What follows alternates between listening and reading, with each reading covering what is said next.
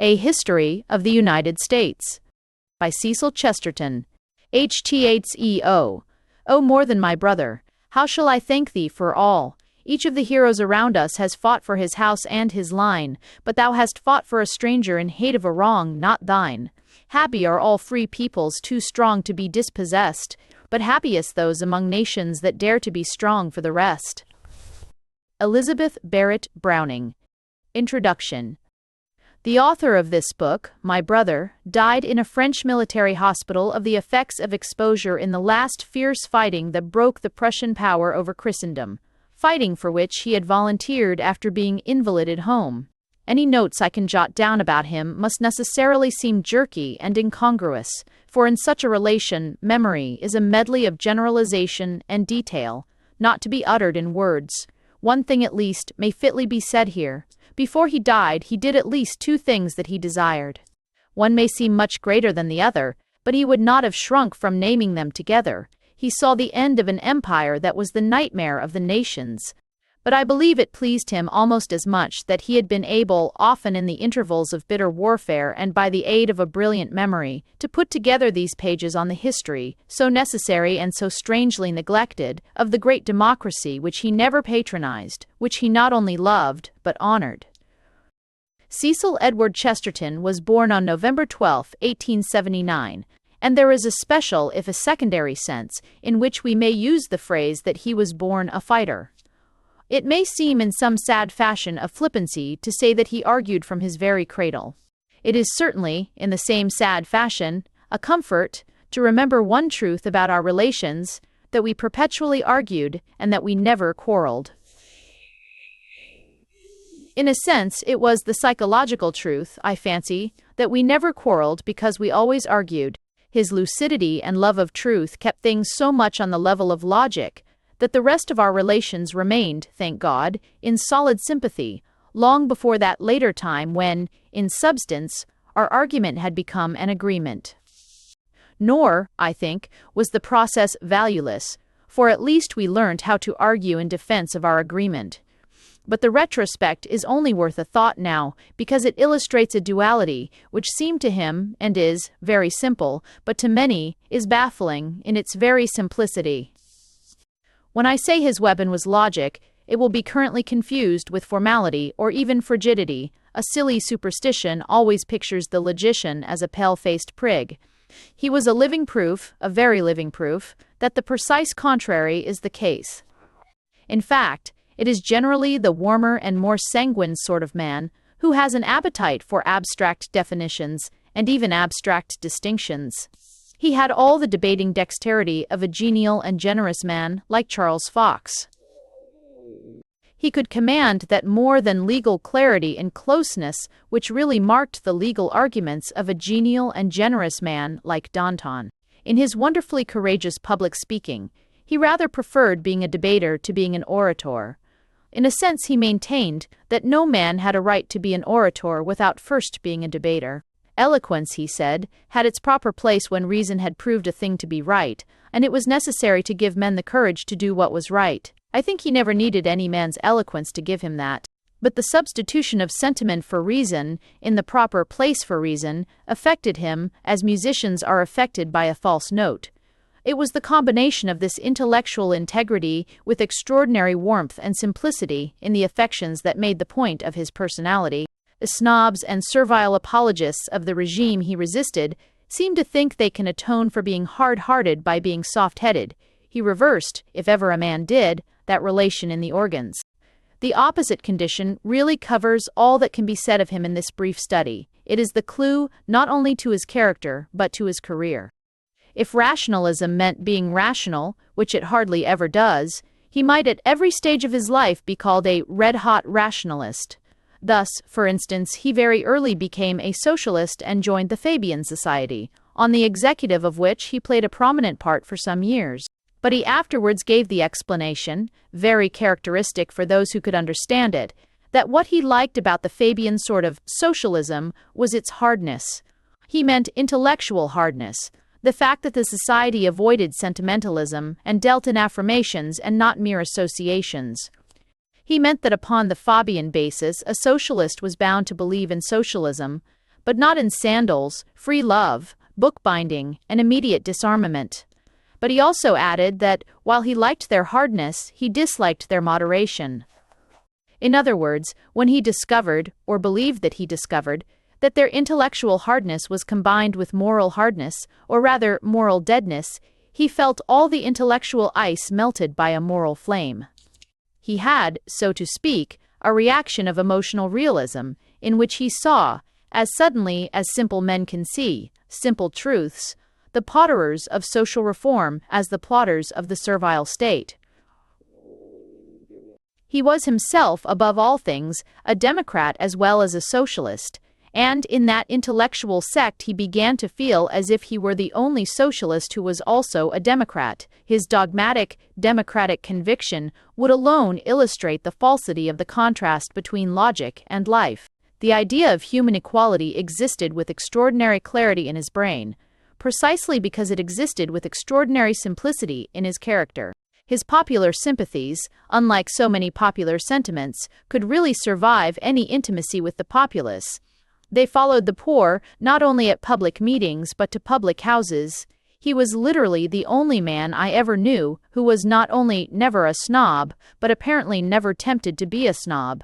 The fact is almost more important than his wonderful lack of fear, for such good causes, when they cannot be lost by fear, are often lost by favor.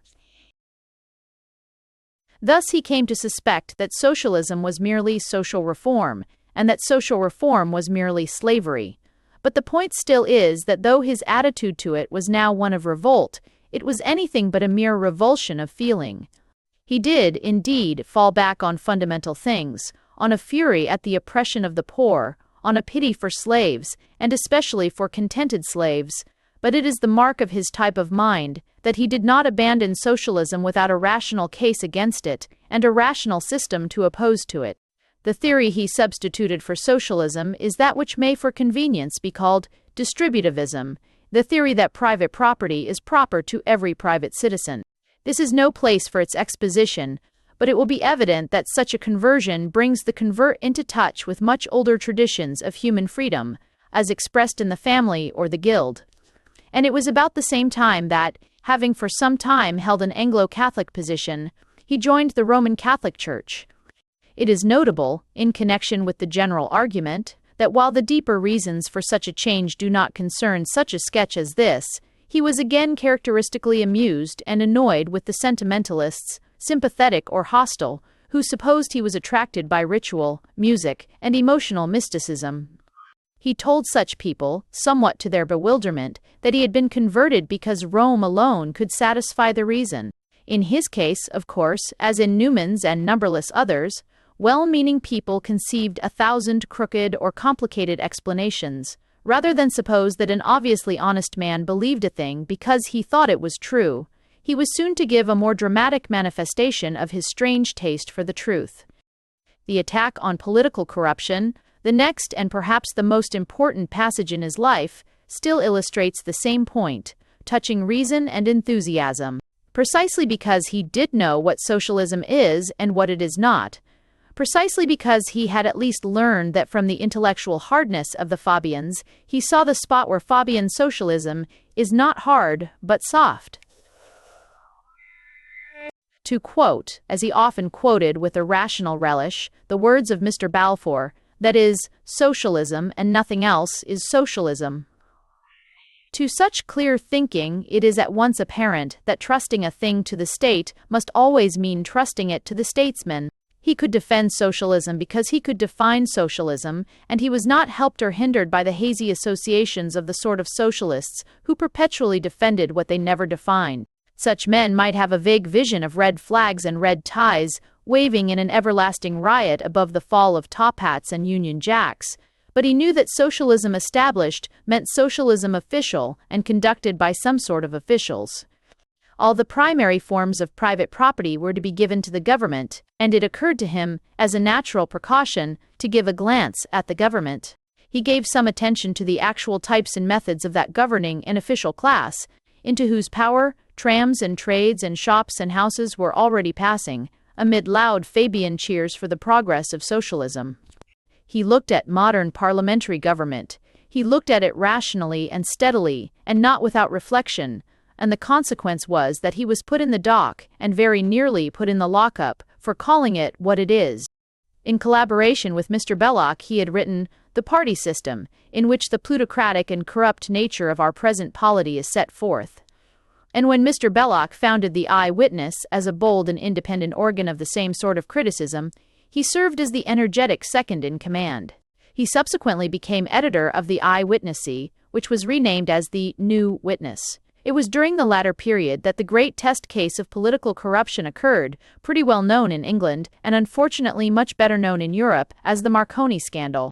To narrate its alternate secrecies and sensations would be impossible here, but one fashionable fallacy about it may be exploded with advantage. An extraordinary notion still exists that the New Witness denounced ministers for gambling on the stock exchange.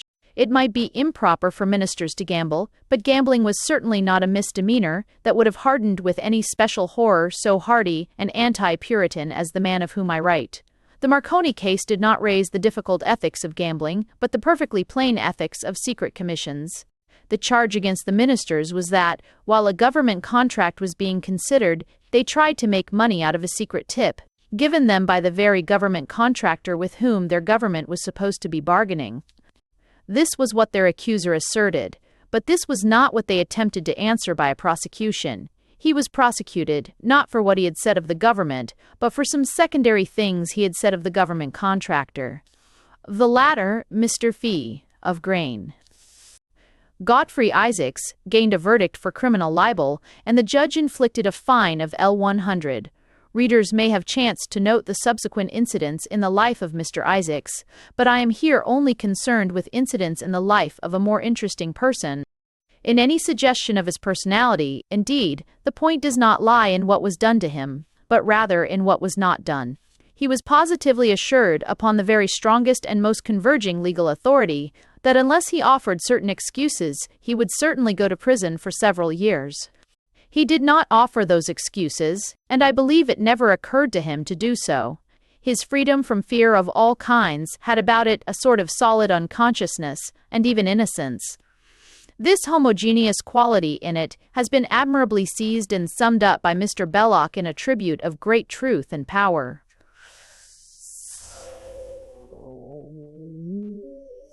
His courage was heroic, native, positive, and equal, always at the highest potentiality of courage. He never in his life checked an action or a word from a consideration of personal caution, and that is more than can be said of any other man of his time. After the more or less nominal fine, however, his moral victory was proved in the one way in which a military victory can ever be proved. It is the successful general who continues his own plan of campaign. Whether a battle be ticketed in the history books as lost or won, the test is which side can continue to strike. He continued to strike, and to strike harder than ever, up to the very moment of that yet greater experience which changed all such military symbols into military facts. A man with instincts unspoiled and in that sense almost untouched, he would have always answered quite naturally to the autochthonous appeal of patriotism, RP, but it is again characteristic of him that he desired, in his own phrase, to rationalize patriotism, which he did upon the principles of Rousseau, that contractual theory which, in these pages, he connects with the great name of Jefferson. But things even deeper than patriotism impelled him against Prussianism. His enemy was the barbarian, when he enslaves, as something more hellish, even than the barbarian, when he slays.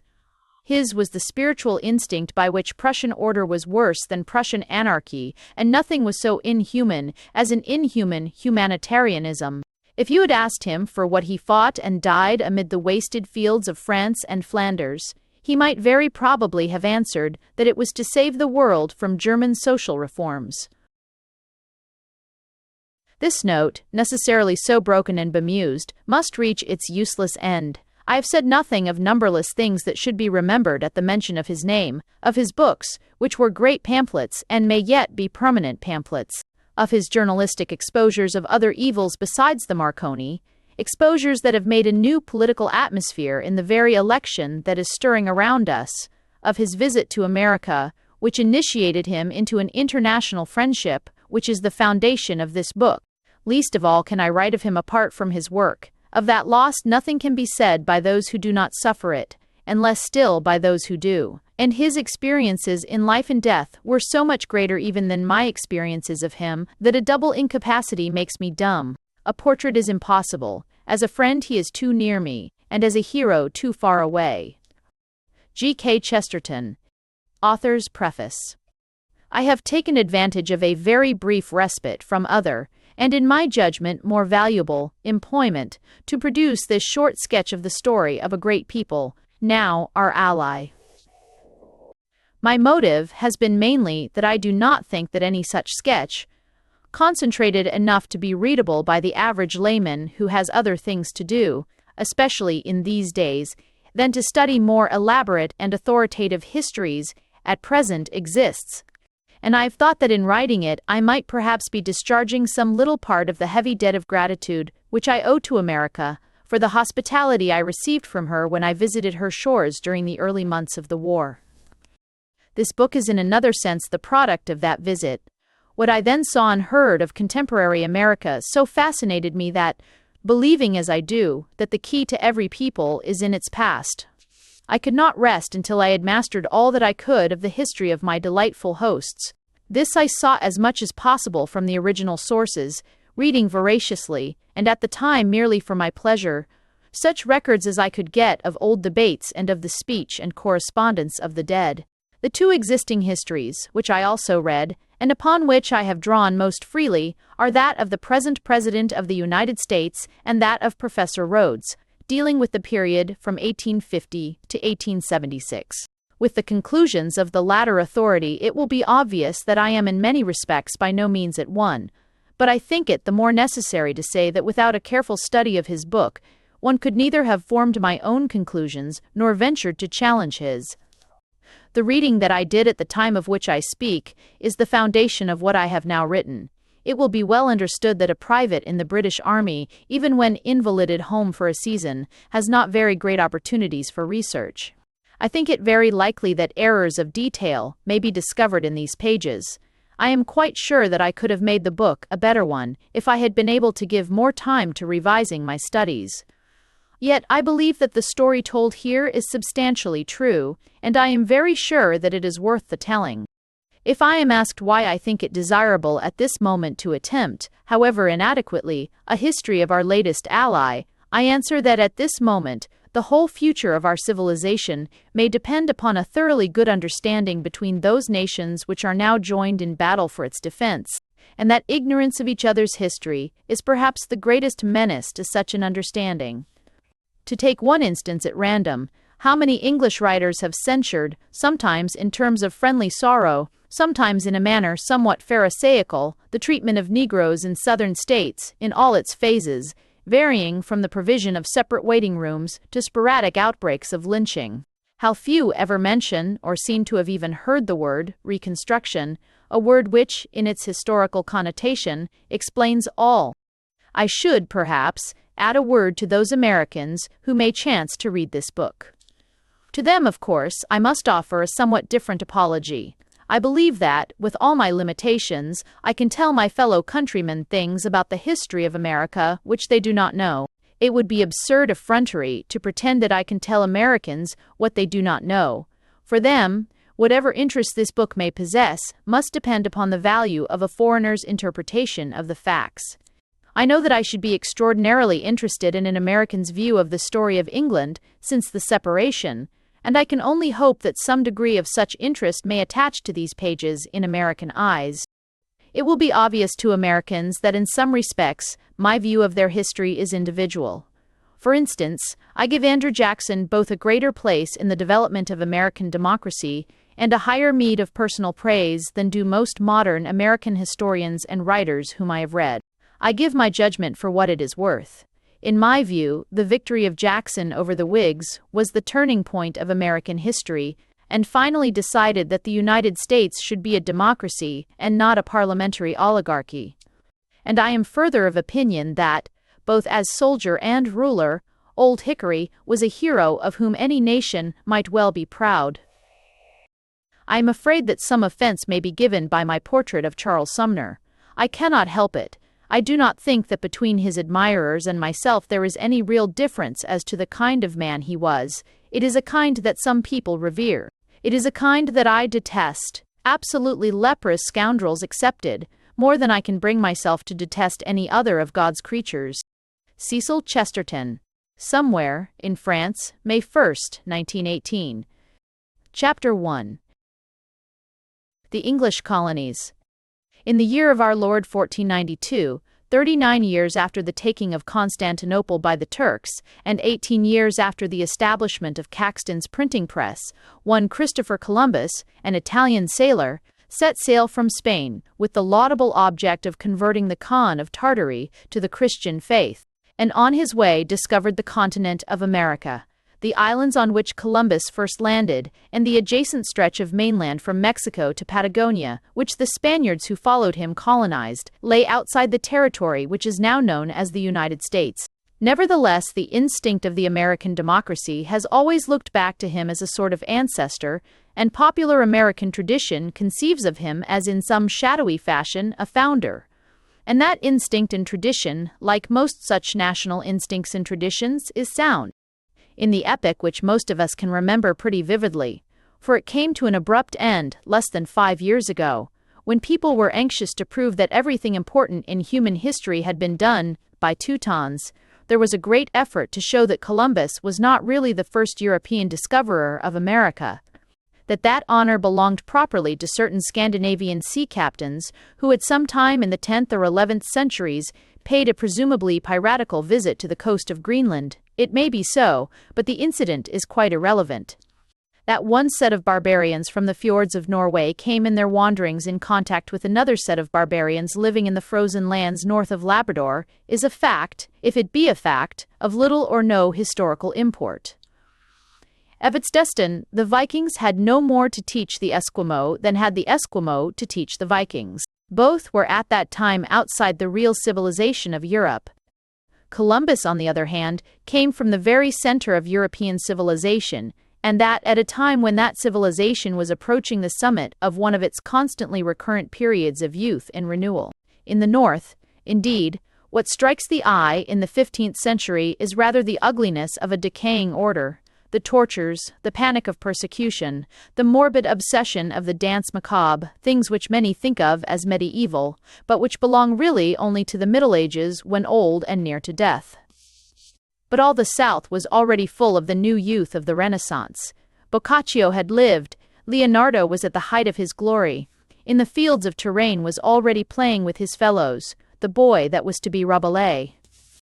Such adventures as that of Columbus, despite his pious intentions with regard to the Khan of Tartary, were a living part of the Renaissance, and were full of its spirit, and it is from the Renaissance that American civilization dates.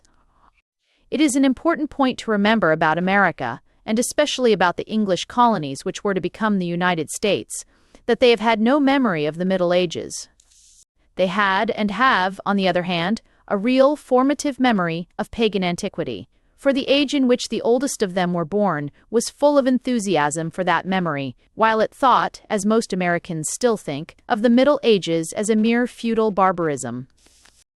Youth and adventurousness were not the only notes of the Renaissance, nor the only ones which we shall see affecting the history of America.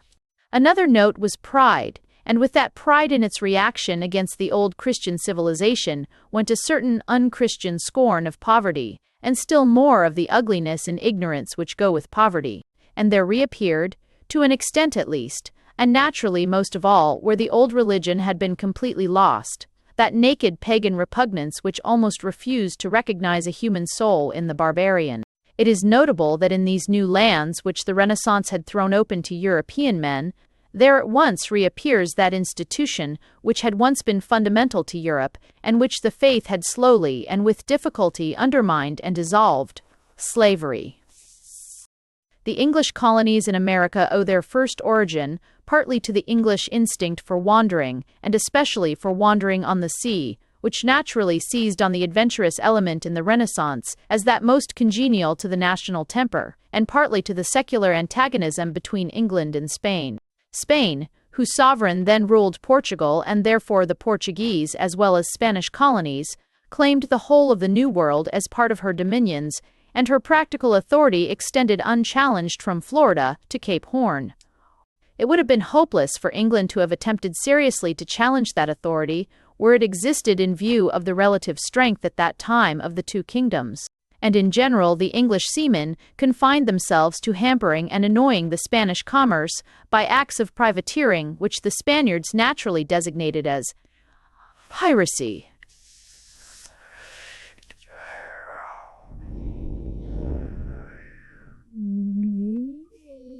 Spain, though she claimed the whole American continent, had not in fact made herself mistress of all its habitable parts.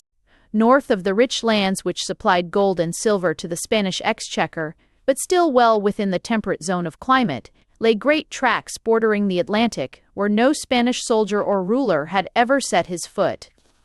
To found an English colony in the region would not be an impossible task, like the attempt to seize any part of the Spanish Empire, yet it would be a practical challenge to the Spanish claim. Raleigh accordingly projected, and others, entering into his plans, successfully planted, an English settlement on the Atlantic seaboard to the south of Chesapeake Bay, which, in honor of the Queen, was named Virginia. In the subsequent history of the English colonies which became American states, we often find a curious and recurrent reflection of their origin. Virginia was the first of those colonies to come into existence, and we shall see her both as a colony and as a state, long retaining a sort of primacy amongst them. She also retained, in the incidents of her history and in the characters of many of her great men, a color which seems partly Elizabethan. Her Jefferson, with his omnivorous culture, his love of music and the arts, his proficiency at the same time in sports and bodily exercises, suggests something of the graceful versatility of men like Essex and Raleigh, and we shall see her in her last agony produce a soldier about whose high chivalry and heroic and adventurous failure there clings a light of romance that does not seem to belong to the modern world. If the external quarrels of England were the immediate cause of the foundation of Virginia, the two colonies which next make their appearance owe their origin to her internal divisions. James I, or our Oka, or our, though by conviction much more genuine Protestants than Elizabeth, were politically more disposed to treat the Catholics with leniency. The paradox is not, perhaps, difficult to explain. Being more genuinely Protestant, they were more interested in the internecine quarrels of Protestants, and their enemies in those internecine quarrels, the Puritans, now become a formidable party, were naturally the fiercest enemies of the old religion. This fact probably led the two first Stuarts to look upon that religion with more indulgence. They dared not openly tolerate the Catholics, but they were not unwilling to show them such favor as they could afford to give. Therefore, when a Catholic noble, Lord Baltimore, proposed to found a new plantation in America where his co-religionists could practice their faith in peace and security, the Stuart kings were willing enough to grant his request. James approved the project, his son confirmed it, and, under a royal charter from King Charles I, Lord Baltimore established his Catholic colony, which he called Maryland.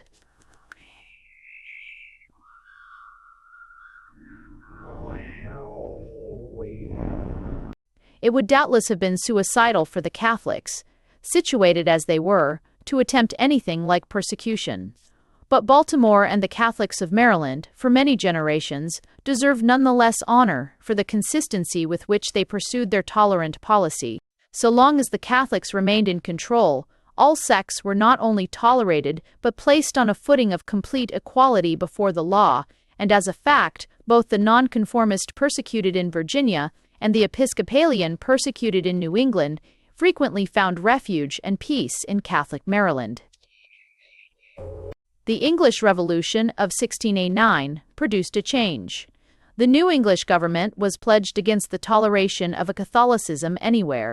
The representative of the Baltimore family was deposed from the governorship, and the control transferred to the Protestants, who at once repealed the edicts of toleration and forbade the practice of the Catholic religion.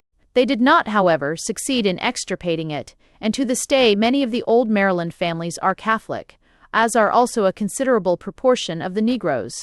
It may further be noted that, Though the experiment in religious equality was suppressed by violence, the idea seems never to have been effaced, and Maryland was one of the first colonies to accompany its demand for freedom with a declaration in favor of universal toleration. At about the same time that the persecuted Catholics found a refuge in Maryland, a similar refuge was sought by the persecuted Puritans. A number of these, who had found a temporary home in Holland, sailed thence for America in the celebrated Mayflower and colonized New England on the Atlantic coast, far to the north of the plantations of Raleigh and Baltimore. From this route sprang the colonies of Massachusetts, Connecticut, Vermont, and Rhode Island, and later, the states of New Hampshire and Maine. It would be putting it with ironical mildness to say that the Pilgrim Fathers did not imitate the tolerant example of the Catholic refugees. Religious persecution had indeed been practiced by all parties in the quarrels of the 16th and 17th centuries, but for much of the early legislation of the Puritan colonies, one can find no parallel in the history of European men. Calvinism, that strange, fierce creed which Wesley so correctly described as one that gave God the exact functions and attributes of the devil, produced even in Europe a sufficiency of madness and horror. But here was Calvinism cut off from its European roots and from the reaction and influence of Christian civilization. Its records read like those of a madhouse, where religious maniacs have broken loose and locked up their keepers. We hear of men stoned to death for kissing their wives on the Sabbath, of lovers pilloried or flogged at the cart's tail for kissing each other at all, without license from the deacons, the whole culminating in a mad panic of wholesale demonism and witch-burning so vividly described in one of the most brilliant of Mrs. Gaskell's stories, Lois the Witch. Of course, in time the fanaticism of the first New England settlers cooled into something like sanity, but a strong Puritan tradition remained and played a great part in American history.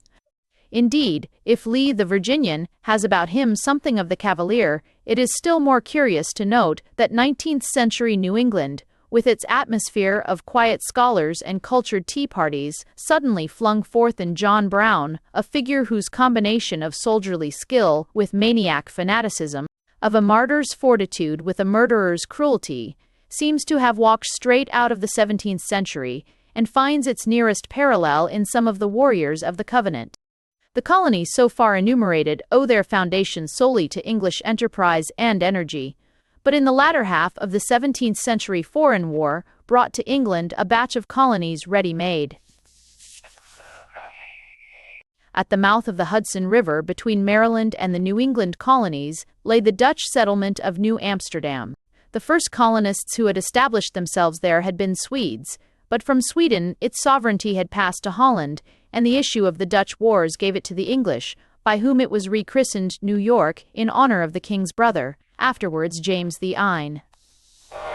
It would perhaps be straining the suggestion already made of the persistent influences of origins to see in the varied racial and national beginnings of New York a presage of that cosmopolitan quality which still marks the greatest of American cities, making much of it a patchwork of races and languages, and giving to the electric stir of Broadway an air which suggests a continental rather than an English city.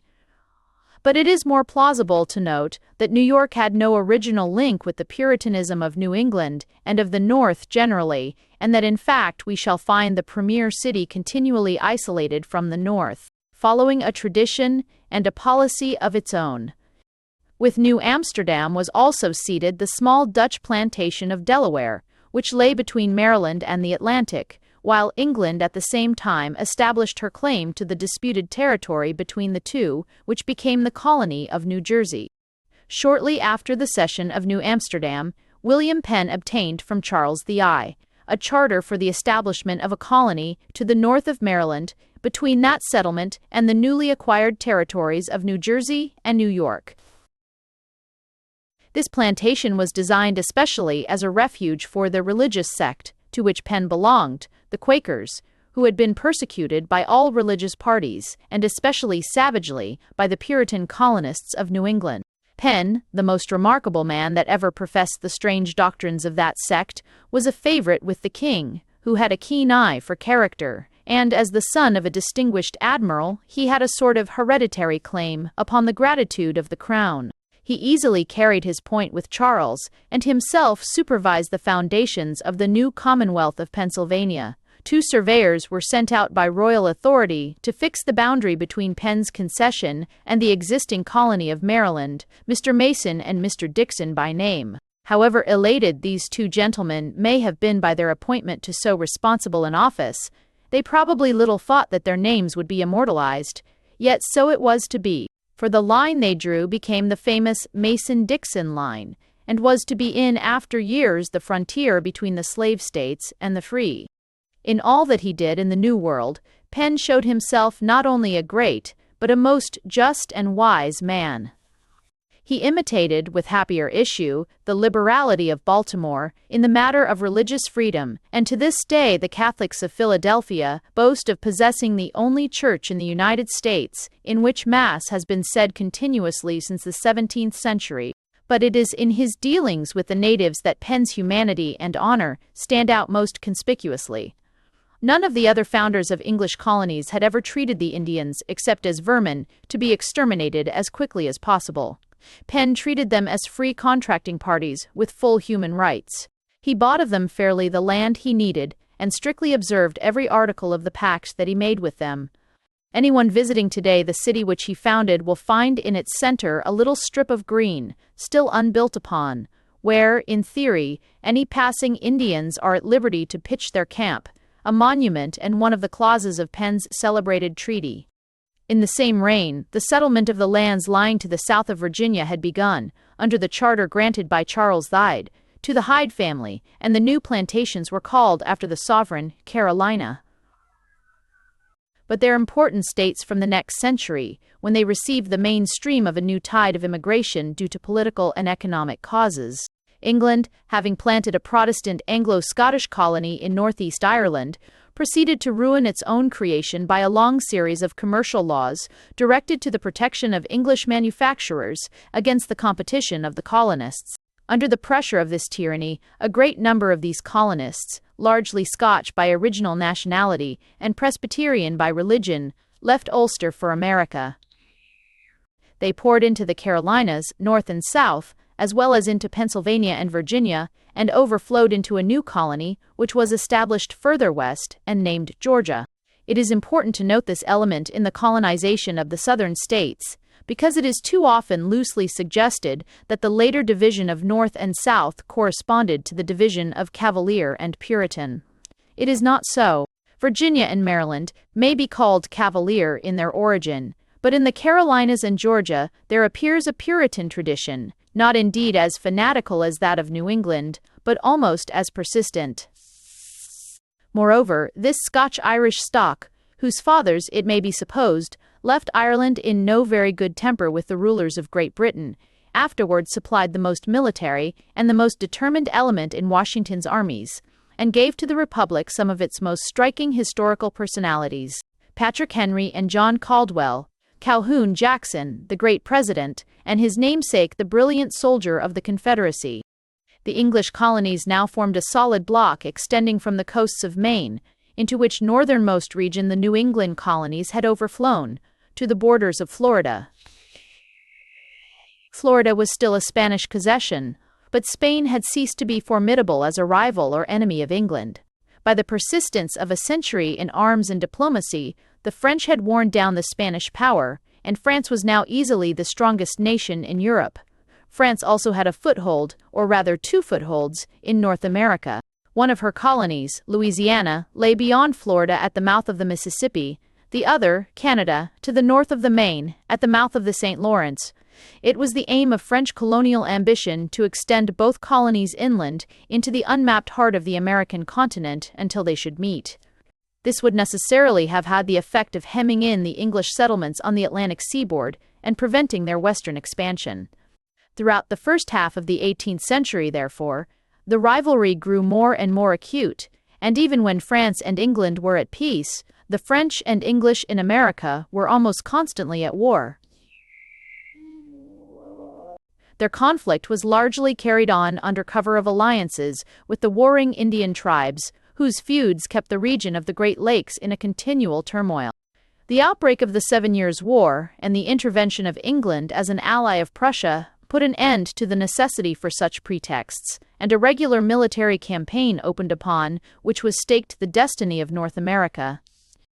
It is not necessary for the purposes of this book to follow that campaign in detail.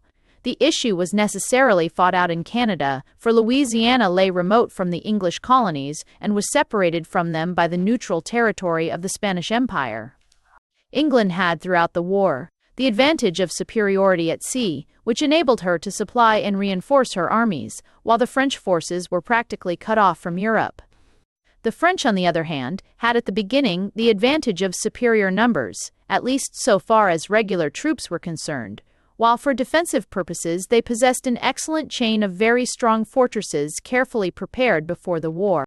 After the earlier operations, which cleared the French invaders out of the English colonies, the gradual reduction of these strongholds practically forms the essence of the campaign undertaken by a succession of English generals under the political direction of the elder Pitt. That campaign was virtually brought to a close by the brilliant exploit of James Wolfe in 1759, the taking of Quebec. Meanwhile, Louisiana had been transferred to Spain in 1760 as part of the price of a Spanish alliance, and France ceased to be a rival to England on the American continent. During the French War, the excellent professional army which England was able to maintain in the field was supported by levies raised from the English colonies, which did good service in many engagements. Among the officers commanding these levies, one especially had attracted, by his courage and skill, and notably by the part he bore in the clearing of Pennsylvania, the notice of his superiors, George Washington of Virginia. England was now in a position to develop in peace the empire which her sword had defended with such splendid success and glory. Before we consider the causes which so suddenly shattered that empire, it is necessary to take a brief survey of its geography and of its economic conditions. The colonies, as we have seen, were spread along the Atlantic seaboard to an extent of well over 1,000 miles, covering nearly 20 degrees of latitude. The variations of climate were naturally great and involved marked differentiations in the character and products of labor. The prosperity of the southern colonies depended mainly upon two great staple industries. Raleigh, in the course of his voyages, had learned from the Indians the use of the tobacco plant and had introduced that admirable discovery into Europe. As Europe learned, in spite of the protests of James I, also and Seaby, to prize the glorious indulgence now offered to it, the demand for tobacco grew, and its supply became the principal business of the colonies of Virginia and Maryland. Further to the south, a yet more important and profitable industry was established.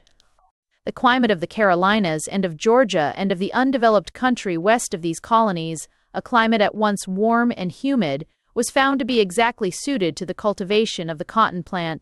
This proved the more important when the discoveries of Watt and Arkwright gave Lancashire the start of all the world in the manipulation of the cotton fabric. From that moment begins the triumphant progress of King Cotton, which was long to outlast the political connection between the Carolinas and Lancashire, and was to give in the political balance of America peculiar importance to the cotton states. But at the time now under consideration, these cotton-growing territories were still under the British Crown, and were subject to the navigation laws upon which England then mainly relied for the purpose of making her colonies a source of profit to her. The main effect of these was to forbid the colonies to trade with any neighbor save the mother country. This condition, to which the colonists seem to have offered no opposition, gave to the British manufacturers the immense advantage of an unrestricted supply of raw material to which no foreigner had access. It is among the curious ironies of history that the prosperity of Lancashire, which was afterwards to be identified with free trade, was originally founded upon this very drastic and successful form of protection. The more northerly colonies had no such natural advantages. The bulk of the population lived by ordinary farming, grew wheat and the hard cereals and raised cattle. But during the 18th century, England herself was still an exporting country as regards these commodities, and with other nations the colonists were forbidden to trade. The northern colonies had, therefore, no considerable export commerce, But on the seaboard they gradually built up a considerable trade as carriers, and Boston and New York merchant captains began to have a name on the Atlantic for skill and enterprise. Much of the transoceanic trade passed into their hands, and especially one most profitable, if not very honorable trade, of which, by the Treaty of Utrecht, England had obtained a virtual monopoly: the trade in Negro slaves. The pioneer of this traffic had been Sir John Hawkins, one of the boldest of the great Elizabethan sailors. He seems to have been the first of the merchant adventurers to realize that it might prove profitable to kidnap Negroes from the west coast of Africa and sell them into slavery in the American colonies. The cultivation of cotton and tobacco in the southern plantations, as of sugar in the West Indies, offered a considerable demand for labor of a type suitable to the Negro. The attempt to compel the native Indians to such labor had failed. The Negro proved more tractable. By the time with which we are dealing, the whole industry of the southern colonies already rested upon servile colored labor. In the northern colonies, that is, those north of Maryland, the Negro slave existed but only casually, and, as it were, as a sort of accident. Slavery was legal in all the colonies, even in Pennsylvania, whose great founder had been almost alone in that age in disapproving of it. As for the New England Puritans, they had from the first been quite enthusiastic about the traffic, in which indeed they were deeply interested as middlemen. And Calvinist ministers of the purest orthodoxy held services of thanksgiving to God for cargoes of poor barbarians rescued from the darkness of heathendom and brought, though forcibly, into the gospel light. But though the Northerners had no more scruple about slavery than the Southerners, they had far less practical use for it. The Negro was of no value for the sort of labor in which the New Englanders engaged. He died of it in the cold climate. Negro slaves there were in all the northern states, but mostly employed as domestic servants or in casual occupations. They were a luxury, not a necessity. A final word must be said about the form of government under which the colonists lived. In all the colonies, though there were of course variations of detail, it was substantially the same. It was founded in every case upon royal charters granted at some time or other to the planters by the English king. In every case there was a governor, who was assisted by some sort of elective assembly. The governor was the representative of the king, and was nominated by him. The legislature was in some form or other elected by the free citizens. The mode of election and the franchise varied from colony to colony. Massachusetts at one time based hers upon pew rents, but it was generally in harmony with the feeling and traditions of the colonists. It was seldom that any friction occurred between the king's representative and the burgesses, as they were generally called. While the relations between the colonies and the mother country remained tranquil, the governor had every motive for pursuing a conciliatory policy. His personal comfort depended upon his being popular in the only society which he could frequent. His repute with the home government, if he valued it, was equally served by the tranquility and contentment of the dominion he ruled. In fact, the American colonists, during the 18th century, enjoyed what a simple society left to itself almost always enjoys, under whatever forms: the substance of democracy. That fact must be emphasized, because without a recognition of it, the flaming response which met the first proclamation of theoretic democracy would be unintelligible. It is explicable only when we remember that to the unspoiled conscience of man as man democracy will ever be the most self-evident of truths. It is the complexity of our civilization that blinds us to its self-evidence, teaching us to acquiesce in irrational privilege as inevitable, and at last to see nothing strange in being ruled by a class, whether of nobles or of mere parliamentarians. But the man who looks at the world with the terrible eyes of his first innocence can never see an unequal law as anything but an iniquity, or government divorced from the general will as anything but usurpation. Chapter 2. Arms and the Rights of Man. Such was roughly the position of the 13 English colonies in North America, when in the year 1764, shortly after the conclusion of the 7 Years' War, George Grenville, who had become the chief minister of George I, after the failure of Lord Bute, proposed to raise a revenue from these colonies by the imposition of a Stamp Act. The Stamp Act, and the resistance it met, marked so obviously the beginning of the business which ended in the separation of the United States from Great Britain, that Grenville and the British Parliament have been frequently blamed for the lightness of heart with which they entered upon so momentous a course. But in fact, it did not seem to them momentous, nor is it easy to say why they should have thought it momentous. It is certain that Grenville's political opponents, many of whom were afterwards to figure as the champions of the colonists, at first saw its momentousness as little as he. They offered to his proposal only the most perfunctory sort of opposition, less than they habitually offered to all his measures, good or bad. And, in point of fact, there was little reason why a Whig of the type and class that then governed England should be startled or shocked by a proposal to extend the English system of stamping documents to the English colonies. That Parliament had the legal right to tax the colonies was not seriously questionable. Under the British Constitution, the power of King, Lords, and Commons over the King's subjects was and is absolute, and none denied that the colonists were the King's subjects. They pleaded indeed that their charters did not expressly authorize such taxation, but neither did they expressly exclude it, and on a strict construction it would certainly seem that a power which would have existed if there had been no charter remained when the charter was silent. It might further be urged that equity as well as law justified the taxation of the colonies, for the expenditure which these taxes were raised to meet was largely incurred in defending the colonies, first against the French and then against the Indians. The method of taxation chosen was not new, neither had it been felt to be specially grievous. Much revenue is raised in Great Britain and all European countries today by that method, and there is probably no form of taxation at which men grumble less. Its introduction into America had actually been recommended on its merits by eminent Americans. It had been proposed by the governor of Pennsylvania as early as 1739. It had been approved at one time by Benjamin Franklin himself. Today, it must seem to most of us both less unjust and less oppressive than the navigation laws, which the colonists bore without complaint. As for the suggestion sometimes made that there was something unprecedentedly outrageous about an English parliament taxing people who were unrepresented there, it is, in view of the constitution of that parliament, somewhat comic. If the Parliament of 1764 could only tax those whom it represented, its field of taxation would be somewhat narrow.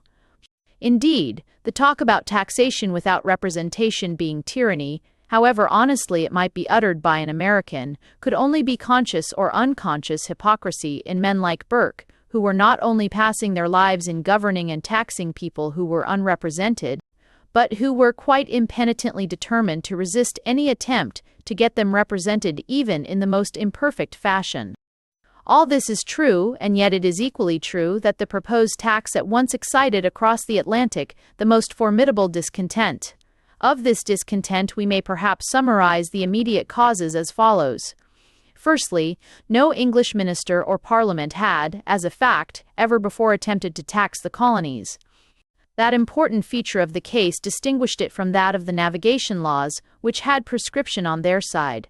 Then, if the right to tax were once admitted, no one could say how far it would be pushed.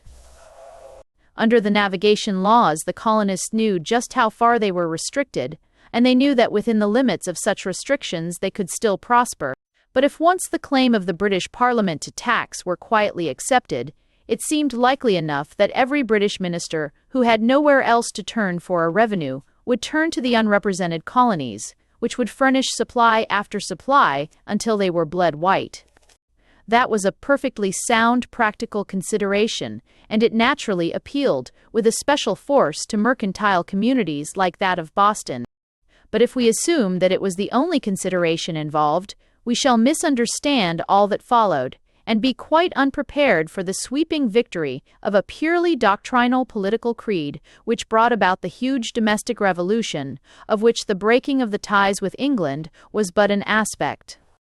The colonists did feel it unjust that they should be taxed by an authority which was in no way responsible to them, and they so felt it because, as has already been pointed out, they enjoyed in the management of their everyday affairs a large measure of practical democracy. Therein they differed from the English, who, being habitually governed by an oligarchy, did not feel it extraordinary that the same oligarchy should tax them.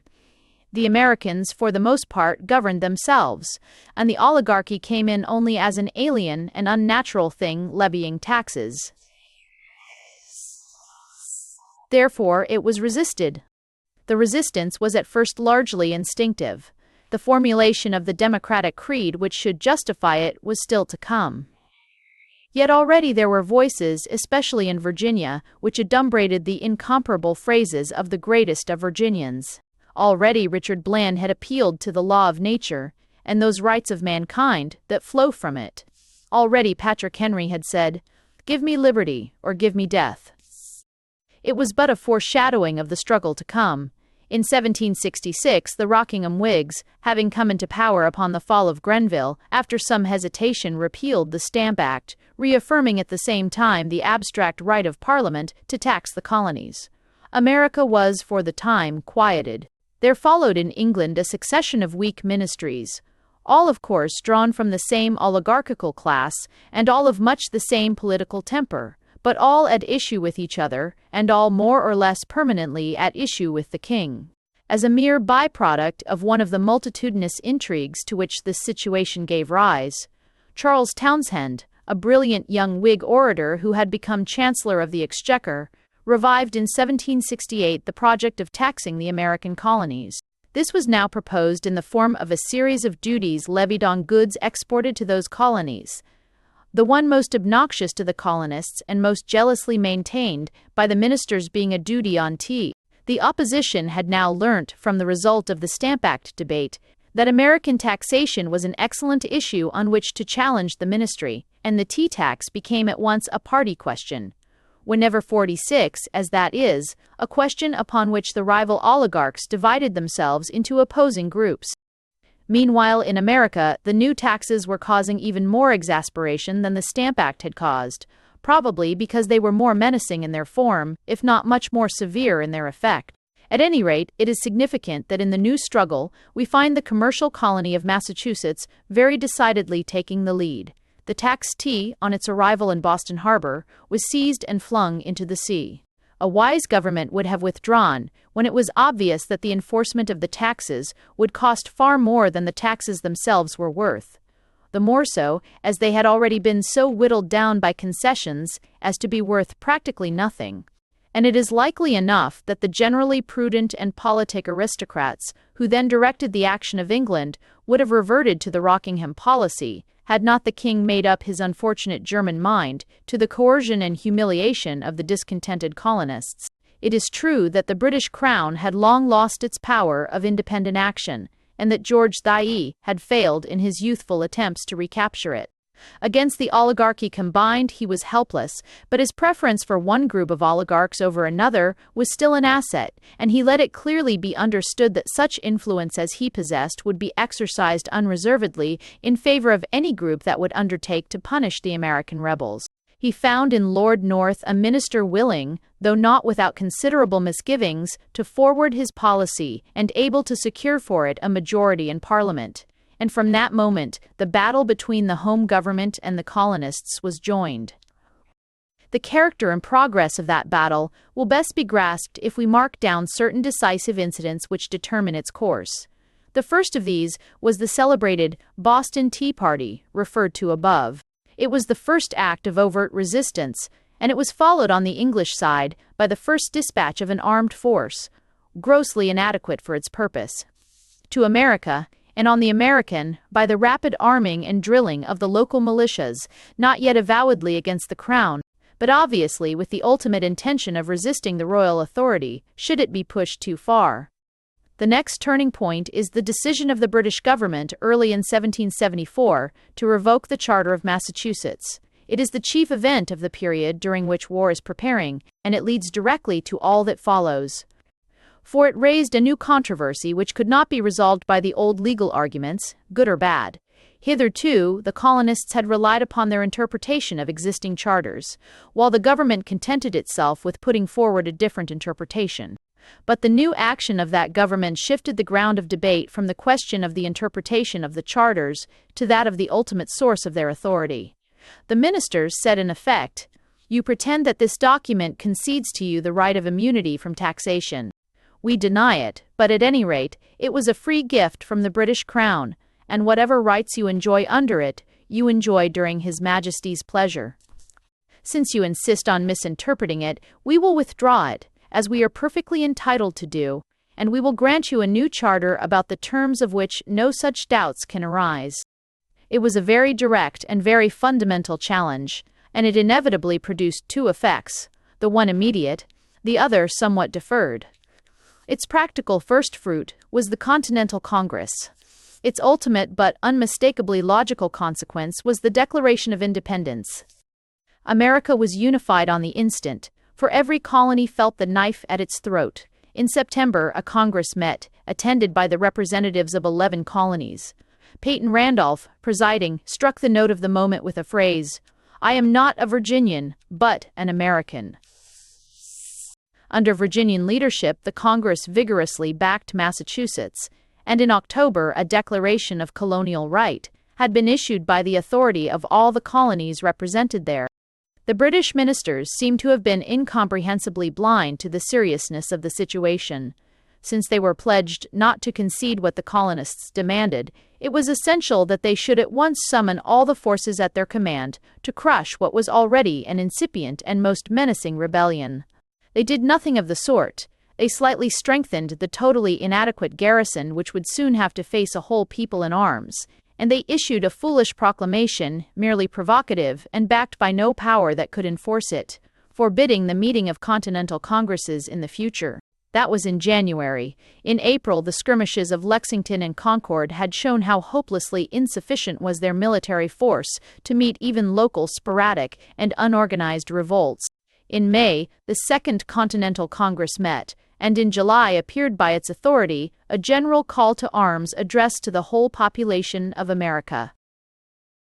Up to this point, the colonists, if rebellious in their practical attitude, had been strictly constitutional in their avowed aims. In the Declaration of Colonial Right of 1774, and even in the Appeal to Arms of 1775, all suggestion of breaking away from the empire was repudiated. But now that the sword was virtually drawn, there were practical considerations which made the most prudent of the rebels consider whether it would not be wiser to take the final step and frankly repudiate the British sovereignty altogether. For one thing, by the laws of England, and indeed of all civilized nations, the man who took part in an armed insurrection against the head of the state committed treason, and the punishment for treason was death. Men who levied war on the king's forces while still acknowledging him as their lawful ruler were really inviting the government to hang them as soon as it could catch them. It might be more difficult for the British government to treat as criminals soldiers who were fighting under the orders of an organized de facto government, which at any rate declared itself to be that of an independent nation. Again, foreign aid, which would not be given for the purpose of reforming the internal administration of British dominions, might well be forthcoming if it were a question of dismembering those dominions. These considerations were just and carried no little weight, yet it is doubtful if they would have been strong enough to prevail against the sentiments and traditions which still bound the colonies to the mother country, had not the attack on the charters forced the controversy back to first principles, and so opened the door of history to the man who was to provide America with a creed, and to convert the controversy from a legal to something like a religious quarrel. Old Peyton Randolph, who had so largely guided the deliberations of the First Continental Congress, was at the last moment prevented by ill health from attending the second. His place in the Virginian delegation was taken by Thomas Jefferson. Jefferson was not yet 30 when he took his seat in the Continental Congress, but he was already a notable figure in his native state. He belonged by birth to the slave-holding gentry of the South, though not to the richest and most exclusive section of that class. Physically, he was long-limbed and loose-jointed, but muscular, with a strong, ugly face and red hair. He was adept at the physical exercises which the Southerners cultivated most assiduously, a bold and tireless rider who could spend days in the saddle without fatigue, and a crack shot even among Virginians. In pursuit of the arts, and especially of music, he was equally eager, and his restless intelligence was keenly intrigued by the new wonders that physical science was beginning to reveal to men. Mocking allusions to his interest in the habits of horned frogs will be found in American pasquinades of two generations. He had sat in the Virginian House of Burgesses and had taken a prominent part in the resistance of that body to the royal demands. As a speaker, however, he was never highly successful, and a just knowledge of his own limitations, combined perhaps with a temperamental dislike, generally led him to rely on his pen rather than his tongue in public debate. For as a writer he had a command of a pure, lucid, and noble English, unequaled in his generation and equaled by Corbett alone. But for history, the most important thing about the man is his creed. It was the creed of a man in the forefront of his age, an age when French thinkers were busy drawing from the heritage of Latin civilizations those fundamental principles of old Rome, which custom and the corruptions of time had overgrown. The gospel of the new age had already been written. It had brought to the just mind of Jefferson a conviction which he was to communicate to all his countrymen, and through them to the new nation which the sword was creating.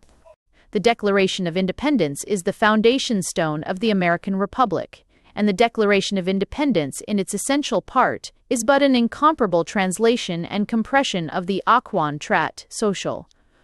The aid which France brought to America did not begin when a French fleet sailed into Chesapeake Bay. It began when, perhaps years before the first whisper of discontent, Thomas Jefferson sat down in his Virginian study to read the latest work of the ingenious M. Rousseau. For now, the time was rife for such intellectual leadership as Jefferson, armed by Rousseau, could supply. The challenge flung down by the British government in the matter of the Charter of Massachusetts was to be taken up. The argument that whatever rights Americans might have, they derived from royal charters, was to be answered by one who held that their inalienable rights were derived from a primordial charter, granted not by King George, but by his maker. The Second Continental Congress, after many hesitations, determined at length upon a complete severance with the mother country. A resolution to that effect was carried on the motion of Lee, the great Virginian gentleman, an ancestor of the noblest of Southern warriors. After much adroit negotiations, a unanimous vote was secured for it. A committee was appointed to draft a formal announcement and defense of the step which had been taken. Jefferson was chosen a member of the committee, and to him was most wisely entrusted the drafting of the famous Declaration. The introductory paragraphs of the Declaration of Independence contain the whole substance of the faith upon which the new Commonwealth was to be built. Without a full comprehension of their contents, the subsequent history of America would be unintelligible. It will therefore be well to quote them here, verbatim, and I do so the more readily because, apart from their historic importance, it is a pity that more Englishmen are not acquainted with this masterpiece of English prose. When in the course of human events it becomes necessary for one people to dissolve the political bands which have connected them with another, and to assume among the powers of the earth the separate and equal station to which the laws of nature and of nature's God entitle them, a decent respect for the opinion of mankind requires that they shall declare the cause that impels the separation. We hold these truths to be self-evident, that all men are created equal, that they are endowed by their Creator with certain inalienable rights, that among these are life, liberty, and the pursuit of happiness, that to secure these rights governments are instituted among men, deriving their just powers from the consent of the governed, that whenever any form of government becomes destructive of those ends, it is the right of the people to alter or to abolish it, and to reinstate a new government, laying its foundation on such principles, and organizing its powers in such form as to them shall seem most likely to affect their safety and happiness. Certainly, or draft. The Declaration goes on to specify the causes of grievances which the colonists conceive themselves to have against the royal government, and concludes as follows.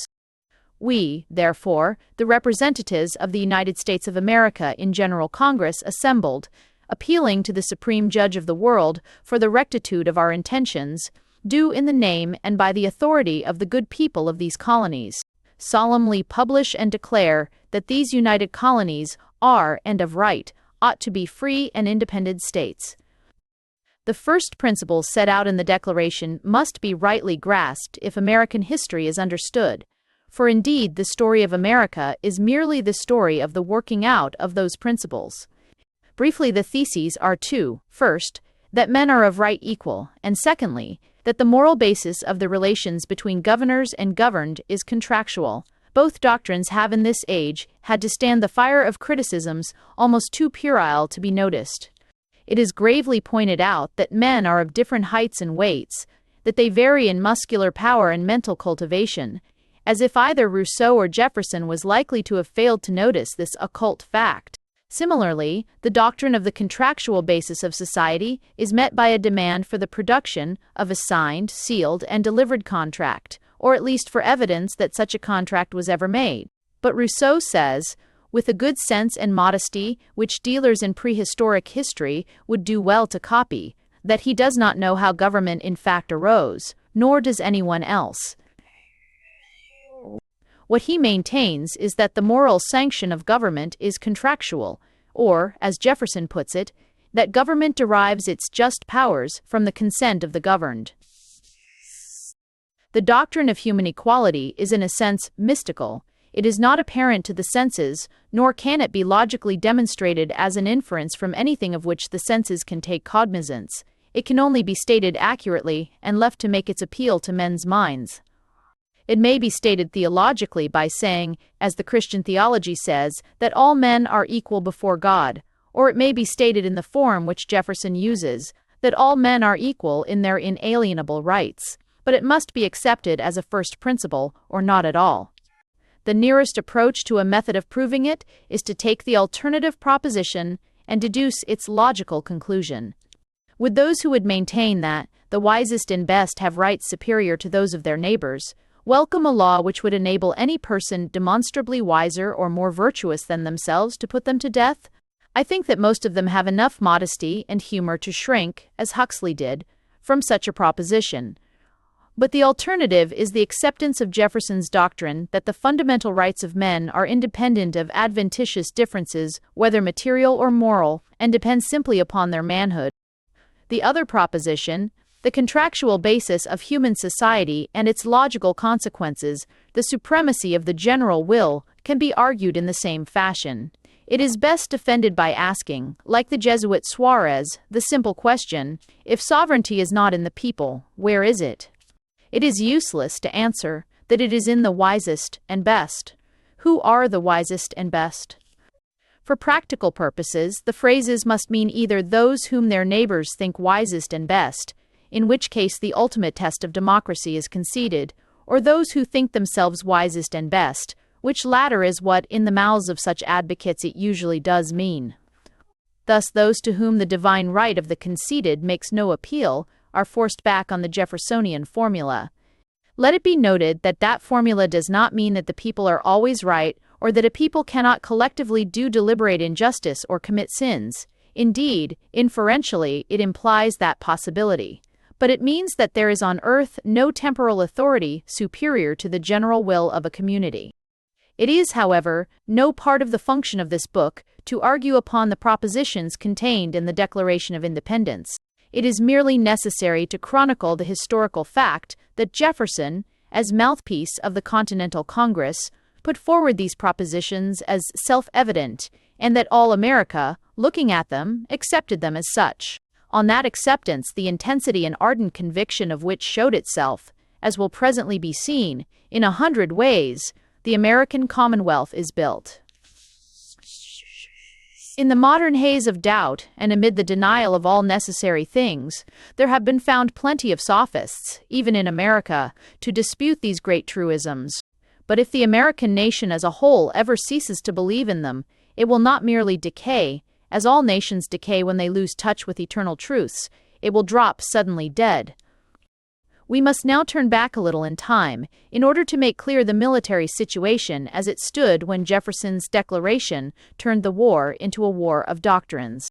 The summer of 1775 saw the first engagement, which could well be dignified with the name of a battle. A small English force had been sent to Boston with the object of coercing the recalcitrant colony of Massachusetts.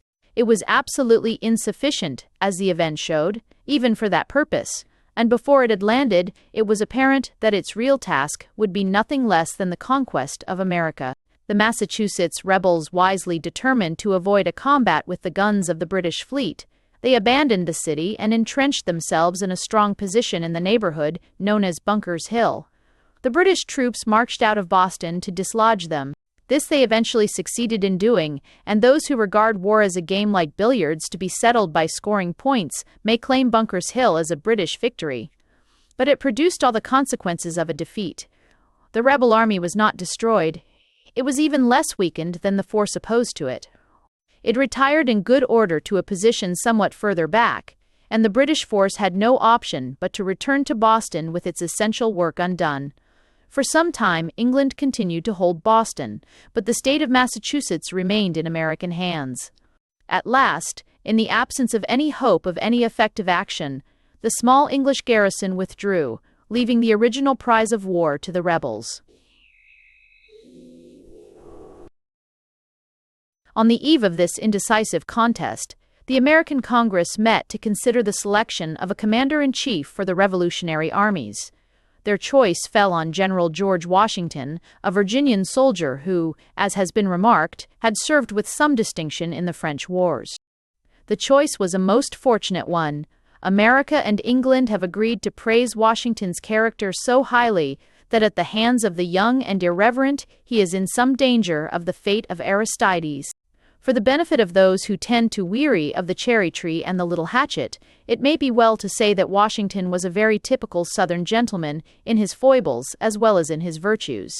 Though his temper was in large matters under strict control, it was occasionally formidable and vented itself in a free and cheerful profanity.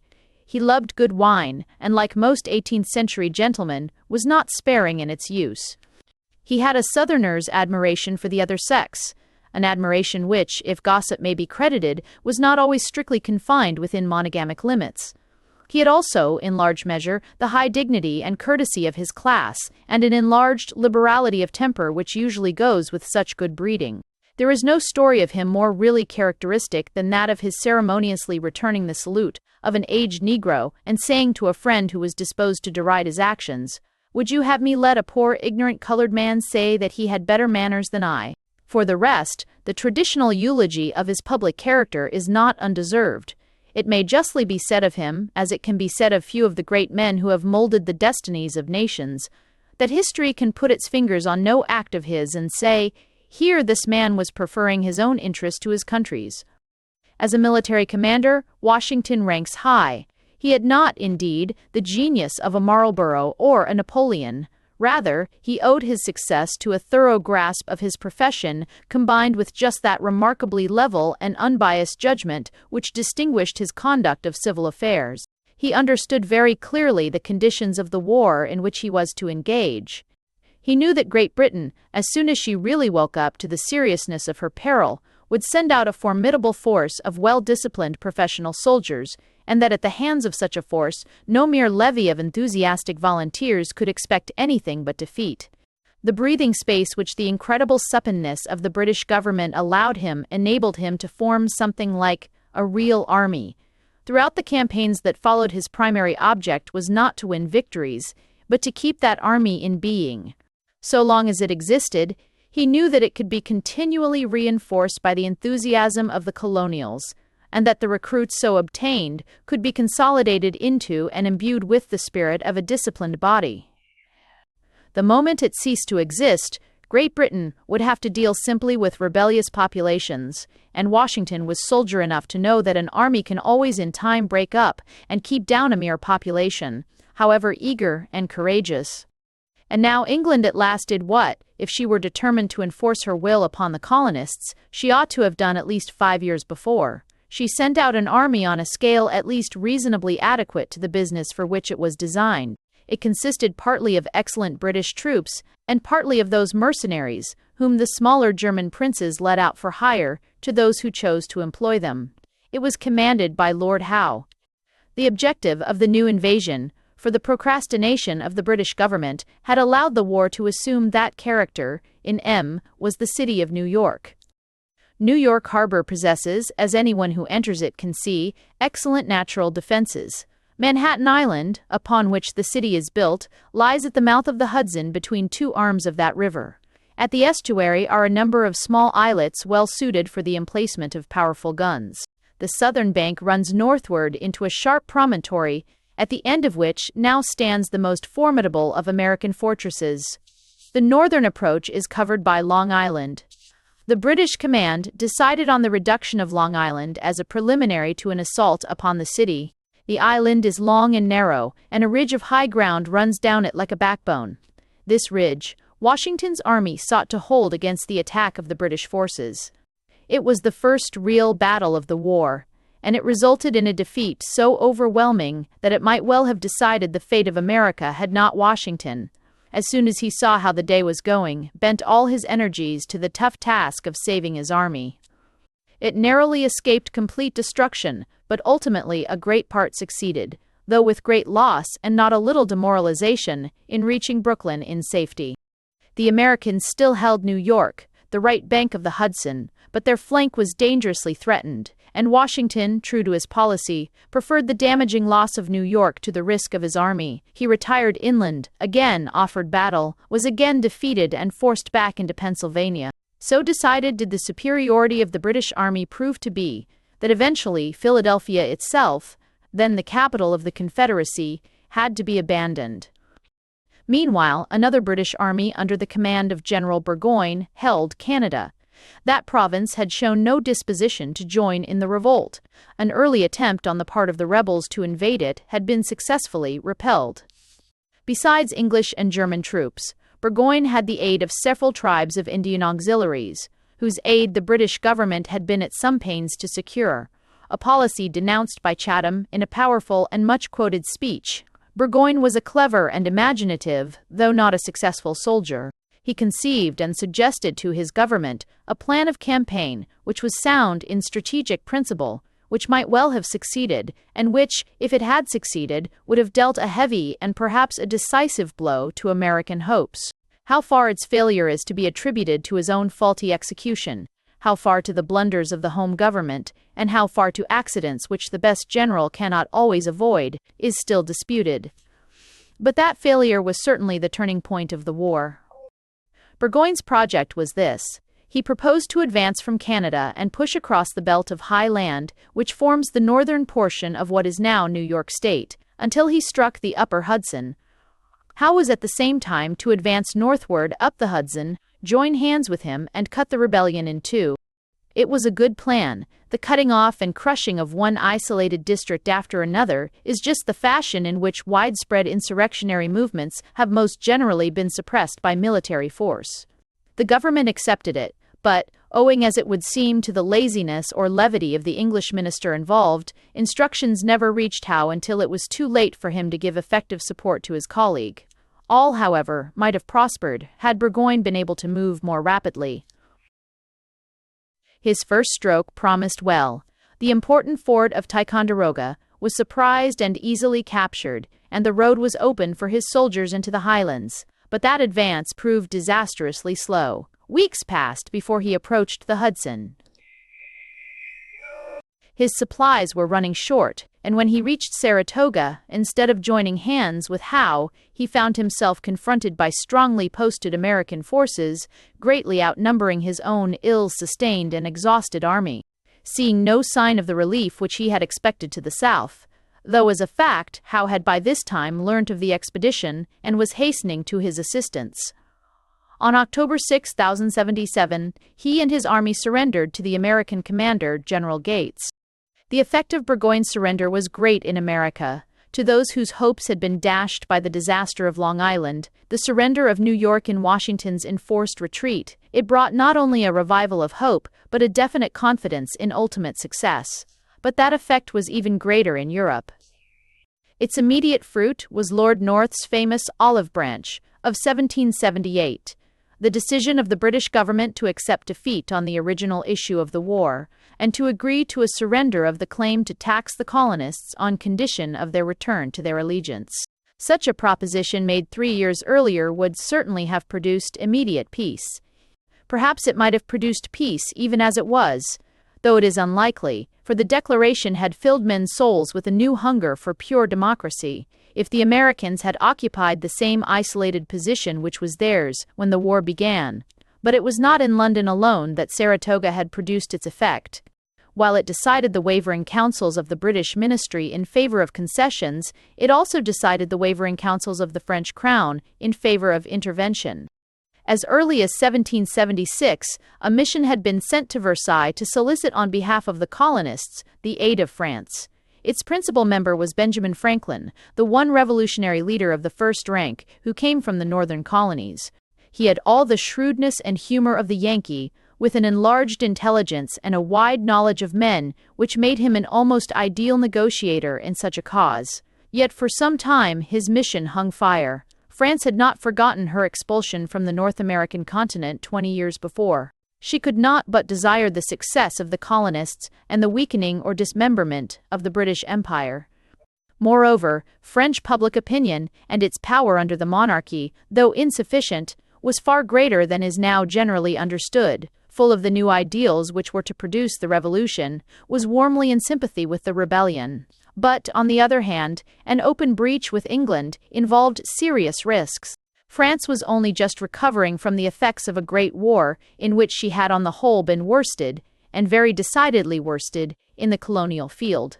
The revolt of the English colonies might seem a tempting opportunity for revenge, but suppose that the colonial resistance collapsed before effective aid could arrive. Suppose the colonists merely used the threat of French intervention to extort terms from England, and then made common cause against the foreigner. These obvious considerations made the French statesmen hesitate. Aid was indeed given to the colonial rebels, especially in the very valuable form of arms and munitions, but it was given secretly and unofficially, with the satirist Beaumarchais, clever, daring, unscrupulous, and ready to push his damaged fortunes in any fashion, as unaccredited go-between. But in the matter of open alliance with the rebels against the British government, France temporized, nor could the utmost efforts of Franklin and his colleagues extort a decision. Saratoga extorted it. On the one hand, it removed a principal cause of hesitation. After such a success, it was unlikely that the colonists would tamely surrender. On the other, it made it necessary to take immediate action. Lord North's attitude showed clearly that the British government was ready to make terms with the colonists. It was clearly in the interests of France that those terms should be refused. She must venture something to make sure of such a refusal. With little hesitation, the advisers of the French crown determined to take the plunge. They acknowledged the revolted colonies as independent states and entered into a defensive alliance with these states against Great Britain. That recognition and alliance immediately determined the issue of the war. What would have happened if it had been withheld cannot be certainly determined. It seems not unlikely that the war would have ended as the South African War ended, in large surrenders of the substance of imperial power in return for a theoretic acknowledgement of its authority, but all this is speculative. The practical fact is that England found herself in the middle of a laborious, and so far on the whole unsuccessful, effort to crush the rebellion of her colonies, confronted by a war with France, which, through the close alliance then existing between the two Bourbon monarchies, soon became a war with both France and Spain. This change converted the task of subjugation from a difficult but practicable one, given sufficient time and determination, to one fundamentally impossible. Yet, so far as the actual military situation was concerned, there were no darker days for the Americans than those which intervened between the promise of French help and its fulfillment. Lord Cornwallis had appeared in the South and had taken possession of Charleston, the chief port of South Carolina. In that state the inhabitants were less unanimous than elsewhere. The Tories, as the local adherents of the English crown were called, had already attempted a rebellion against the rebellion, but had been forced to yield to the Republican majority backed by the army of Washington. The presence of Cornwallis revived their courage. They boasted in Tarleton, able, enterprising, and imperious, an excellent commander for the direction of irregular warfare, whose name and that of the squadron of horse which he raised and organized became to the rebels what the names of Claverhouse and his dragoons were to the Covenanters. Cornwallis and Tarleton between them completely reduced the Carolinas, save for the strip of mountainous country to the north, wherein many of those families that Tarleton had burnt out found refuge, and proceeded to overrun Georgia. Only 2 successes encouraged the rebels. At the Battle of the Cowpens, Tarleton having, with a recklessness which was the defeat of his qualities as a leader, advanced too far into the hostile country, was met and completely defeated by Washington. The defeat produced little immediate result, but it was the one definite military success which the American general achieved before the advent of the French, and it helped to keep up the spirit of the insurgents. Perhaps even greater in its moral effect was the other victory, which from the military point of view was even more insignificant. In Sumter and Davie, the rebels found 2 cavalry leaders fully as daring and capable as Tarleton himself. They formed from among the refugees who had sought the shelter of the Carolinian hills a troop of horse with which they made a sudden raid upon the conquered province and broke the local Tories at the Battle of the Hanging Rock. It was a small affair so far as numbers went, and Davie's troopers were a handful of irregulars drawn as best might be from the hard-riding, sharp-shooting population of the South. Many of them were mere striplings, indeed. Among them was a boy of 13, an incorrigible young rebel who had run away from school to take part in the fighting. In the course of this narration, it will be necessary to refer to that boy again more than once. His name was Andrew Jackson. While there was so little in the events of the Southern campaign to bring comfort to the rebels, in the North their cause suffered a moral blow, which was felt at the moment to be almost as grave as any military disaster. Here the principal American force was commanded by one of the ablest soldiers the rebellion had produced, a man who might well have disputed the preeminent fame of Washington if he had not chosen rather to challenge, and with no contemptible measures of success, that of Iscariot. Benedict Arnold was, like Washington, a professional soldier whose talent had been recognized before the war. He had early embraced the revolutionary cause and had borne a brilliant part in the campaign which ended in the surrender of Burgoyne. There seemed before him every prospect of a glorious career. The motives which led him to the most inexpiable of human crimes were perhaps mixed, though all of them were poisonous. He was in savage need of money to support the extravagance of his private tastes. The Confederacy had none to give, while the Crown had plenty. But it seems also that his ravenous vanity had been wounded, first by the fact that the glory of Burgoyne's defeat had gone to Gates and not to him, and afterwards by a censure, temperate and tactful enough, and accompanied by a liberal eulogy of his general conduct, which Washington had felt obliged to pass on certain of his later military proceedings. At any rate, the ingratitude of his country was the reason he publicly alleged for his treason, and those interested in the psychology of infamy may give it such weight as it may seem to deserve. For history, the important fact is that Arnold, at this point in the campaign, secretly offered his services to the English, and the offer was accepted. Arnold escaped to the British camp and was safe. The unfortunate gentleman on whom patriotic duty laid the unhappy task of trafficking with the traitor was less fortunate. Major André had been imprudent enough to pay a visit to a spot behind the American lines and, at Arnold's suggestion, to do so in plain clothes. He was taken, tried, and hanged as a spy.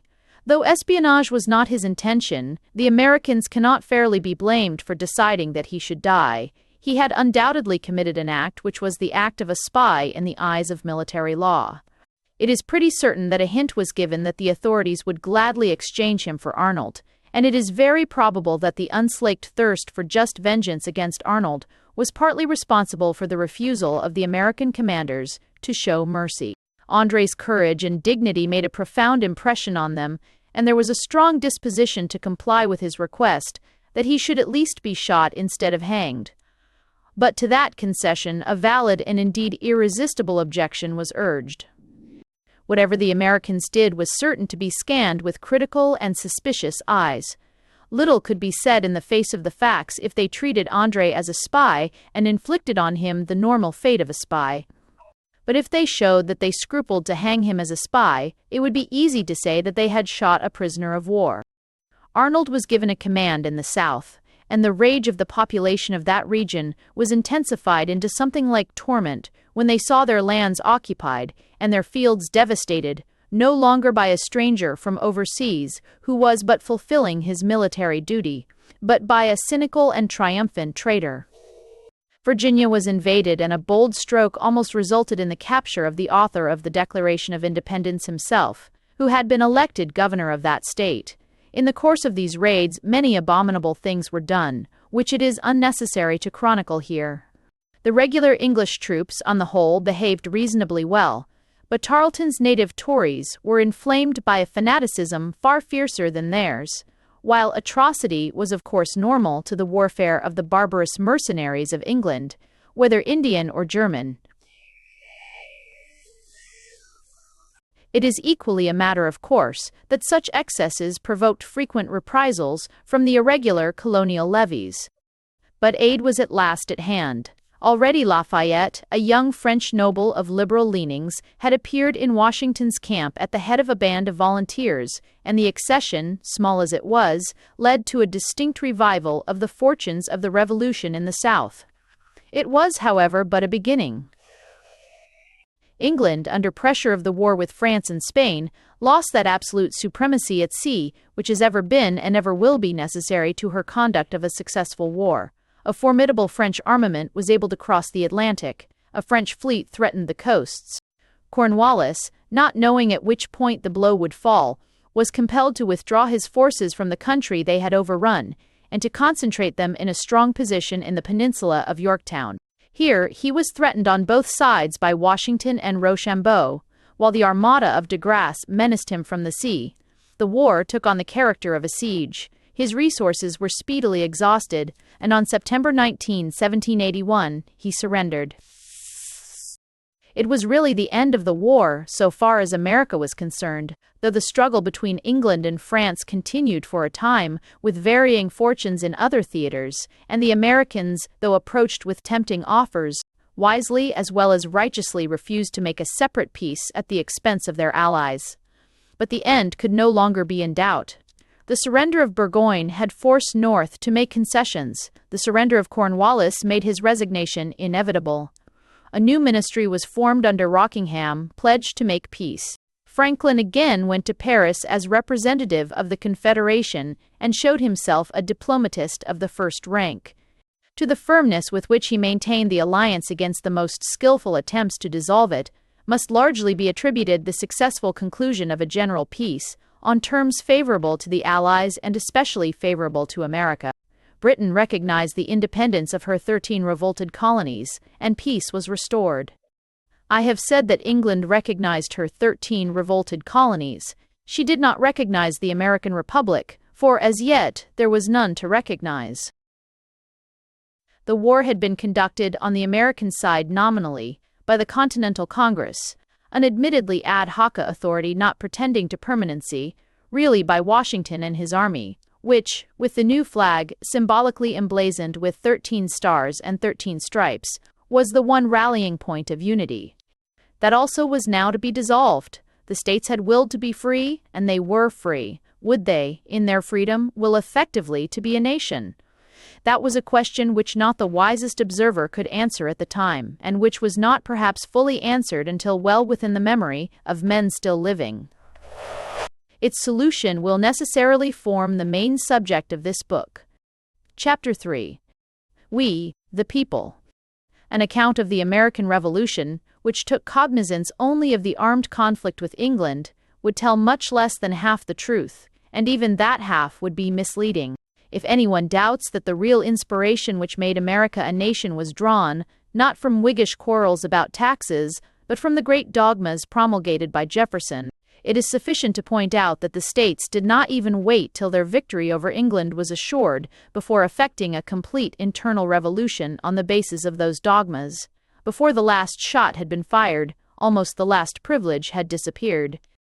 The process was a spontaneous one, and its fruits appear almost simultaneously in every state. They can be followed best in Virginia, where Jefferson himself took the lead in the work of revolutionary reform. Hereditary titles and privileges went first.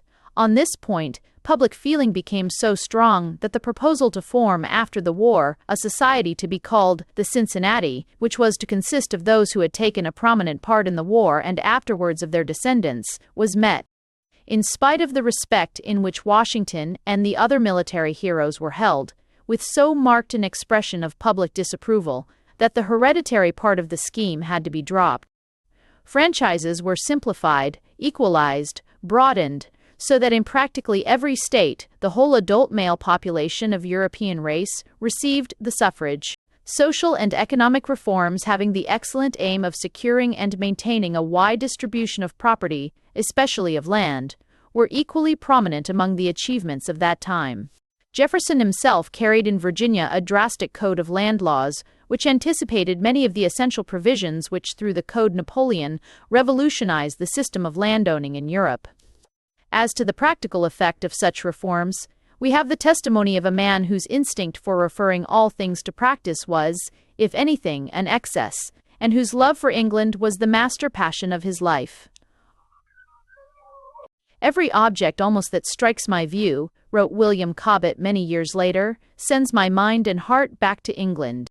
In viewing the ease and happiness of this people, the contrast fills my soul with indignation, and makes it more and more the object of my life to assist in the destruction of the diabolical usurpation which has trampled on king as well as people." Another principle, not connected by any direct logic with democracy, and not set forth in the Declaration of Independence, was closely associated with the democratic thesis by the great French thinkers by whom that thesis was revived and had a strong hold upon the mind of Jefferson, the principle of religious equality, or, as it might be more exactly defined, of the secular state. So many loose and absurd interpretations of this principle have been and are daily being propounded, that it may be well to state succinctly what it does and does not mean. It does not mean that anyone may commit any antisocial act that appeals to him, and claim immunity from the law on the ground that he is impelled to that act by his religion, can rob as a conscientious communist, murder as a conscientious thug, or refuse military service as a conscientious objector. None understood better than Jefferson. It was the first principle of his whole political system that there must be some basis of agreement amongst citizens as to what is right and what is wrong, and that what the consensus of citizens regards as wrong must be punished by the law. All that the doctrine of the secular state asserted was that such general agreement among citizens need not include, as in most modern states, it obviously does not include, an agreement on the subject of religion.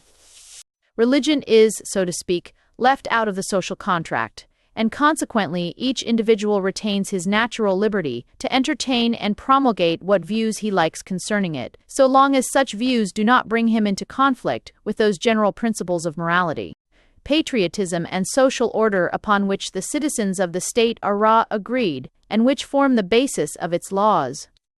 The public mind of America was for the most part well prepared for the application of this principle.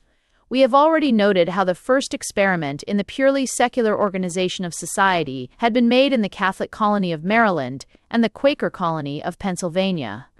The principle was now applied in its completeness to one state after another. The Episcopalian establishment of Jefferson's own state was the first to fall. The other states soon followed the example of Virginia. At the same time, penalties or disabilities imposed as a consequence of religious opinions were everywhere abrogated. Only in New England was there any hesitation. The Puritan states did not take kindly to the idea of tolerating popery. In the early days of the Revolution, their leaders had actually made it one of the counts of their indictment against the British government that government had made peace with Antichrist in French Canada, a fact remembered to the permanent hurt of the Confederacy when the French Canadians were afterwards invited to make common cause with the American rebels. But the tide was too strong even for Calvinists to resist. The equality of all religions before the law was recognized in every state, and became, as it remains today, a fundamental part of the American Constitution. It may be added that America affords the one conspicuous example of the secular state completely succeeding. In France, where the same principles were applied under the same inspiration, the ultimate result was something wholly different, an organized atheism persecuting the Christian faith. In England, the principle has never been avowedly applied at all. In theory, the English state still professes the form of Protestant Christianity defined in the Prayer Book, and tolerates, dissenters from it, as the Christian states of the Middle Ages tolerated the Jews, and as in France, during the interval between the promulgation of the Edict of Nantes and its revocation, a state definitely and even pronouncedly Catholic tolerated the Huguenots. Each dissentient religious body claims its right to exist in virtue of some specific act of Parliament. Theoretically, it is still an exception, though the exceptions have swallowed the rule.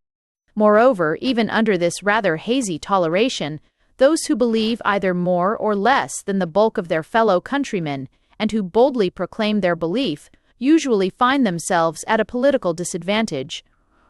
In America, it never seems to have been so. Jefferson himself, a deist, the claim sometimes made that he was a Christian, seems to rest on nothing more solid than the fact that, like nearly all the 18th century deists, he expressed admiration for the character and teaching of Jesus Christ, never for a moment forfeited the confidence of his countrymen on that account, though attempts were made, notably by John Adams, to exploit it against him. Taney, a Catholic, was raised without objection on that score to the first judicial post in America at a date when such an appointment would have raised a serious tumult in England. At a later date, Ingersoll was able to vary the pastime of Bible smashing with the profession of an active Republican wire puller without any of the embarrassments which that much better and honester man, Charles Bradlaugh, had to encounter. The American Republic has not escaped the difficulties and problems which are inevitable to the secular state, when some of its citizens profess a religion which brings them into conflict with the common system of morals which the nation takes for granted.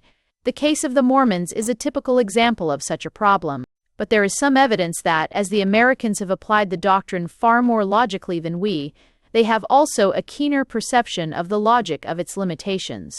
At any rate, it is notable that Congress has refused, in its Conscription Act, to follow our amazing example and make the conscience of the criminal the judge of the validity of legal proceedings against him. Changes so momentous, made in so drastic and sweeping a fashion in the middle of a life-and-death struggle for national existence, show how vigorous and compelling was the popular impulse towards reform. Yet all the great things that were done seem dwarfed by one enormous thing left undone. The heroic tasks which the Americans accomplished are forgotten in the thought of the task which stared them in the face, but from which they, perhaps justifiably, shrank. All the injustices which were abolished in that superb crusade against privilege only made plainer the shape of the one huge privilege, the one typical injustice which still stood. It has already been mentioned that slavery was at one time universal in the English colonies and was generally approved by American opinion, North and South. Before the end of the War of Independence, it was almost as generally disapproved, and in all states north of the borders of Maryland, it soon ceased to exist. This was not because democratic ideals were more devotedly cherished in the North than in the South. On the whole, the contrary was the case. But the institution of slavery was in no way necessary to the normal life and industry of the North. Its abrogation made little difference, and the rising tide of the new ideas to which it was necessarily odious easily swept it away. In their method of dealing with it, the Northerners, it must be owned, were kinder to themselves than to the Negroes. They declared slavery illegal within their own borders, but they generally gave the slaveholder time to dispose of his human property by selling it in the states where slavery still existed. This fact is worth noting, because it became a prime cause of resentment and bitterness when, at a later date, the North began to reproach the South with the guilt of slave-owning. For the South was faced with no such easy and manageable problem. Its colored population was almost equal in number to its white colonists. In some districts, it was even greatly preponderant. Its staple industries were based on slave labor. To abolish slavery would mean an industrial revolution of staggering magnitude of which the issue could not be foreseen. And even if that were faced, there remained the sinister and apparently insoluble problem of what to do with the emancipated Negroes. Jefferson, who felt the reproach of slavery keenly, proposed to the legislature of Virginia a scheme so radical and comprehensive in its character that it is not surprising if men less intrepid than he refused to adopt it. He proposed nothing less than the wholesale repatriation of the blacks, who were to set up in Africa a Negro republic of their own under American protection. Jefferson fully understood the principles and implications of democracy, and he was also thoroughly conversant with Southern conditions. And the fact that he thought, and events have certainly gone far to justify him, that so drastic a solution was the only one that offered hope of a permanent and satisfactory settlement, is sufficient evidence that the problem was no easy one. For the first time, Jefferson failed to carry Virginia with him, and slavery remained an institution, sanctioned by law, in every state south of the Mason-Dixon line. While the states were thus dealing with the problems raised by the application to their internal administration of the principles of the new democratic creed, the force of mere external fact was compelling them to attempt some sort of permanent unity. Those who had from the first a specific enthusiasm for such unity were few, though Washington was among them, and his influence counted for much. But what counted for much more was the pressure of necessity. It was soon obvious to all clear-sighted men that unless some authoritative center of union were created, the revolutionary experiment would have been saved from suppression by arms, only to collapse in mere anarchic confusion. The Continental Congress, the only existing authority, was moribund, and even had it been still in its full vigor, it had not the powers which the situation demanded. It could not, for instance, levy taxes on the state. Its revenues were completely exhausted, and it had no power to replenish them. The British government complained that the conditions of peace were not observed on the American side, and accordingly held on to the positions which it had occupied at the conclusion of the war. The complaint was perfectly just, but it did not arise from deliberate bad faith on the part of those who directed, as far as anyone was directing, American policy, but from the simple fact that there was no authority in America capable of enforcing obedience and carrying the provisions of the treaty into effect. The same moral was enforced by a dozen other symptoms of disorder. The Congress had disbanded the soldiers, as had been promised, on the conclusion of peace, but, having no money, could not keep its at least equally important promise to pay them. This led to much casual looting by men with arms in their hands, but nowhere to turn for a meal, and the trouble culminated in a rebellion raised in New England by an old soldier of the Continental Army called Shea. Such incidents as these were the immediate cause of the summoning at Philadelphia of a convention charged with the task of framing a constitution for the United States. Of such a convention, Washington was the only possible president, and he was drawn from a temporary and welcome retirement in his Virginian home to re-enter in a new fashion the service of his country. Under his presidency, disputed and compromised a crowd of able men representative of the widely divergent states whose union was to be attempted.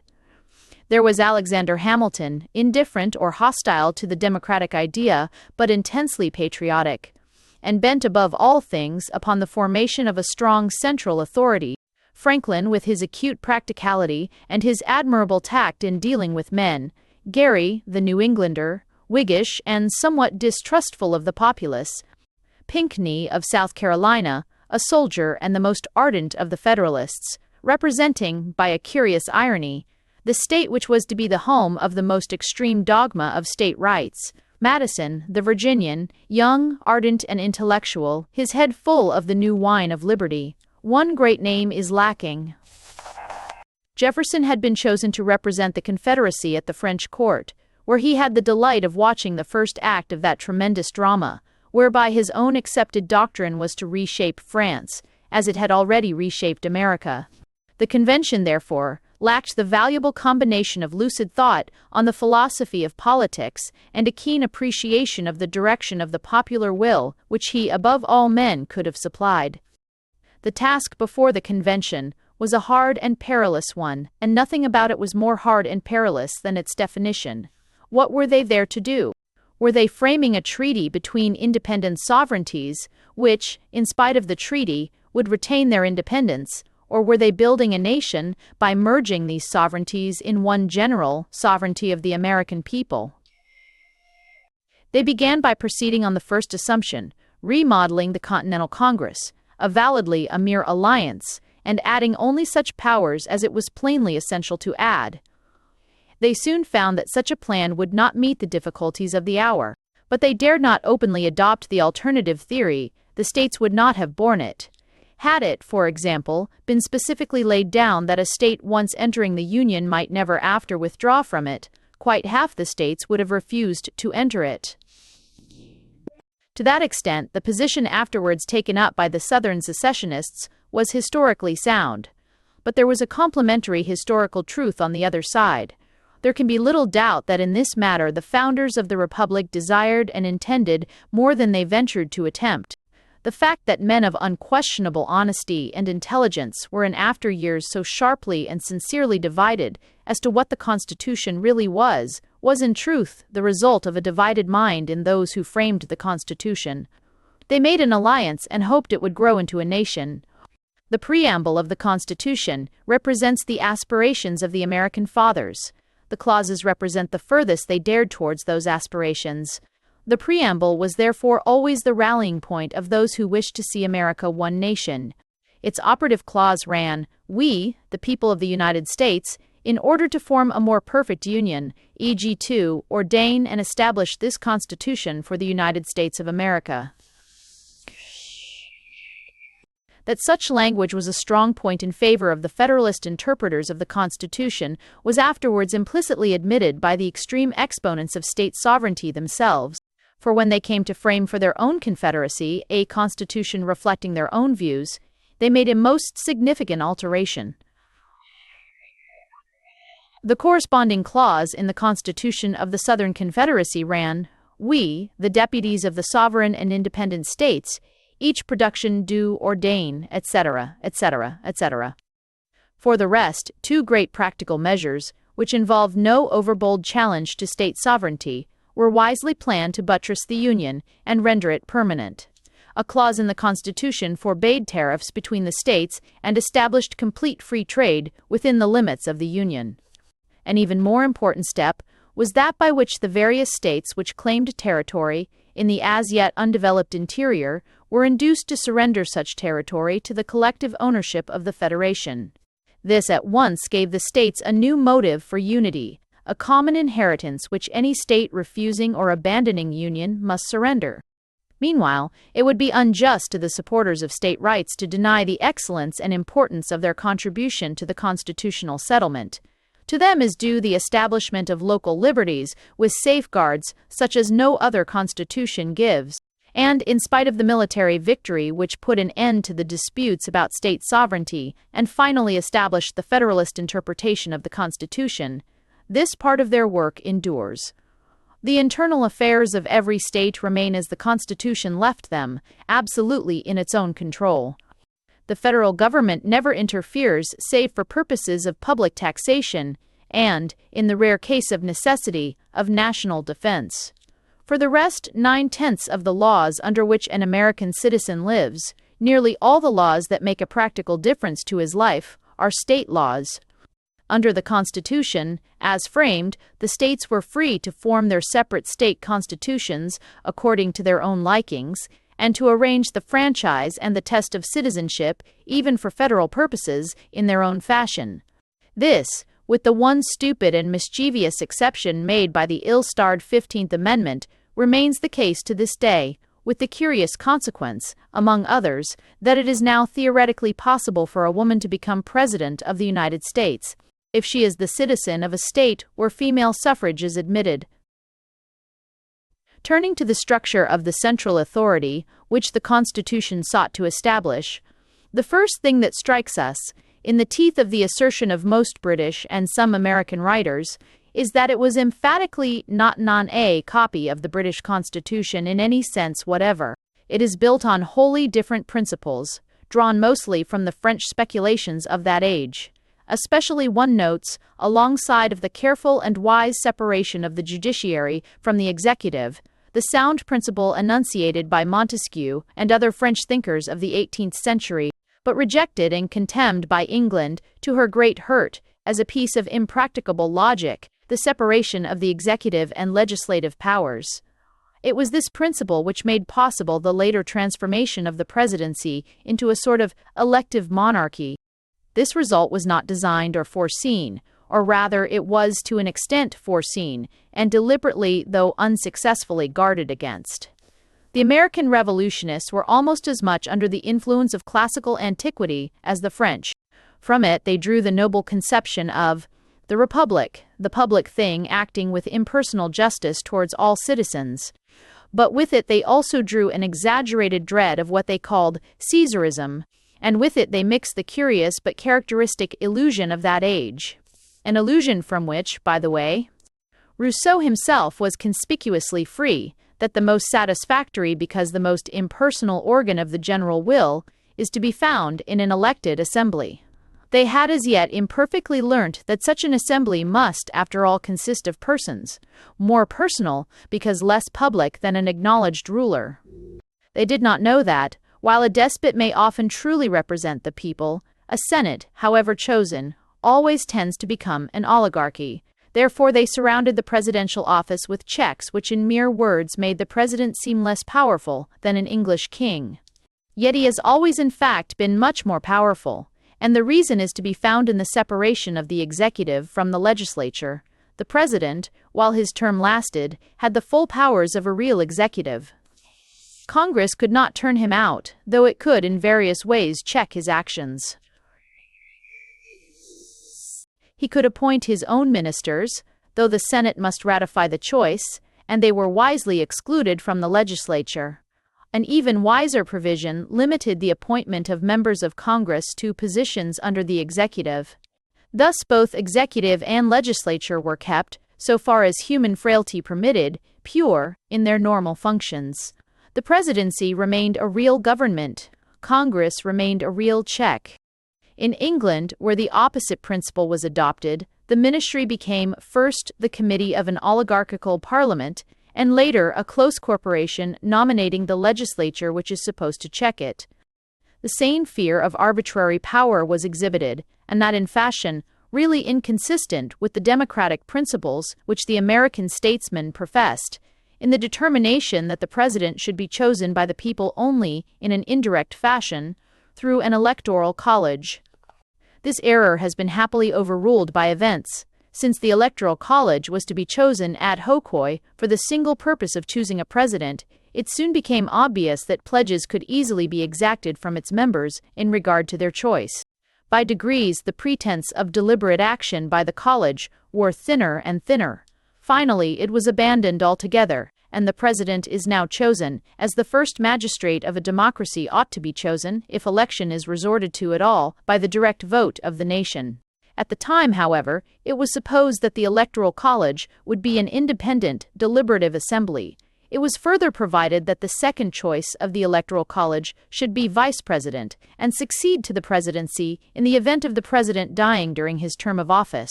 If there was a tie, or if no candidate had an absolute majority in the college, the election devolved on the House of Representatives voting in this instance by states. In connection with the election both of executive and legislature, the old state rights problem rose in another form.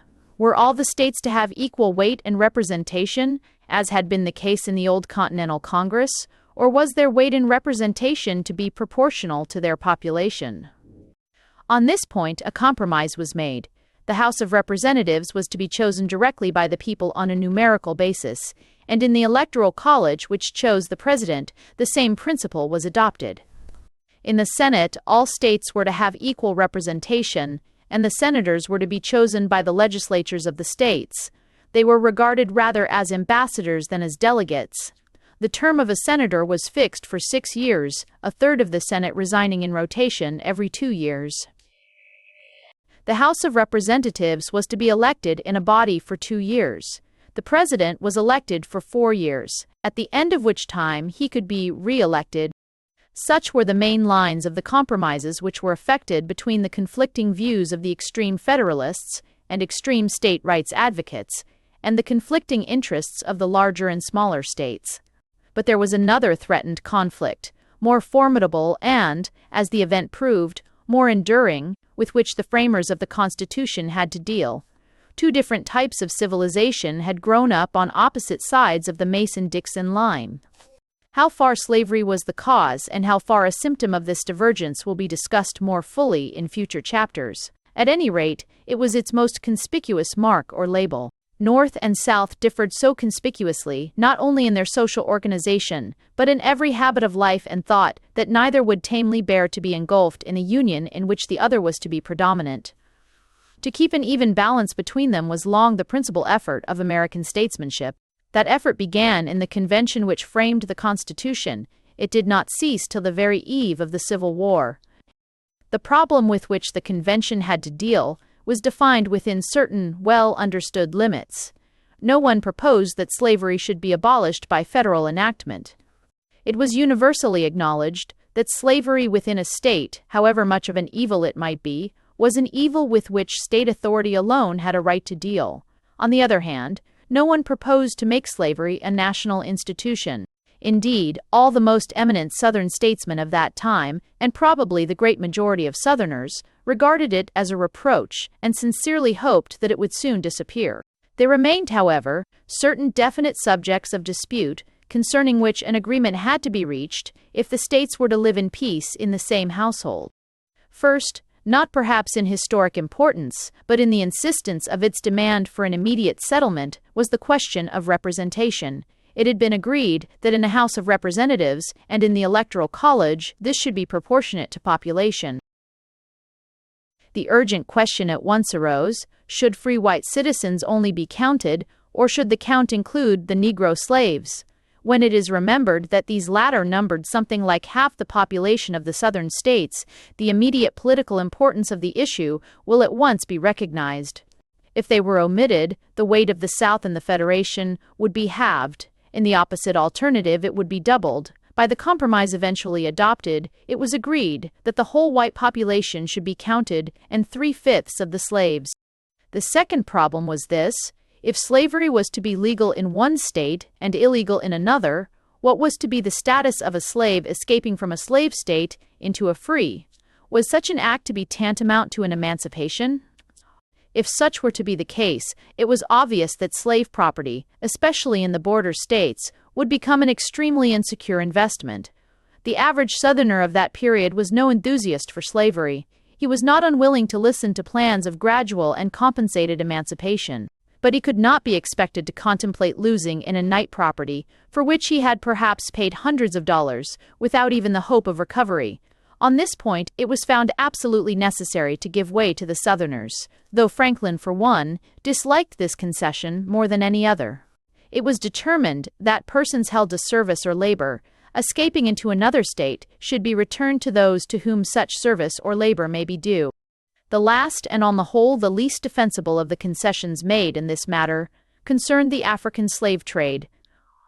That odious traffic was condemned by almost all Americans, even by those who were accustomed to domestic slavery, and could see little evil in it. Jefferson, in the original draft of the Declaration of Independence, had placed amongst the accusations against the English king the charge that he had forced the slave trade on reluctant colonies. The charge was true so far, at any rate, as Virginia was concerned, for both that state and its neighbor, Maryland, had passed laws against the traffic and had seen them vetoed by the Crown. But the extreme South, where the cotton trade was booming, wanted more Negro labor, South Carolina objected, and found an expected ally in Massachusetts. Boston had profited more by the slave trade than any other American city. She could hardly condemn King George without condemning herself. And, though her interest in the traffic had diminished, it had not wholly ceased. The paragraph in question was struck out of the Declaration, and when the convention came to deal with the question, the same curious alliance thwarted the efforts of those who demanded the immediate prohibition of the trade. Eventually, the slave trade was suffered to continue for 20 years, at the end of which time Congress might forbid it. This was done in 1808, when the term of sufferance had expired. Thus was Negro slavery placed under the protection of the Constitution. It would be a grave injustice to the founders of the American Commonwealth to make it seem that any of them liked doing this. Constrained by a cruel necessity, they acquiesced for the time in an evil which they hoped the time would remedy. Their mind is significantly mirrored by the fact that not once in the Constitution are the words slave or slavery mentioned. Some euphemism is always used, as persons held to service or labor, the importation of persons, free persons, contrasted with other persons, and so on. Lincoln, generations later, gave what was undoubtedly the true explanation of this shrinking from the name of the thing they were tolerating and even protecting. They hoped that the Constitution would survive Negro slavery, and they would leave no word therein to remind their children that they had spared it for a season. Beyond question, they not only hoped but expected that the concession, which for the sake of the national unity they made to an institution which they hated and deplored, would be for a season only. The influence of time and the growth of those great doctrines which were embodied in the Declaration of Independence could not but persuade all men at last, and the day, they thought, could not be far distant when the slave states themselves would concur in some prudent scheme of emancipation and make of Negro slavery an evil dream that had passed away. Nonetheless, not a few of them did what they had to do with sorrowful and foreboding hearts, and the author of the Declaration of Independence has left on record his own verdict, that he trembled for his country when he remembered that God was just. Chapter 4. Ideals in Duration. The Mantle of Washington. The compromises of the Constitution, on whatever grounds they may be criticized, were so far justified that they gained their end. That end was the achievement of union, and union was achieved. This was not done easily, nor without opposition. In some cities, anti-constitutional riots took place. Several states refused to ratify. The opposition had the support of the great name of Patrick Henry, who had been the soul of the resistance to the Stamp Act, and who now declared that under the specious name of Federation, liberty had been betrayed. The defense was conducted in a publication called The Federalist, largely by two men afterwards to be associated with fiercely contending parties, Alexander Hamilton and James Madison. 14. But more persuasive than any arguments that the ablest advocate could use were the iron necessities of the situation. The Union was an accomplished fact. For any state, and especially for a small state, and it was the small states that hesitated most, to refuse to enter it would be so plainly disastrous to its interests that the strongest objections and the most rooted suspicions had eventually to give way. Some states hung back long, some did not ratify the Constitution until its machinery was actually working, until the first president had been chosen and the first Congress had met. But all ratified it at last, and before the end of Washington's first presidency, the complement of stars and stripes was made up. The choice of a president was a foregone conclusion. Everyone knew that Washington was the man whom the hour and the nation demanded. He was chosen without a contest by the Electoral College, and would undoubtedly have been chosen with the same practical unanimity by the people had the choice been theirs. So long as he retained his position, he retained along with it the virtually unchallenged preeminence which all men acknowledged. There had been cabals against him as a general, and there were signs of a revival of them when his presidency was clearly foreshadowed. The impulse came mostly from the older and wealthier gentry of his own, Stathelys, for example, who tended to look down upon him as a new man. Towards the end of his political life, he was to some extent the object of attack from the opposite quarter. His fame was assailed by the fiercer and less prudent of the Democratic publicists. But, throughout, the great mass of the American people trusted him as their representative man, as those who abused him or conspired against him did so to their own hurt. A less prudent man might easily have worn out his popularity and alienated large sections of opinion, but Washington's characteristic sagacity, which had been displayed so constantly during the war, stood him in as good stead in matters of civil government. He propitiated nemesis and gave no just provocation to any party to risk its popularity by attacking him. While he was president, the mantle of his great fame was ample enough to cover the deep and vital divisions which were appearing even in his own cabinet, and were soon to convulse the nation in a dispute for the inheritance of his power. His secretary to the Treasury was Alexander Hamilton. This extraordinary man presents in more than one respect a complex problem to the historian. He has an unquestionable right to a place, and perhaps to a supreme place, among the builders of the American Republic, and much of its foundation laying was his work.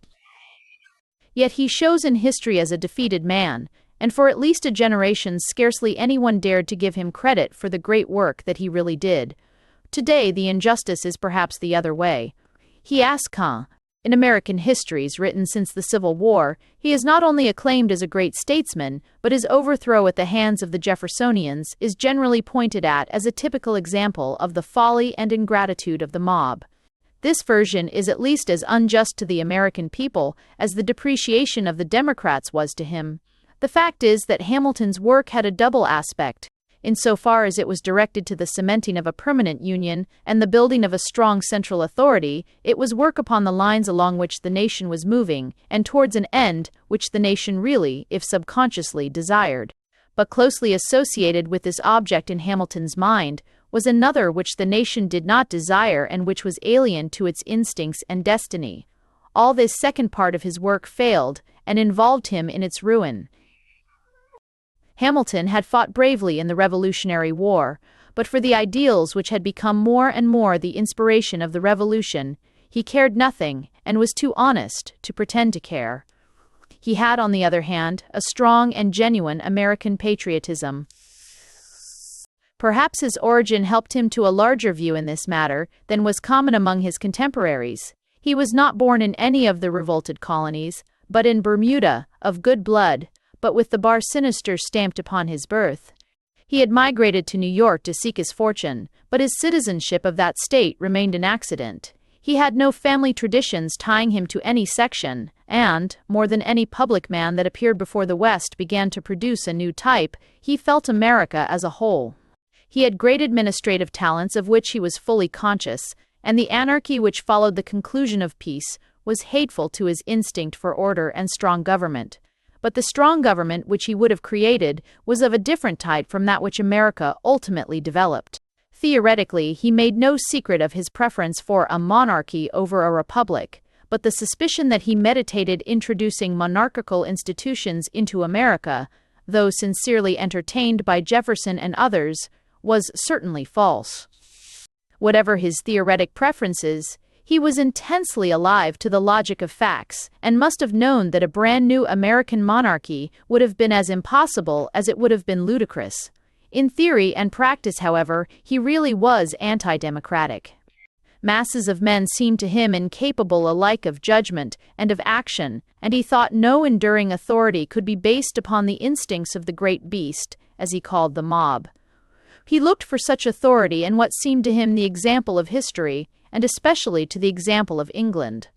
He knew how powerful both at home and abroad was the governing machine which the English aristocracy had established after the Revolution of 1689, and he realized more fully than most men of that age, or indeed of this, that its strength lay in a small but very national governing class wielding the people as an instrument.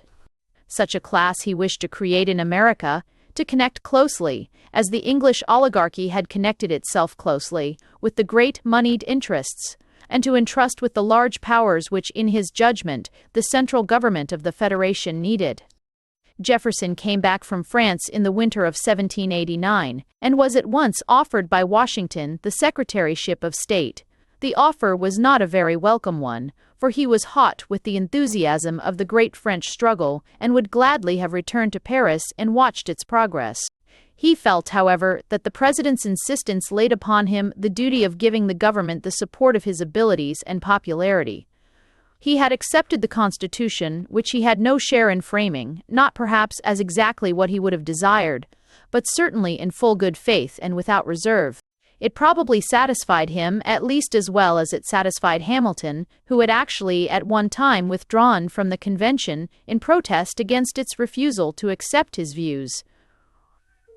Jefferson's criticisms, such as they were, related mostly to matters of detail. Some of them were just, and some were subsequently incorporated in amendments. But there is ample evidence that for none of them was he prepared to go the length of opposing, or even delaying the settlement.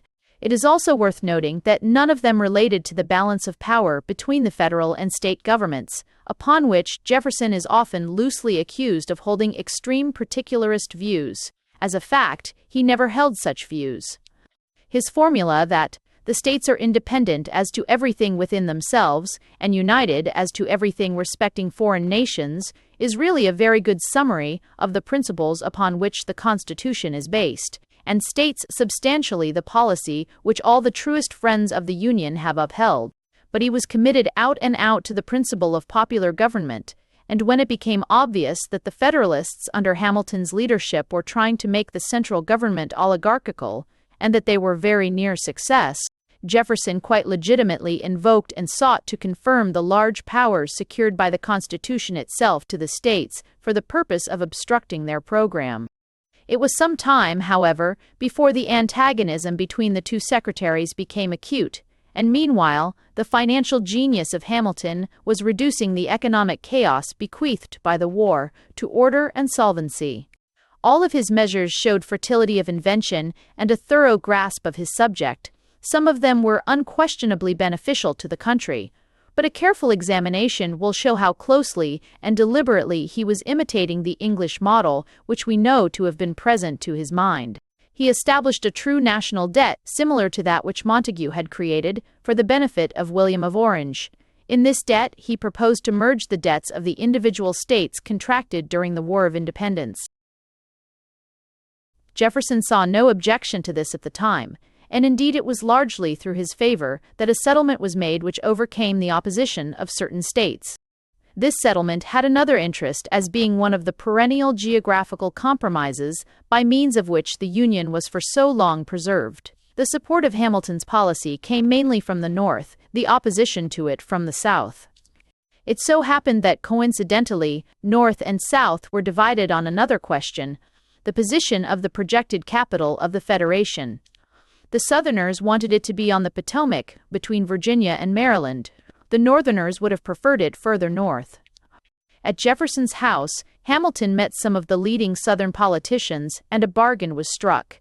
The Secretary's proposal as to the state debts was accepted, and the South had its way in regard to the capital. Hamilton probably felt that he had bought a solid advantage in return for a purely sentimental concession. Neither he nor anyone else could foresee the day of peril when the position of Washington between the two Southern states would become one of the gravest of the strategic embarrassments of the federal government. Later, when Hamilton's policy and personality had become odious to him, Jefferson expressed remorse for his conduct of the occasion and blamed his colleague for taking advantage of his ignorance of the question. His sincerity cannot be doubted, but it will appear to the impartial observer that his earlier judgment was the wiser of the two. The assumption of state debts had really nothing monocratic or anti-popular about it, nothing even tending to infringe the rights and liberties of the several states, while it was clearly a statesmanlike measure from the national standpoint, tending at once to restore the public credit and cement the Union. But Jefferson read backwards into this innocuous and beneficent stroke of policy the spirit which he justly perceived to inform the later and more dubious measures which proceeded from the same author. Of these, the most important was the creation of the first United States Bank. Here, Hamilton was quite certainly inspired by the example of the English Whigs. He knew how much the stability of the settlement made in 1689 had owed to the skill and foresight with which Montague, through the creation of the Bank of England, had attached to it the great moneyed interests of the city. He wished, through the United States Bank, to attach the powerful moneyed interests of the eastern and middle states in the same fashion to the federal government. This is how he and his supporters would have expressed it. Jefferson said that he wished to fill Congress with a crowd of mercenaries bound by pecuniary ties to the Treasury and obliged to lend it, through good and evil repute, a perennial and corrupt support. The two versions are really only different ways of stating the same thing. To a Democrat, such a standing alliance between the government and the rich will always seem a corrupt thing, nay, the worst and least remediable form of corruption. To a man of Hamilton's temper, it seemed merely the necessary foundation of a stable political equilibrium. Thus, the question of the bank really brought the two parties which were growing up in the cabinet and in the nation to an issue which revealed the irreconcilable antagonism of their principles. The majority in Congress was with Hamilton, but his opponents appealed to the Constitution. They denied the competency of Congress under that instrument to establish a national bank. When the bill was in due course sent to Washington for signature, he asked the opinions of his cabinet on the constitutional question, and both Hamilton and Jefferson wrote very able state papers in defense of their respective views. After some hesitation, Washington decided to sign the bill, and to leave the question of constitutional law to the Supreme Court. In due course it was challenged there, but Marshall, the Chief Justice, was a decided Federalist and gave judgment in favor of the legality of the bank. The Federalists had won the first round. Meanwhile, the party which looked to Jefferson as leader was organizing itself. It took the name of Republican, as signifying its opposition to the alleged monarchical designs of Hamilton and his supporters. Later, when it appeared that such a title was really too universal to be descriptive, the Jeffersonians began to call themselves by the more genuinely characteristic title of Democratic Republicans, subsequently abbreviated into Democrats. That name, the party which, alone among American parties, can boast an unbroken historic continuity of more than a century, retains to this day. At the end of his original term of 4 years, Washington was prevailed upon to give way to the universal feeling of the nation and to accept a second term.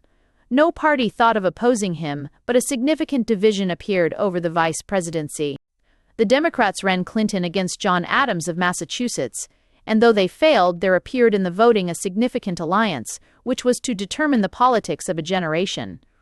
New York State, breaking away from her northern neighbors, voted with the Democratic South for Clinton, and the same year saw the foundation in New York City of that dubious but very potent product of democracy, which has perhaps become the best abused institution in the civilized world, yet has somehow or other contrived to keep in that highly democratic society a power which it could never retain for a day without a genuine popular backing: Tammany Hall. Meanwhile, the destinies of every nation of European origin, and of none perhaps more, in spite of their geographical remoteness, than of the United States, were being profoundly influenced by the astonishing events that were shaping themselves in Western Europe. At first, all America was enthusiastic for the French Revolution. Americans were naturally grateful for the aid given them by the French in their own struggle for freedom, and saw with eager delight the approaching liberation of their liberators. But as the drama unrolled itself, a sharp, though very unequal, division of opinion appeared. In New England especially, there were many who were shocked at the proceedings of the French, at their violence, at their latent cruelty and anger, and, above all perhaps, at that touch of levity which comes upon the Latin when he is face to face with death. Massacres and carmagnoles did not strike the typical Massachusetts merchant as the methods by which God-fearing men should protest against oppression. The strict military government which succeeded to, controlled and directed in a national fashion, the violent mood of the people, that necessary martial law, which we call the Terror, seemed even less acceptable to his fundamentally Whiggish political creed. Yet, and it is a most significant fact, the bulk of popular American opinion was not shocked by these things. It remained steadily with the French through all those events which alienated opinion, even liberal opinion, in Europe. It was perhaps because European opinion, especially English opinion, even when liberal, was at bottom aristocratic, while the American people were already a democracy. But the fact is certain. By the admission of those American writers who deplore it and fail to comprehend it, the great mass of the democracy of America continued, through good and evil repute, to extend a vivid and indulgent sympathy to the democracy of France. The division of sympathies which had thus become apparent was converted into a matter of practical politics by the entry of England into the war which a coalition was waging against the French Republic. That intervention at once sharpened the sympathies of both sides and gave them a practical purpose. England and France were now arrayed against each other, and Americans, though their government remained neutral, arrayed themselves openly as partisans of either combatant. The division followed almost exactly the lines of the earlier quarrel, which had begun to appear as the true meaning of Hamilton's policy discovered itself. The Hamiltonians were for England, the Jeffersonians were for France. A war of pamphlets and newspapers followed, into the details of which it is not necessary to go. The Federalists, with the tide going steadily against them, had the good luck to secure the aid of a pen which had no match in Europe. The greatest master of English controversial prose that ever lived was at that time in America. Normally, perhaps, his sympathies would have been with the Democrats. But love of England was ever the deepest and most compelling passion of the man who habitually abused her institutions so roundly. The Democrats were against his fatherland, and so the supporters of Hamilton found themselves defended in a series of publications over the signature of Peter Porcupine, with all the energy and genius which belonged only to William Cobbett. A piquancy of the contest was increased by the fact that it was led on either side by members of the administration. Washington had early put forth a declaration of neutrality, drawn up by Randolph, who, though leaning if anything to Jefferson's side, took up a more or less intermediate position between the parties. Both sides professed to accept the principle of neutrality, but their interpretations of it were widely different. Jefferson did not propose to intervene in favor of France, but he did not think that Americans were bound to disguise their moral sympathies. They would appear, he thought, both ungrateful and false to the first principles of their own commonwealth, if, whatever limitation prudence might impose in their action, they did not desire that France should be victorious over the coalition of kings. The great majority of the American people took the same view. When Genet, the envoy of the newly constituted republic, arrived from France, he received an ovation which Washington himself, at the height of his glory, could hardly have obtained. 9 American citizens out of 10 hastened to mount the tricolor cockade, to learn the Marseillaise, and to take their glasses to the victory of the sister republic. So strong was the wave of popular enthusiasm that the United States might perhaps have been drawn into active cooperation with France had France been better served by her minister.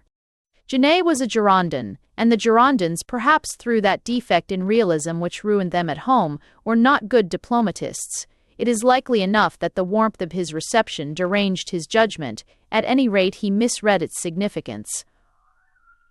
He failed to take due account of that sensitiveness of national feeling in a democracy which, as a Frenchman of that time, he should have been specially able to appreciate. He began to treat the resources of the United States as if they had already been placed at the disposal of France, and, when very properly rebuked, he was foolish enough to attempt to appeal to the nation against its rulers. The attitude of the Secretary of State ought to have warned him of the imprudence of his conduct. No man in America was a better friend to France than Jefferson, but he stood up manfully to Genet in defense of the independent rights of his country, and the obstinacy of the ambassador produced, as Jefferson foresaw that it must produce, a certain reaction of public feeling by which the Anglophile party benefited. At the close of the year 1793, Jefferson, weary of endless contests with Hamilton, whom he accused, not without some justification, of constantly encroaching on his colleague's proper department, not wholly satisfied with the policy of the government and perhaps feeling that Genet's indiscretions had made his difficult task for the moment impossible, resigned his office. He would have done so long before, had not Washington, sincerely anxious throughout these troubled years to hold the balance even between the parties, repeatedly exerted all his influence to dissuade him. The following year saw the whiskey insurrection in Pennsylvania, a popular protest against Hamilton's excise measures. Jefferson more than half sympathized with the rebels.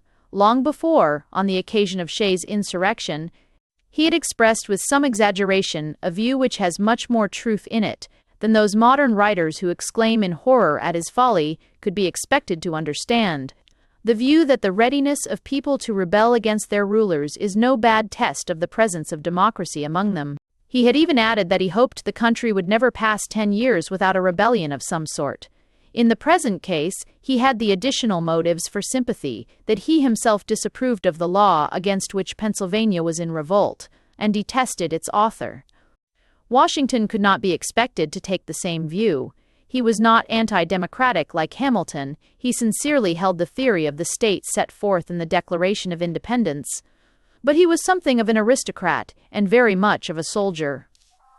As an aristocrat, he was perhaps touched with the illusion which was so fatal to his friend Lafayette, the illusion that privilege can be abolished, and yet the once privileged class partially retain its ascendancy, by a sort of tacit acknowledgment by others of its value. As a soldier, he disliked disorder and believed in discipline. As a commander in the war, he had not spared the rod, and had even complained of Congress for mitigating the severity of military punishments. It may be that the whiskey insurrection, which he suppressed with prompt and drastic energy, led him for the first time to lean a little to the Hamiltonian side. At any rate, he was induced, though reluctantly and only under strong pressure, to introduce into a message to Congress a passage reflecting on the democratic societies which were springing up everywhere and gaining daily in power, and in return found himself attacked, sometimes with scurrility, in the more violent organs of the democracy. Washington's personal ascendancy was, however, sufficient to prevent the storm from breaking while he was president. It was reserved for his successor. In 1797, his second term expired. He had refused a third, thereby setting an important precedent, which every subsequent president has followed, and bade farewell to politics in an address which is among the great historical documents of the Republic. The 2 points especially emphasized were the acknowledged keynotes of American policy, the avoidance at home of sectional parties, that is, of parties following geographical lines, and abroad, the maintenance of a strict independence of European entanglements and alliances. Had a presidential election then been what it became later, a direct appeal to the popular vote, it is probable that Jefferson would have been the second president of the United States. But the Electoral College was still a reality, and its majority lent to federalism. Immeasurably, the ablest man among the Federalists was Hamilton, but for many reasons he was not an available choice. He was not a born American. He had made many and formidable personal enemies even within the party. Perhaps the shadow on his birth was a drawback, perhaps also the notorious freedom of his private life, for the strength of the party lay in Puritan New England. At any rate, the candidate whom the Federalists backed and succeeded in electing was John Adams of Massachusetts. By the curiously unworkable rule, soon repealed, of the original Constitution, which gave the vice presidency to the candidate who had the second largest number of votes, Jefferson found himself elected to that office under a president representing everything to which he was opposed. John Adams was an honest man and sincerely loved his country. There his merits ended. He was readily quarrelsome, utterly without judgment, and susceptible to that mood of panic in which mediocre persons are readily induced to act the strong man. During his administration, a new quarrel arose with France, a quarrel in which once again those responsible for that country's diplomacy played the game of her enemies. Genet had merely been an impracticable and impatient enthusiast. Talleyrand, who under the Directory took charge of foreign affairs, was a scamp, and, clever as he was unduly contemptuous of America, where he had lived for a time in exile. He attempted to use the occasion of the appearance of an American mission in Paris to wring money out of America, not only for the French treasury, but for his own private profit and that of his colleagues and accomplices. A remarkable correspondence, which fully revealed the blackmailing attempt made by the agents of the French government on the representatives of the United States, known as the EXYZ letters, was published and roused the anger of the whole country. Millions for defense but not a cent for tribute was the universal catchword. Hamilton would probably have seized the opportunity to go to war with France with some likelihood of a national backing. Adams avoided war and thereby split his party, but he did not avoid steps far more certain than a war to excite the hostility of democratic America. His policy was modeled upon the worst of the panic-bred measures by means of which Pitt and his colleagues were seeking to suppress Oscobinism in England. Such a policy was odious anywhere. In a democracy it was also insane. Further, the Aliens Law and the Sedition Law, which he induced Congress to pass, were in flagrant and obvious violation of the letter and spirit of the Constitution. They were barely through Congress when the storm broke on their authors. Jefferson, in retirement at Monticello, saw that his hour was come. He put himself at the head of the opposition and found a whole nation behind him. Kentucky, carved out of the Western Territory and newly grown to statehood, took the lead of resistance. For her legislature, Jefferson drafted the famous Kentucky Resolutions, which condemned the new laws as unconstitutional, which they were, and refused to allow them to be administered within her borders. On the strength of these resolutions, Jefferson has been described as the real author of the doctrine of nullification, and technically this may be true. Nevertheless, there is all the difference in the world between the spirit of the Kentucky Resolutions and that of nullification, as South Carolina afterwards proclaimed its legitimacy. About the former, there was nothing sectional. It was not pretended that Kentucky had any peculiar and local objection to the sedition law, or was standing against the other states in resisting it.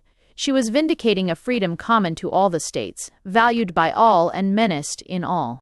She claimed that she was making herself the spokesman of the other states in the same fashion as Hampton made himself the spokesman of the other great landed proprietors in resisting taxation by the Crown. The event amply justified her claim. The oppression laws which the Federalists had induced Congress to pass were virtually dead letters from the moment of their passing, and when the time came for the nation to speak, it rose as one man and flung Adams from his seat. The Federalist Party virtually died of the blow. The dream of an oligarchical republic was at an end, and the will of the people, expressed with unmistakable emphasis, gave the chief magistracy to the author of the Declaration of Independence. Chapter 5. The Virginian Dynasty. I have spoken of Jefferson's election as if it had been a direct act of the people, and morally it was so. But in the actual proceedings there was a certain hitch, which is of interest not only because it illustrated a peculiar technical defect in the original Constitution, and so led to its amendment, but because it introduces here, for the first time, the dubious but not unfascinating figure of Aaron Burr. Burr was a politician of a type which democracies will always produce, and which those who dislike democracy will always use for its reproach. Yet the reproach is evidently unjust. In all societies, most of those who meddle with the government of men will do so in pursuit of their own interests, and in all societies the professional politician will reveal himself as a somewhat debased type. In a despotism, he will become a courtier and obtain favor by obsequious and often dishonorable services to a prince. In an old-fashioned oligarchy, he will adopt the same attitude towards some powerful noble. In a parliamentary plutocracy, like our own, he will proceed in fashion with which we are only too familiar, will make himself the paid servant of those wealthy men who finance politicians, and will enrich himself by means of tips from financiers and bribes from government contractors. In a democracy, the same sort of man will try to obtain his ends by flattering and cajoling the populace.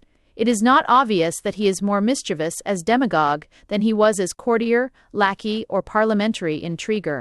Indeed, he is almost certainly less so, for he must at least in some fashion serve, even if only that he may deceive them, those whose servant he should be.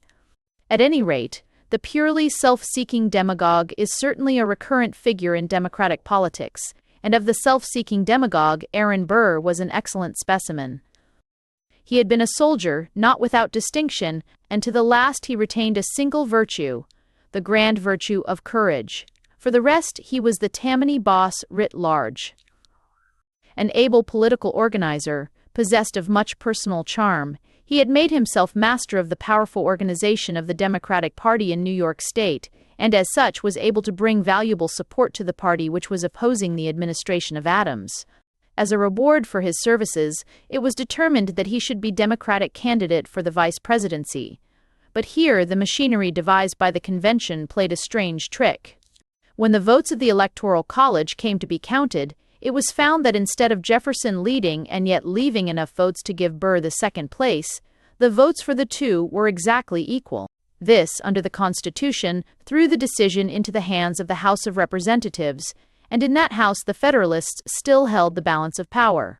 They could not choose their own nominee, but they could choose either Jefferson or Burr, and many of them, desiring at the worst to frustrate the triumph of their great enemy, were disposed to choose Burr, while Burr, who cared only for his own career, was ready enough to lend himself to such an intrigue.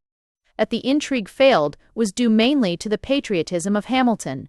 All that was best and worst in him concurred in despising the mere flatterer of the mob.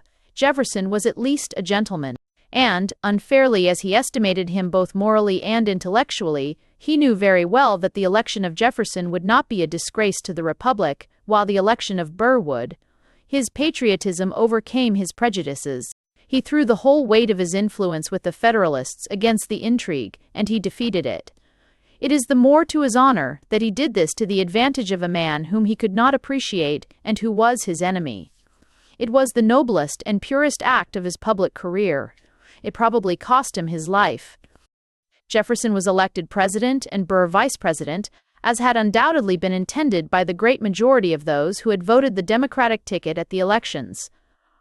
But the anomaly and disaster of Burr's election had been so narrowly avoided that a change in the Constitution became imperative. It was determined that henceforward the votes for president and vice president should be given separately. The incident had another consequence. Burr, disappointed in hopes which had almost achieved fulfillment, became from that moment a bitter enemy of Jefferson and his administration. Also, attributing the failure of his promising plot to Hamilton's intervention, he hated Hamilton with a new and insatiable hatred. Perhaps in that hour he already determined that his enemy should die. Jefferson's inauguration was full of that deliberate and almost ceremonial contempt of ceremony in which that age found a true expression of its mood, though later and perhaps more corrupt times have inevitably found such symbolism merely comic.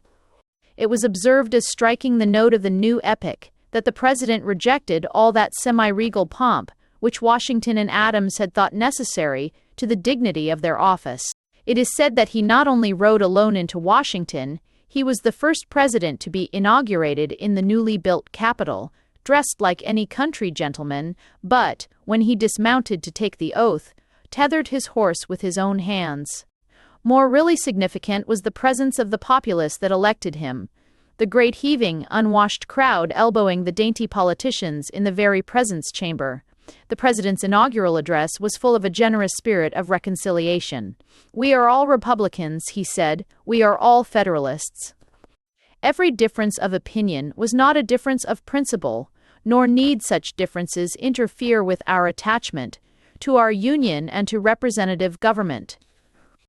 Such liberality was the more conspicuous by contrast with the petty rancor of his defeated rival, who not only refused to perform the customary courtesy of welcoming his successor at the White House, but spent his last hours there appointing Federalists feverishly to public offices solely in order to compel Jefferson to choose between the humiliation of retaining such servants and the odium of dismissing them.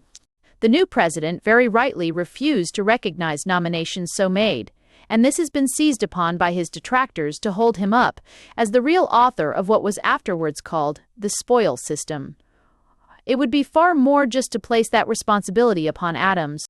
The most important event of Jefferson's first administration was the Louisiana Purchase. The colony of Louisiana at the mouth of the Mississippi, with its vast hinterland stretching into the heart of the American continent, had, as we have seen, passed in 1762 from French into Spanish hands. Its acquisition by the United States had been an old project of Jefferson's. When Secretary of State under Washington, he had mooted it when settling with the Spanish government the question of the navigation of the Mississippi. As president, he revived it. But before negotiations could proceed far, the whole situation was changed by the retrocession of Louisiana to France as part of the terms dictated by Napoleon to a Spain which had fallen completely under his control. The United States could not, in any case, have regarded the transfer without uneasiness, and to all schemes of purchase it seemed a death blow, for it was believed that the French emperor had set his heart upon the resurrection of French colonial power in America. But Jefferson was an excellent diplomatist. At once conciliatory and unyielding, he played his cards shrewdly, and events helped him. The Peace of Amiens was broken, and, after a very brief respite, England and France were again at war. Napoleon's sagacity saw clearly enough that he could not hope to hold and develop his new colony in the face of a hostile power which was his master on the sea. It would suit his immediate purpose better to replenish his treasury with good American dollars, which might soon be urgently needed. He became, therefore, as willing to sell as Jefferson was to buy, and between two men of such excellent sense, a satisfactory bargain was soon struck. The colony of Louisiana and all the undeveloped country which lay behind it became the inheritance of the American Federation. Concerning the transaction, there is more than one point to be noted of importance to history. One is the light which it throws on Jefferson's personal qualities. Because this man held very firmly an abstract and reasoned theory of the state, could define and defend it with extraordinary lucidity and logic, and avowedly guided his public conduct by its light, There has been too much tendency to regard him as a mere theorist, a sort of gerundia, noble in speculation and rhetoric, but unequal to practical affairs and insufficiently alive to concrete realities. He is often contrasted unfavorably with Hamilton in this respect, and yet he had, as events proved, by far the acuter sense of the trend of American popular opinion and the practical requirements of a government that should command its respect. And he made fewer mistakes in mere political tactics than did his rival. But his diplomacy is the best answer to the charge. Let anyone who entertains it follow closely the dispatches relating to the Louisiana Purchase, and observe how shrewdly this supposed visionary can drive a good bargain for his country, even when matched against Talleyrand with Bonaparte behind him. One is reminded that before he entered politics, he enjoyed among his fellow planters a reputation for exceptional business acumen. Much more plausible is the accusation that Jefferson in the matter of Louisiana forgot his principles and acted in a manner grossly inconsistent with his attitude when the Federalists were in power. Certainly, the purchase can only be defended constitutionally by giving a much larger construction to the powers of the federal authority than even Hamilton had ever promulgated. If the silence of the Constitution on the subject must, as Jefferson had maintained, be taken as forbidding Congress and the executive to charter a bank, how much more must a similar silence forbid them to expend millions in acquiring vast new territories beyond the borders of the Confederacy? In point of fact, Jefferson himself believed the step he and Congress were taking to be beyond their present powers, and would have preferred to have asked for a constitutional amendment to authorize it, but he readily gave way on this to those who represented that such a course would give the malcontent minority their chance, and perhaps jeopardize the whole scheme. The fact is that state rights were not to Jefferson a first principle, but a weapon which he used for the single purpose of resisting oligarchy. His first principle, in which he never wavered for a moment, was that laid down in the Declaration, the sovereignty of the general will. To him, federalism was nothing, and state sovereignty was nothing but the keeping of the commandments of the people.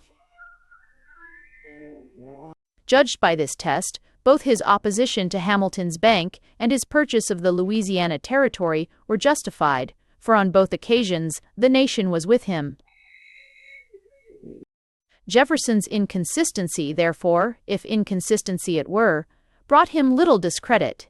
It was far otherwise with the inconsistency of the Federalists, for they also changed sides, and of their case it may be said that, like Milton's Satan, they rode with darkness. The most respectable part of their original political creed was their nationalism, their desire for unity, and their support of a strong central authority. Had this been really the dominant sentiment of their connection, they could not but have supported Jefferson's policy, even though they might not too unfairly have reproached him with stealing their thunder. For not only was Jefferson's act a notable example of their own theory of broad construction of the Constitution, but it was perhaps a more fruitful piece of national statesmanship than the best of Hamilton's measures, and it had a direct tendency to promote and perpetuate that unity which the Federalists professed to value so highly, for it gave to the states a new estate of vast extent and incalculable potentialities, which they must perforce rule and develop in common. But the Federalists forgot everything, even common prudence, in their hatred of the man who had raised the people against them. To injure him, most of them had been ready to conspire with a tainted adventurer like Burr. They were now ready for the same object, to tear up the Union and all their principles with it. One of their ablest spokesmen, Josiah Quincy, made a speech against the purchase, in which he anticipated the most extreme pronouncements of the nullifiers of 1832 and the secessionists of 1860, declared that his country was not America, but Massachusetts, that to her alone his ultimate allegiance was due, and that if her interests were violated by the addition of new Southern territory in defiance of the Constitution, she would repudiate the Union and take her stand upon her rights as an independent sovereign state. By such an attitude, the Federalists destroyed only themselves. Some of the wiser among them left the party on this issue, notably John Quincy Adams, son of the second President of the United States, and himself to be raised later, under somewhat disastrous circumstances, to the same position. The rump that remained true, not to their principles but rather to their vendetta, could make no headway against a virtually unanimous nation. They merely completed and endorsed the general judgment on their party by an act of suicide. But the chief historical importance of the Louisiana Purchase lies in the fact that it gave a new and for long years an unlimited scope to that irresistible movement of expansion westward, which is the key to all that age in American history. Within a generation, he was to come by his own, and a Westerner in the chair of Washington was to revolutionize the Commonwealth. Of the governing conditions of the West, two stand out as of especial importance to history. One was the presence of unsubdued and hostile Indian tribes. Ever since that extraordinary man, Daniel Boone, whose strange career would make an epic for which there is no room in this book, crossed the Alleghanies a decade before the beginning of the Revolution and made an opening for the white race into the rich valleys of Kentucky. The history of the western frontier of European culture had been a cycle of Indian wars. The native race had not yet been either tamed or corrupted by civilization. Powerful chiefs still ruled great territories as independent potentates and made peace and war with the white men on equal terms. From such a condition, it followed that courage and skill in arms were in the West, not merely virtues and accomplishments to be admired, but necessities which a man must acquire or perish. The Westerner was born a fighter, trained as a fighter, and the fighting instinct was ever dominant in him. So also was the instinct of loyalty to his fellow citizens, a desperate, necessary loyalty as to comrades in a besieged city, as, indeed, they often were. The other condition was the product partly of natural circumstances and partly of that wise stroke of statesmanship which had pledged the new lands in trust to the whole Confederacy. The Westerner was American.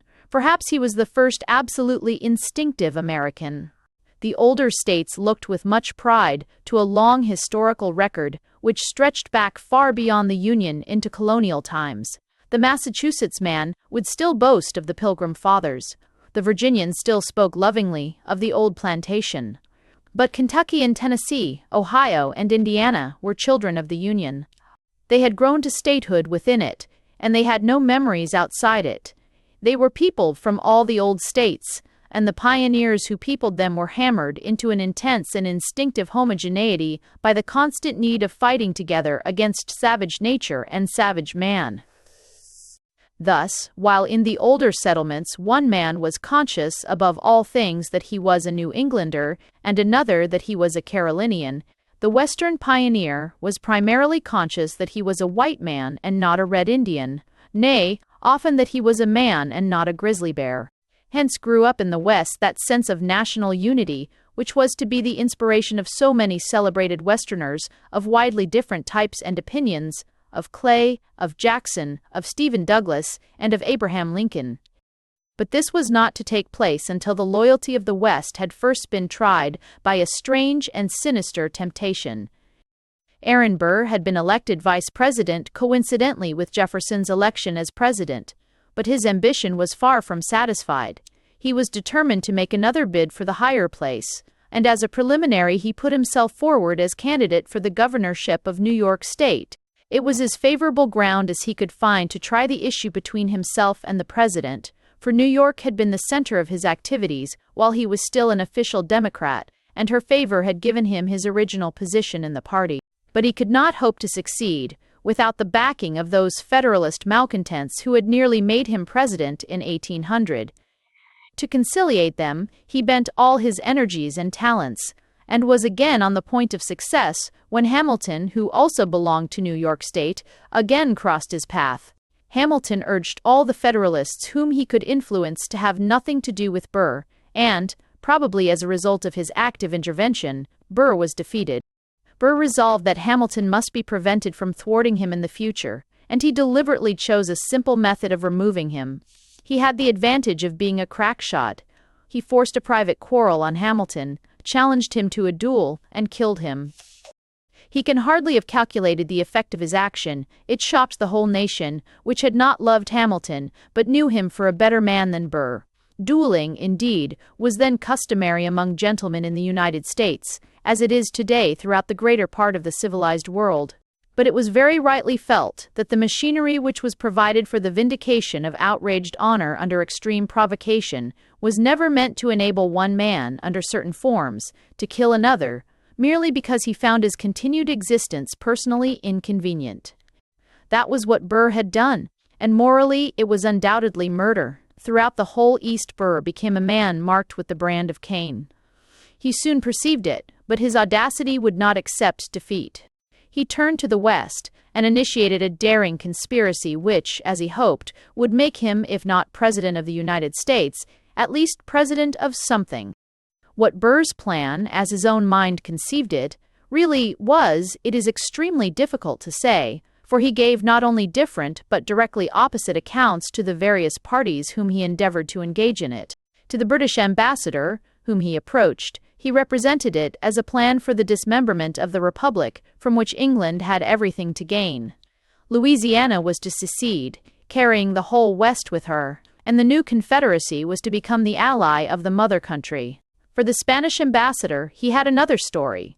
Spain was to recover predominant influence in Louisiana by detaching it from the American Republic and recognizing it as an independent state. To the French Americans of Louisiana, he promised complete independence of both America and Spain. To the Westerners, whom he tried to seduce, exactly the opposite color was given to the scheme. It was represented as a design to provoke a war with Spain by the invasion and conquest of Mexico, and only if the federal government refused to support the filibusters was the West to secede. Even this hint of hypothetical secession was only whispered to those whom it might attract. To others, all thought of disunion was disclaimed, and yet another complexion was put on the plot. The West was merely to make legitimate preparations for the invasion of Mexico and Florida in the event of certain disputes then pending with Spain resulting in war.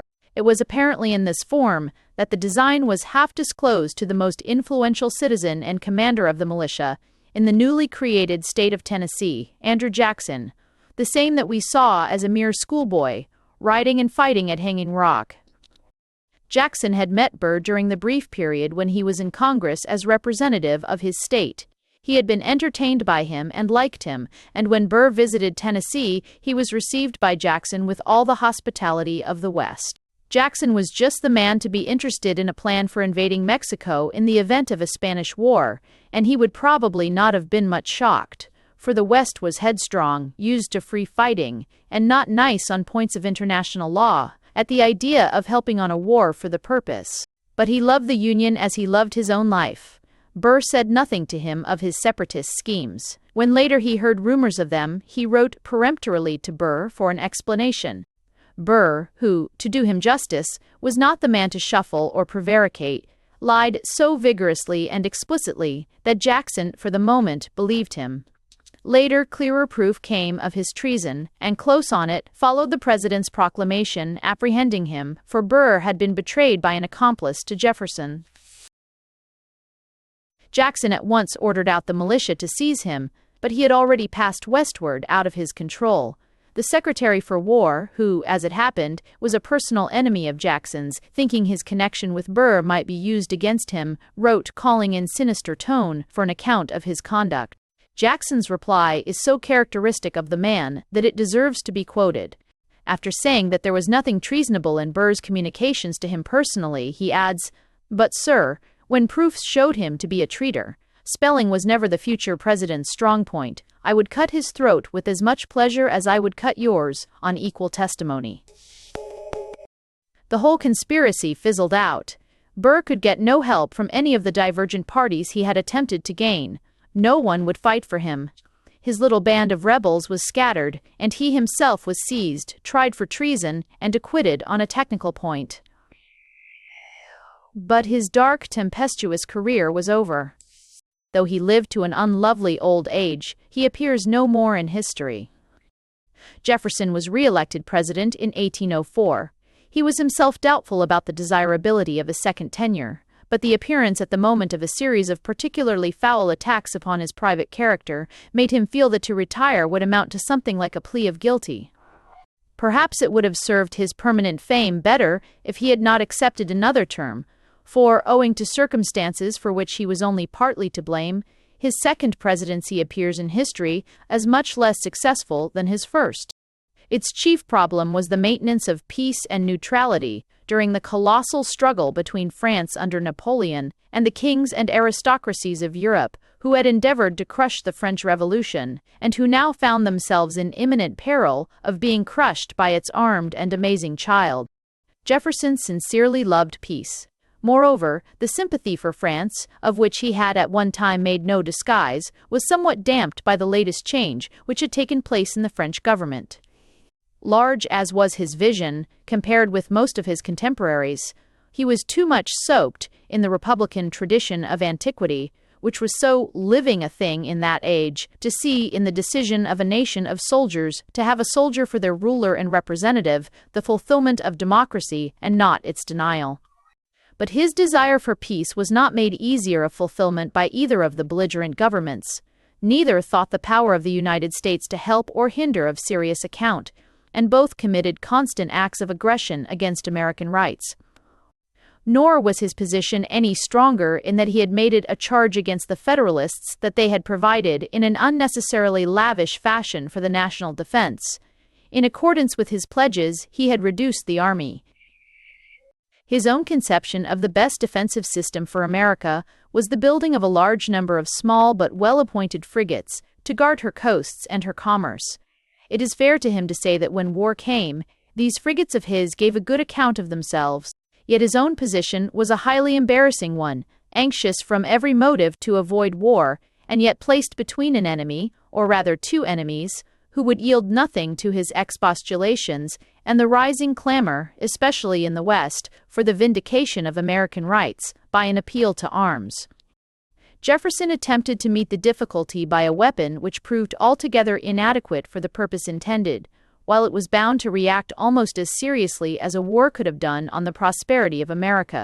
He proposed to interdict all commerce with either of the belligerents so long as both persisted in disregarding American rights, while promising to raise the interdict in favor of the one which first showed a disposition to treat the United States fairly.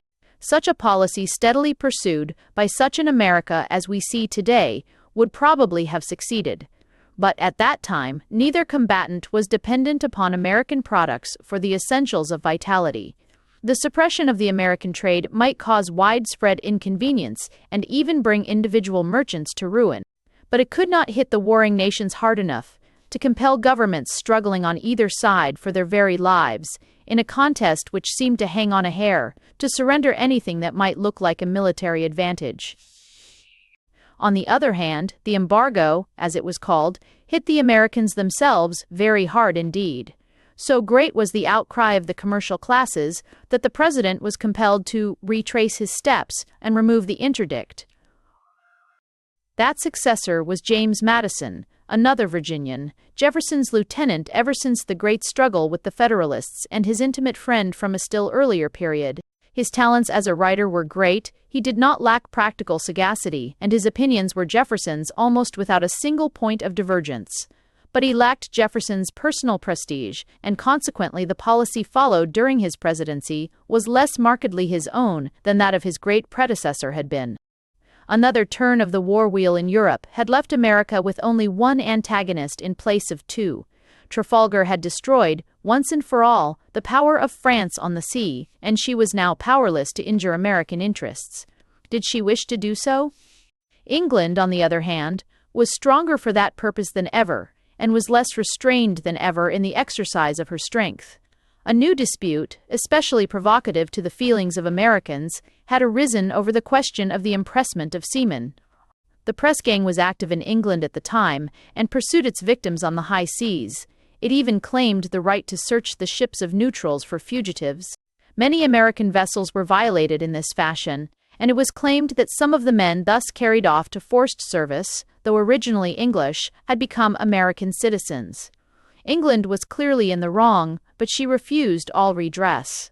One minister, sent by us to Washington, Erskine, did indeed almost bring matters to a satisfactory settlement, but his momentary success only made the ultimate anger of America more bitter, for he was disowned and recalled, and, as if in deliberate insult, was replaced by a certain Jackson who, as England's ambassador to Denmark in 1804, had borne a prominent part in the most sensational violation of the rights of a neutral country that the Napoleonic struggle had produced. There seemed no chance of peace from any conciliatory action on the part of Great Britain.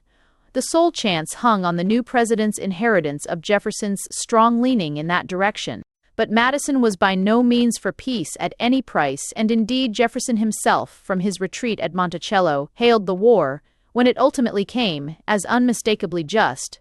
For a long time, however, the president alone held the nation back from war. The war party included the Vice President Monroe, who had been largely instrumental in bringing about the Louisiana Purchase. But its greatest strength was in the newly populated West, and its chief spokesman in Congress was Henry Clay of Kentucky. This man fills so large a space in American politics for a full generation that some attempt must be made to give a picture of him. Yet a just account of his character is not easy to give. It would be simple enough to offer a superficial description, favorable or hostile, but not one that would account for all his actions. Perhaps the best analysis would begin by showing him as half the aboriginal Westerner and half the Washington politician. In many ways he was very Western. He had a Westerner's pugnacity and at the same time a Westerner's geniality and capacity for comradeship with men. He had, too, the last a Westerner's private tastes, especially a taste for gambling, and a Westerner's readiness to fight duels. Above all, from the time that he entered Congress as the fiercest of the war hawks, who clamored for vengeance on England, to the time when, an old and broken man, he expended the last of his enormous physical energy in an attempt to bridge the widening gulf between North and South. He showed through many grievous faults and errors that intense national feeling and that passion for the Union, which were growing so vigorously in the fertile soil beyond the Alleghanies. But he was a Western shoot early engrafted on the political society of Washington, the most political of all cities, for it is a political capital and nothing else. He entered Congress young and found there exactly the atmosphere that suited his tastes and temperament. He was as much the perfect parliamentarian as Gladstone. For how much his tact and instinct for the tone of the political assembly in which he moved counted may be guessed from this fact, that while there is no speech of his that has come down to us that one could place for a moment beside some of extant contemporary speeches of Webster and Calhoun, yet it is unquestionable that he was considered fully a match for either Webster or Calhoun in debate, and in fact attained an ascendancy over Congress which neither of those great orators ever possessed. At the management of the minds of men with whom he was actually in contact, he was unrivaled. No man was so skillful in harmonizing apparently irreconcilable differences and choosing the exact line of policy which opposing factions could agree to support. 3 times he rode what seemed the most devastating political storms, and 3 times he imposed a peace. But with the strength of a great parliamentarian, he had much of the weakness that goes with it. He thought too much as a professional, and in his own skilled work of matching measures, arranging parties, and moving politicians about like pawns, he came more and more to forget the silent drive of the popular will. All this, however, belongs to a later stage of Clay's development. At the moment, we have to deal with him as the ablest of those who were bent upon compelling the president to war. Between Clay and the British government, Madison's hand was forced, and war was declared. In America, there were widespread rejoicings and high hopes of the conquest of Canada and the final expulsion of England from the New World. Yet the war, though on the whole justly entered upon and though popular with the greater part of the country, was not national in the fullest sense. It did not unite, rather it dangerously divided, the Federation, and that, unfortunately, on geographical lines. New England from the first was against it, partly because most of her citizens sympathized with Great Britain in her struggle with Napoleon, and partly because her mercantile prosperity was certain to be hard hit and might easily be ruined by a war with the greatest of naval powers. When, immediately after the declaration of war in 1812, Madison was put forward as presidential candidate for a second term, the contest showed sharply the line of demarcation. Northeast of the Hudson, he did not receive a vote. The war opened prosperously for the Republic, with the destruction by Commander Perry of the British fleet on Lake Ontario, an incident which still is held in glorious memory by the American Navy and the American people. Following on this notable success, an invasion of Canada was attempted, but here fortune changed sides. The invasion was a complete failure. The American army was beaten, forced to fall back, and attacked, in its turn, upon American soil. Instead of American troops occupying Quebec, English troops occupied a great part of Ohio. Meanwhile, Jefferson's frigates were showing their mettle. In many duels with English cruisers they had the advantage, though we in this country naturally hear most. Indeed, it is almost the only incident of this war of which we ever do hear, of one of the cases in which victory went the other way, the famous fight between the Shannon and the Chesapeake. On the whole, the balance of such warfare leant in favor of the American sea captains. But it was not by such warfare that the issue could be settled. England, summoning what strength she could spare from her desperate struggle with the French Emperor, sent an adequate fleet to convoy a formidable army to the American coast. It landed without serious opposition at the mouth of the Chesapeake and marched straight on the national capital, which the government was forced to abandon. No Englishman can write without shame of what followed. All the public buildings of Washington were deliberately burnt. For this outrage, the home government was solely responsible. The general in command received direct and specific orders, which he obeyed unwillingly. No pretense of military necessity or even of military advantage can be pleaded.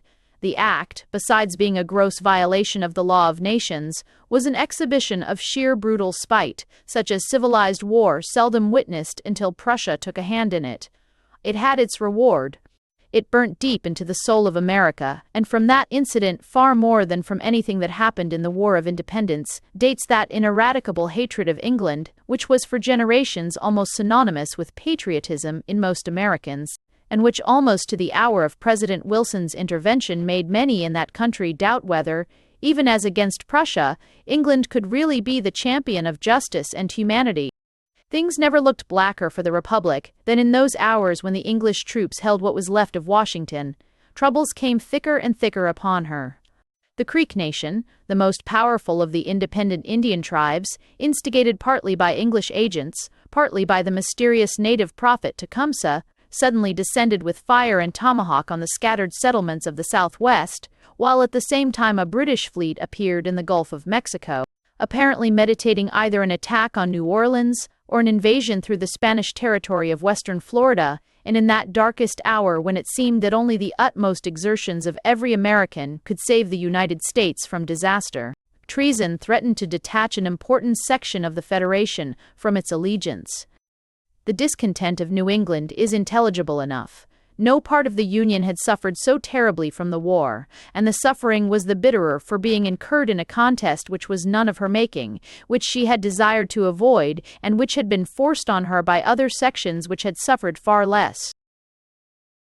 Her commerce, by which she largely lived, had been swept from the seas. Her people, deeply distressed, demanded an immediate peace.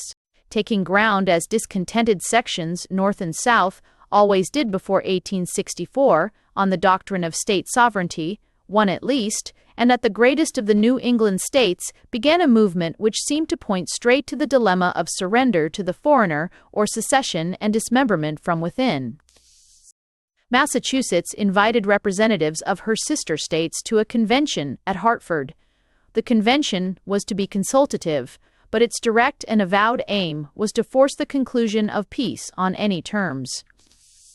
Some of its promoters were certainly prepared, if they did not get their way, to secede and make a separate peace for their own state. The response of New England was not as unanimous as the conspirators had hoped. Vermont and New Hampshire refused to send delegates. Rhode Island consented, but qualified her consent with the phrase, consistently with her obligations, implying that she would be no party to a separate peace or to the breakup of the Union. Perhaps this partial failure led the plotters to lend a more moderate color to their policy. At any rate, secession was not directly advocated at Hartford. It was hinted that if such evils as those of which the people of New England complained proved permanent, it might be necessary, but the members of the convention had the grace to admit that it ought not to be attempted in the middle of a foreign war. Their good faith, however, is dubious, for they put forward a proposal so patently absurd that it could hardly have been made except for the purpose of paving the way for a separate peace.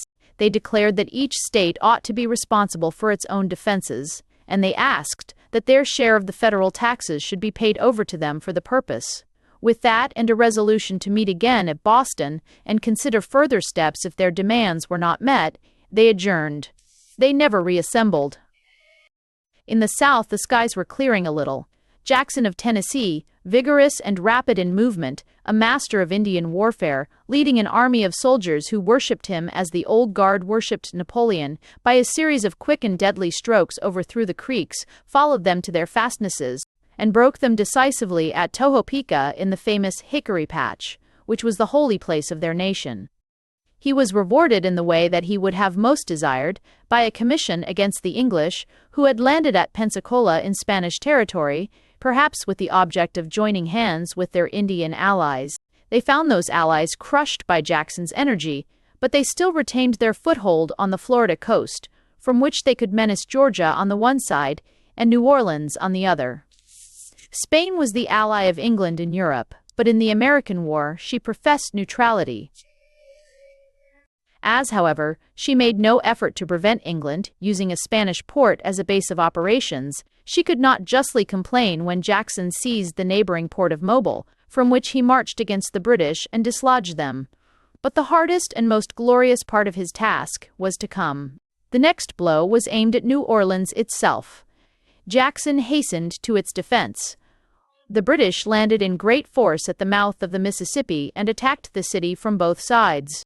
Jackson's little army was greatly outnumbered, but the skill with which he planned the defense and the spirit which he infused into his soldiers, the British themselves said that Jackson's men seemed of a different stuff from all other American troops they had encountered, prevailed against heavy odds. 3 times Jackson's lines were attacked. In one place they were nearly carried, but his energy just repaired the disaster. At length, the British retired with heavy losses and took to their ships. New Orleans was saved. Before this last and most brilliant of American victories had been fought and won, peace had been signed at Ghent. News traveled slowly across the Atlantic, and neither British nor American commanders knew of it for months later. But early in the year, negotiations had been opened, and before Christmas they reached a conclusion. Great Britain was more weary of the war than her antagonist. If she had gone on, she might have won a complete victory, or might have seen fortune turn decisively against her. She had no wish to try the alternative. Napoleon had abdicated at Fontainebleau and been dispatched to Elba, and there were many who urged that the victorious army of the peninsula under Wellington himself should be sent across the Atlantic to dictate terms. But England was not in the mood for more fighting. After 20 years of incessant war, she saw at last the hope of peace. She saw also that the capture of Washington had not, as had been hoped, put an end to American resistance, but had rather put new life into it. To go on meant to attempt again the gigantic task which she had let drop as much from weariness as from defeat, a generation before. She preferred to cry quits. The peace, which was signed on behalf of a republic by Clay, once the most vehement of warhawks, was an appearance of victory for neither side. Frontiers remained exactly as they were when the first shot was fired. No indemnity was demanded or paid by either combatant. The right of impressment, the original cause of war, was neither affirmed nor disclaimed, though since that date England has never attempted to use it. Yet there is no such thing in history as a drawn war. One side or the other must always have attempted the imposition of its will, and failed. In this case, it was England. America will always regard the War of 1812 as having ended in victory, and her view is substantially right. The new republic, in spite of, or one might more truly say, because of the dark reverses she had suffered and survived, was strengthened and not weakened by her efforts. The national spirit was raised and not lowered. The mood of a nation after a war is a practically unfailing test of victory or defeat, and the mood of America after 1814 was happy, confident, creative. The mood of a boy who has proved his manhood. In 1816, Madison was succeeded by Monroe. Monroe, though, like his successor, a Virginian and a disciple of Jefferson, was more of a nationalist, and had many points of contact with the new democracy which had sprung up first in the West, and was daily becoming more and more the dominant sentiment of the Republic. Federalism had perished because it was tainted with oligarchy, but there had been other elements in it which were destined to live, and the National Republicans, as they came to call themselves, revived them. They were for a vigorous foreign policy and for adequate preparations for war. They felt the Union as a whole and were full of a sense of its immense undeveloped possibilities. They planned expensive schemes of improvement by means of roads, canals, and the like to be carried out at the cost of the federal government, and they cared little for the protests of the doctrinaires of state right. To them, America owes, for good or evil, her protective system. The war had for some years interrupted commerce with the Old World, and native industries had, perforce, grown up to supply the wants of the population. These industries were now in danger of destruction through the reopening of foreign trade, and consequently of foreign competition. It was determined to frame the tariff hitherto imposed, mainly if not entirely, with a view to revenue in such a way as to shelter them from such peril. The exporting cotton states, which had nothing to gain from protection, were naturally hostile to it, but they were overborne by the general trend of opinion, especially in the West. One last development of the new national policy, the most questionable of its developments and opposed by Clay at the time, though he afterwards made himself its champion, was the revival, to meet the financial difficulties created by the war, of Hamilton's National Bank, whose charter, under the Jeffersonian regime, had been suffered to expire. But the Western expansion, though it did much to consolidate the Republic, contained in it a seed of dissension. We have seen how, in the Convention, the need of keeping an even balance between Northern and Southern sections was apparent. That need was continually forced into prominence as new states were added. The presence or absence of Negro slavery had become the distinguishing badge of the sections, and it became the apple of discord as regards the development of the West. Jefferson had wished that slavery should be excluded from all the territory vested in the federal authority, but he had been overruled, and the prohibition had been applied only to the Northwestern Territory, out of which the states of Ohio, Indiana, and Illinois were carved. The Southwest had been left open to slavery, and it had become the custom, with the purpose of preserving the balance in the Senate, to admit slave states and free in pairs. This worked satisfactorily enough so long as the states claiming admission were within a well-defined geographical area. But when Missouri became sufficiently populated to be recognized as a state, there was a keen contest. Her territory lay across the line, which had hitherto divided the sections. She must be either a northern promontory projecting into the south, or a southern promontory projecting into the north.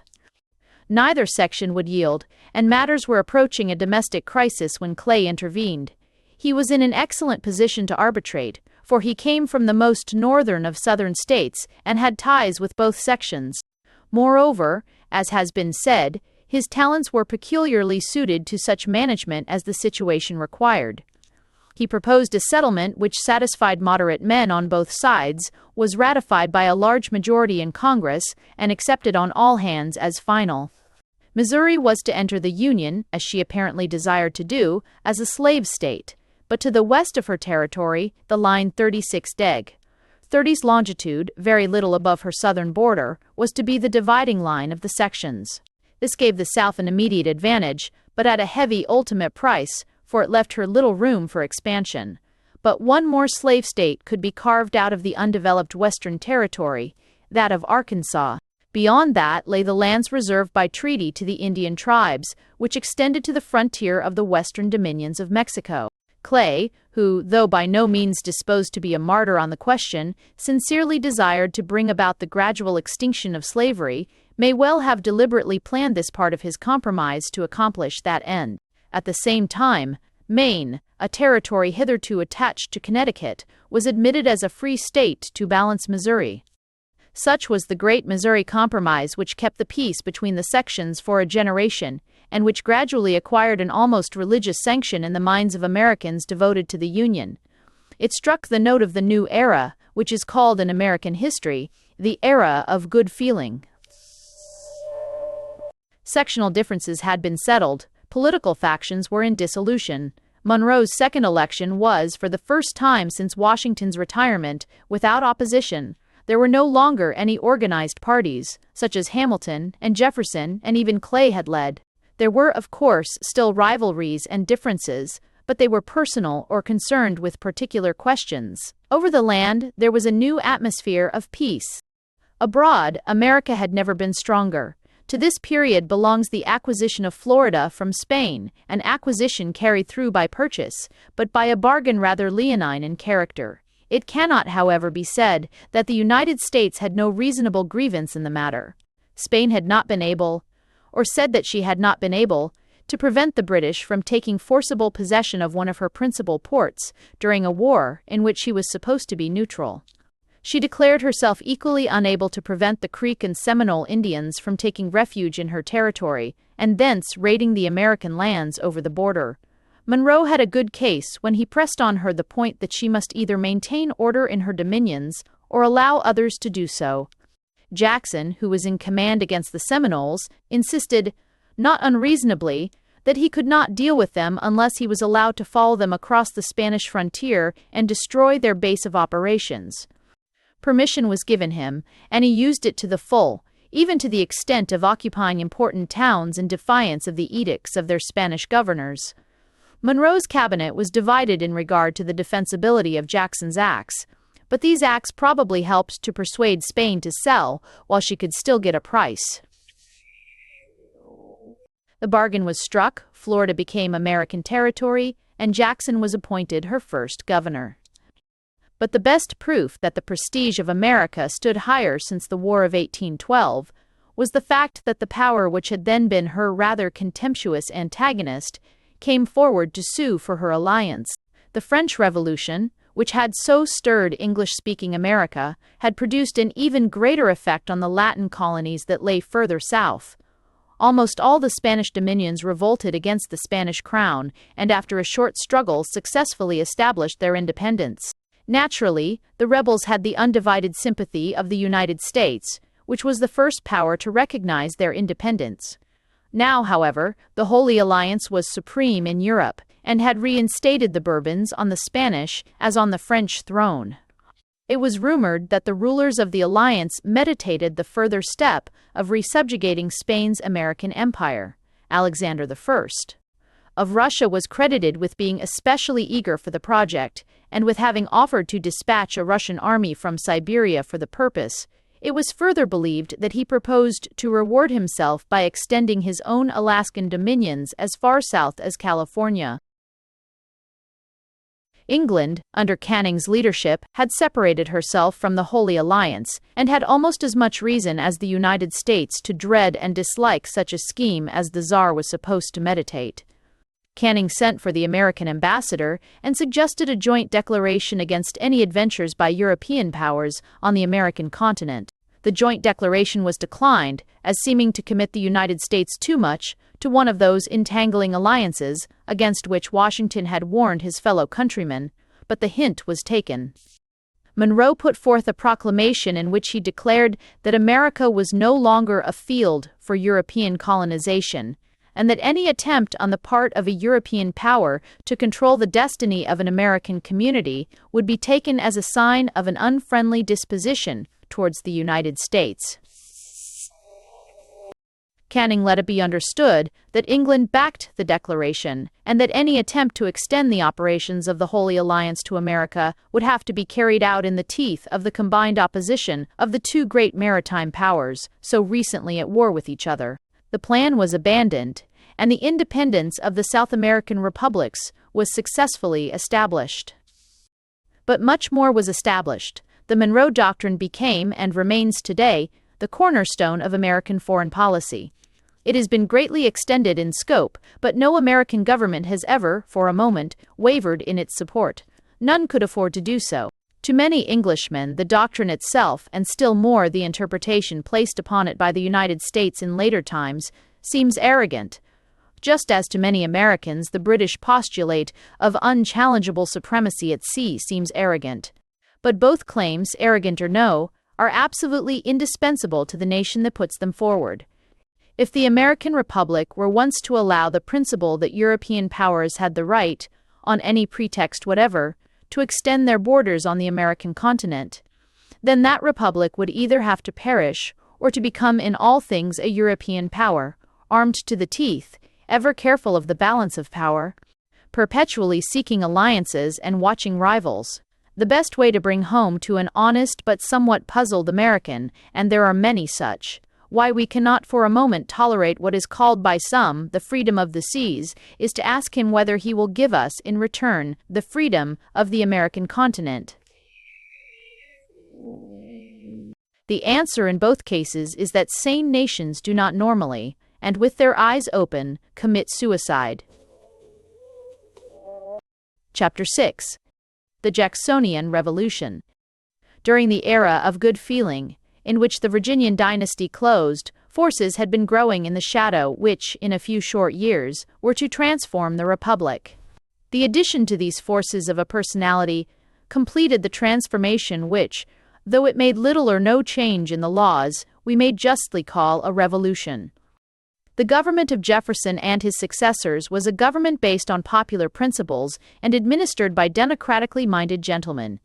The dreams of an aristocratic republic, which had been the half-avowed objective of Hamilton, were dissipated forever by the democratic triumph of 1800. The party which had become identified with such ideas was dead. No politician any longer dared to call himself a Federalist. The dogmas of the Declaration of Independence were everywhere recognized as the foundation of the state, recognized and translated into practice in that government was by consent, and in the main, faithfully reflected the general will. But the administration, in the higher branches at least, was exclusively in the hands of gentlemen. When a word is popularly used in more than one sense, the best course is perhaps to define clearly the sense in which one uses it, and then to use it unvaryingly in that sense.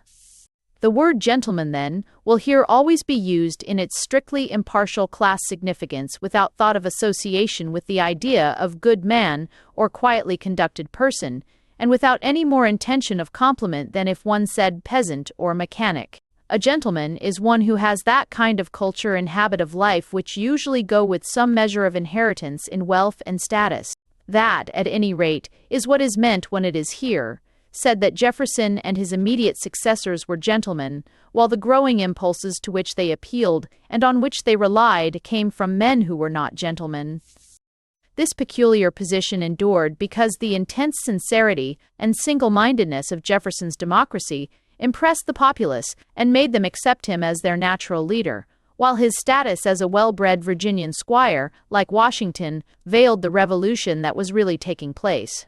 The mantle of his prestige was large enough to cover not only his friend Madison, but Madison's successor, Monroe. But at that point, the direct inheritance failed.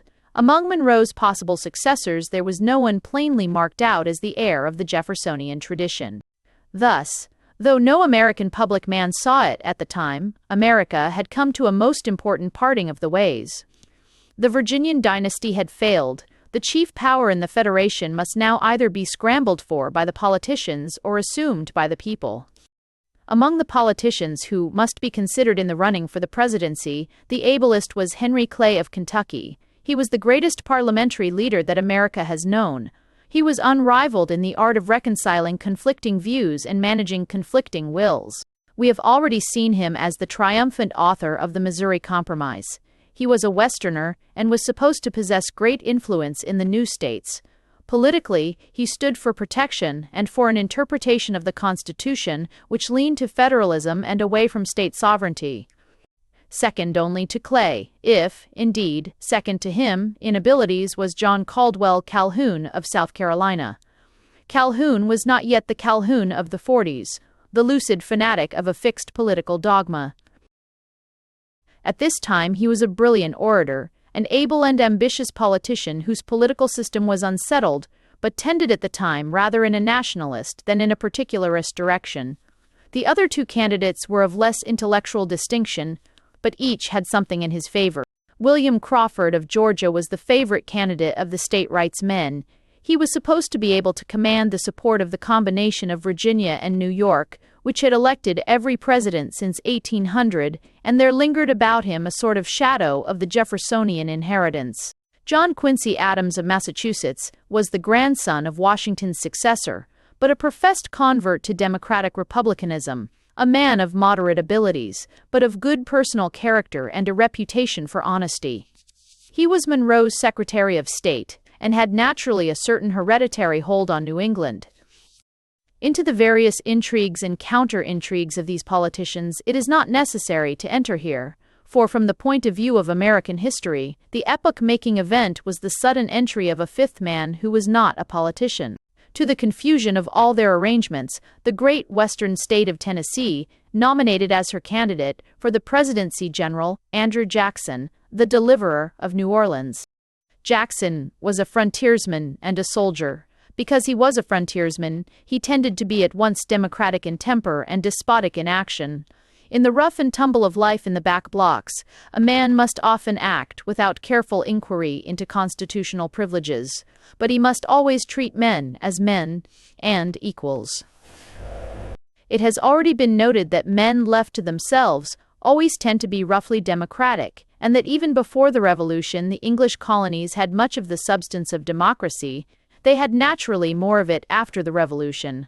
But even after the Revolution, something like an aristocracy was to be noted in the older states, North and South, consisting in the North of the old New England families with their mercantile wealth and their Puritan traditions, in the South of the great slave-owning squires. In the new lands, in the constant and necessary fight with savage nature and savage man, such distinctions were obliterated. Before a massacre, all men are equal. In the presence of a grizzly bear, these truths are quite unmistakably self-evident. The West was in a quite new and peculiar sense democratic, and was to give to America the great men who should complete the work of democracy. The other side of Jackson's character, as it influenced his public life, was the outlook which belonged to him as a soldier. He had the soldier's special virtue of loyalty. He was, throughout his long life, almost fanatically loyal in word and deed, to his wife, to his friends, to his country. But above all, he was loyal to the Jeffersonian dogma of popular sovereignty, which he accepted quite simply and unquestioningly, as soldiers are often found to accept a religion. And, accepting it, he acted upon it with the same simplicity. Sophistications of it moved him to contempt and anger. Sovereignty was in the people. Therefore, those ought to rule whom the people chose, and these were the servants of the people, and ought to act as the people willed. All of which is quite unassailable, but anyone who has ever mixed in the smallest degree in politics will understand how appalling must have been the effect of the sudden intrusion in that atmosphere of such truisms by a man who really acted as if they were true. With this simplicity of outlook, Jackson possessed in an almost unparalleled degree the quality which makes a true leader, the capacity to sum up and interpret the inarticulate will of the mass.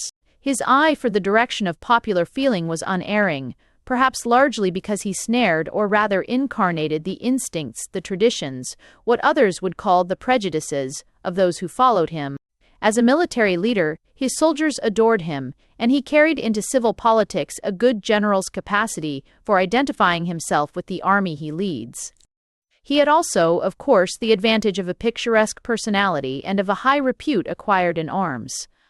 The populace called him Old Hickory, a nickname originally invented by the soldiers who followed him in the frontier wars of Tennessee. They loved to tell the tale of his victories, his duels, his romantic marriage, and to recall and perhaps exaggerate his soldiers' profanity of speech. But this aspect of Jackson's personality has been too much stressed. It was stressed by his friends to advertise his personality, and by his enemies to disparage it. It is not false, but it may lead us to read history falsely.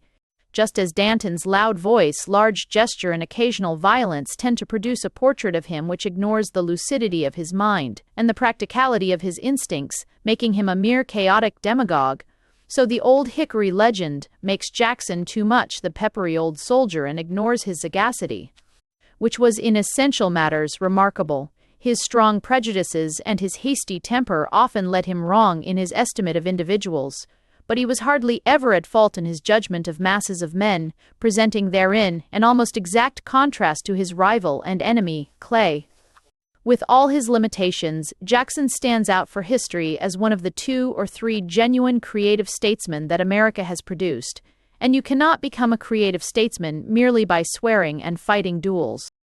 Jackson accepted the nomination for the presidency. He held, in strict accordance with his democratic creed, that no citizen should either seek or refuse popular election. But there seems no reason to think that at this time he cared much whether he were elected or no. He was not an ambitious man. He made no special efforts to push his cause, and he indignantly refused to be involved in any of the intrigues and bargains with which Washington was buzzing, or to give any private assurances to individuals as to the use which he would make of his power and patronage if chosen. But when the votes were counted, it was clear that he was the popular favorite. He had by far the largest number of votes in the Electoral College, and these votes came from all parts of the Republic except New England. While so far as can be ascertained, the popular vote showed a result even more decidedly in his favor. But in the college, no candidate had an absolute majority, and it therefore devolved, according to the Constitution, upon the House of Representatives, voting by states, to choose the president from among the three candidates whose names stood highest on the list. The House passed over Jackson and gave the prize to Adams, who stood next to him, though at a considerable interval. That it had a constitutional right to do so cannot be disputed, as little can it be disputed that in doing so it deliberately acted against the sentiment of the country. There was no congressman who did not know perfectly well that the people wanted Jackson rather than Adams. This, however, was not all. The main cause of the decision to which the House came was the influence of Clay. Clay had been last on the list himself, for the West, where his main strength lay, had deserted him for Jackson, but his power in Congress was great, and he threw it all into Adams's scale. It is difficult to believe that a man of such sagacity was really influenced by the reasons he gave at the time, that he would not consent by contributing to the election of a military chieftain to give the strongest guarantee that the Republic will march in the fatal road which has conducted every republic to ruin. Jackson was a soldier, but he had no army, nor any means of making himself a Caesar if he had wished to do so. Yet Clay may reasonably have felt, and was even right in feeling, that Jackson's election would be a blow to Republican institutions as he understood them. He was really a patriot, but he was above all things a parliamentarian, and the effect of Jacksonian democracy really was to diminish the importance of parliamentarianism. Altogether, Clay probably honestly thought that Adams was a fitter man to be president than Jackson. Only he had another motive, and the discovery of this motive moved not only Jackson but the whole country to indignation. Adams had no sooner taken the oath than, in accordance with a bargain previously made between the backers of the two men, unofficially but necessarily with their knowledge, he appointed Clay Secretary of State. Jackson showed no great resentment when he was passed over for Adams. He respected Adams, though he disliked and distrusted Clay. But when, in fulfillment of rumors which had reached him but which he had refused to credit, Clay became secretary, he was something other than angry. He was simply shocked, as he would have been had he heard of an associate caught cheating at cards. He declared that the will of the people had been set aside as the result of a corrupt bargain. He was not wrong. It was in its essence a corrupt bargain, and its effect was certainly to set aside the will of the people. Where Jackson was mistaken was in deducing that Adams and Clay were utterly dishonorable and unprincipled men. He was a soldier judging politicians, but the people judged them in the same fashion. From that moment, Jackson drew the sword and threw away the scabbard. He and his followers fought the Adams administration step by step and hour by hour, and every preparation was made for the triumphant return of Jackson at the next election. If there was plenty of scurrility against Adams and Clay in the journals of the Jacksonian party, it must be owned that the scribblers who supported the administration stooped lower when they sought to attack Jackson through his wife, whom he had married under circumstances which gave a handle to slander. The nation was overwhelmingly with Jackson, and the government of Quincy Adams was almost as much hated and abused as that of old John Adams had been.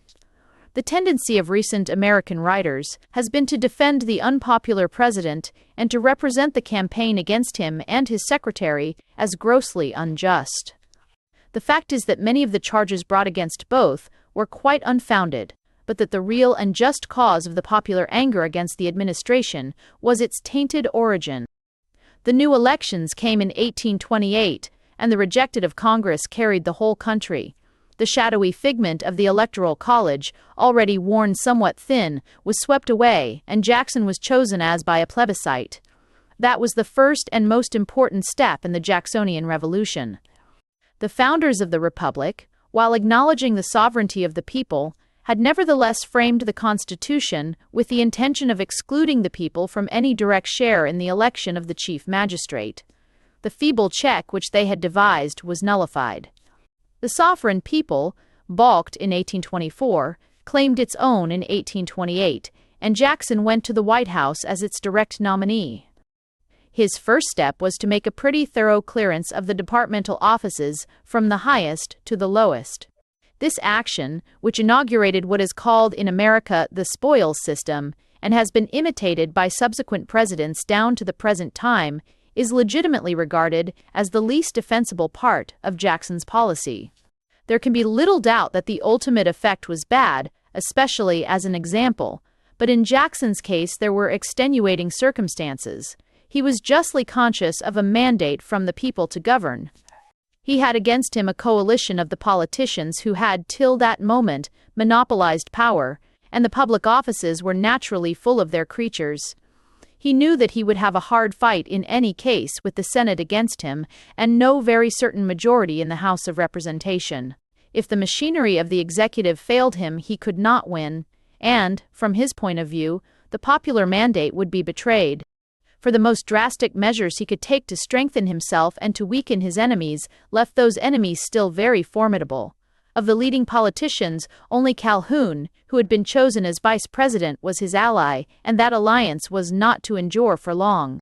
The beginning of the trouble was, perhaps, the celebrated Eaton affair, which is of historic importance only as being illustrative of Jackson's character. Of all his cabinet, Eaton, an old Tennessee friend and comrade in arms, probably enjoyed the highest place in the president's personal affections. Eaton had recently married the daughter of an Irish boarding-house keeper, at whose establishment he stayed when in Washington. She had previously been the wife of a tipsy merchant captain who committed suicide, some said from melancholia produced by strong drink, others from jealousy occasioned by the levity of his wife's behavior.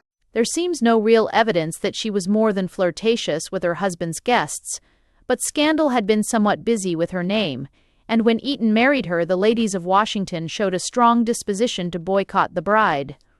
The matrons of the South were especially proud of the unblemished correctitude of their social code, and Calhoun's wife put herself ostentatiously at the head of the movement. Jackson took the other side with fiery animation. He was ever a staunch friend, and Eaton had appealed to his friendship. Moreover, his own wife, recently dead, had received Mrs. Bess's. Eaton had shown a strong disposition to be friends with her, and he considered the reflections on his colleague's wife were a slur on her, whose memory he honored almost as that of a saint, but who, as he could not but remember, had herself not been spared by slanderers. He not only extended in the most conspicuous manner the protection of his official countenance to his friend's wife, but almost insisted upon his cabinet taking oath, one by one, at the point of the sword, that they believed Mrs. Eaton to be as chaste as a virgin. But the ministers, even when overborne by their chivalrous chief, could not control the social behavior of their wives, who continued to cold-shoulder the Eatons, to the president's great indignation and disgust.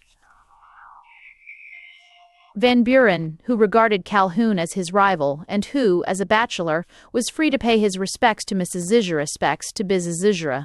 Eaton, without prejudice or hindrance, seems to have suggested to Jackson that Calhoun had planned the whole campaign to ruin Eaton. Jackson hesitated to believe this, but close on the heels of the affair came another cause of quarrel, arising from the disclosure of the fact that Calhoun, when Secretary for War in Monroe's cabinet, had been one of those who wished to censure Jackson for his proceedings in Florida, a circumstance which he had certainly withheld and, according to Jackson, deliberately lied about in his personal dealings with the general.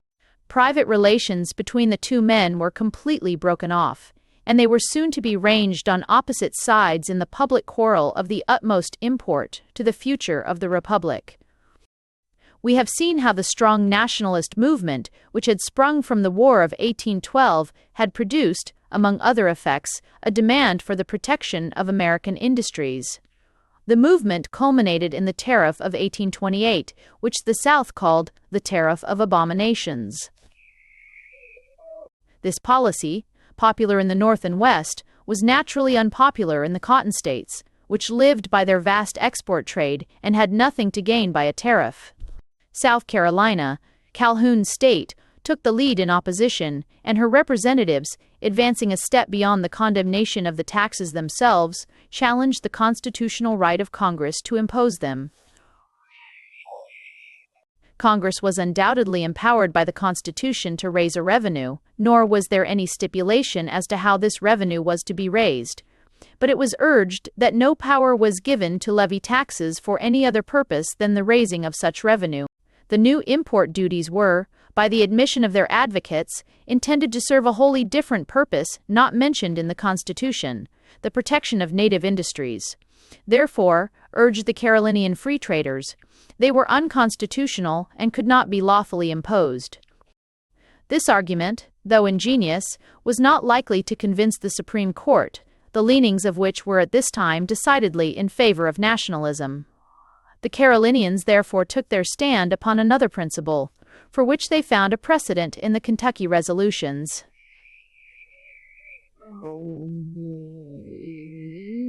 They declared that a state had, in virtue of its sovereignty, the right to judge as an independent nation would of the extent of its obligations under the Treaty of Union, and, having arrived at its own interpretation, to act upon it regardless of any federal authority. This was the celebrated doctrine of nullification, and in pursuance of it, South Carolina announced her intention of refusing to allow the protective taxes in question to be collected at her ports. Calhoun was not the originator of nullification. He was vice president when the movement began, and could with propriety take no part in it. But after his quarrel with Jackson, he resigned his office and threw in his lot with his state. The ablest and most lucid statements of the case for nullification are from his pen, and when he took his seat in the Senate, he was able to add to his contribution the weight of his admirable oratory. Much depended upon the attitude of the new president, and the nullifiers did not despair of enlisting him on their side. Though he had declared cautiously in favor of a moderate tariff, basing his case mainly on considerations of national defense, he was believed to be opposed to the high protection advocated by Clay and Adams. He was himself a Southerner and interested in the cotton industry, and at the late election he had had the unanimous backing of the South. Its defection would be very dangerous for him. Finally, as an ardent Democrat, he could hardly fail to be impressed by the precedent of the Kentucky resolutions, which had Jefferson's authority behind them. And, perhaps to enforce this point, Jefferson's birthday was chosen as the occasion when the president was to be committed to nullification. A Democratic banquet was held at Washington in honor of the founder of the party. Jackson was present, and so were Calhoun and the leading nullifiers. Speeches had to be made and toasts given, the burden of which was a glorification of state sovereignty and a defense of nullification. Then Jackson rose and gave his famous toast, "Our Union, it must be preserved." Calhoun tried to counter it by giving, "Our Union, next to our liberties, most dear." The nullifiers had quite miscalculated Jackson's attitude. He was a Southerner by birth, but a frontiersman by upbringing, and all the formative influences of his youth were of the West. It has been noted how strongly the feeling of the West made for the new unity, and in no Westerner was the national passion stronger than in Jackson.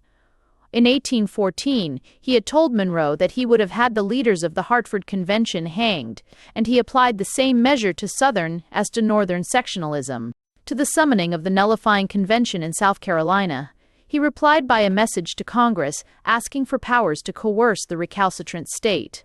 He further told his cabinet that if Congress refused him the powers he thought necessary, he should have no hesitation in assuming them. He would call for volunteers to maintain the Union, and would soon have a force at his disposal that should invade South Carolina, disperse the state forces, arrest the leading nullifiers, and bring them to trial before the federal courts. If the energy of Jackson was a menace to South Carolina, it was a grave embarrassment to the party regularly opposed to him in Congress and elsewhere. That this party could make common cause with the nullifiers seemed impossible. Adams had signed the Tariff of Administrations. Daniel Webster of Massachusetts, the leading orator of the party and the greatest forensic speaker that America has produced, had at one time been a free trader. But he was deeply committed against the nullifiers and had denounced the separatist doctrines which found favor in South Carolina in a speech the fine peroration of which American schoolboys still learn by heart. Webster, indeed, whether from shame or from conviction, separated himself to some extent from his associates and gave strenuous support to the force bill which the president had demanded. But Clay was determined that Jackson should not have the added power and prestige which would result from the suppression of nullification by the strong hand of the executive. His own bias was in favor of a strong and unified federal authority, but he would have made Congress that authority rather than the president, a policy even less favorable than Jackson's to state rights, but more favorable to the parliamentarianism in which Clay delighted and in which his peculiar talents shone. At all costs, the Kentucky politician resolved to discount the intervention of the president, and his mind was peculiarly fertile in devising and peculiarly skillful in executing such maneuvers as the situation required. The sacrifice of his commercial policy was involved, but he loved protection less than he hated Jackson, and less, to do him justice, than he loved the Union.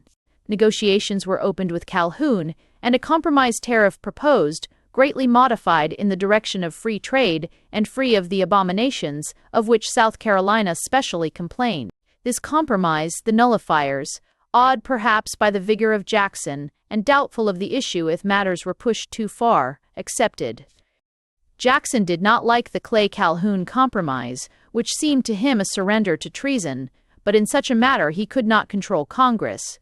On one thing he insisted, that the force bill should take precedence over the new tariff. On this he carried his point. The two bills were passed by Congress in the order he demanded, and both were signed by him on the same day. Upon this, the South Carolinian Convention repealed its ordinance nullifying the tariff and agreed to the collection of the duties now imposed. It followed this concession by another ordinance nullifying the force bill. The practical effect of this was nil, for there was no longer anything to enforce. It was none the less important.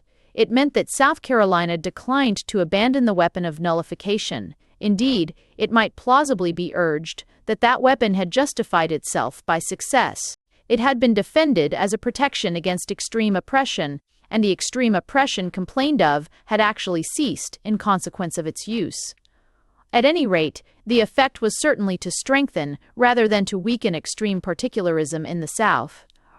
On this point, Jackson saw further than Clay or any of his contemporaries.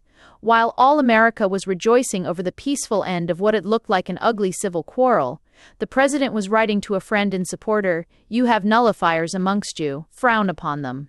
Well, the tariff was a mere excuse and a Southern Confederacy, the real object. The next excuse will be the Negro or slavery question. The controversy with the nullifiers had exhibited Jackson's patriotism and force of character in a strong and popular light, but it had lost him what support he could still count upon among the politicians. Calhoun was now leagued with Clay and Webster, and the front bench, men as we should call them, were a united phalanx of opposition. It is characteristic of his courage that in face of such a situation, Jackson ventured to challenge the richest and most powerful corporation in America. The first United States Bank, set up by Alexander Hamilton as part of his scheme for creating a powerful governing class in America, was, as we have seen, swept away by the Democratic reaction which Jefferson led to victory. The second, springing out of the financial embarrassments which followed the war with Great Britain, had been granted a charter of 20 years, which had now nearly expired. The renewal of that charter seemed, however, to those who directed the operations of the bank and to those who were deep in the politics of Washington, a mere matter of course. The bank was immensely powerful and thoroughly unpopular. The antinomy would hardly strike a modern Englishman as odd, but it was anomalous in what was already a thoroughly democratic state. It was powerful because it had on its side the professional politicians, the financiers, the rich of the great cities generally, in fact what the press, which such people control, calls the intelligence of the nation. or stores, or it was hated by the people, and it soon appeared that it was hated as bitterly by the president. Writers who sympathized with the plutocratic side in the quarrel had no difficulty in convicting Jackson of a regrettable ignorance of finance. Beyond question, he had not that intimate acquaintance with the technique of usury which long use alone can give. But his instincts in such a matter were as keen and true as the instincts of the populace that supported him. By the mere health of his soul, he could smell out the evil of a plutocracy. He knew that the bank was a typical monopoly, and he knew that such monopolies ever grind the faces of the poor and fill politics with corruption. And the corruption with which the bank was filling America might have been apparent to duller eyes. The curious will find ample evidence in the records of the time, especially in the excuses of the bank itself. The point at which insolence becomes comic being reached when it was gravely pleaded that loans on easy terms were made to members of Congress because it was in the public interest that such persons should have practical instruction in the principles of banking.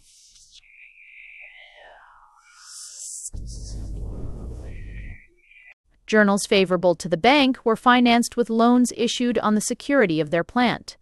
Papers on the other side were, whenever possible, corrupted by the same method.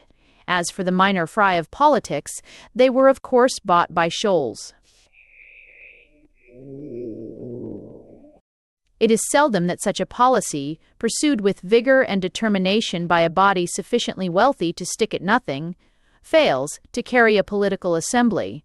With Congress, the bank was completely successful. A bill to recharter that institution passed House and Senate by large majorities. It was immediately vetoed by the president. Up to this point, though his private correspondence shows that his mind had long been made up, there had been much uncertainty as to what Jackson would do.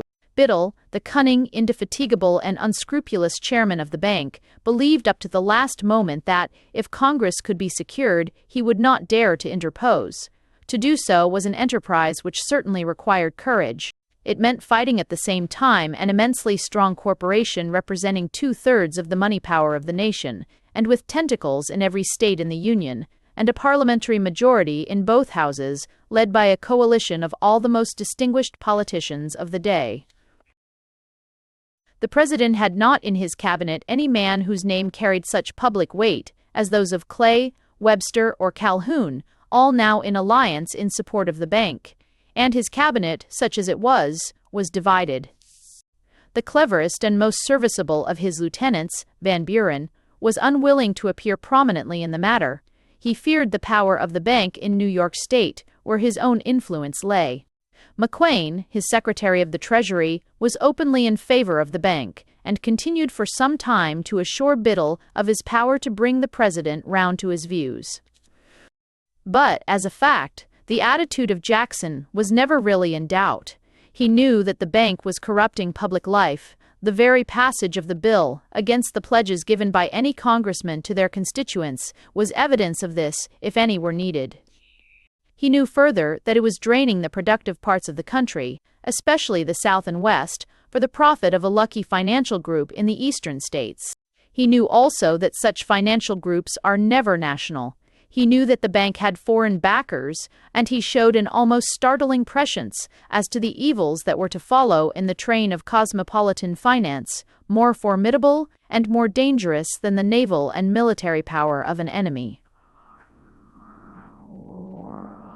But above all, he knew that the bank was odious to the people, and he was true to his political creed, whereby he, as the elect of the people, was bound to enforce its judgment without fear or favor.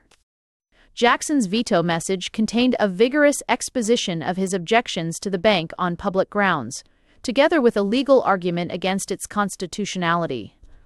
It was admitted that the Supreme Court had declared the chartering of the bank to be constitutional, but this, it was urged, could not absolve the president of the duty of following his own conscience in interpreting the Constitution he had sworn to maintain. The authority of the Supreme Court must not, therefore, be permitted to control the Congress or the executive, but have only such influence as the force of its reasoning may discover. It is believed that this part of the message, which gave scandal to legalists, was supplied by Taney, the Attorney General. It is a curious coincidence, if this be so, that more than 20 years later we shall find another great president, though bred in the anti-Jacksonian Whig tradition, compelled to take up much the same attitude in regard to a Supreme Court decision delivered by Taney himself. Biddle and his associates believed that the message would be fatal to the president. So did the leaders of the political opposition, and none more than Clay. Superlatively skillful in managing political assemblies, he was sometimes strangely at fault in judging the mind of the mass, a task in which Jackson hardly ever failed. He had not foreseen the anger which his acceptance of a place for Adams would provide, and he now evidently believed that the defense of the bank would be a popular cry in the country. He forced the Whig convention, for such was the name which the very composite party opposed to Jackson had chosen, to put it in the forefront of their program, and he seems to have looked forward complacently to a complete victory on that issue. His complacency could not last long. Seldom has a nation spoken so directly through the complex and often misleading machinery of elections as the American nation spoke in 1832 against the bank. North, South, East, and West, the Whigs were routed. Jackson was re-elected president by such an overwhelming expression of the popular choice as made the triumph of 1828 seem a little thing. Against all the politicians and all the interests he had dared to appeal to Caesar, and the people, his unseen ally, had in an instant made his enemies his footstool. It was characteristic of the man that he at once proceeded to carry the war into Africa. Biddle, though bitterly disappointed, was not yet resigned to despair.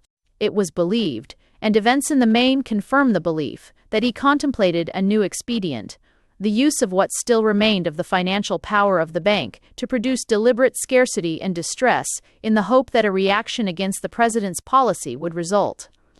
Jackson resolved to strike the bank a crippling blow before such juggling could be attempted. The Act of Congress which had established the bank gave him power to remove the public deposits at will, and that power he determined to exercise. A more timid man would have had difficulty with his cabinet. Jackson overcame the difficulty by accepting full personal responsibility for what he was about to do. He did not dismiss the ministers whose opinion differed from his. He brought no pressure to bear on their consciences, but neither did he yield his view an inch to theirs. He acted as he had resolved to act, and made a minute in the presence of his cabinet that he did so on his own initiative. It was essential that the Secretary of the Treasury, through whom he must act, should be with him. McLean had already been transferred to the State Department, and Jackson now nominated Taney, a strong-minded lawyer, who was his one unwavering supporter in the struggle. Taney removed the public deposits from the United States Bank. They were placed for safekeeping in the banks of the various states. The president duly reported to Congress his reasons for taking this action. In the new House of Representatives, elected at the same time as the president, the Democrats were now predominant, but the Senate changes its complexion more slowly, and there, the Whigs had still a majority. This majority could do nothing but exhibit impotent anger, and that they most unwisely did. They refused to confirm Taney's nomination as Secretary to the Treasury, as a little later they refused to accept him as a judge of the High Court.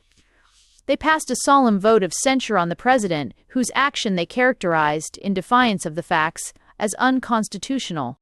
But Jackson, strong in the support of the nation, could afford to disregard such natural ebullitions of bad temper. The charter of the bank lapsed and was not renewed, and a few years later it wound up its affairs amid a reek of scandal, which sufficed to show what manner of men they were who had once captured Congress and attempted to dictate to the president. The Whigs were at last compelled to drink the cup of humiliation to the dregs. Another election gave Jackson a majority even in the Senate, and in spite of the protests of Clay, Webster, and Calhoun, the censure on the president was solemnly expunged from its records. After the triumphant termination of the bank, Jackson's second term of office was peaceful and comparatively uneventful. There were indeed some important questions of domestic and foreign policy with which it fell to him to deal. One of these was the position of the Cherokee Indians, who had been granted territory in Georgia and the right to live on their own lands there, but whom the expansion of civilization had now made it convenient to displace. It is impossible for an admirer of Jackson to deny that his attitude in such a matter was too much that of a frontiersman. Indeed, It is a curious irony that the only American statesman of that age who showed any disposition to be careful of justice and humanity in dealing with the native race was John C. Calhoun, the uncompromising defender of Negro slavery. At any rate, the Indians were, in defiance, it must be said, of the plain letter of the treaty, compelled to choose between submission to the laws of Georgia and transplantation beyond the Mississippi. Most of them were in the event transplanted. Jackson's direction of foreign policy was not only vigorous but sagacious. Under his presidency, long-standing disputes with both France and England were brought to a peaceful termination on terms satisfactory to the Republic. To an Englishman, it is pleasant to note that the great president, though he had fought against the English, perhaps because he had fought against them, was notably free from that rooted antipathy to Great Britain which was conspicuous in most patriotic Americans of that age and indeed down to very recent times. CWF. With Great Britain, alike distinguished in peace and war, he wrote in a message to Congress, "We may look forward to years of peaceful, honorable, and elevated competition. Everything in the condition and history of the two nations is calculated to inspire sentiments of mutual respect and to carry conviction to the minds of both that it is their policy to preserve the most cordial relations." It may also be of some interest to quote the verdict of an English statesman who, differing from Jackson in all those things in which an aristocratic politician must necessarily differ from the tribune of a democracy, had nevertheless something of the same symbolic and representative national character, and something of the same hold upon his fellow countrymen. A letter from Van Buren, at that time representing the United States at the court of St. James's to Jackson, reports Palmerston as saying to him that a very strong impression had been made here of the dangers which this country had to apprehend from your elevation, but that they had experienced better treatment at your hands than they had done from any of your predecessors. So enormous was Jackson's popularity that, if he had been the ambitious Caesarist that his enemies represented, he could in all probability have safely violated the Washington-Jefferson precedent and successfully sought election a third time. He had undergone the labors of a Titan for 12 eventful and formative years. He was an old man, he was tired. He may well have been glad to rest for what years were left to him of life in his old frontier state, which he had never ceased to love. He survived his presidency by 9 years. Now and then his voice was heard on a public matter, and, whenever it was heard, it carried everywhere a strange authority, as if it were the people speaking. But he never sought public office again. Jackson's 2 periods of office mark a complete revolution in American institutions. He has for the Republic as it exists today the significance of a second founder. From that period dates the frank abandonment of the fiction of the Electoral College as an independent deliberative assembly and the direct and acknowledged election of the nation's chief magistrate by the nation itself. In the constitution of the Democratic Party, as it grouped itself round him, we get the first beginnings of the primary, that essential organ of direct democracy, of which English parliamentarism has no hint, but which is the most vital feature of American public life. But, most of all, from his triumph and the abasement of his enemies, dates the concentration of power in the hands of the president as the real unifying center of authority. His attitude towards his cabinet has been imitated by all strong presidents since. America does not take kindly to a president who shirks personal responsibility or hides behind his ministers. Nothing helped Lincoln's popularity more than the story, apocryphal or no, of his taking the vote of his cabinet on a proposition of his own and then remarking, "AS1, no S6, the IS have it." Even the spoils system, whatever its evils, tended to strengthen the elect of the people. It made the power of an American president more directly personal than that of the most despotic rulers of continental Europe, for they are always constrained by a bureaucracy, while his bureaucracy, even down to its humblest members, is of his own appointment and dependent on him. The party, or rather coalition, which opposed these changes, selected for itself, as has been seen, the name of Whig. The name was, perhaps, better chosen than the American Whigs realized. They meant, and it was true as far as it went, that, like the old English Whigs, They stood for free government by deliberative assemblies against arbitrary personal power. They were not deep enough in history to understand that they also stood, like the old English Whigs, for oligarchy against the instinct and tradition of the people. There is a strange irony about the fate of the parties in the two countries. In the monarchy, an aristocratic parliamentarism won, and the crown became a phantom. In the republic, a popular sovereignty won, and the president became more than a king. Chapter 7. The Spoils of Mexico. The extent of Jackson's more than monarchical power is well exemplified by the fact that Van Buren succeeded him almost as a king is succeeded by his heir. Van Buren was an apt master of electioneering and had a strong hold upon the democracy of New York. He occupied in the new Democratic Party something of the position which Burr had occupied in the old. But while Burr had sought his own ends and betrayed, Van Buren was strictly loyal to his chief. He was a sincere Democrat and a clever man, but no one could credit him with the great qualities which the wielding of the immense new power created by Jackson seemed to demand. Nonetheless, he easily obtained the presidency as Jackson's nominee. Since the populace, whose will Jackson had made the supreme power in the state, could not vote for him, they were content to vote for the candidate he was known to favor.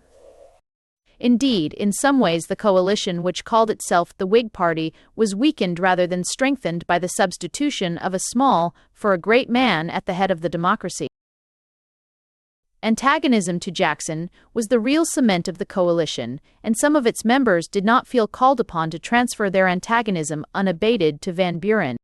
The most eminent of these was Calhoun, who now broke away from the Whigs and appeared prepared to give a measure of independent support to the administration.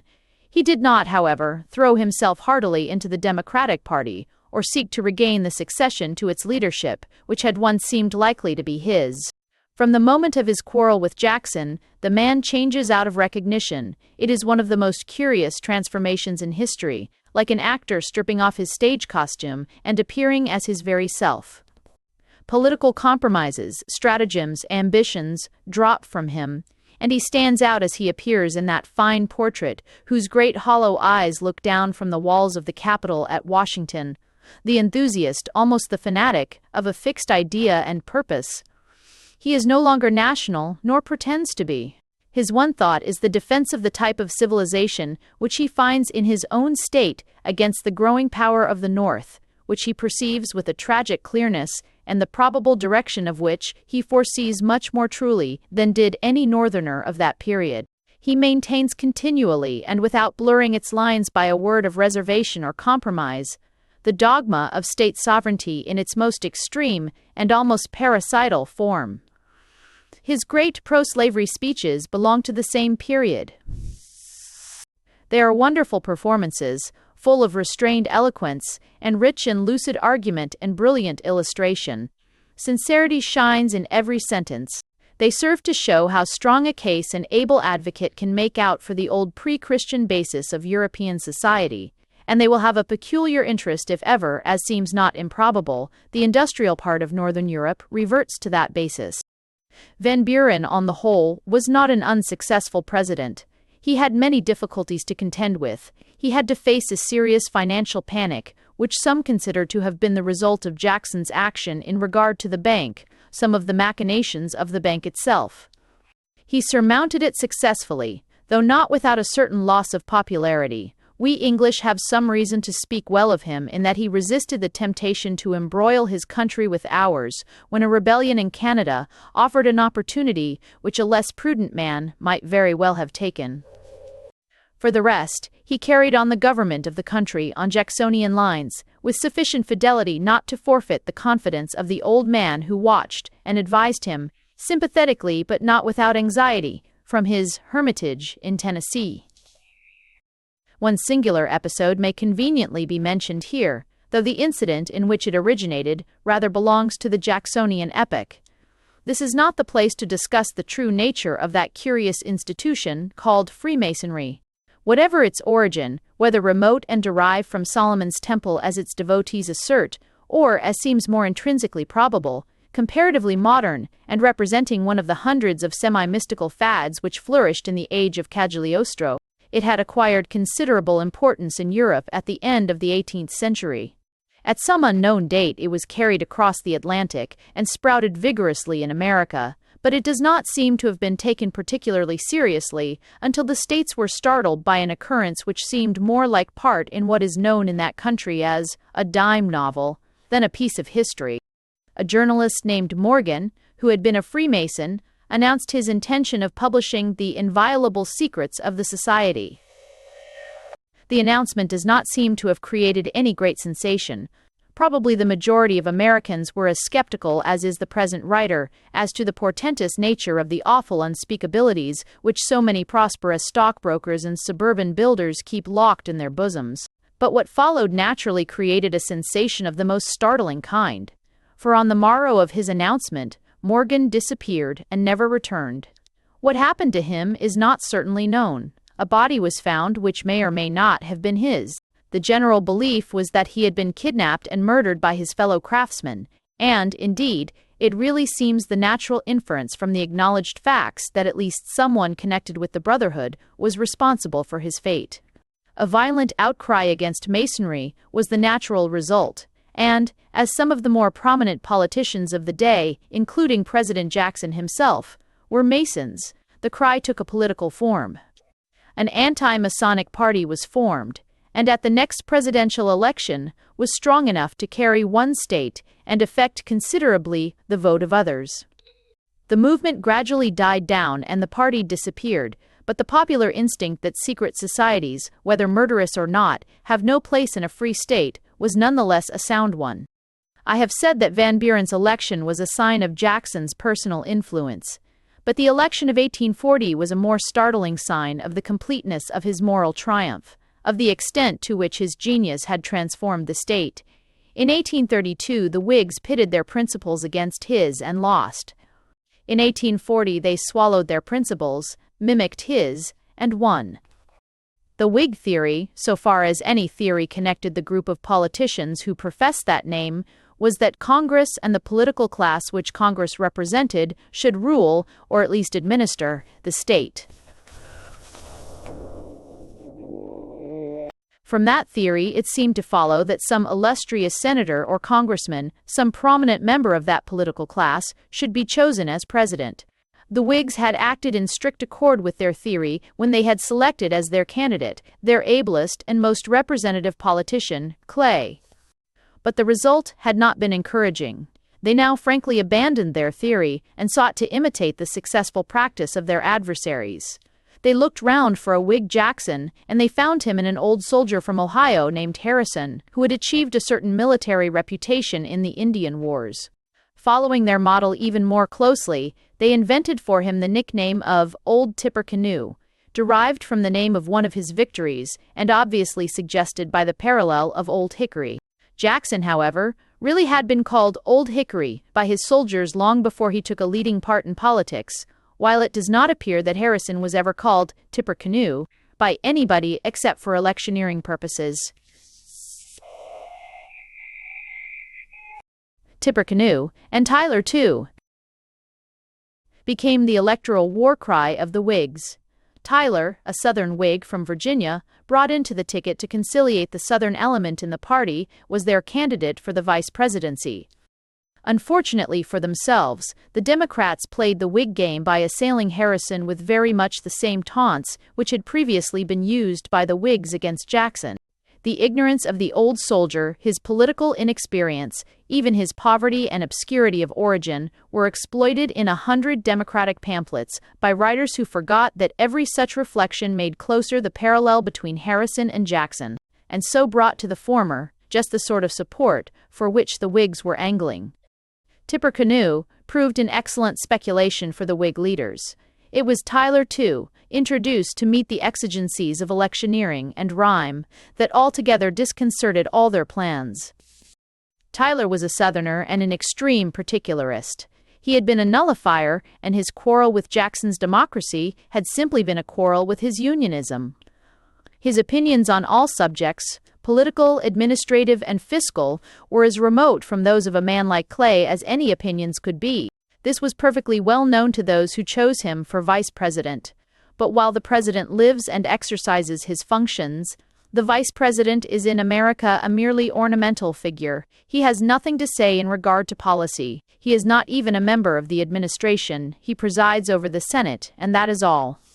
Consequently, there has always been a strong temptation for American wire pullers to put forward as candidate for the vice presidency a man acceptable to some more or less dubious and detached group of their possible supporters, whose votes it is desired to obtain, but who are not intended to have any control over the effective policy of the government.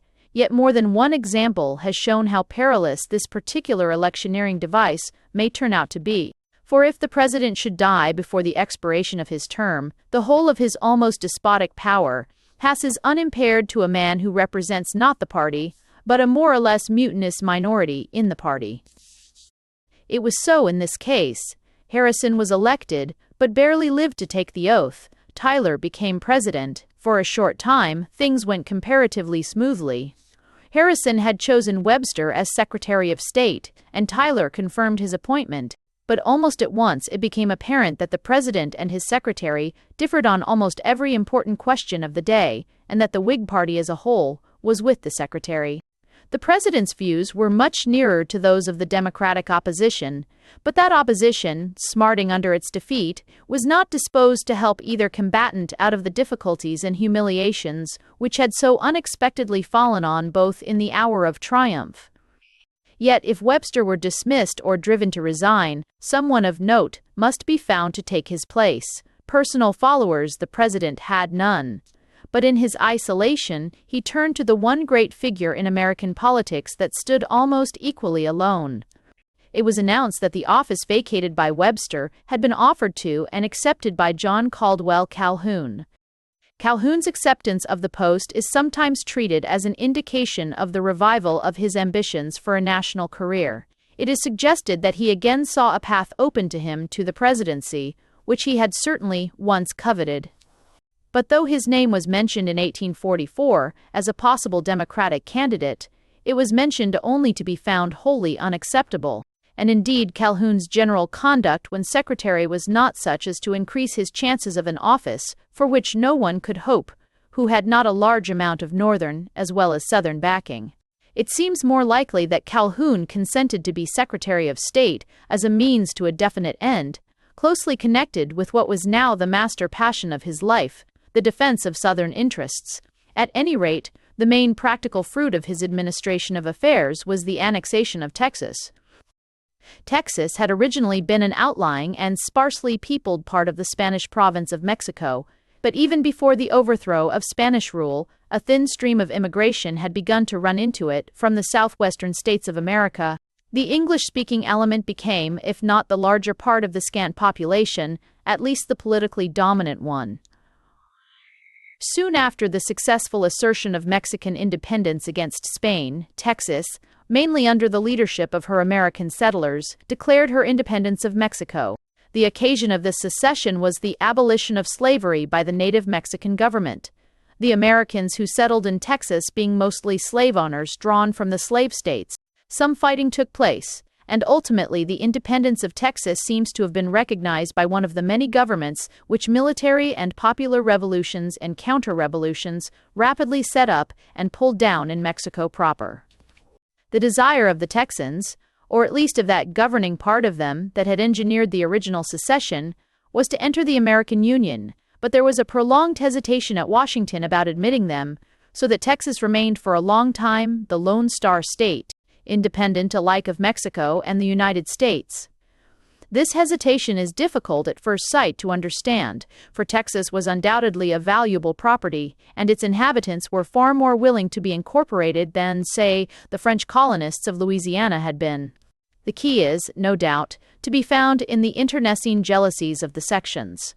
The North, or at any rate New England, had been restive over the Louisiana Purchase as tending to strengthen the southern section at the expense of the northern. If Texas were added to Louisiana, the balance would lean still more heavily in favor of the South. But what was a cause of hesitation to the North and to politicians who looked for support to the North was a strong recommendation to Calhoun.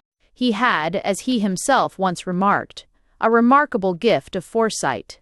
An uncomfortable gift, for he always foresaw most clearly the things he desired least. He alone seems to have understood fully how much the South had sacrificed by the Missouri Compromise. He saw her hemmed in and stationary while the North added territory to territory and state to state. To annex Texas would be, to an extent at least, to cut the bonds which limited her expansion. When the population should have increased sufficiently, it was calculated that at least 4 considerable states could be carved out of that vast expanse of country. But, though Calhoun's motive was probably the political strengthening of the South, his Texan policy could find plenty of support in every part of the Union. Most Northerners, especially in the new states of the Northwest, cared more for the expansion of the United States than for the sectional jealousies. They were quite prepared to welcome Texas into the Union, but, unfortunately for Calhoun, they had a favorite project of expansion of their own for which they expected a corresponding support. The whole stretch of the Pacific slope which intervenes between Alaska and California, part of which is now represented by the states of Washington and Oregon, and part by British Columbia, was then known generally as Oregon. Its ownership was claimed both by British and American governments upon grounds of prior exploration, into the merits of which it is hardly necessary to enter here. Both claims were in fact rather shadowy, but both claimants were quite convinced that theirs was the stronger. For many years the dispute had been hung up without being settled, the territory being policed jointly by the two powers. Now, however, there came from the northern expansionists a loud demand for an immediate settlement, and one decidedly in their favor. All territory south of latitude 47 Degbang. 40 must be acknowledged as American, or the dispute must be left to the arbitrament of arms. HE 47, 40 or fight, was the almost unanimous cry of the democracy of the North and West. The Secretary of State set himself against the Northern Jingos, and though his motives may have been sectional, his arguments were really unanswerable. He pointed out that to fight England for Oregon at that moment would be to fight her under every conceivable disadvantage. An English army from India could be landed in Oregon in a few weeks. An American army sent to meet it must either round Cape Horn and traverse the Atlantic and Pacific Oceans in the face of the most powerful navy in the world, or march through what was still an unmapped wilderness without the possibility of communications or supports. If, on the other hand, the question were allowed to remain in suspense, time would probably redress the balance in favor of the United States. American expansion would in time touch the borders of Oregon, and then the dispute could be taken up and settled under much more favorable circumstances. It was a perfectly just argument, but it did not convince the 47-40er fighters, who roundly accused the Secretary, and not altogether unjustly, of caring only for the expansion of his own section. Calhoun was largely instrumental in averting a war with England, but he did not otherwise conduct himself in such a manner as to conciliate opinion in that country. England, possibly with the object of strengthening her hand in bargaining for Oregon, had intervened tentatively in relation to Texas. Lord Aberdeen, then Peel's Foreign Secretary, took up that question from the anti-slavery standpoint, and expressed the hope that the prohibition of slavery by Mexico would not be reversed if Texas became part of the American Union. The intervention, perhaps, deserved a snub, for, after all, England had only recently emancipated the slaves in her own colonies, and a sharp reminder that, by the Monroe Doctrine, to which she was herself a consenting party, no European power had a right to interfere in the domestic affairs of an American state. Calhoun did not snub Lord Aberdeen. He was too delighted with his lordship for giving him the opportunity for which he longed. But he did a thing eminently characteristic of him, which probably no other man on the American continent would have done. He sat down and wrote an elaborate and very able state paper setting forth the advantages of slavery as a foundation for civilization and public liberty. It was this extraordinary dispatch that led Macaulay to say in the House of Commons that the American Republic had put itself at the head of the nigger, driving interest throughout the world as Elizabeth put herself at the head of the Protestant interest. As regards Calhoun, the charge was perfectly true, and it is fair to him to add that he undoubtedly believed in slavery much more sincerely than ever Elizabeth did in Protestantism. But he did not represent truly the predominant feeling of America. Northern Democratic papers, warmly committed to the annexation of Texas, protested vehemently against the Secretary's private fad concerning the positive blessedness of slavery being put forward as part of the body of political doctrine held by the United States. Even Southerners, who accepted slavery as a more or less necessary evil, did not care to see it thus blazoned on the flag. But Calhoun was impenitent. He was proud of the international performance, and the only thing he regretted, as his private correspondence shows, was that Lord Aberdeen did not continue the debate which he had hoped would finally establish his favorite thesis before the tribunal of European opinion. Texas was duly annexed, and Tyler's presidency drew towards its close. He seems to have hoped that the Democrats whom he had helped to defeat in 1840 would accept him as their candidate for a second term in 1844, but they declined to do so, nor did they take kindly to the suggestion of nominating Calhoun. Instead, they chose one Polk, who had been a stirring, though not very eminent politician in Jacksonian days. The choice is interesting as being the first example of a phenomenon recurrent in subsequent American politics, the deliberate selection of a more or less obscure man on the ground of what Americans call availability. It is the product of the convergence of two things: the fact of democracy as indicated by the election of a first magistrate by a method already frankly plebiscitary, and the effect of a party system, becoming, as all party systems must become if they endure, at once increasingly rigid and increasingly unreal. The aim of party managers, necessarily professionals, was to get their party nominee elected, but the conditions under which they worked were democratic. They could not, as such professionals can in an oligarchy like ours, simply order the electors to vote for any nincompoop who was either rich and ambitious enough to give them, the professionals, money in return for their services, or needy and unscrupulous enough to be their hired servant. They were dealing with a free people that would not have borne such treatment. They had to consider as a practical problem for what man the great mass of the party would most readily and effectively vote. And it was often discovered that while the nomination of an acknowledged leader led, through the inevitable presence in a democracy of conflicts and discontents within the party, to the loss of votes, the candidate most likely to unite the whole party was one against whom no one had any grudge and who simply stood for the platform, which was framed in a very democratic fashion by the people themselves voting in their primaries. When this system is condemned and its results held up to scorn, it should be remembered that among other effects it is certainly responsible for the selection of Abraham Lincoln. Polk was not a Lincoln, but he was emphatically an available candidate, and he won, defeating Clay, to whom the Whigs had once more reverted, by a formidable majority. He found himself confronted with two pressing questions of foreign policy. During the election, the Democrats had played the Oregon card for all it was worth, and the new president found himself almost committed to the 47-40 or fight position. But the practical objections to a war with England on the Oregon dispute were soon found to be just as strong as Calhoun had represented them to be. Moreover, the opportunity presented itself for a war at once much more profitable and much less perilous than such a contest was likely to prove, and it was obvious that the two wars could not be successfully undertaken at once.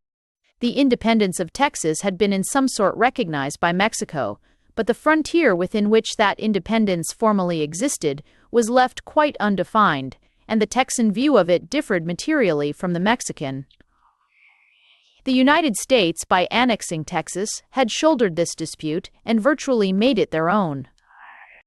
It is seldom that historical parallels are useful; they are never exact. But there are certain real points of likeness between the war waged by the United States against Mexico in the 40s and the war waged by Great Britain against the Boer republics between 1899 and 1902. In both cases, it could be plausibly represented that the smaller and weaker power was the actual aggressor. But in both cases, there can be little doubt that it was the stronger power which desired, or at least complacently contemplated, war. In both cases, too, the defenders of the war, when most sincere, tended to abandon their technical pleas and to take their stand upon the principle that the interests of humanity would best be served by the defeat of a backward people by a more progressive one. It is not here necessary to discuss the merits of such a plea, But it may be interesting to note the still closer parallel presented by the threefold division of the opposition in both cases. A Whig party was divided in 1847, almost exactly as was the Liberal Party in 1899. There was, especially in New England, an ardent and sincere minority which was violently opposed to the war and openly denounced it as an unjustifiable aggression. Its attitude has been made fairly familiar to English readers by the first series of Lowell's Bigelow Papers. This minority corresponded roughly to those who in England were called pro-Boers. There was another section which warmly supported the war. It sought to outdo the Democrats in their patriotic enthusiasm and to reap as much of the electoral harvest of the prevalent jingoism as might be. Meanwhile, the body of the party took up an intermediate position, criticized the diplomacy of the president, maintained that with better management the war might have been avoided, but refused to oppose the war outright when once it had begun, and concurred in voting supplies for its prosecution. The advocates of the war had, however, to face at its outset one powerful and unexpected defection, that of Calhoun. No man had been more eager than he for the annexation of Texas, but, Texas once annexed, he showed a marked desire to settle all outstanding questions with Mexico quickly and by a compromise on easy terms. He did all he could to avert war. When war actually came, he urged that even the military operations of the United States should be strictly defensive, that they should confine themselves to occupying the disputed territory and repelling attacks upon it, but should under no circumstances attempt a counter-invasion of Mexico. There can be little doubt that Calhoun's motive in proposing this curious method of conducting a war was, as usual, zeal for the interests of his section, and that he acted as he did because he foresaw the results of an extended war more correctly than did most Southerners. He had coveted Texas because Texas would strengthen the position of the South. Slavery already existed there, and no one doubted that if Texas came into the Union at all, it must be as a slave state. But it would be otherwise if great conquests were made at the expense of Mexico. Calhoun saw clearly that there would be a strong movement to exclude slavery from such conquests, and, having regard to the numerical superiority of the North, he doubted the ability of his own section to obtain in the scramble that must follow the major part of the spoil. Calhoun, however, was as unable to restrain by his warnings the warlike enthusiasm of the South as were the little group of peace-Whigs in New England to prevent the North from being swept by a similar passion. Even Massachusetts gave a decisive vote for war. The brief campaign was conducted with considerable ability, mainly by Generals Taylor and Scott. Such army as Mexico possessed was crushingly defeated at Monterey. An invasion followed, and the fall of Mexico City completed the triumph of American arms. By the peace dictated in the captured capital, Mexico had, of course, to concede the original point of dispute in regard to the Texan frontier. But greater sacrifices were demanded of her. Though not without a measure of compensation, she was compelled to sell at a fixed price to her conqueror all the territory to which she laid claim on the Pacific slope north of San Diego. Thus, Arizona, New Mexico, and, most important of all, California passed into American hands. But before this conclusion had been reached, a significant incident justified the foresight of Calhoun. Towards the close of the campaign, a proposal made in Congress to grant to the executive a large supply to be expended during the recess at the president's discretion in purchasing Mexican territory was met by an amendment moved by a Northern Democrat named Wilmot, himself an ardent supporter of the war, providing that from all territory that might be so acquired from Mexico slavery should be forever excluded. The proviso was carried in the House of Representatives by a majority almost exactly representative of the comparative strength of the two sections. How serious the issue thus raised was felt to be is shown by the fact that the executive preferred dispensing with the money voted to allowing it to be pushed further. In the Senate, both supply and condition were lost. But the Wilmot proviso had given the signal for a sectional struggle of which no man could foresee the end. Matters were further complicated by a startlingly unexpected discovery. On the very day on which peace was proclaimed, one of the American settlers who had already begun to make their way into California, in digging for water on his patch of reclaimed land, turned up instead a nugget of gold. It was soon known to the ends of the earth that the Republic had all unknowingly annexed one of the richest gold fields yet discovered. There followed all the familiar phenomena which Australia had already witnessed, which South Africa was later to witness, and which Klondike has witnessed in our time. A stream of immigrants, not only from every part of the United States but from every part of the civilized world, began to pour into California, drunk with the hope of immediate and enormous gains. Instead of the anticipated gradual development of the new territory, which might have permitted considerable delay and much cautious deliberation in the settlement of its destiny, one part of that territory at least found itself within a year the home of a population already numerous enough to be entitled to admission to the Union as a state, a population composed in great part of the most restless and lawless of mankind, and urgently in need of some sort of properly constituted government. A convention met to frame a plan of territorial administration and found itself at once confronted with the problem of the admission or exclusion of slavery. Though many of the delegates were from the slave states, it was decided unanimously to exclude it. There was nothing sentimentally Negrophile about the attitude of the Californians. Indeed, they proclaimed an exceedingly sensible policy in the simple formula, "No niggers, slave or free." But as regards slavery, their decision was emphatic and apparently irreversible. The Southerners were at once angry and full of anxiety. It seemed that they had been trapped, that victories won largely by Southern valor were to be used to disturb still more the balance already heavily inclining to the rival section. In South Carolina, full of the tradition of nullification, men already talked freely of secession. The South, as a whole, was not yet prepared for so violent a step, but there was a feeling in the air that the type of civilization established in the slave states might soon have to fight for its life. On the top of all this vague unrest and incipient division came a presidential election, the most strangely unreal in the whole history of the United States. The issue about which alone all men, North and South, were thinking was carefully excluded from the platforms and speeches of either party. Everyone of either side professed unbounded devotion to the Union. No one dared to permit himself the faintest allusion to the hot and human passions which were patently tearing it in two. The Whigs, divided on the late war, divided on slavery, divided on almost every issue by which the minds of men were troubled, yet resolved to repeat the tactics which had succeeded in 1840.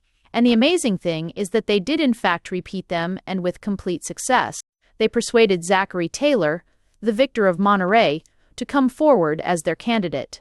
Taylor had shown himself an excellent commander, but what his political opinions might be, no one knew, for it transpired that he had never in his life even recorded a vote. The Whigs, however, managed to extract from him the statement that if he had voted at the election of 1844, as in fact he had not, it would have been for Clay rather than for Polk, and this admission they proceeded, rather comically, to trumpet to the world as a sufficient guarantee, from a consistent and truth-speaking man, of the candidate's lifelong devotion to Whig principles.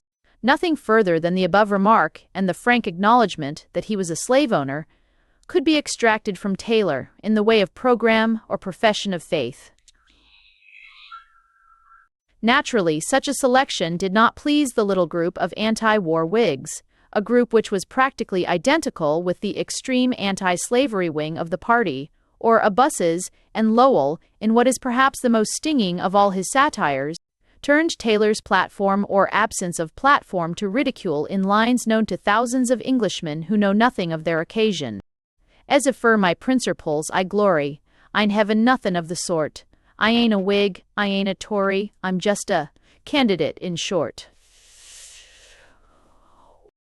Monterey, however, proved an even more successful election cry than Tippecanoe. The Democrats tried to play the same game by putting forward General Cass, who had also fought with some distinction in the Mexican War, and had the advantage, if it were an advantage, of having really proved himself a stirring Democratic partisan as well. But Taylor was the popular favorite, and the Whigs, by the aid of his name, carried the election. He turned out no bad choice. For the brief period during which he held the presidential office, he showed considerable firmness and a sound sense of justice, and seems to have been sincerely determined to hold himself strictly impartial, as between the two sections into which the Union was becoming every day more sharply divided. Those who expected, on the strength of his blunt avowal of slave-owning, that he would show himself eager to protect and extend slavery, were quite at fault. He declared with the common sense of a soldier that California must come into the Union as she wished to come in, as a free state, and that it would be absurd as well as monstrous to try and compel her citizens to be slave owners against their will. But he does not appear to have had any comprehensive plan of pacification to offer for the quieting of the distracted Union, and, before he could fully develop his policy, whatever it may have been, he died and bequeathed his power to Millard Fillmore, the vice president, a typical good party man without originality or initiative. The sectional debate had by this time become far more heated and dangerous than had been the debates which the Missouri Compromise had settled 30 years before. The author of the Missouri Compromise still lived, and, as the peril of the Union became desperate, it came to be said more and more, even by political opponents, that he, and he alone, could save the Republic. Henry Clay, since his defeat in 1844, had practically retired from the active practice of politics. His fine physique had begun to give way, as is often the case with such men, under the strain of a long life that had been at once laborious and self-indulgent. But he heard, in his half-retirement, the voice of the nation calling for him, and he answered. His patriotism had always been great also his vanity. It must have been strangely inspiring to him, at the end of a career which, for all its successes, was on the whole a failure, for the great stake for which he played was always snatched from him, to live over again the great triumph of his youth, and once more to bequeath peace, as by his last testament, to a distracted nation. God allowed him that not ignoble illusion, and mercifully sent him to his rest before he could know that he had failed. The death of Taylor helped Clay's plans, for the soldier, president had discovered a strong vein of obstinacy. He had his own views on the question, and was by no means disposed to allow any parliamentary leader to override them. Fillmore was quite content to be an instrument in the hands of a stronger man, and, after his succession, Clay had the advantage of the full support of the executive in framing the lines of the last of his great compromises. In the rough, those lines were as follows. California was to be admitted at once, and on her own terms. As a free state, Arizona and New Mexico were to be open to slavery if they should desire its introduction. Their territorial governments, when formed, were to decide the question. This adjustment of territory was to be accompanied by two balancing measures, dealing with two other troublesome problems which had been found productive of much friction and bitterness. The District of Columbia, that neutralized territory in which the city of Washington stood, having been carved out of two slave states, was itself within the area of legalized slavery. But it was more than that. It was what we are coming to call, in England, a labor exchange. In fact, it was the principal slave mart of the South, and slave auctions were carried on at the very doors of the capital, to the disgust of many who were not violent in their opposition to slavery as a domestic institution. To this scandal, Clay proposed to put an end by abolishing the slave trade in the District of Columbia. Slavery was still to be lawful there, but the public sale and purchase of slaves was forbidden. In return for this concession to anti-slavery sentiment, a very large counter-concession was demanded.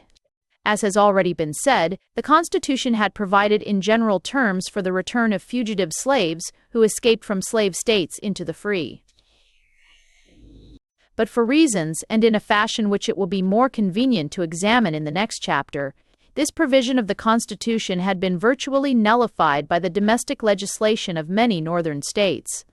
To put an end to this, Clay proposed a fugitive slave law which imposed on the federal government the duty of recovering escaped slaves, and authorized the agents of that government to do so without reference to the courts or legislature of the state in which the slave might be seized. The character of the settlement showed that its author's hand had in no way forgotten its cunning in such matters. As in the Missouri Compromise, every clause shows how well he had weighed and judged the conditions under which he was working, how acutely he guessed the points upon which either side could be persuaded to give way, and the concessions for which either would think worth paying a high price. And in fact, his settlement was at the time accepted by the great mass of Union-loving men, North and South. Some northern states, and especially Massachusetts, showed a disposition to break away under what seemed to them the unbearable strain of the fugitive slave law. But in dealing with Massachusetts, Clay found a powerful ally in Webster. That orator was her own son, and a son of whom she was immensely proud. He had, moreover, throughout his public life, avowed himself a convinced opponent of slavery. When, therefore, he lent the weight of his support to Clay's scheme, he carried with him masses of Northern men whom no one else could have persuaded. He proclaimed his adhesion of the compromise in his famous speech of the 10th of May, one of the greatest that he ever delivered. It was inevitable that his attitude should be assailed, and the clamor raised against him by the extreme anti-slavery men at the time has found an echo in many subsequent histories of the period.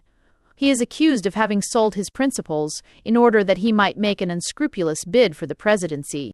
That he desired to be president is true, but it is not clear that the 10th of May speech improved his chances of it. Indeed, the reverse seems to have been the case.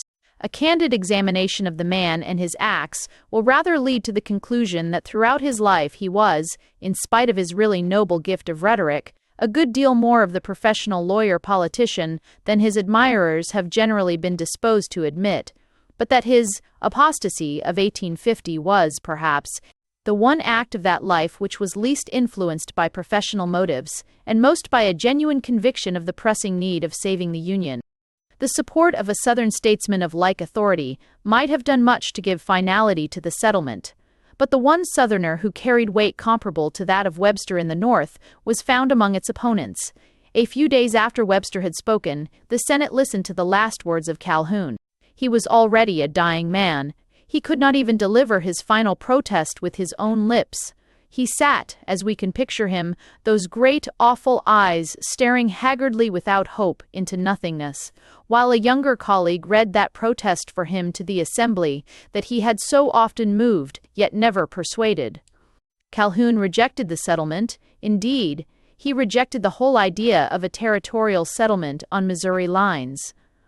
It is fair to his sagacity to remember that the mania for trying to force slavery on unsuitable and unwilling communities, which afterwards took possession of those who led the South to disaster, could claim no authority from him. His own solution is to be found in the Testament published after his death, an amazing solution, based on the precedent of the 2 Roman consuls, whereby 2 presidents were to be elected, one by the North and one by the South, with a veto on each other's acts. He probably did not expect that the wild proposal would be accepted. Indeed, he did not expect that anything that he loved would survive. With all his many errors on his head, there was this heroic thing about the man, that he was one of those who can despair of the Republic and yet not desert it. With an awful clearness he saw the future as it was to be, the division becoming ever wider, the contest more bitter, the sword drawn, and at the last, defeat.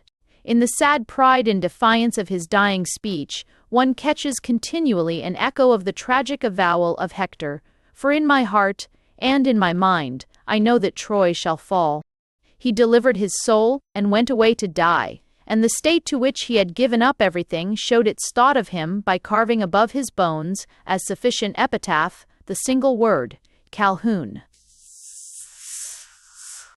Chapter 8. The Slavery Question. The Compromise of 1850, though welcomed on all sides as a final settlement, failed as completely as the Missouri Compromise had succeeded. It has already been said that the fault was not in any lack of skill in the actual framing of the plan. As a piece of political workmanship, it was even superior to Clay's earlier masterpiece, as the rally to it, at the moment of all but the extreme factions, North and South, sufficiently proves. That it did not stand the wear of a few years as well as the earlier settlement had stood the wear of 20 was due to a change in conditions, and to understand that change it is necessary to take up again the history of the slavery question, where the founders of the Republic left it. It can hardly be said that these great men were wrong in tolerating slavery. Without such toleration at the time, the Union could not have been achieved, and the American Republic could not have come into being. But it can certainly be said that they were wrong in the calculation by means of which they largely justified such toleration, not so much to their critics as to their own consciences. They certainly expected, when they permitted slavery for a season, that slavery would gradually weaken and disappear. But as a fact, it strengthened itself, drove its roots deeper, gained a measure of moral prestige, and became every year harder to destroy. Whence came their miscalculation? In part, no doubt, it was connected with that curious and recurrent illusion which postulates in human affairs, a thing called progress. This illusion, though both logically and practically the enemy of reform, for if things of themselves tend to grow better, why sweat and agonize to improve them, is none the less characteristic, generally speaking, of reforming epochs, and it was not without its hold over the minds of the American fathers. But there were also certain definite causes, some of which they could hardly have foreseen, some of which they might, which account for the fact that slavery occupied a distinctly stronger position halfway through the 19th century than it had seemed to do at the end of the 18th. The main cause was an observable fact of psychology, of which 1,000 examples could be quoted, and which of itself disposes of the whole progressive thesis. The ease with which the human conscience gets used to an evil. Time, so far from being a remedy, as the progressives do vainly talk, is always, while no remedy is attempted, a factor in favor of the disease. We have seen this exemplified in the course of the present war. The mere delay in the punishment of certain gross outrages against the moral traditions of Europe has made those outrages seem just a little less horrible than they seemed at first, so that men can even bear to contemplate a peace by which their authors should escape punishment, a thing which would have been impossible while the anger of decent men retained its virginity. So it was with slavery.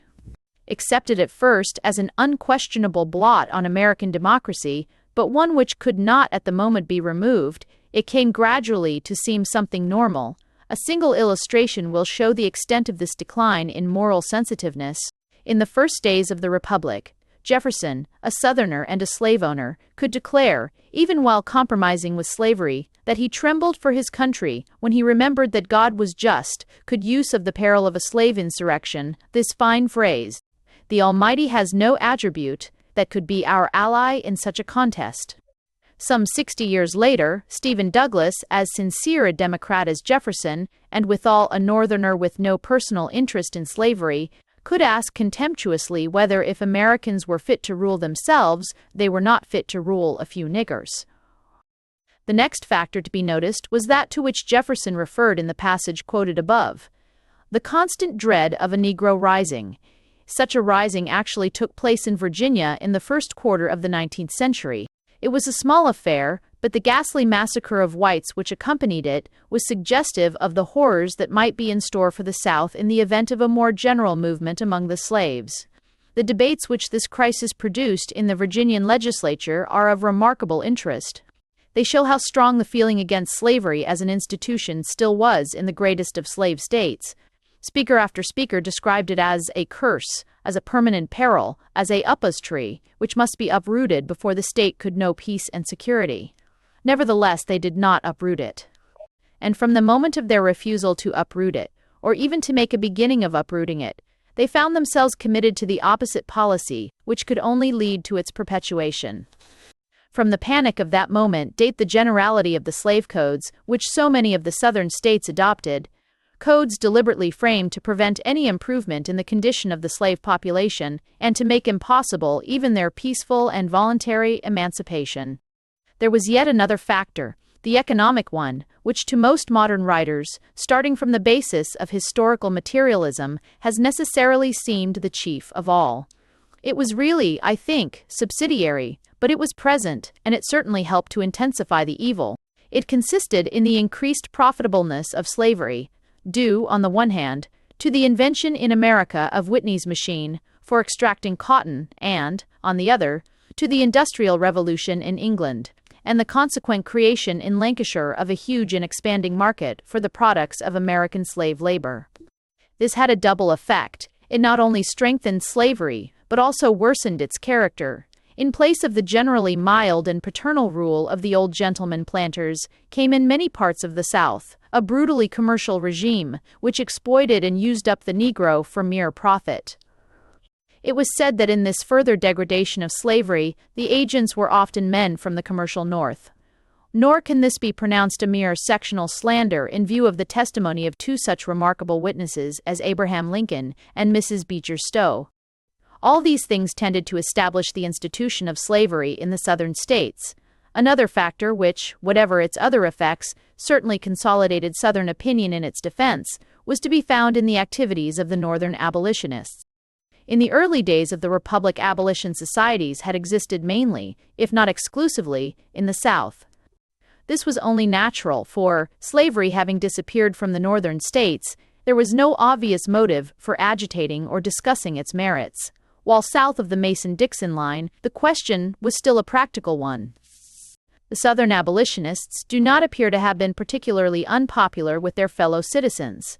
They are perhaps regarded as something of cranks, but as well-meaning cranks whose object was almost everywhere admitted to be theoretically desirable. At any rate, there is not the suspicion of any attempt to suppress them. Indeed, the very year before the first number of The Liberator was published in Boston, a great conference of anti-slavery societies, comprising delegates from every part of the South, met at Baltimore, the capital city of the slave state of Maryland. Northern abolitionism was, however, quite a different thing. It owed its inception to William Lloyd Garrison, one of those enthusiasts who profoundly affect history solely by the tenacity with which they hold to and continually enforce a burning personal conviction.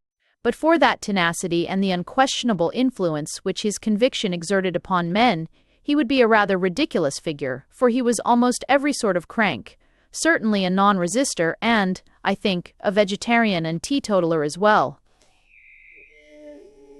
But his burning conviction was the immorality of slavery. And by this, he meant something quite other than was meant by Jefferson, or later by Lincoln, a spastor.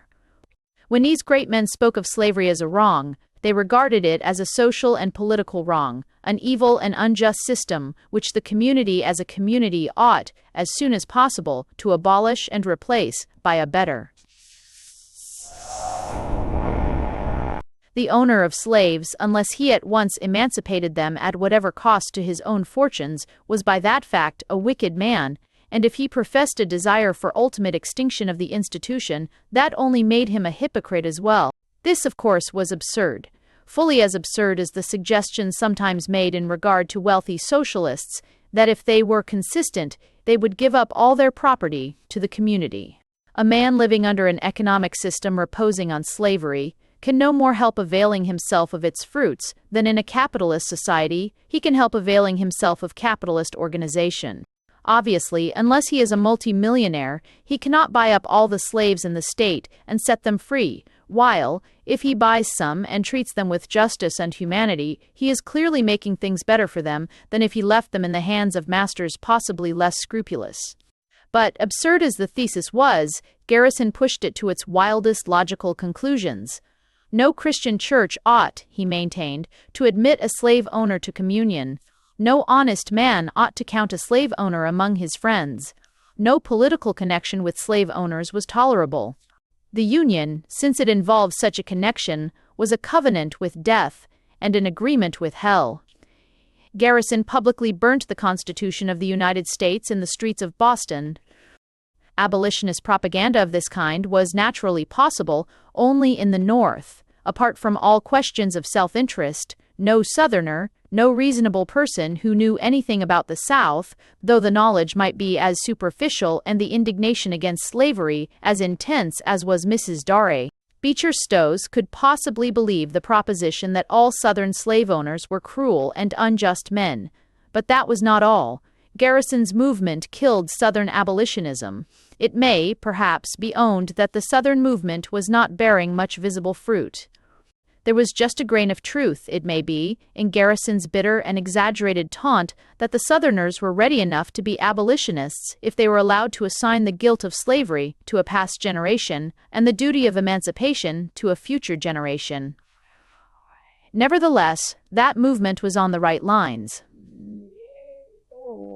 It was on Southern ground that the battle for the peaceful extinction of slavery ought to have been fought. The intervention of the North would probably in any case have been resented, accompanied by a solemn accusation of specific personal immorality. It was maddeningly provocative, for it could not but recall to the South the history of the issue as it stood between the sections. For the North had been the original slave traders. The African slave trade had been their particular industry. Boston itself, when the new ethical denunciation came, had risen to prosperity on the profits of that abominable traffic. Further, even in the act of clearing its own borders of slavery, the North had dumped its Negroes on the South. What, asked the Southerners, could exceed the effrontery of men who reproach us with grave personal sin in owning property which they themselves have sold us, and the price of which is at this moment in their pockets? On a South thus angered and smarting under what is felt to be undeserved reproach, yet withal somewhat uneasy in its conscience, for its public opinion in the main still thought slavery wrong, fell the powerful voice of a great Southerner proclaiming it a positive good. Calhoun's defense of the institution on its merits probably did much to encourage the South to adopt a more defiant tone in place of the old apologies for delay in dealing with a difficult problem, apologies which sounded over-tame and almost humiliating in face of the bold invectives now hurled at the slave owners by Northern writers and speakers. I cannot, indeed, find that Calhoun's specific arguments, forcible as they were, and they are certainly the most cogent that can be used in defense of such a thesis, were particularly popular, or, in fact, were ever used by any but himself. Perhaps there was a well-founded feeling that they proved too much. For Calhoun's case was as strong for white servitude as for black. It was a defense, not especially of Negro slavery, but of what Mr. Belloc has called the servile state. More general, in the later Southern defenses, was the appeal to religious sanctions, which, in a nation Protestant and mainly Puritan in its traditions, naturally became an appeal to Bible texts. St. Paul was claimed as a supporter of the fugitive slave law on the strength of his dealings of Onesimus, but the favorite text was that which condemns Ham, assumed to be the ancestor of the Negro race, to be a servant of servants. The abolitionist text-slingers were not a whit more intelligent. Indeed, I think it must be admitted that on the whole, the pro-slavery men had the best of this absurd form of controversy. Apart from isolated texts they had on their side, the really unquestionable fact that both Old and New Testaments describe a civilization based on slavery, and that in neither is there anything like a clear pronouncement that such a basis is immoral or displeasing to God.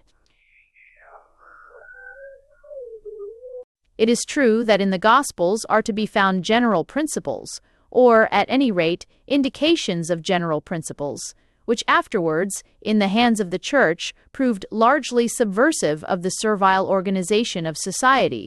But that is a matter of historical, not of biblical testimony, and would, if followed out, have led both Northern and Southern controversialists further than either of them wanted to go. It would, however, be hasty, I think, to affirm that even to the very end of these processes, a majority of Southerners thought with Calhoun that slavery was a positive good.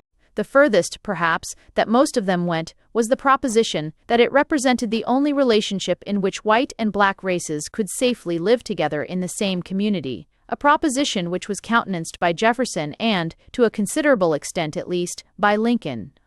To the last, the full Jeffersonian view of the inherent moral and social evil of slavery was held by many Southerners, who were nonetheless wholeheartedly on the side of their own section in the sectional dispute.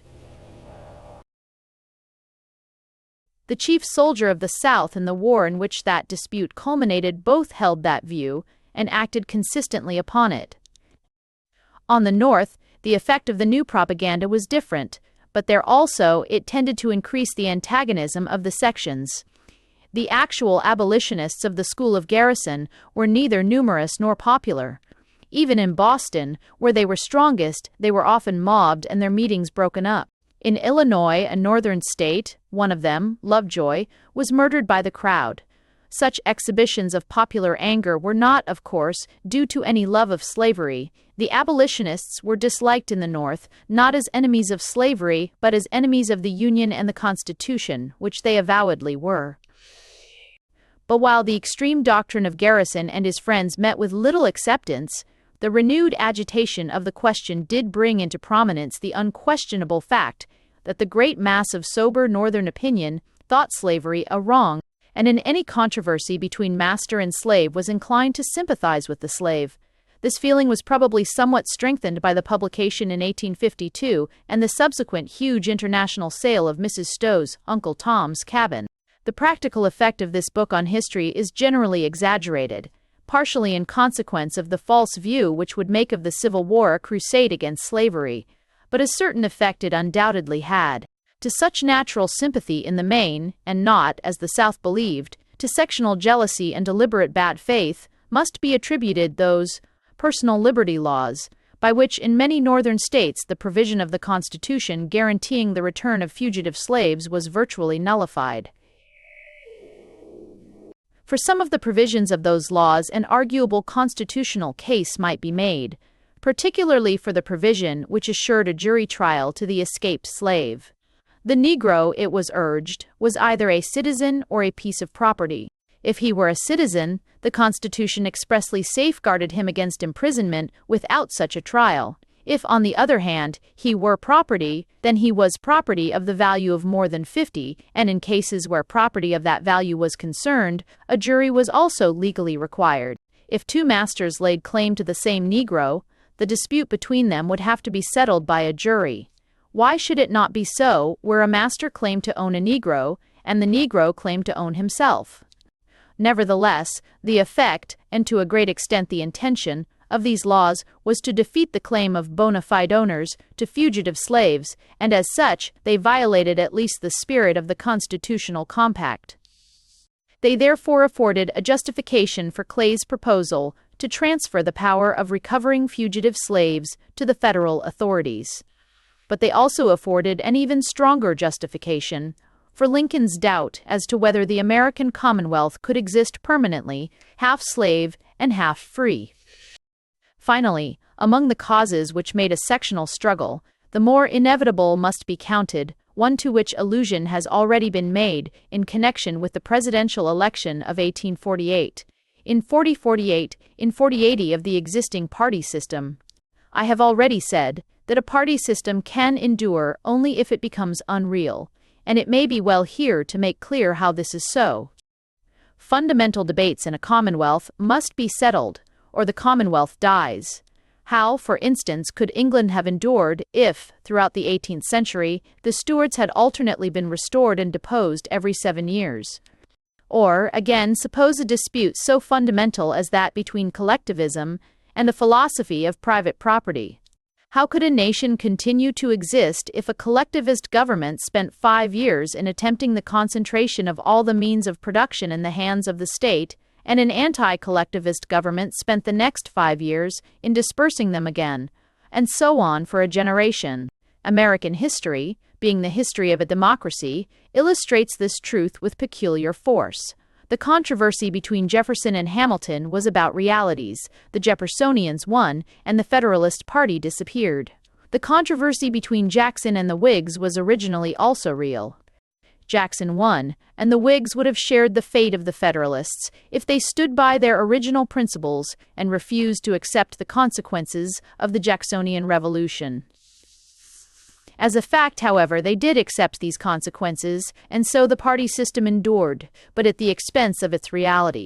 There was no longer any fundamental difference of principle dividing Whigs from Democrats. They were divided arbitrarily on passing questions of policy, picked up at random and changing from year to year.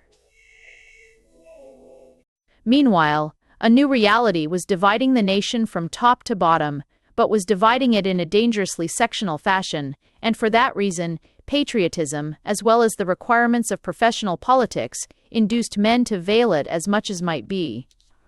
Yet its presence made the professional play-acting more and more unmeaning and intolerable.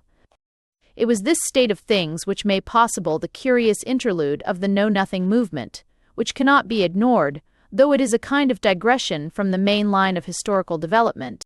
The United States had originally been formed by the union of certain seceding British colonies, but already, as a sort of neutral ground in the New World, Their territory had become increasingly the meeting place of streams of emigration from various European countries. As was natural, a certain amount of mutual jealousy and antagonism was making itself apparent as between the old colonial population and the newer elements. The years following 1847 showed an intensification of the problem due to a particular cause. That year saw the Black Famine in Ireland and its aggravation by the insane pedantry and folly of the British government. Innumerable Irish families, driven from the land of their birth, found a refuge within the borders of the Republic. They brought with them their native genius for politics, which for the first time found free outlet in a democracy. They were accustomed to act together, and they were soon a formidable force. This force was regarded by many as a menace, and the sense of menace was greatly increased by the fact that these immigrants professed a religious faith which the Puritan tradition of the states, in which they generally settled, held in peculiar abhorrence. The Know-Nothings were a secret society, and owed that name to the fact that members, when questioned, professed to know nothing of the ultimate objects of the organization to which they belonged. They proclaimed a general hostility to indiscriminate immigration, for which a fair enough case might be made, but they concentrated their hostility specially on the Irish Catholic element. I have never happened upon any explanation of the secrecy with which they deliberately surrounded their aims. It seems to me, however, that a possible explanation lies on the surface. If all they had wanted had been to restrict or regulate immigration, it was an object which could be avowed as openly as the advocacy of a tariff or of the restriction of slavery in a territory. But if, as their practical operations and the general impression concerning their intentions seemed to indicate, the real object of those who directed the movement was the exclusion from public trust of persons professing the Catholic religion, then, of course, it was an object which could not be avowed without bringing them into open conflict with the Constitution, which expressly forbade such differentiation on religious grounds. Between the jealousy of new immigrants felt by the descendants of the original colonists and the religious antagonism of Puritan New England to the Catholic population growing up within its borders, intensified by the absence of any genuine issue of debate between the official candidates, the Know-Nothings secured at the congressional election of 1854 a quite startling measure of success. But such success had no promise of permanence. The movement lived long enough to deal a death blow to the Whig Party, already practically annihilated by the presidential election of 1852, wherein the Democrats, benefiting by the division and confusion of their enemies, easily returned their candidate, Franklin Pierce. It is now necessary to return to the Compromise of 1850, hailed at the time as a final settlement of the sectional quarrel, and accepted as such in the platforms of both the regular political parties. That compromise was made by one generation. It was to be administered by another. Henry Clay, as has already been noted, lived long enough to enjoy his triumph, not long enough to outlive it. Before a year was out, the grave had closed over Webster. Calhoun had already passed away, bequeathing to posterity his last hopeless protest against the triumph of all that he most feared. Congress was full of new faces. In the Senate, among the rising men, was Seward of New York, a Northern Whig, whose speech in opposition to the Fugitive Slave Clause in Clay's Compromise had given him the leadership of the growing anti-slavery opinion of the North. He was soon to be joined by Charles Sumner of Massachusetts, null in judgment, a pedant without clearness of thought or vision, but gifted with a copious command of all the rhetoric of sectional hate. The place of Calhoun in the leadership of the South had been more and more assumed by a soldier who had been forced to change his profession by reason of a crippling wound received at Monterey.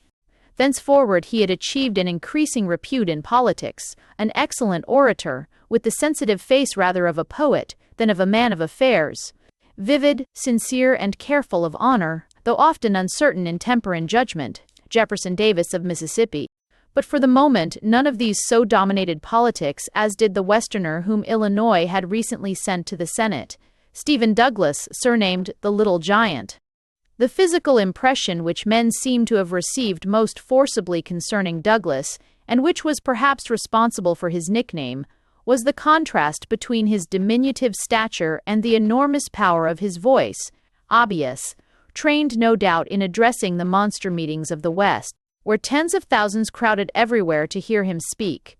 Along with this went the sense of an overwhelming vitality about the man. He seemed tingling with excess of life. His strong, square, handsome face bore a striking resemblance to that of Napoleon Bonaparte, and there was really something Napoleonic in his boldness, his instinctive sense of leadership, and his power of dominating weaker men. Withal, he was a Westerner, perhaps the most typical and complete Westerner in American history, for half of Clay was of Washington, and Jackson and Lincoln were too great to be purely sectional. He had a Westerner's democratic feeling and a Westerner's enthusiasm for the national idea. But, especially, he had a peculiarly Western vision, which is the key to a strangely misunderstood, but at bottom very consistent political career. This man, more than any other, fills American history during the decade that intervened between the death of Clay and the election of Lincoln. That decade is also full of the ever-increasing prominence of the slavery question. It is natural, therefore, to read Douglas's career in terms of that question, and historians, doing so, have been bewildered by its apparent inconsistency. Unable to trace any connecting principle in his changes of front, they have put them down to interested motives, and then equally unable to show that he himself had anything to gain from them, have been forced to attribute them to mere caprice. The fact is that Douglas cannot be understood along those lines at all. To understand him, one must remember that he was indifferent on the slavery question, did not care, as he said, whether slavery was voted up or voted down, but cared immensely for something else. That something else was the westward expansion of the American nation till it should bridge the gulf between the two oceans. The thought of all those millions of acres of virgin land, the property of the American Commonwealth, crying out for the sower and the reaper, rode his imagination as the wrongs of the Negro slave rode the imagination of Garrison. There is a reality about the comparison which few will recognize, for this demagogue, whom men devoted to the slavery issue thought cynical, had about him also something of the fanatic. He could forget all else in his one enthusiasm. It is the key to his career from the day when he entered Congress, clamoring for Oregon or war with England, to the day when he died, appealing for soldiers to save the Union in the name of its common inheritance. And it is surely not surprising that, for the fulfillment of his vision, he was willing to conciliate the slave owners, when one remembers that in earlier days he had been willing to conciliate the Mormons. Douglas stands out in history, as we now see it, as the man who by the Kansas and Nebraska bill upset the tottering compromise of 1850. Why did he so upset it? Not certainly because he wished to reopen the slavery question. Nothing is less likely, for it was a question in which he avowedly felt no interest, and the raising of which was bound to unsettle his plans. Not from personal ambition, for those who accuse him of having acted as he did for private advantage have to admit that in fact he lost by it. Why then did he so act? I think we shall get to the root of the matter if we assume that his motive in introducing his celebrated bill was just the avowed motive of that bill and no other. It was to set up territorial governments in Kansas and Nebraska. Douglas's mind was full of schemes for facilitating the march of American civilization westward, for piercing the prairies with roads and railways, for opening up communications with Oregon and the Pacific Slope. Kansas and Nebraska were then the outposts of such expansion. Naturally, he was eager to develop them, to encourage squatters to settle within their borders, and for that purpose to give them an assured position and a form of stable government. If he could have effected this without touching the slavery question, I think that he would gladly have done so. And, as a matter of fact, the Nebraska bill as originally drafted by him was innocent of the clause which afterwards caused so much controversy. That clause was forced on him by circumstances. The greater part of the territory which Douglas proposed to develop lay within the limits of the Louisiana Purchase and north of latitude 36, deg. 30s. It was therefore free soil by virtue of the Missouri Compromise. But the Southerners now disputed the validity of that congressional enactment and affirmed their right under the Constitution as they interpreted it to take and hold their property in any territories belonging to the United States. Douglas had some reason to fear Southern opposition to his plans on other grounds, for the South would naturally have preferred that the main road to the Pacific Slope should run from Tennessee, through Arizona and New Mexico, to California. If Kansas and Nebraska were declared closed against slave property, their opposition would be given a rallying cry and would certainly harden.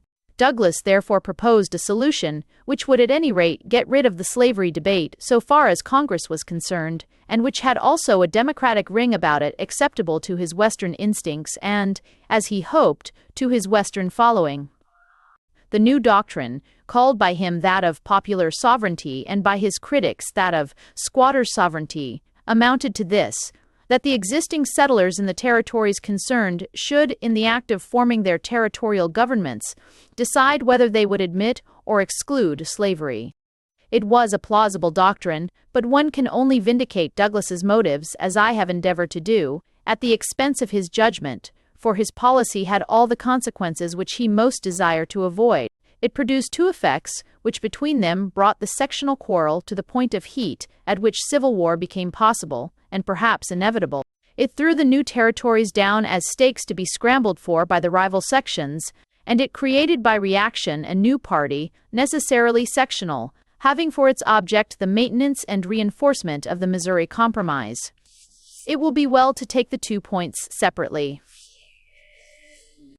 Up to the passing of Kansas and Nebraska law, these territories had been populated exactly as such. Frontier communities had theretofore been populated by immigrants from all the states and from Europe who, mingled freely, felt no ill will to each other, and were early consolidated by the fact of proximity into a homogeneous community. But from the moment of its passage, the whole situation was altered. It became a political object to both sections to get a majority in Kansas.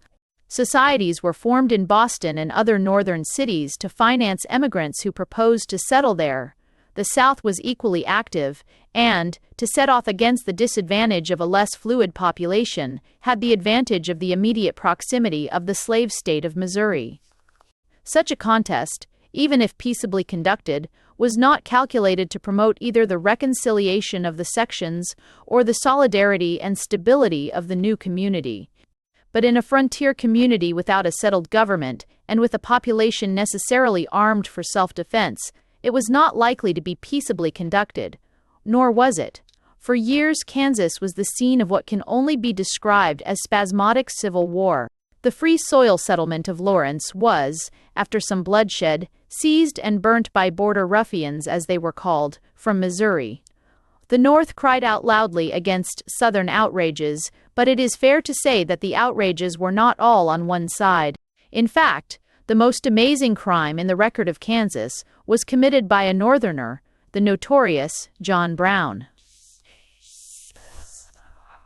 This man presents rather a pathological than a historical problem. He had considerable military talents and a curious power of persuading men. A New England Puritan by extraction, he was inflamed on the subject of slavery by a fanaticism somewhat similar to that of Garrison. But while Garrison blended his abolitionism with the Quaker dogma of non-resistance, Brown blended his with the ethics of a 17th-century Covenanter who thought himself divinely commanded to hew the Amalekites in pieces before the Lord. In obedience to his peculiar code of morals, he not only murdered Southern immigrants without provocation, but savagely mutilated their bodies. If his act did not prove him insane, his apology would. In defense of his conduct, he explained that, disguised as a surveyor, he had interviewed his victims and discovered that every one of them had committed murder in his heart. The other effect of the Kansas-Nebraska policy was the rise of a new party formed for the single purpose of opposing it. Anti-slavery parties had already come into being from time to time in the North, and had at different times exerted a certain influence on elections. But they made little headway because they were composed mainly of extremists, and their aim appeared to moderate men inconsistent with the Constitution. The attack on the time-honored Missouri Compromise rallied such men to the opposition, for it appeared to them clearly that theirs was now the legal, constitutional, and even conservative side, and that the slave power was now making itself responsible for a revolutionary change to its own advantage. Nor was the change on the whole unjust. The program to which the South committed itself after the direction of its policy fell from the hands of Calhoun was one which the North could not fail to resent. It involved the tearing up of all the compromises so elaborately devised and so nicely balanced, and it aimed at making slavery legal, certainly in all the new territories, and possibly even in the free states. It was, indeed, argued that this did not involve any aggravating of the evil of slavery. If it were an evil, the argument will be found very ingeniously stated in the book, which Jefferson Davis subsequently wrote, professedly a history of the Southern Confederacy, really rather an apologia pro vita sua.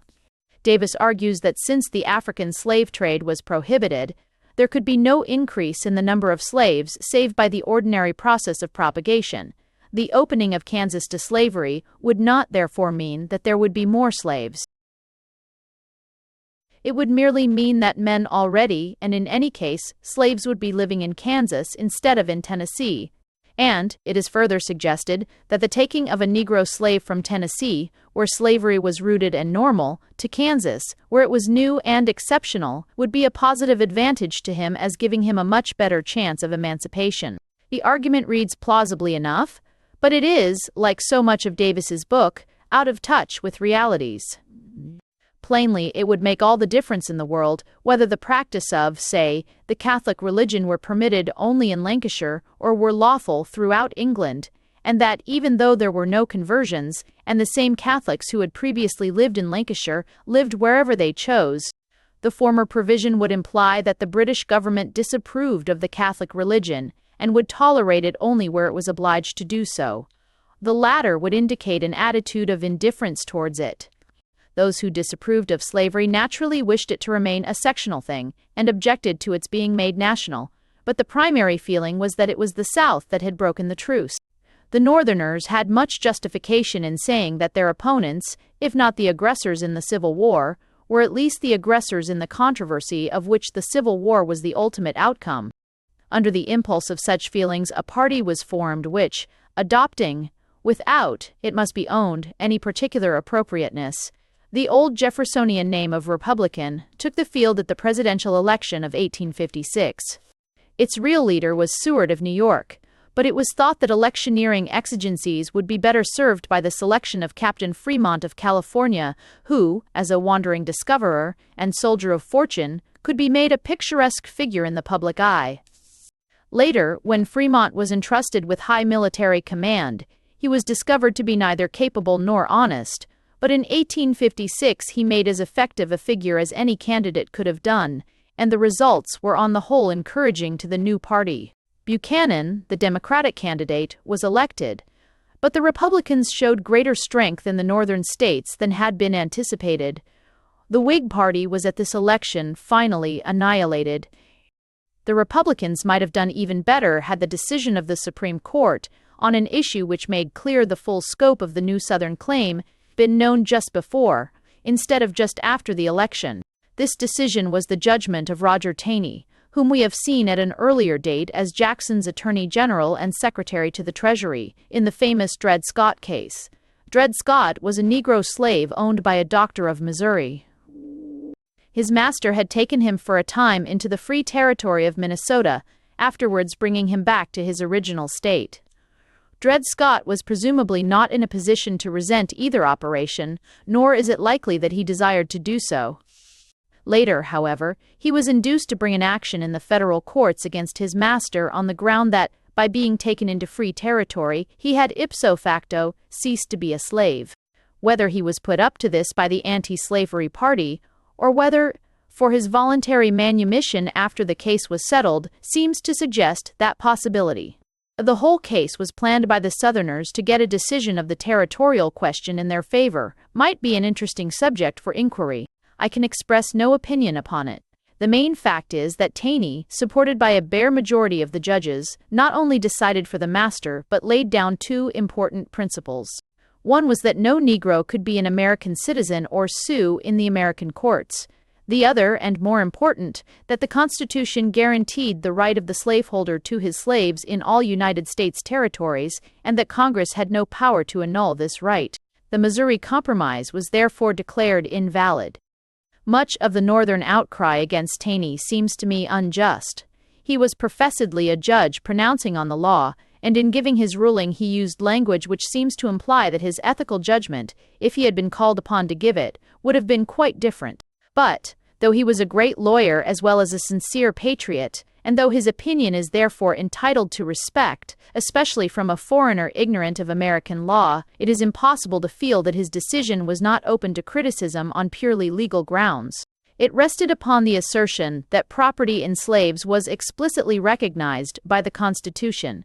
If this were so, it would seem to follow that since under the Constitution a man's property could not be taken from him without due process of law, he could not without such process lose his slaves. But was it so? It is difficult, for a layman at any rate, to find in the Constitution any such explicit recognition. The slave is there called a person, and defined as a person bound to service or labor, while his master is spoken of as one to whom such service or labor may be due. This language seems to suggest the relation of creditor and debtor, rather than that of owner and owned. At any rate, the Republicans refused to accept the judgment except so far as it determined the individual case of Dred Scott, taking up in regard to Taney's decision the position which, in accordance with Taney's own counsel, Jackson had taken up in regard to the decision which affirmed the constitutionality of a bank. Douglas impetuously accepted the decision and, forgetting the precedent of his own hero Jackson, denounced all who challenged it as wicked impugners of lawful authority. Yet, in fact, the decision was as fatal to his own policy as to that of the Republicans. It really made popular sovereignty a farce, for what was the good of leaving the question of slavery to be settled by the territories when the Supreme Court declared that they could only lawfully settle it one way? This obvious point was not lost upon the acute intelligence of one man, a citizen of Douglas's own state, and one of the moderates who had joined the Republican Party on the Nebraska issue. Abraham Lincoln was by birth a Southerner and a native of Kentucky, a fact which he never forgot and of which he was exceedingly proud. After the wandering boyhood of a pioneer and a period of manual labor as a rail splitter, he had settled in Illinois, where he had picked up his own education and become a successful lawyer. He had sat in the House of Representatives as a Whig from 1846 to 1848, the period of the Mexican War, during which he had acted with the main body of his party, neither defending the whole of the policy which led to the war, nor opposing it to the extent of refusing supplies for its prosecution. He had voted, as he said, for the Wilmot Proviso as good as 50 times, and had made a moderate proposition in relation to slavery in the District of Columbia, for which Garrison's Liberator had pilloried him as the slave hound of Illinois. He had not offered himself for re-election in 1848.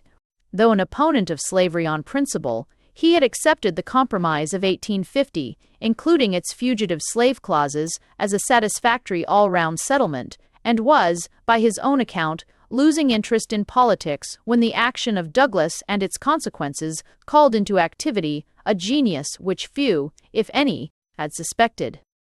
A man like Lincoln cannot be adequately described in the short space available in such a book as this. His externals are well appreciated, his tall figure, his powerful ugliness, his awkward strength, his racy humor, his fits of temperamental melancholy, well appreciated also his firmness, wisdom, and patriotism.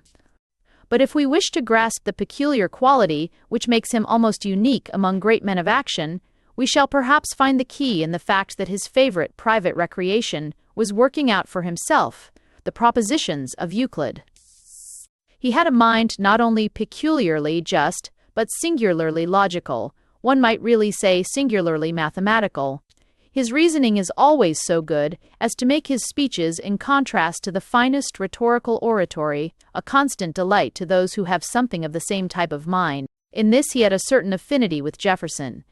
But while in Jefferson's case the tendency has been to class him, in spite of his great practical achievements, as a mere theorizer, in Lincoln it has been rather to acclaim him as a strong, rough, practical man, and to ignore the lucidity of thought which was the most marked quality of his mind.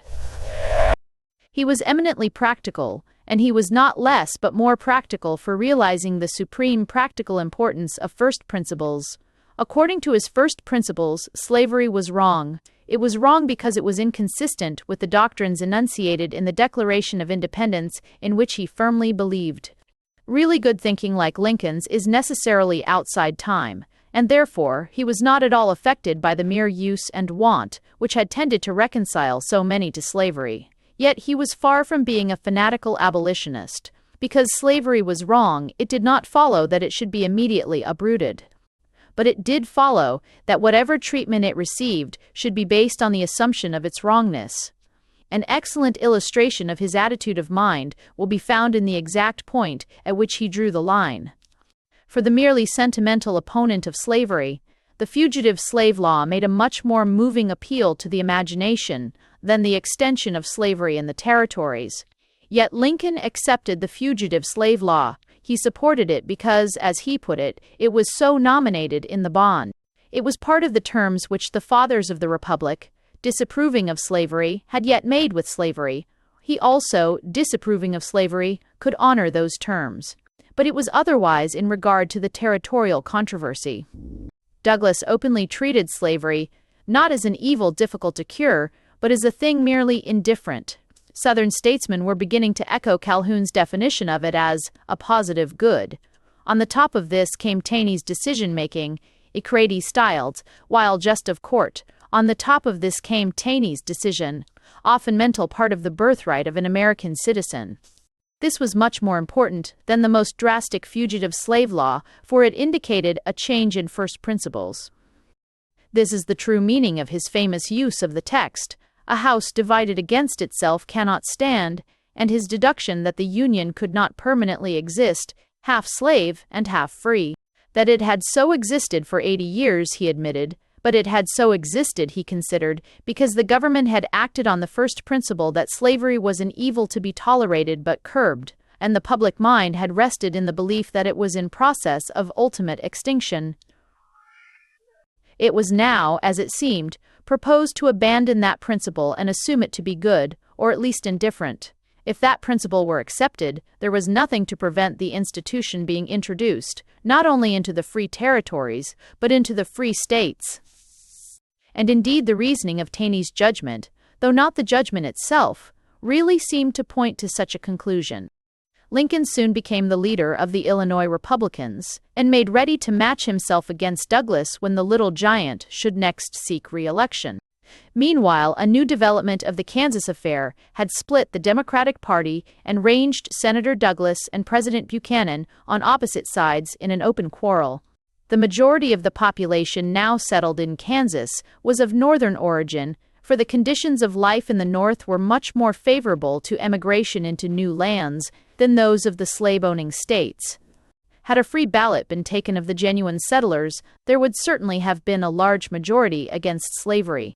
But in the scarcely disguised Civil War into which the competition for Kansas had developed, the slave state party had the support of bands of border ruffians from the neighboring state, who could appear as citizens of Kansas one day and return to their homes in Missouri the next.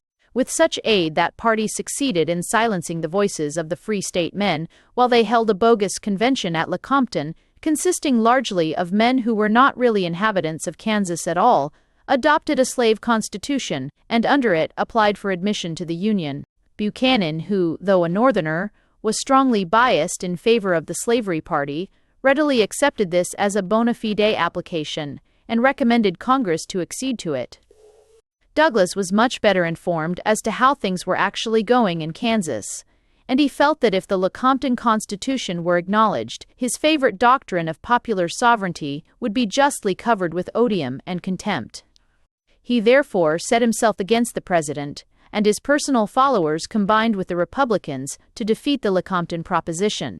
The struggle in Illinois thus became for Douglas a struggle for political life or death. At war with the president and with a large section of his party, if he could not keep a grip on his own state, his political career was over. Nor did he underrate his Republican opponent. Indeed, he seems to have had a keener perception of the great qualities which were hidden under Lincoln's rough and awkward exterior than anyone else at that time exhibited. When he heard of his candidature, he looked grave. "He is the strongest man of his party," he said, "and thoroughly honest. It will take us all our time to beat him." It did, Douglas was victorious, but only narrowly, and after a hard-fought contest.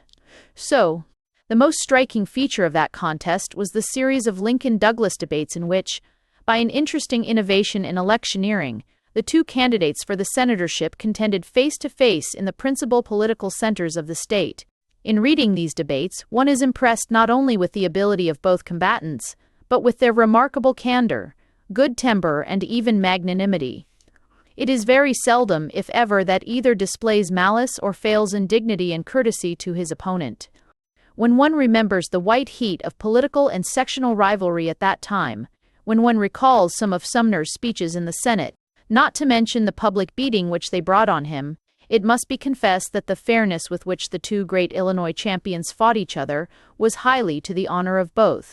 Where the controversy turned on practical or legal matters, the combatants were not ill-matched, and both scored many telling points. When the general philosophy of government came into the question, Lincoln's great superiority in seriousness and clarity of thought was at once apparent.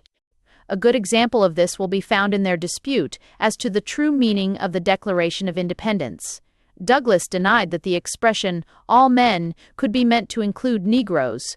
It only referred to British subjects in this continent being equal to British subjects born and residing in Great Britain.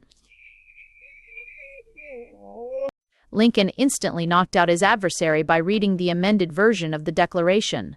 "We hold these truths to be self-evident, that all British subjects who were on this continent 81 years ago were created equal to all British subjects born and then residing in Great Britain." This was more than a clever debating point. It was a really crushing exposure of intellectual error. The mere use of the words truths and self-evident, and their patently ridiculous effect in the Douglas version, proves conclusively which interpreter was nearest to the mind of Thomas Jefferson.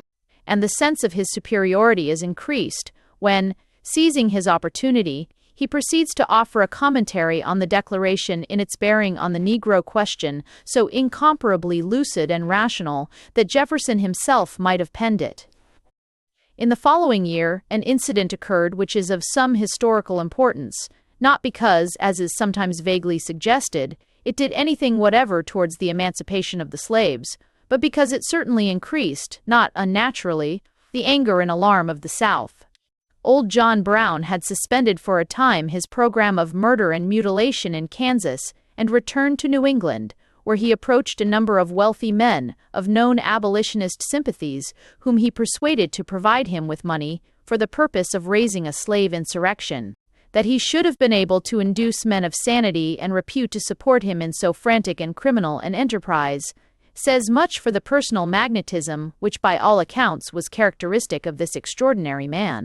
Having obtained his supplies, he collected a band of 19 men, including his own sons, with which he proposed to make an attack on the government arsenal at Harper's Ferry in Virginia, which, when captured, he intended to convert into a place of refuge and armament for fugitive slaves and a nucleus for the general Negro rising, which he expected his presence to produce.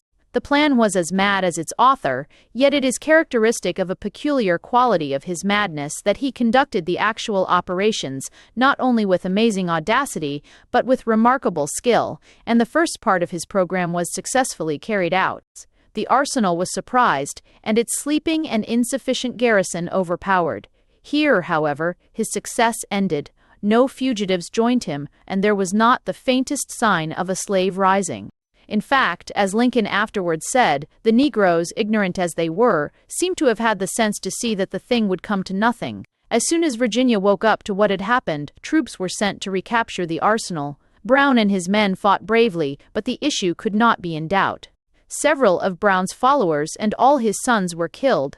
He himself was wounded, captured, brought to trial and very properly hanged, unless we take the view that he should rather have been confined in an asylum. He died with the heroism of a fanatic. Emerson and Longfellow talked some amazing nonsense about him, which is frequently quoted. Lincoln talked some excellent sense which is hardly ever quoted, and the Republican Party was careful to insert in its platform a vigorous denunciation of his Harper's Ferry exploit. Both sides now began to prepare for the presidential election of 1860. The selection of a Republican candidate was debated at a large and stormy convention held in Chicago. Seward was the most prominent Republican politician, but he had enemies, and for many reasons it was thought that his adoption would mean the loss of available votes. Chase was the favorite of the radical wing of the party, but it was feared that the selection of a man who was thought to lean to abolitionism would alienate the moderates.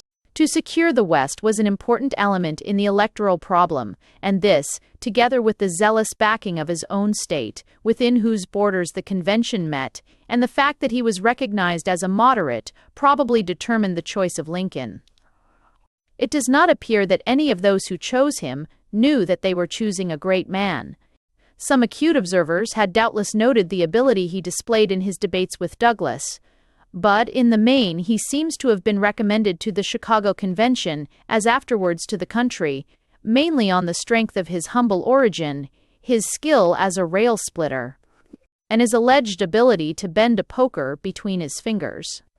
While the Republicans were thus choosing their champion, much fiercer quarrels were rending the opposite party, whose convention met at Charleston. The great majority of the Northern delegates were for choosing Douglas as candidate and fighting on a program of popular sovereignty. But the Southerners would not hear of either candidate or program. His attitude on the Lecompton business was no longer the only count against Douglas. Lincoln had asked him how a territory whose inhabitants desired to exclude slavery could, if the Dred Scott decision were to be accepted, lawfully exclude it. Douglas had answered that it could for practical purposes exclude it by withholding legislation in its support and adopting unfriendly legislation towards it. Lincoln at once pointed out that Douglas was virtually advising a territorial government to nullify a judgment of the Supreme Court. The cry was caught up in the South and was fatal to Douglas's hopes of support from that section. The Charleston Convention, split into two hostile sections, broke up without a decision. The Douglas men, who were the majority, met at Baltimore, acclaimed him as Democratic candidate, and adopted his program. The dissentients held another convention at Charleston and adopted Breckinridge with a program based upon the widest interpretation of the Dred Scott judgment. To add to the multiplicity of voices, the rump of the old Whig Party, calling themselves the Party of the Union, the Constitution, and the Laws, nominated Everett and Bell. The split in the Democratic Party helped the Republicans in another than the obvious fashion of giving them the chance of slipping in over the heads of divided opponents. It helped their moral position in the North. It deprived the Democrats of their most effective appeal to Union-loving men, the assertion that their party was national while the Republicans were sectional. For Douglas was now practically as sectional as Lincoln. As little as Lincoln could he command any considerable support south of the Potomac. Moreover, the repudiation of Douglas seemed to many Northerners to prove that the South was arrogant and unreasonable beyond possibility of parley or compromise. The wildest of her protagonists could not pretend that Douglas was a black abolitionist, or that he meditated any assault upon the domestic institutions of the Southern states. If the Southerners could not work with him, with what Northerner, not utterly and unconditionally subservient to them, could they work? It seemed to many that the choice lay between a vigorous protest now and the acceptance of the numerically superior, north of a permanently inferior position in the Confederation. In his last electoral campaign, the Little Giant put up a plucky fight against his enemies, North and South, but he had met his Waterloo. In the whole Union he carried but one state and half of another. The South was almost solid for Breckinridge. The North and West, from New England to California, was as solid for Lincoln. A few border states gave their votes for Everett, but, owing to the now overwhelming numerical superiority of the free states, the Republicans had in the Electoral College a decided majority over all other parties. Thus was Abraham Lincoln elected President of the United States. But many who voted for him had hardly recorded their votes before they became a little afraid of the thing they had done. Through the whole continent ran the ominous whisper, "What will the South do?" And men held their breath, waiting for what was to follow. Chapter 9. Secession and Civil War, or which how many, or perfection by the status, or precisely, which working out over the book. It is a significant fact that the news of Lincoln's election, which caused so much dismay and searching of heart throughout the southern and border states, was received with defiant cheers in Charleston, the chief port of South Carolina. Those cheers meant that there was one southern state that was ready to answer on the instant the whispered question which was troubling the North, and to answer it by no means in a whisper. South Carolina occupied a position not exactly parallel to that of any other state. Her peculiarity was not merely that her citizens held the dogma of state sovereignty. All the states from Virginia southward, at any rate, held that dogma in one form or another. But South Carolina held it in an extreme form and habitually acted on it in an extreme fashion. It is not historically true to say that she learnt her political creed from Calhoun. It would be truer to say that he learnt it from her. But it may be that the leadership of a man of genius, who could codify and expound her thought, and whose bold intellect shrank from no conclusion to which his principles led, helped to give a peculiar simplicity and completeness to her interpretation of the dogma in question. The peculiarity of her attitude must be expressed by saying that most Americans had two loyalties, while the South Carolinian had only one.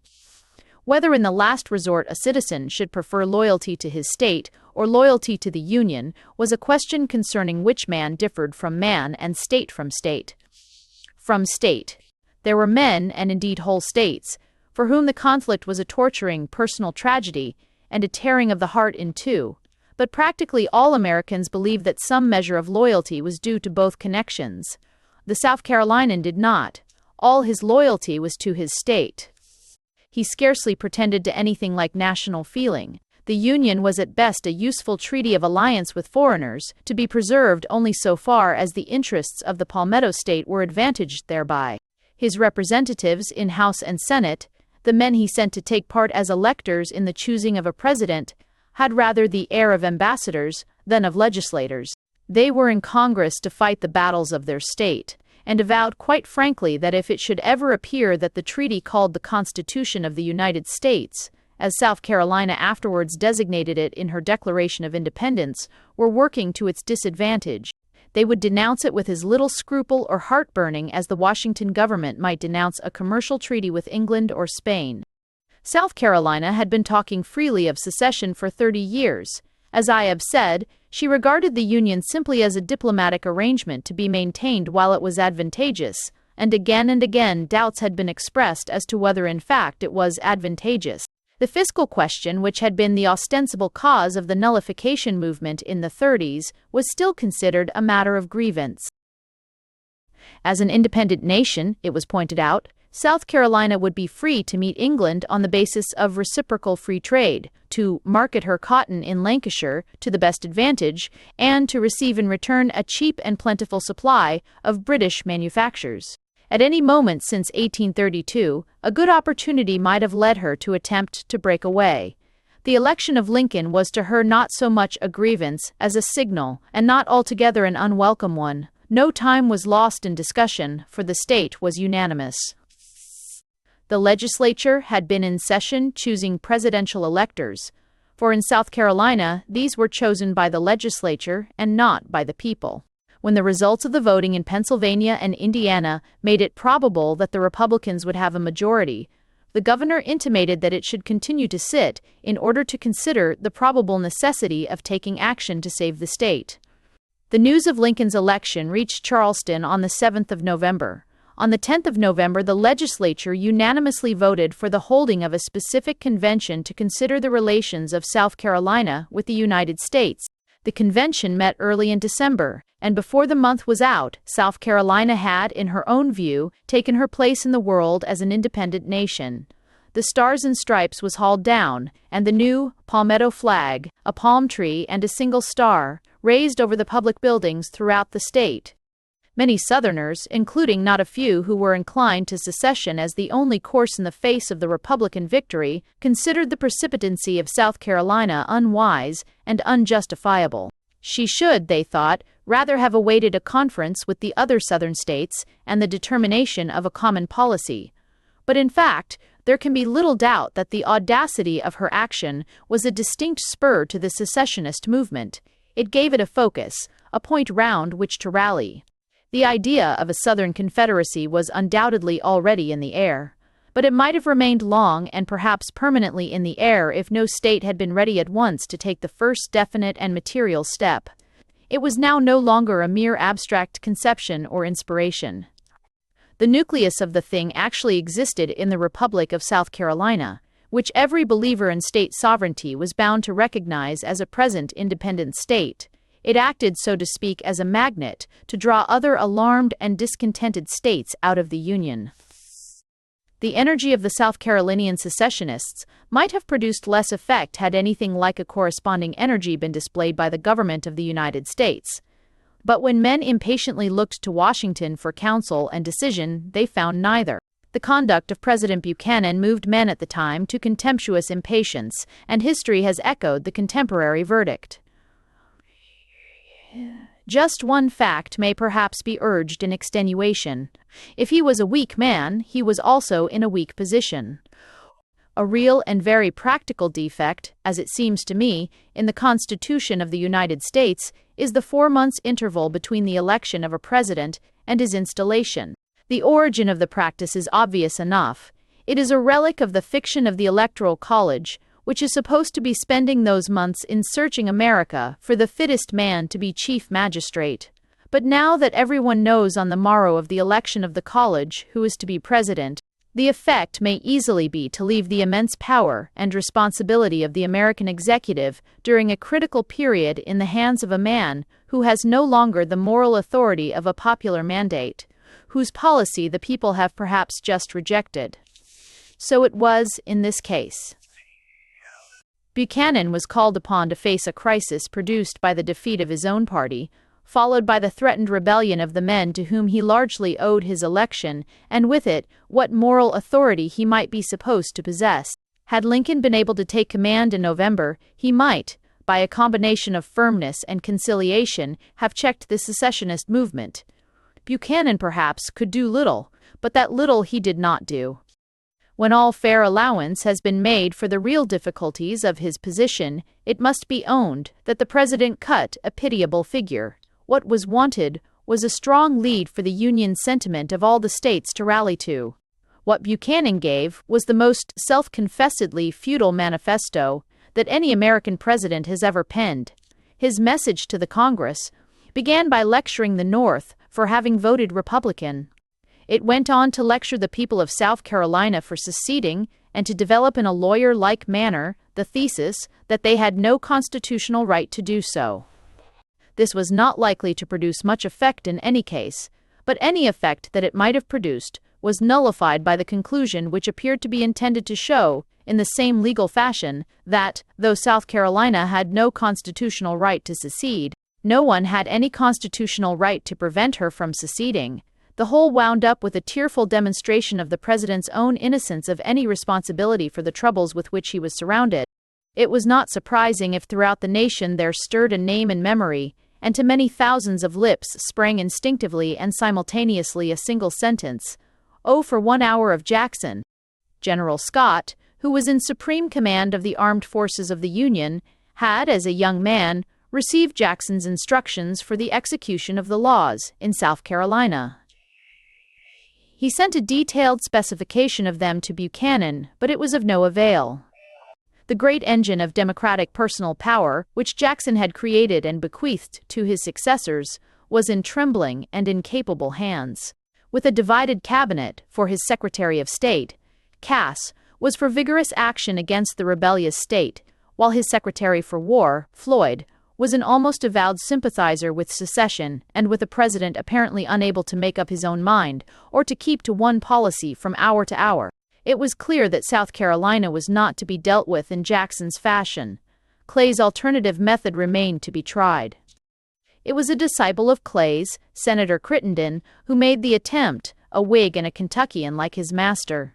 He proposed a compromise very much in Clay's manner, made up for the most part of carefully balanced concessions to either section.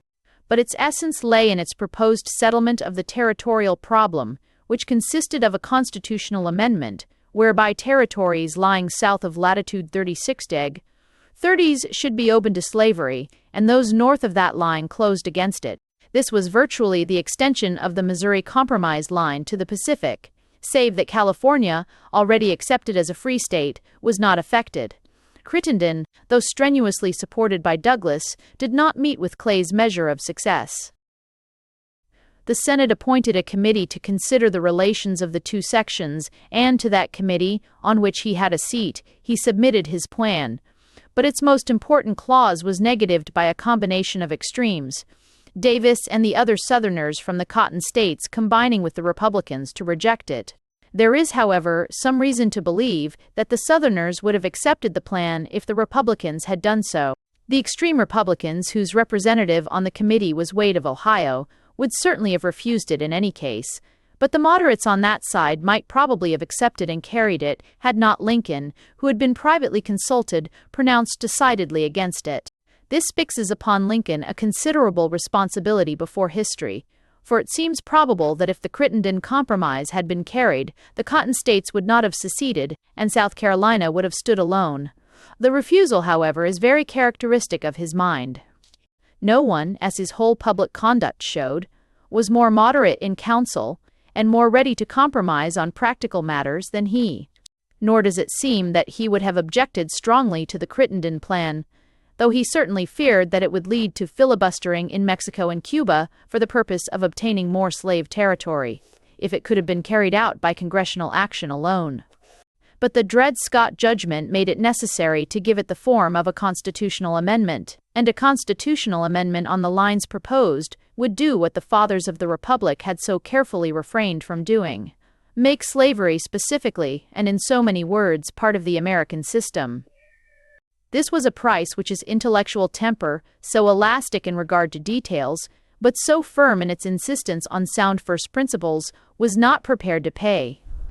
The rejection of the Crittenden Compromise gave the signal for the new and much more formidable secession, which marked the new year.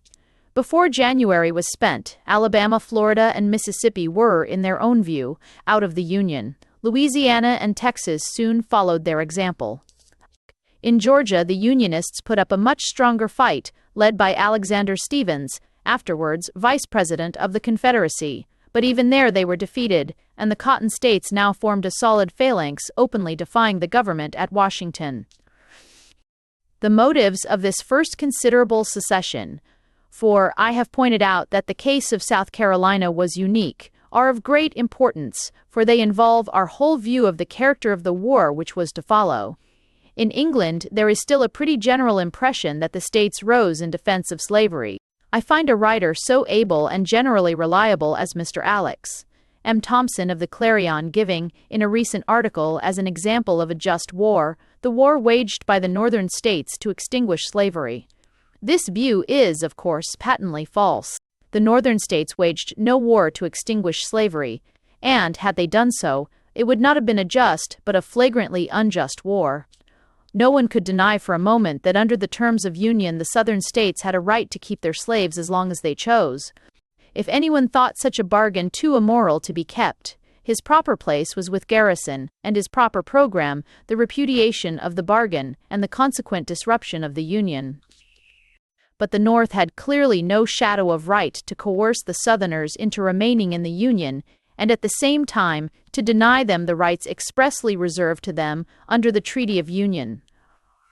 And of such a grossly immoral attempt, every fair-minded historian must entirely acquit the victorious section. The Northerners did not go to war to abolish slavery. The original basis of the Republican Party, its platform of 1860, the resolutions passed by Congress, and the explicit declarations of Lincoln, both before and after election, all recognize specifically and without reserve the immunity of slavery in the slave states from all interference by the federal government. American writers are, of course, well acquainted with such elementary facts, and, if they would attempt to make slavery the cause of the rebellion, they are compelled to use a different, but, I think, equally misleading phrase. I find, for instance, Professor Rhodes saying that the South went to war for the extension of slavery. This sounds more plausible because the extension of the geographical area over which slavery should be lawful had been a Southern policy, and because the victory of the party organized to oppose this policy was in fact the signal for secession. But neither will this statement bear examination, for it must surely be obvious that the act of secession put a final end to any hope of the extension of slavery. How could Georgia and Alabama, outside the Union, affect anything to legalize slavery in the Union territories of Kansas and New Mexico? A true statement of the case would, I think, be this: the South felt itself threatened with a certain peril. Against that peril, the extension of the slave area had been one attempted method of protection. Secession was an alternative method. The peril was to be found in the increasing numerical superiority of the North, which must, it was feared, reduce the South to a position of impotence in the Union if once the rival section were politically united. Lowell spoke much of the truth when he said that the Southern grievance was the census of 1860, but not the whole truth. It was the census of 1860 plus the presidential election of 1860 and the moral to be drawn from the two combined. The census showed that the North was already greatly superior in numbers, and that the disproportion was an increasing one.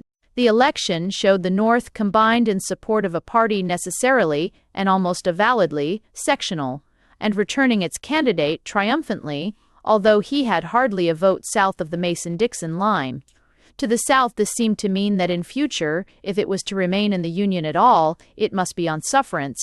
A Northerner would always be president. A Northern majority would always be supreme in both houses of Congress, for the admission of California, already accomplished, and the now certain admission of Kansas as a free state had disturbed the balance in the Senate as well as in the House. The South would henceforward be unable to influence in any way the policy of the federal government. It would be enslaved. It is true that the South had no immediate grievance. The only action of the North of which she had any sort of right to complain was the infringement of the spirit of the constitutional compact by the personal liberty laws.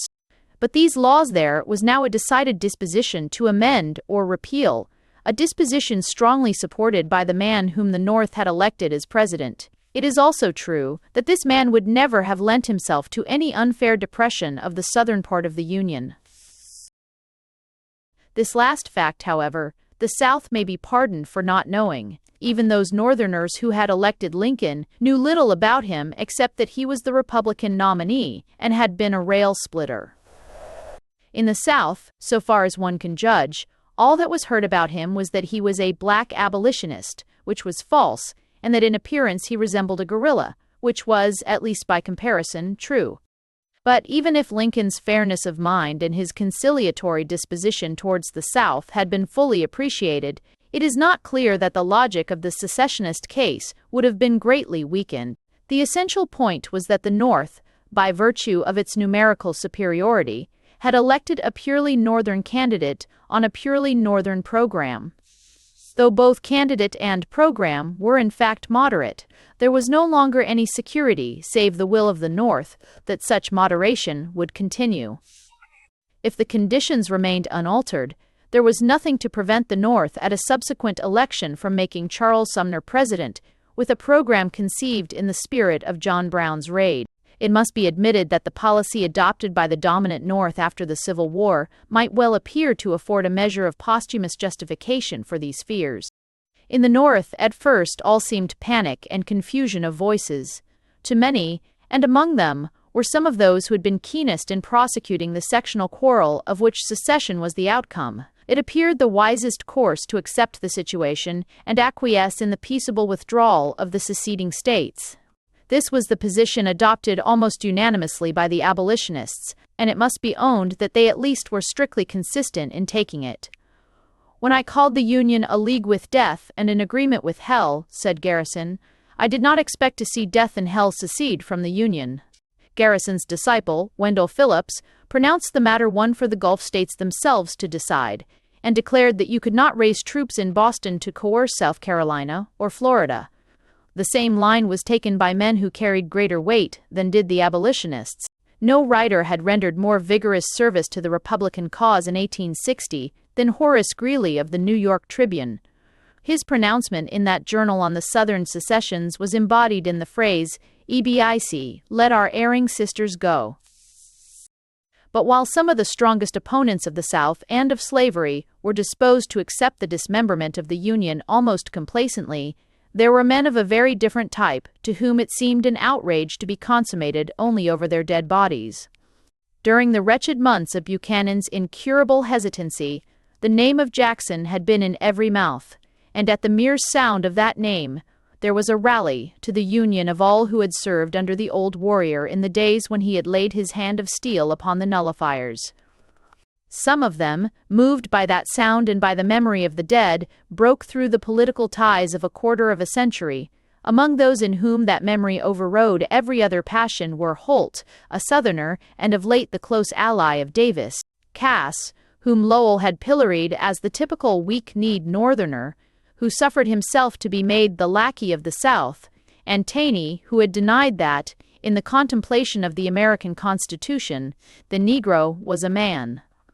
It was Black, an old Jacksonian, who in the moment of peril held the nerveless hands of the president firm to the tiller. It was Dix, another such, who sent to New Orleans the very Jacksonian order: if any man attempts to haul down the American flag, shoot him at sight. War is always the result of a conflict of wills. The conflict of wills which produced the American Civil War had nothing directly to do with slavery. It was the conflict between the will of certain Southern states to secede rather than accept the position of a permanent minority, and the will expressed in Jackson's celebrated toast, "Our Union, it must be preserved."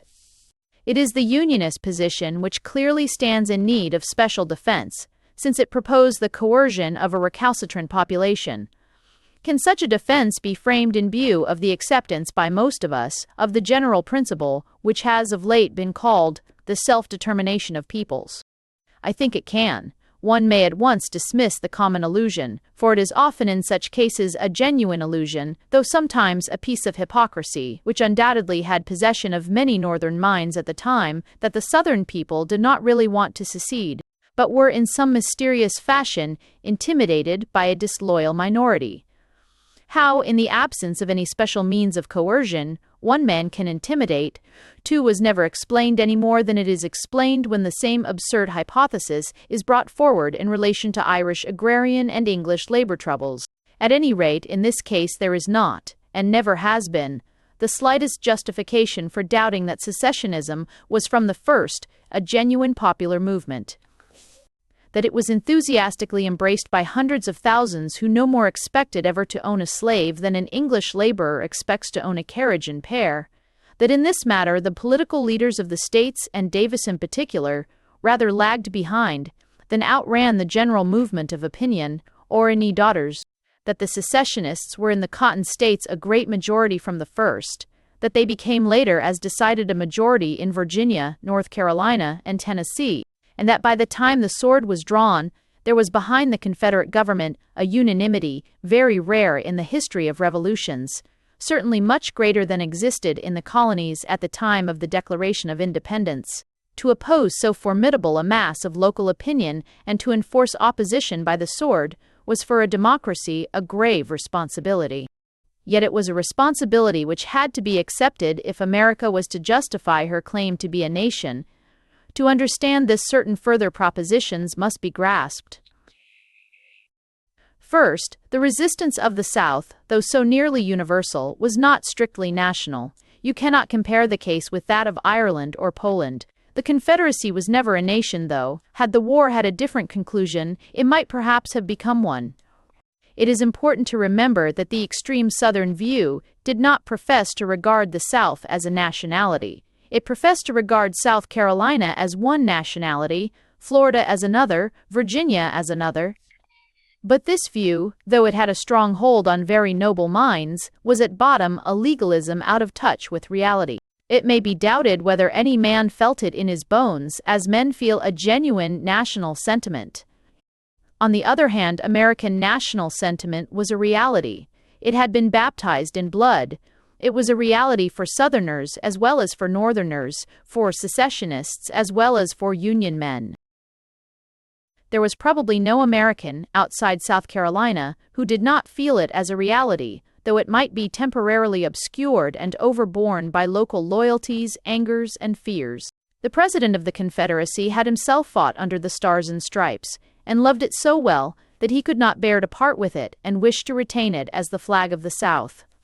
Had one generation of excited men, without any cognate and definable grievance, moved only by anger at a political reverse and the dread of unrealized and dubious evils, the right to undo the mighty work of consolidation now so nearly accomplished, to throw away at once the inheritance of their fathers and the birthright of their children. Nor would they and their children be the only losers. It was the great principles on which the American Commonwealth was built that seemed to many to be on trial for their life. If the Union were broken up, what could men say but that democracy had failed? The ghost of Hamilton might grin from his grave. Though his rival had won the laurel, it was he who would seem to have proved his case. For the first successful secession would not necessarily have been the last.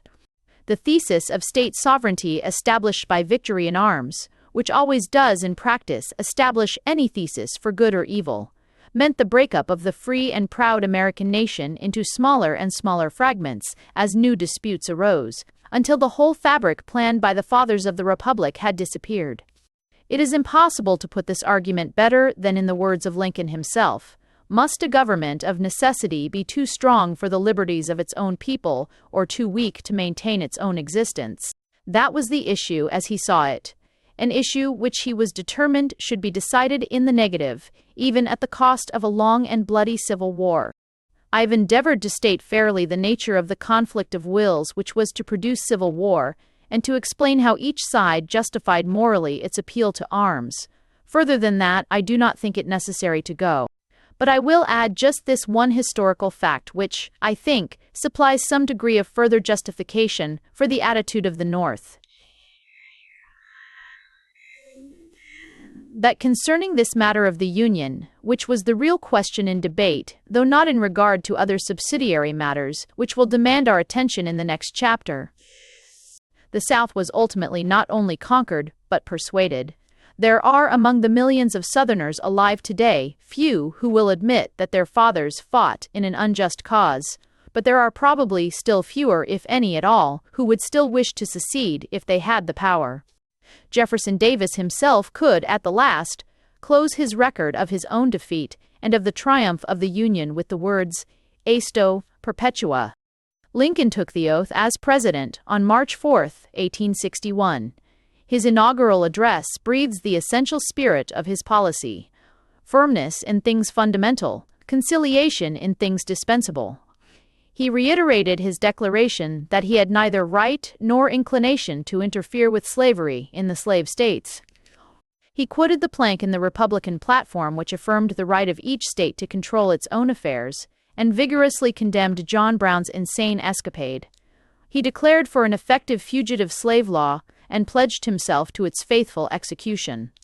He expressed his approval of the amendment to the Constitution which Congress had just resolved to recommend, forbidding the federal government ever to interfere with the domestic institutions of the several states, including that of persons held to service.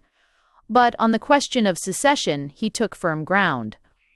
I hold that, in contemplation of universal law and of the Constitution, the union of these states is perpetual. ISSN-ST. It follows from these views that no state upon its own mere motion can lawfully get out of the Union, that resolves and ordinances to that effect are legally void, and that acts of violence within any state or states against the authority of the United States are insurrectionary or revolutionary according to circumstances. He accepted the obligation which the Constitution expressly enjoined on him to see that the laws of the Union be faithfully executed in all the states. He would use his power to hold, occupy, and possess the property and places belonging to the government, and to collect the duties and imposts. But beyond that there would be no interference or coercion. There could be no conflict or bloodshed, unless the secessionists were themselves the aggressors. In your hands, my dissatisfied fellow countrymen, and not in mine, is the momentous issue of civil war. Arn you well, one people less, you have no oath registered in heaven to destroy the government, while I have the most solemn one to preserve, protect, and defend it. He ended with the one piece of rhetoric in the whole address. Rhetoric deliberately framed to stir those emotions of loyalty to the national past and future which he knew to endure, howsoever overshadowed by anger and misunderstanding, even in Southern breasts. Though passion may have strained, It must not break our bonds of affection. The mystic cords of memory, stretching from every battlefield and patriot grave to every living heart and hearthstone all over this broad land, will yet swell the chorus of union, when again touched, as surely they will be, by the better angels of our nature. But there was not much evidence of the active operation of such better angels at the moment. Half the southern states had not only seceded, but had already formed themselves into a hostile confederacy. They framed a constitution modeled in essentials on that of the United States, but with the important difference that "we the deputies of the sovereign and independent states" was substituted for "we the people of the United States," and with certain minor amendments, some of which were generally thought even in the North to be improvements. They elected Jefferson Davis as president, and as vice president Alexander Stephens of Georgia, who had been a Unionist but had accepted the contrary verdict of his state. The choice was, perhaps, as good as could have been made. Davis was in some ways well fitted to represent the new Commonwealth before the world. He had a strong sense of what befitted his own dignity and that of his office. He had a keen eye for what would attract the respect and sympathy of foreign nations. It is notable, for instance, that in his inaugural address, in setting forth the grounds on which secession was to be justified, he made no allusion to the institution of slavery. There he may be contrasted favorably with Stephens, whose unfortunate speech declaring slavery to be the stone which the builders of the old Constitution rejected, and which was to become the cornerstone of the new Confederacy, was naturally seized upon by Northern sympathizers at the time, and has been as continually brought forward since by historians and writers who wish to emphasize the connection between slavery and the Southern cause. Davis had other qualifications which might seem to render him eminently fit to direct the policy of a confederation which must necessarily begin its existence by fighting and winning a great and hazardous war. He had been a soldier and served with distinction. Later he had been, by common consent, one of the best war secretaries that the United States had possessed. It was under his administration that both Lee and McClellan, later to be arrayed against each other, were sent to the Crimea to study modern war at first hand. But Davis had faults of temper which often endangered and perhaps at last ruined the cause he served. They can be best appreciated by reading his own book. There is throughout a note of querulousness which weakens one's sympathy for the hero of a lost cause. He is always explaining how things ought to have happened, how the people of Kentucky ought to have been angry with Lincoln instead of siding with him, and so on. One understands at once how he was bested in democratic diplomacy by his rival's lucid realism and unfailing instinct for dealing with men as men. One understands also his continual quarrels with his generals, though in that department he was from the first much better served than was the government at Washington. A sort of nervous irritability, perhaps a part of what is called the artistic temperament, is everywhere perceptible. Nowhere does one find a touch of that spirit which made Lincoln say, after an almost insolent rebuff to his personal and official dignity from McClellan, "Well, I will hold his horse for him if he will give us a victory." The prize for which both parties were contending in the period of diplomatic skirmishing which marks the opening months of Lincoln's administration was the adherence of those slave states which had not yet seceded. So far, disruptional doctrines had triumphed only in the Cotton States. In Virginia, secession had been rejected by a very decided majority, and the rejection had been confirmed by the result of the subsequent elections for the state legislature. The secessionists had also seen their program defeated in Tennessee, Arkansas, and North Carolina, while Kentucky, Missouri, and Maryland had as yet refused to make any motion towards it. In Texas, the general feeling was on the whole secessionist, but the governor was a Unionist and succeeded for a time in preventing definite action. To keep these states loyal, while keeping at the same time his pledge to execute the laws, was Lincoln's principal problem in the first days of his presidency. His policy turned mainly on two principles. First, the South must see that the administration of the laws was really impartial and that the president executed them because he had taken an oath to do so, not because the North wanted to trample on the South. This consideration explains the extreme rigor with which he enforced the fugitive slave law. Here was a law involving a constitutional obligation, which he, with his known views on slavery, could not possibly like executing, which the North certainly did not want him to execute, which he could be executing only from a sense of obligation under the Constitution. Such an example would make it easier for moderate Southern opinion to accept the application of a similar strictness to the seceding states. The second principle was the strict confinement of his intervention within the limits presented by his inaugural. This was calculated to bear a double effect.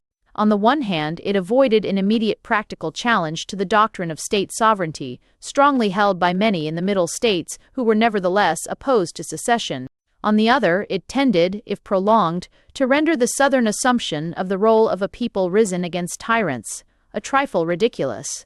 A free man defying the edicts of the oppressor is a dignified spectacle, not so that of a man desperately anxious to defy edicts which the oppressor obstinately refuses to issue.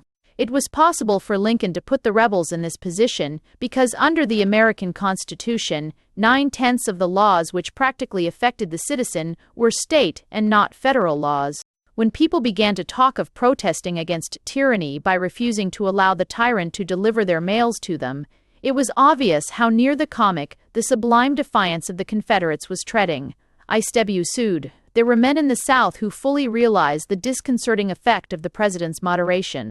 "Unless you baptize the Confederacy in blood," said a leading secessionist of Alabama to Jefferson Davis, "Alabama will be back in the Union within a month." Unfortunately, Lincoln's attitude of masterly inactivity could not be kept up for so long, for a problem, bequeathed him by his predecessor, pressed upon him demanding action just where action might, as he well knew, mean a match dropped in the heart of a powder magazine. On an island in the very harbor of Charleston itself stood Fort Sumter, an arsenal held by the federal government. South Carolina, regarding herself as now an independent state, had sent an embassy to Washington to negotiate, among other things, for its surrender and transfer to the state authorities. Buchanan had met these emissaries and temporized without definitely committing himself. He had been on the point of ordering Major Anderson, who was in command of the garrison, to evacuate the fort, when under pressure from Black, his Secretary of State, he changed his mind and sent a United States packet, called Star of the West, with reinforcements for Anderson. The state authorities at Charleston fired on the ship, which, being unarmed, turned tail and returned to Washington without fulfilling its mission.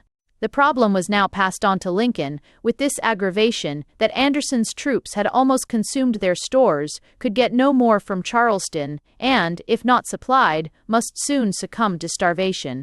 Lincoln determined to avoid the provocation of sending soldiers and arms, but to dispatch a ship with food and other necessaries for the garrison. This resolution was duly notified to the authorities at Charleston. Their anger was intense.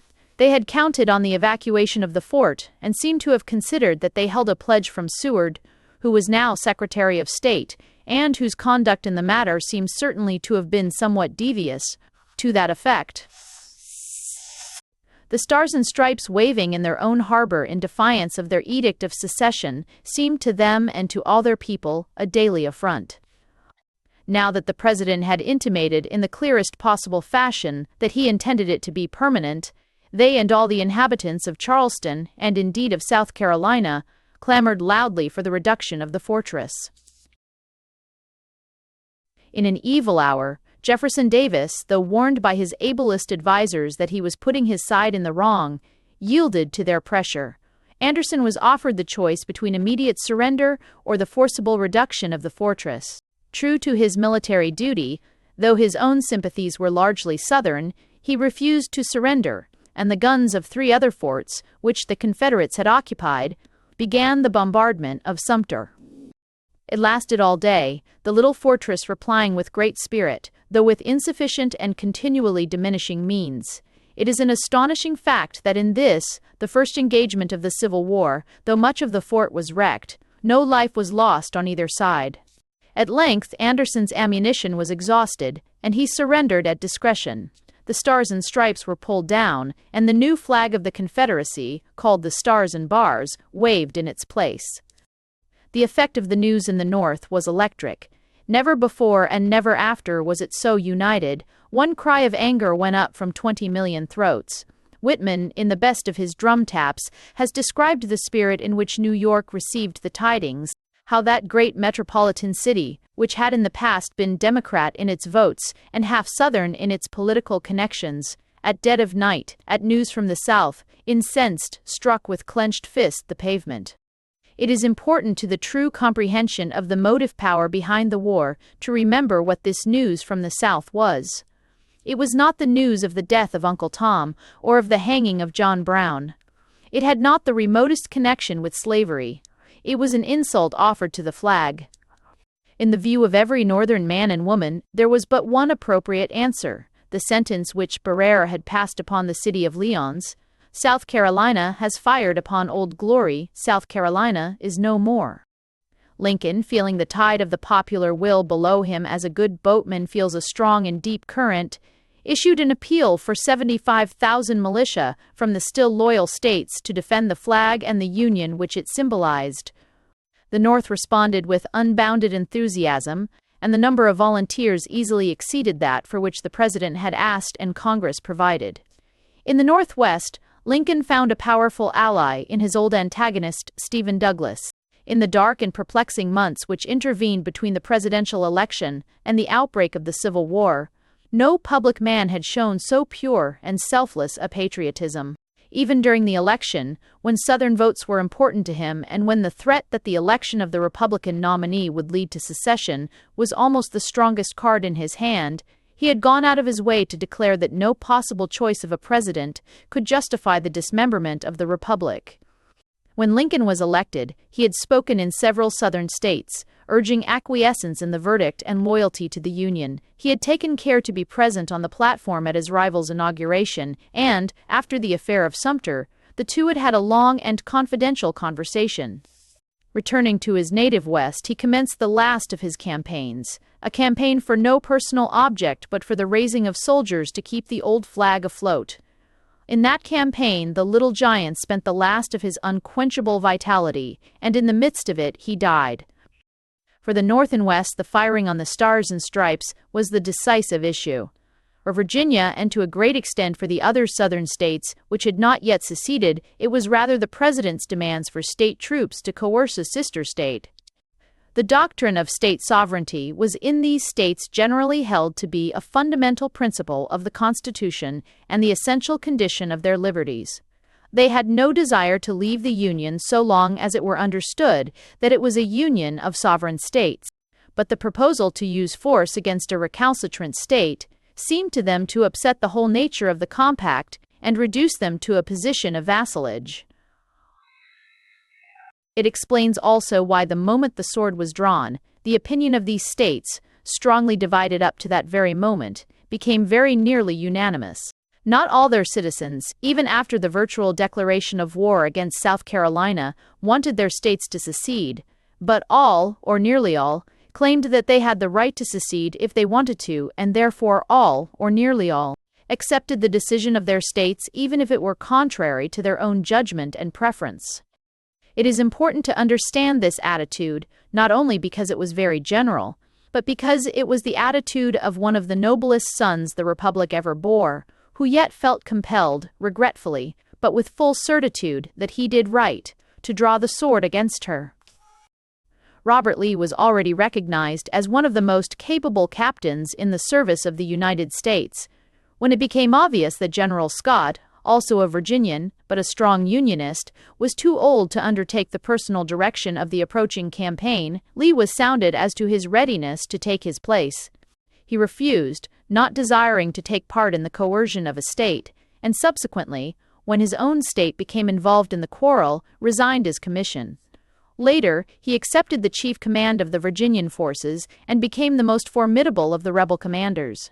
Yet with the institution, zeal for which is still so largely thought to have been the real motive of the South, he had no sympathy. 4 years before the Republican triumph, he had, in his correspondence, declared slavery to be a moral and political evil, nor was he a secessionist. He deeply regretted, and so far as he could, without meddling in politics, to which, in the fashion of good soldiers, he was strongly averse, opposed the action which his state eventually took.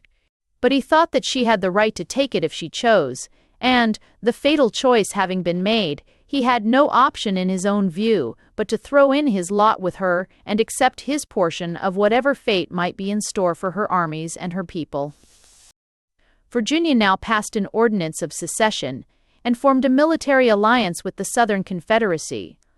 Later, she was admitted to membership of that confederacy, and the importance attached to her accession may be judged by the fact that the new government at once transferred its seat to her capital, the city of Richmond.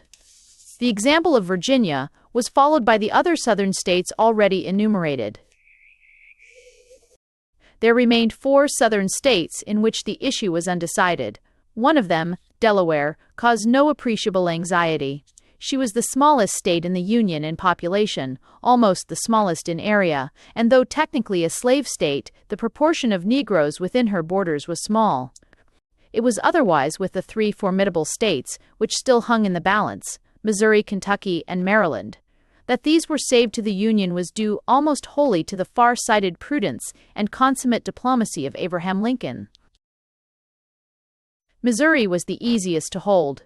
Geographically, she was not really a Southern state at all, and, though she was a slave state by virtue of Clay's Compromise, the institution had not there struck such deep roots as in the true South. The mass of her people were recruited from all the older states, North and South, with a considerable contingent fresh from Europe. Union feeling was strong among them and state feeling comparatively weak.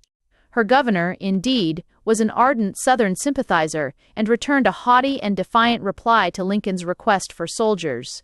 But Francis Blair, a prominent and popular citizen, and Captain Lyon, who had raised and commanded a Union force within her borders, between them carried the state against him.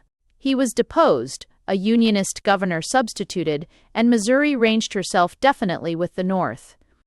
The case of Maryland was much more critical, for it appeared to involve the fate of the capital.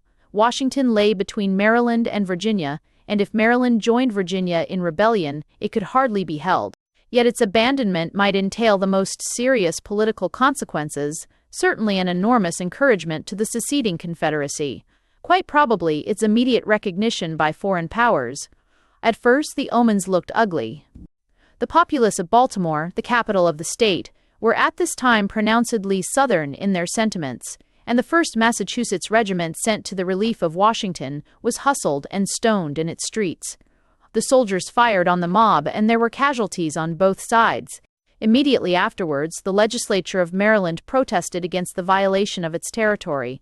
Lincoln acted with admirable sense and caution. He pointed out that the Federal armies could not fly, and that therefore to reach Washington they must pass over the soil of Maryland. But he made no point of their going through Baltimore, and he wisely provided that further contingents should, for a time, proceed by water to Annapolis. Meanwhile, he strained every nerve to reassure and conciliate Maryland with complete success. Within a month or 2, Federal troops could be brought to Baltimore without the smallest friction or disturbance. Later, the loyalty of Maryland was, as we shall see, put to a much more critical test and passed it triumphantly. The president naturally felt a special interest in the attitude of his native state, Kentucky. That attitude would have perplexed and embarrassed a less discerning statesman. Taking her stand on the dogma of state sovereignty, Kentucky declared herself neutral in the impending war between the United and Confederate States, and forbade the troops of either party to cross her territory. Lincoln could not, of course, recognize the validity of such a declaration, but he was careful to avoid any act in open violation of it. Sometimes openly and sometimes secretly, he worked hard to foster, consolidate, and encourage the Union Party in Kentucky. With his approval, and probably at his suggestion, Loyalist levies were voluntarily recruited on her soil, drilled and prepared for action. But no Northern troops were sent across her frontier. He was undoubtedly working for a violation of Kentuckian neutrality by the other side. Circumstances and geographical conditions helped him. The frontier between Kentucky and Tennessee was a mere degree of latitude corresponding to no militarily defensible line, nor did any such line exist to the south of it, capable of covering the capital of Tennessee. On the other hand, an excellent possible line of defense existed in southern Kentucky. The Confederate commanders were eager to seize it, but the neutrality of Kentucky forbade them.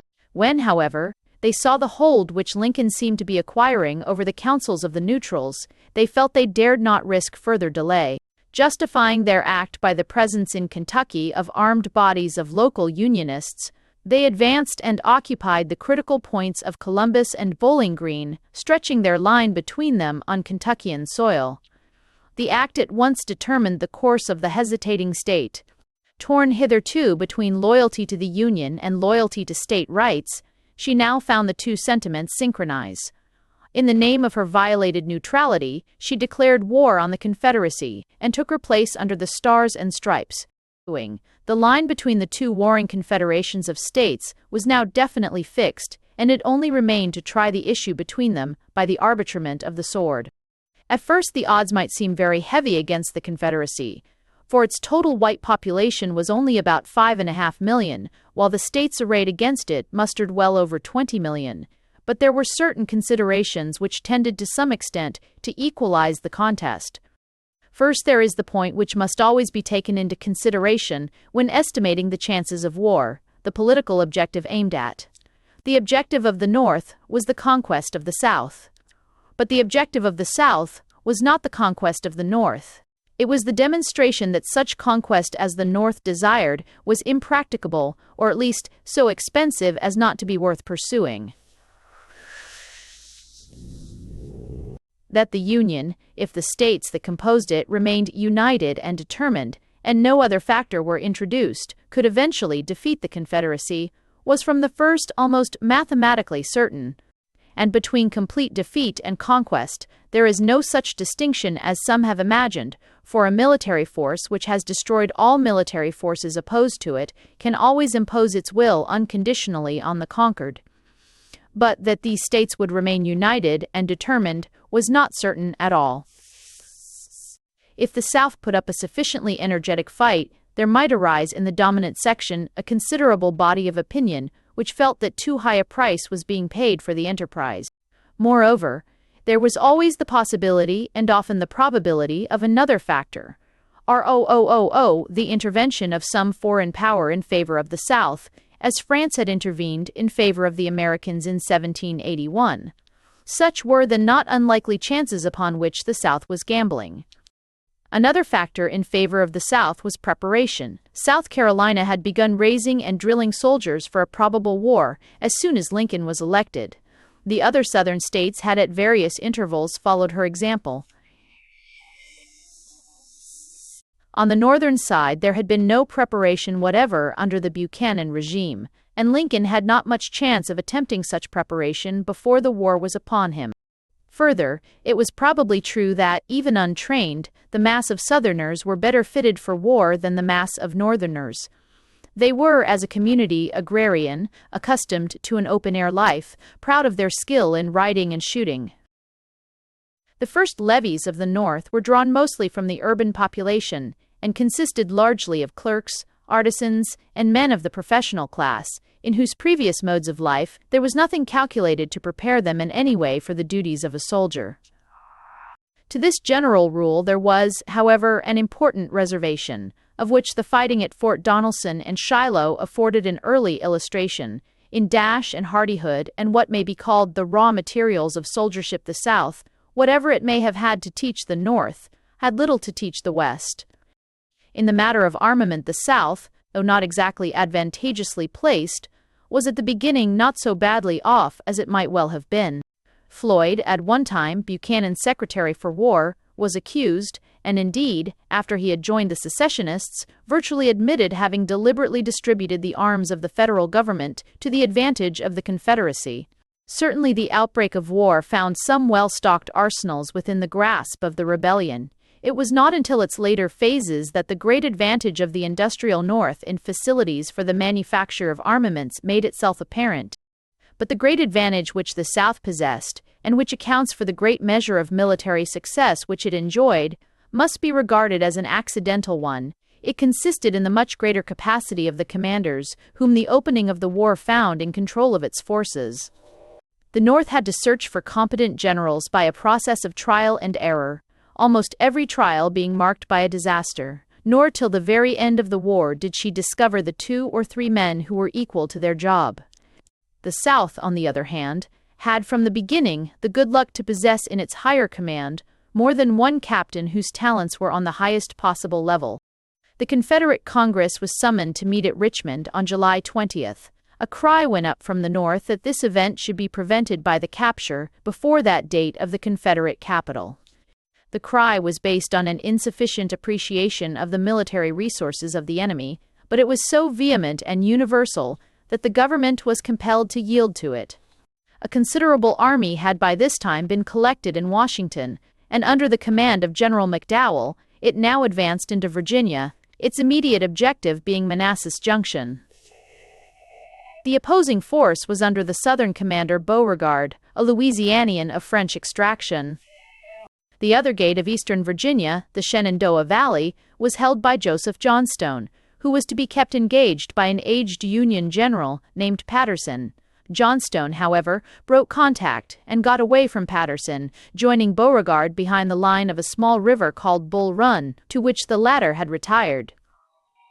Here McDowell attacked, and the first real battle of the Civil War followed. For a time it wavered between the two sides, but the arrival in flank of the forces of Johnstone's rear guard, which had arrived too late for the opening of the battle, threw the Union right wing into confusion. Panic spread to the whole army, which, with the exception of a small body of regular troops, flung away its arms and fled in panic back to Washington. Thus unauspiciously opened the campaign against the Confederacy. The impression produced on both sides was great. The North set its teeth and determined to wipe out the disgrace at the first possible moment. The South was wild with joy. The too prevalent impression that the Yankees were cowards who could not and would not fight seemed confirmed by the first practical experiment. The whole subsequent course of the war showed how false was this impression. It has been admitted that the Southerners were at first, on the whole, both better fitted and better prepared for war than their opponents. But all military history shows that what enables soldiers to face defeat and abstain from panic in the face of apparent disaster is not natural courage, but discipline. Had the fight gone the other way, the Southern recruits would probably have acted exactly as did the fugitive Northerners. Indeed, as it was, at an earlier stage of the battle, a panic among the Southerners was only averted by the personal exertions of Beauregard, whose horse was shot under him, and by the good conduct of the Virginian contingent and its leader. "Look at Jackson and his Virginians," cried out the Southern commander in rallying his men, standing like a stone wall. The great captain thus acclaimed bore ever after, through his brief but splendid military career, the name of Stonewall Jackson. Bull Run was fought and won in July. The only other important operations of the year consisted in the successful clearing, by the Northern commander, McClellan, of Western Virginia, where a Unionist population had seceded from the secession. Lincoln, with bold statesmanship, recognized it as a separate state, and thus further consolidated the Unionism of the border. In recognition of this service, McClellan was appointed, in succession to McDowell, to the command of the Army of the Potomac, as the force entrusted with the invasion of eastern Virginia was called. At the first outbreak of the war, English sympathies, except perhaps for a part of the traveled and more or less cosmopolitan aristocracy which found the Southern gentleman a more socially acceptable type than the Yankee, seemed to have been decidedly with the North. Public opinion in this country was strong against slavery, and therefore tended to support the free states in the contest of which slavery was generally believed to be the cause. Later, this feeling became a little confused.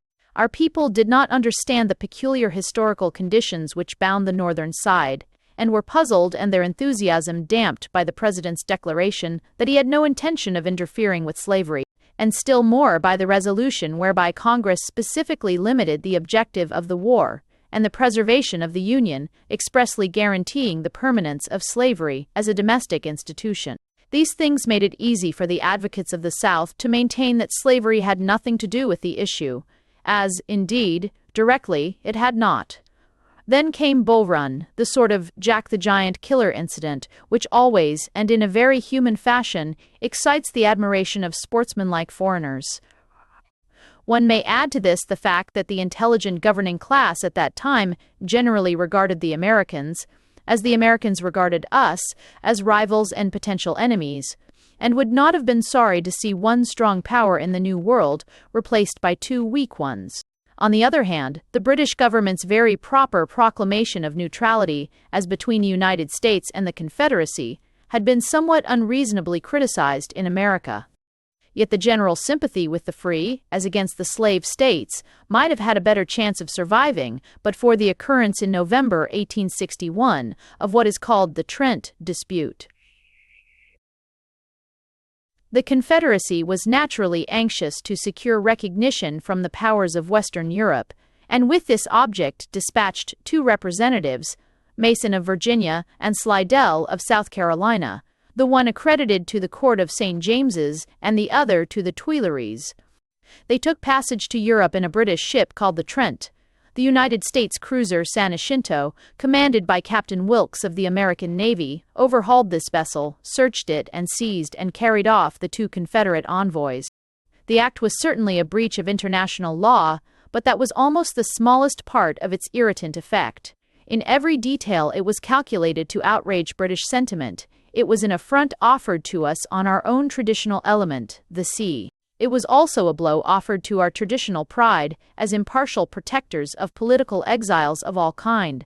The Times say, in those days a responsible and influential organ of opinion, said quite truly that the indignation felt here had nothing to do with approval of the rebellion, that it would have been just as strong if, instead of Mason and Slidell, the victims had been two of their own Negro slaves. Indeed, for us there were no longer Northern and Southern sympathizers.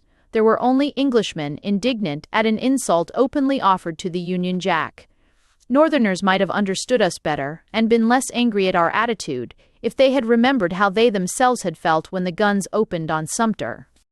The evil was aggravated by the triumphant rejoicings with which the North celebrated the capture and by the complicity of responsible and even official persons in the honors showered on Captain Wilkes. Seward, who had a wild idea that a foreign quarrel would help to heal domestic dissensions, was somewhat disposed to defend the capture. But the eminently just mind of Lincoln quickly saw that it could not be defended, while his prudence perceived the folly of playing the Southern game by forcing England to recognize the Confederacy.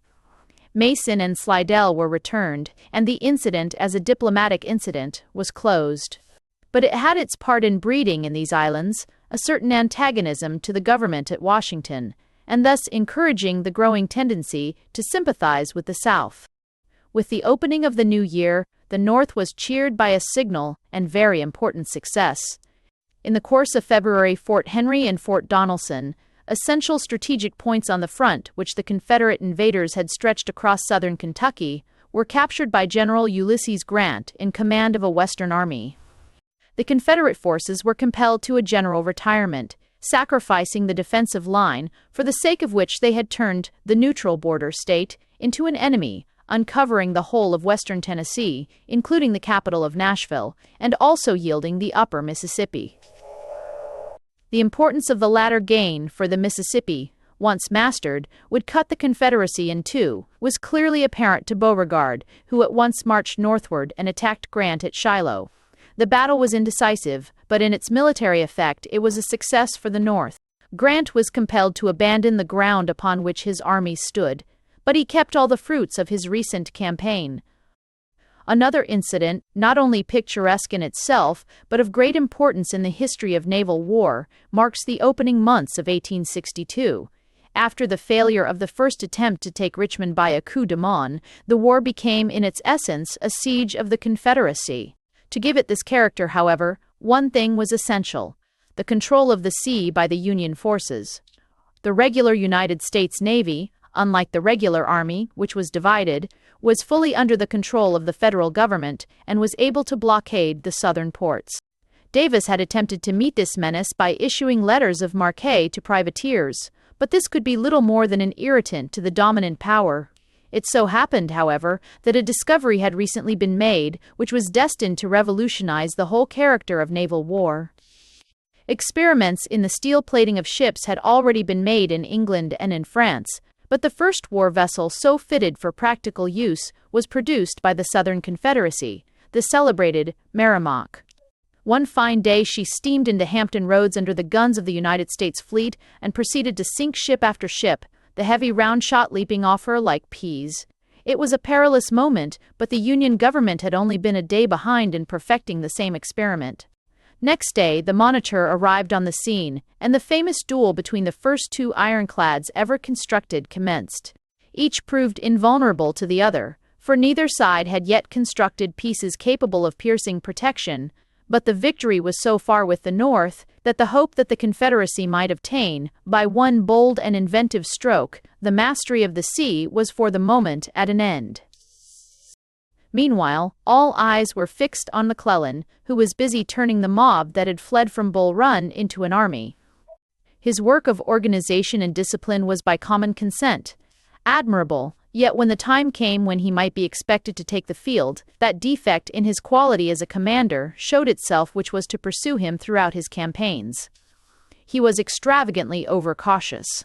His unwillingness to fight, combined with the energy he put into bringing the army into an efficient state and gaining influence over its officers and men, gave rise to the wildest rumors and charges. It was suggested that he intended to use the force he was forming, not against Richmond, but against Washington, to seize supreme power by military force and reconcile the warring states under the shadow of his sword. It is certain that there was no kind of foundation for such suspicions. He was a perfectly patriotic and loyal soldier who studied his profession diligently. Perhaps he had studied it too diligently. He seems to have resolved never to risk an engagement unless under conditions which, according to the textbooks, should assure victory. Ideal conditions of this sort were not likely to occur often in real war, especially when waged against such an antagonist as Robert Lee. McClellan remained in front of the Confederate positions throughout the winter and early spring. In reply to urgent appeals from Washington, he declared the position of the enemy to be impregnable and grossly exaggerated his numbers. When at last, at the beginning of March, he was induced to move forward, he found that the enemy had slipped away, leaving behind, as if in mockery, a large number of dummy wooden guns which had helped to impress McClellan with the hopelessness of assailing his adversaries. The wooden guns, however little damage they could do to the Federal army, did a good deal of damage to the reputation of the Federal commander. Lincoln, though pressed to replace him, refused to do so, having no one obviously better to put in his room, and knowing that the outcry against him was partly political. For McClellan was a Democrat. Leaving McDowell on the Potomac, he transported the greater part of his force by water and effected a landing on the peninsula of Yorktown, where some 80 years before Cornwallis had surrendered to Washington and Rochambeau. The plan was not a bad one, but the general showed the same lack of enterprise which had made possible the escape of Johnstone. It is probable that if he had struck at once at the force opposed to him, he could have destroyed it and marched to Richmond almost unopposed. Instead of striking at a vulnerable point, he sat down in a methodical fashion to besiege Yorktown. While he was waiting for the reinforcements he had demanded, the garrison got away as Johnstone had done from before Manassas, and an attempt to push forward resulted in the defeat of his lieutenant, Hooker, at Williamsburg. McDowell, who was at Fredericksburg, was ordered to join and reinforce McClellan, but the junction was never made, for at the moment Jackson took the field and effected one of the most brilliant exploits of the war. The Union troops in the Shenandoah Valley were much more numerous than the force which Jackson had at his disposal, but they were scattered at various points, and by a series of incalculably rapid movements, the Southern captain attacked and overwhelmed each in turn. The alarm at Washington was great, and McDowell hastened to cut him off, only to discover that Jackson had slipped past him and was back in his own country. Meanwhile, McClellan, left without the reinforcements he had expected, was attacked by Lee and beaten back in 7 days' consecutive fighting right to Harrison's Landing, where he could only entrench himself and stand on the defensive. Richmond was as far off as ever. One piece of good news, however, reached Washington at about this time, and once again it came from the west. Towards the end of April, Farragut, the American admiral, captured the city of New Orleans. The event was justly thought to be of great importance, for Grant already dominated the upper Mississippi, and if he could join hands with a Union force operating from the mouth of the great river, the Confederacy would be cut in two. Perhaps the contrast between the good fortune which had attended the Federal arms in the West and the failure of the campaign in eastern Virginia was responsible for the appointment of a general taken from the Western Theater of War to command the Army of the Potomac. Lincoln, having supported McClellan as long as he could, was now obliged to abandon his cause, and General Pope was appointed to supreme command of the campaign in eastern Virginia. The change brought no better fortune. Indeed, it was the prelude to a disaster worse than any that McClellan had suffered. Pope advanced by the route of the original invasion and reached exactly the point where McDowell's army had been routed. Here he paused and waited. While he lay there, Jackson made another of his daring raids, got between him and Washington and cut his communications, while Lee fell upon him and utterly destroyed his army in the Second Battle of Bull Run. Lee's victory left him in full possession of the initiative, with no effective force immediately before him and with a choice of objectives. It was believed by many that he would use his opportunity to attack Washington, but he wisely refrained from such an attempt. Washington was guarded by a strong garrison, and its defenses had been carefully prepared. To take it would involve at least something like a siege, and while he was reducing it, the North would have the breathing space it needed to rally its still unexhausted powers. He proposed to himself an alternative, which, if he had been right in his estimate of the political factors, would have given him Washington and much more, and probably decided the war in favor of the Confederacy. He crossed the Potomac and led his army into Maryland. The stroke was as much political as military in its character. Maryland was a southern state. There was a sort of traditional sisterhood between her and Virginia. Though she had not seceded, it was thought that her sympathies must be with the South. The attack on the Union troops in Baltimore at the beginning of the war had seemed strong confirmation of this belief. The general impression in the South, which the Southern general probably shared, was that Maryland was at heart secessionist, and that a true expression of her will was prevented only by force. The natural inference was that, when a victorious Southern commander appeared within her borders, the people would rally to him as one man, Washington would be cut off from the North, the president captured, the Confederacy recognized by the European powers, and the North would hardly continue the hopeless struggle. This idea was embodied in a fierce war song, which had recently become popular throughout the Confederate States and was caught up by Lee's soldiers on their historic march. It began, "The despot's heel is on my shore, Maryland, my Maryland." And it ended, "She is not dead, nor deaf, nor dumb. Hurrah, she spurns the Yankee scum. She breathes, she lives, she'll come, she'll come, she'll come. Maryland, my Maryland." But Maryland did not come. The whole political conception which underlay Lee's move was false. It may seem curious that those who, when everything seemed to be in favor of the North, had stoned Union soldiers in the streets of the state capital, should not have moved a finger when a great Southern soldier came among them with the glamour of victory around him and proclaimed himself their liberator. Yet so it proved. The probable explanation is that, Maryland lying under the shadow of the capital, which was built for the most part on her territory, Lincoln could deal with her people directly, and wherever he could get men face to face and show the manner of man he was, he could persuade. Maryland was familiar with the despot and did not find his heel at all intolerable. The image of the horrible hairy abolitionist gloating constantly over the thought of a massacre of Southerners by Negroes, which did duty for a portrait of Lincoln in the South, was not convincing to Marylanders, who knew the man himself and found him a kindly, shrewd, and humorous man of the world. With much in his person and character that recalled his Southern origin, who enforced the law with strict impartiality wherever his power extended, and who, above all, punctiliously returned any fugitive slaves that might seek refuge in the District of Columbia, Lee issued a dignified and persuasive proclamation in which he declared that he came among the people of Maryland as a friend and liberator. But Maryland showed no desire to be liberated. He and his soldiers were everywhere coldly received. Hardly a volunteer joined them. In many towns, Union flags were flaunted in their faces, a fact upon which is based the fictitious story of Barbara Fritchie. The political failure of the move led to considerable military embarrassments. Lee met with no defeat in arms, but his difficulties increased day by day. Believing that he would be operating among a friendly population, he had given less thought than he would otherwise have done to the problem of supplies. Supposing that he could obtain all he needed from the country, that problem now became acute, for the Marylanders refused to accept the Confederate paper, which was all he had to tender in payment, and the fact that he professed to be their liberator actually made his position more difficult, for he could not, without sacrificing a moral asset, treat them avowedly as an enemy people. He found himself compelled to send Jackson back to hold Harper's Ferry, lest his communications might be endangered.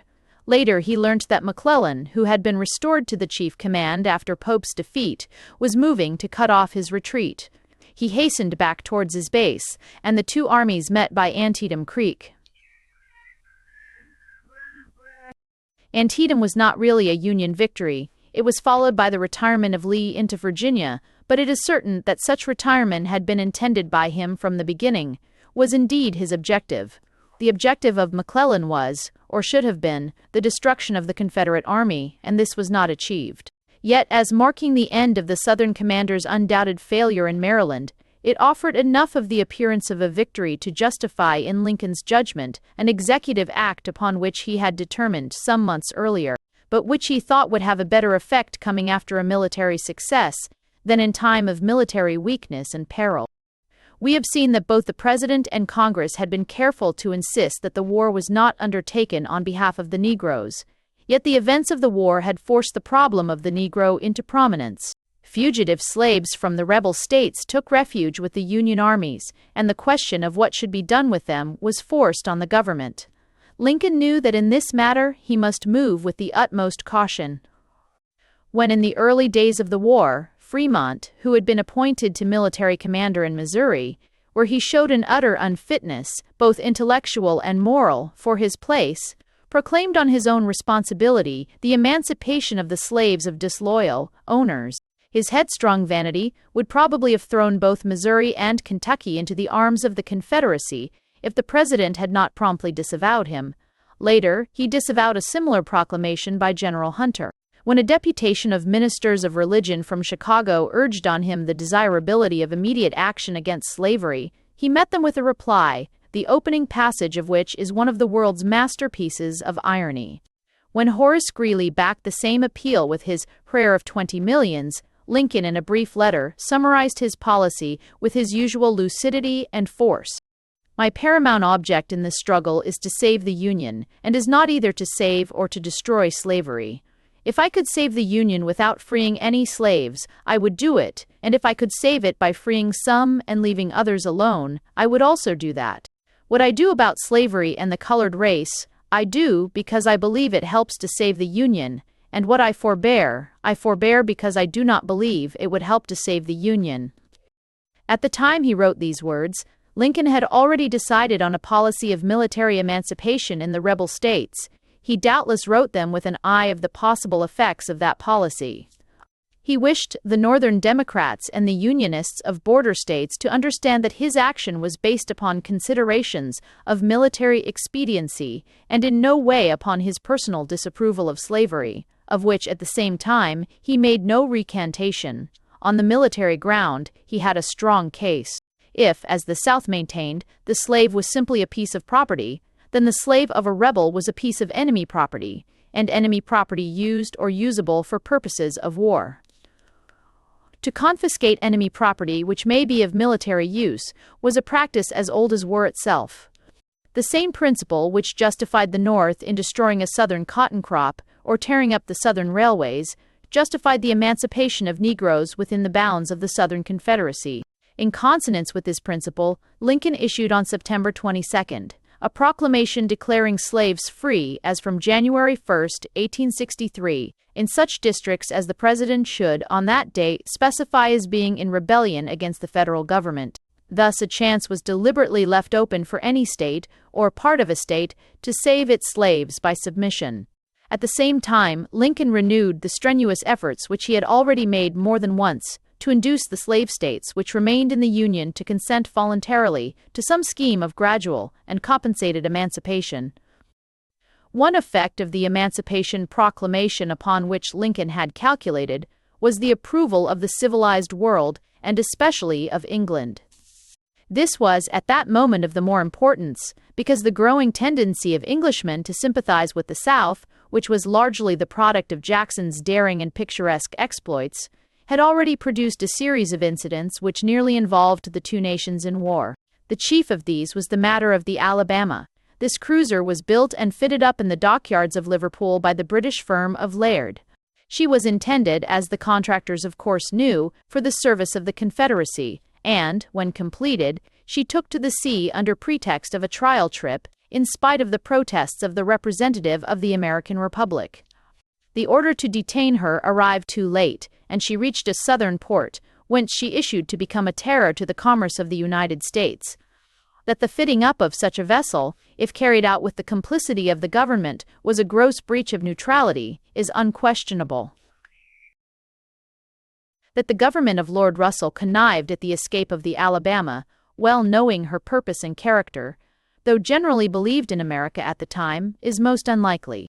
That the truth was known to the authorities at Liverpool, where Southern sympathies were especially strong, is on the other hand almost certain, and these authorities must be held mainly responsible for misleading the government, and so preventing compliance with the quite proper demands of Adams, the American ambassador.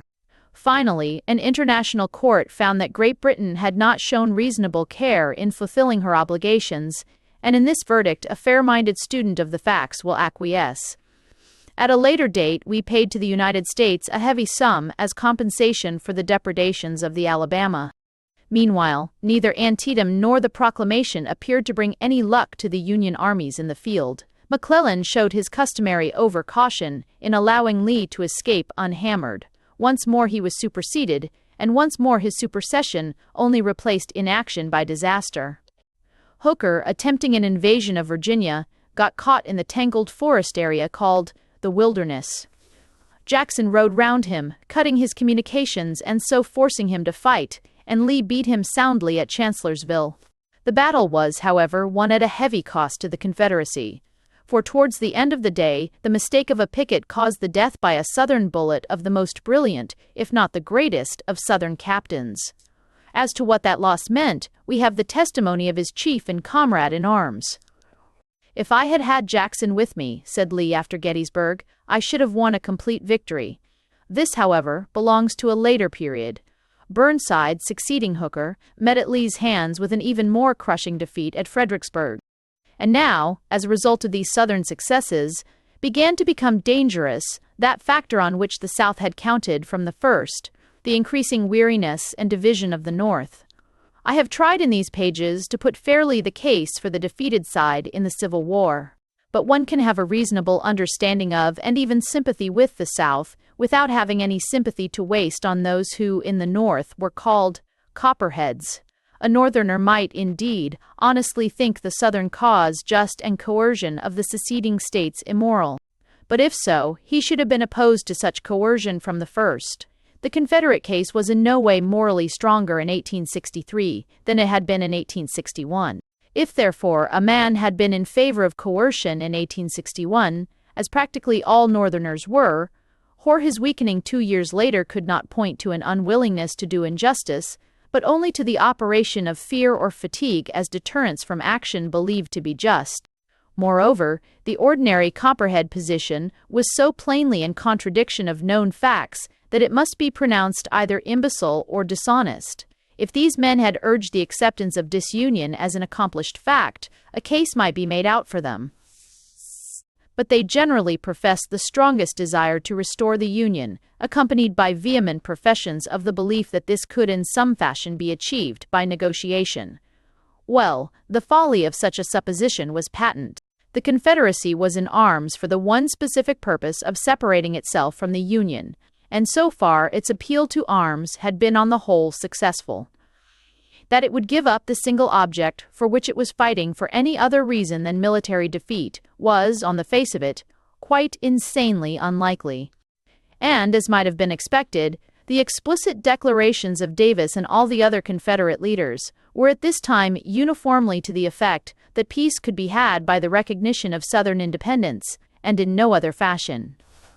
The Copperheads, however, seem to have suffered from that amazing illusion which we have learnt in recent times to associate with the Russian Bolsheviks and their admirers in other countries.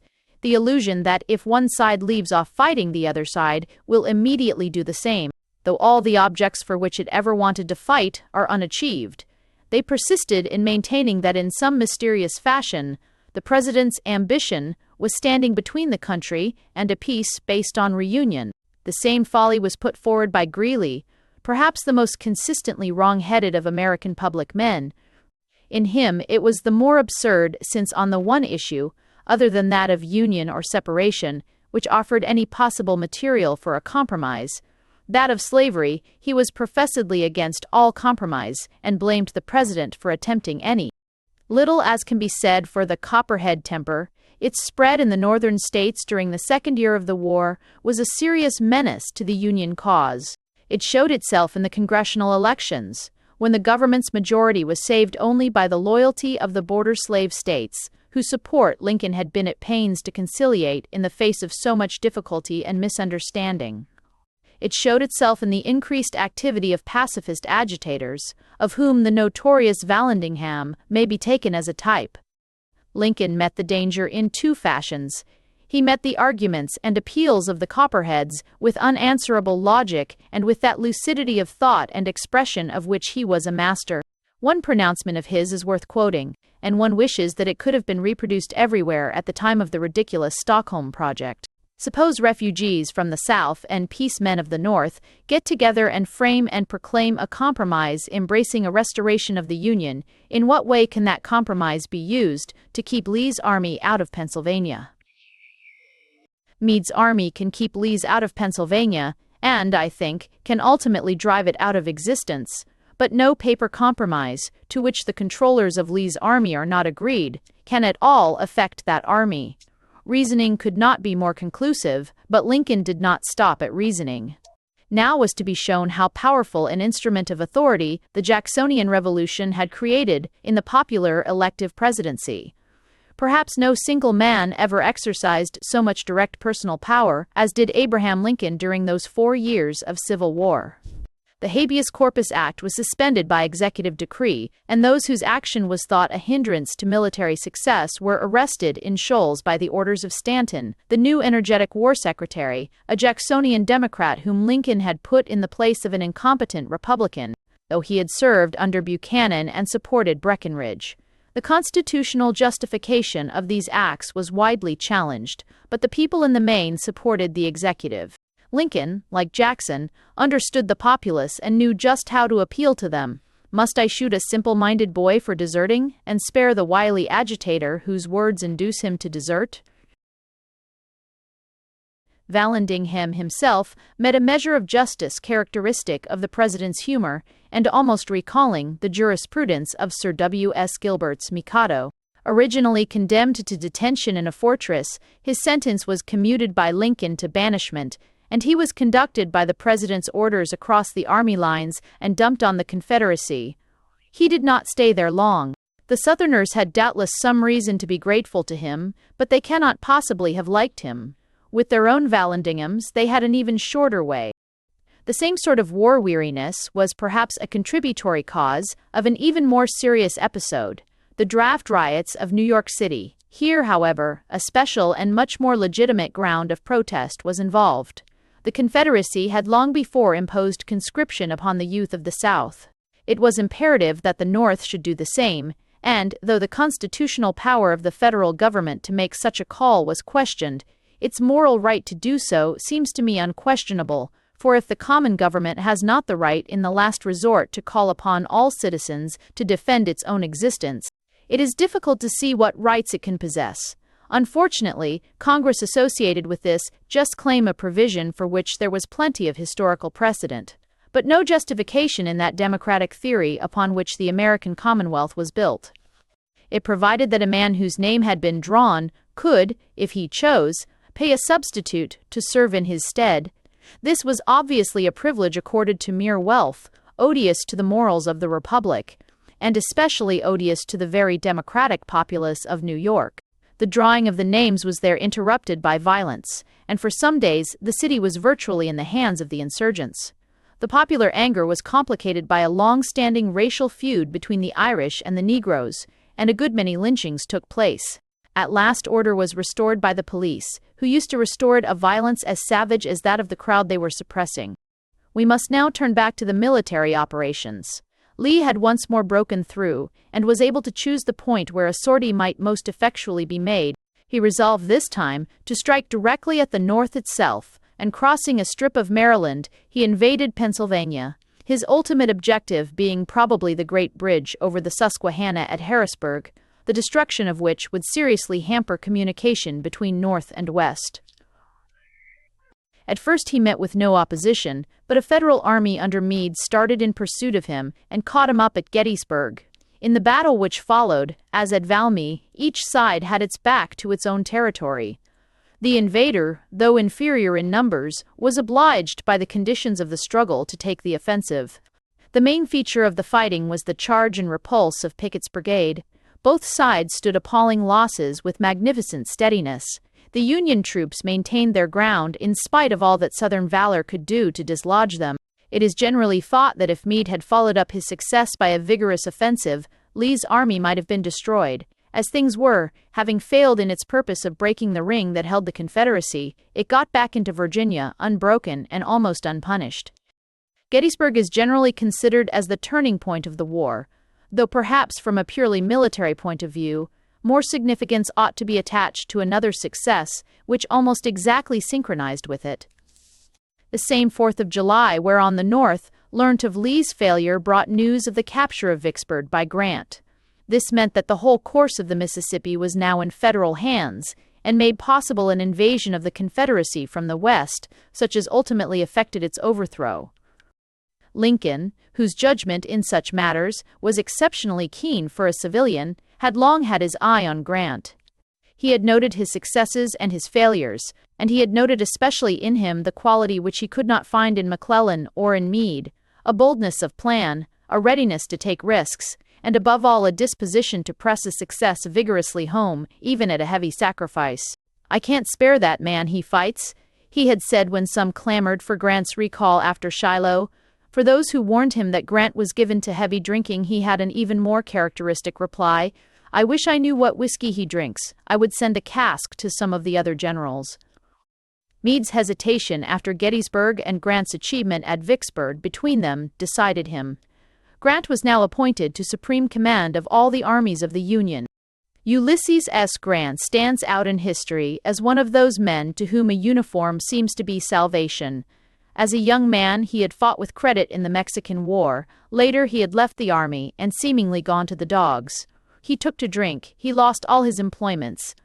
He became to all appearances an incorrigible waster, a rolling stone, a man whom his old friends crossed the road to avoid, because a meeting with him always meant an attempt to borrow money. Then came the war, and Grant grasped, as such broken men often do, at the chance of a new start. Not without hesitation, he was entrusted with a subordinate command in the West, and almost at once he justified those who had been ready to give him a trial by his brilliant share in the capture of Fort Donelson. From that moment he was a new man, repeatedly displaying not only the soldierly qualities of iron courage and a thorough grasp of the practice of fighting, but moral qualities of a high order, a splendid tenacity in disaster and hope deferred, and in victory, a noble magnanimity towards the conquered. One wishes that the story could end there, but it must, unfortunately, be added that when at last he laid aside his sword, he seemed to lay aside all that was best in him with it, while the weaknesses of character which were so conspicuous in Mr. Carger's,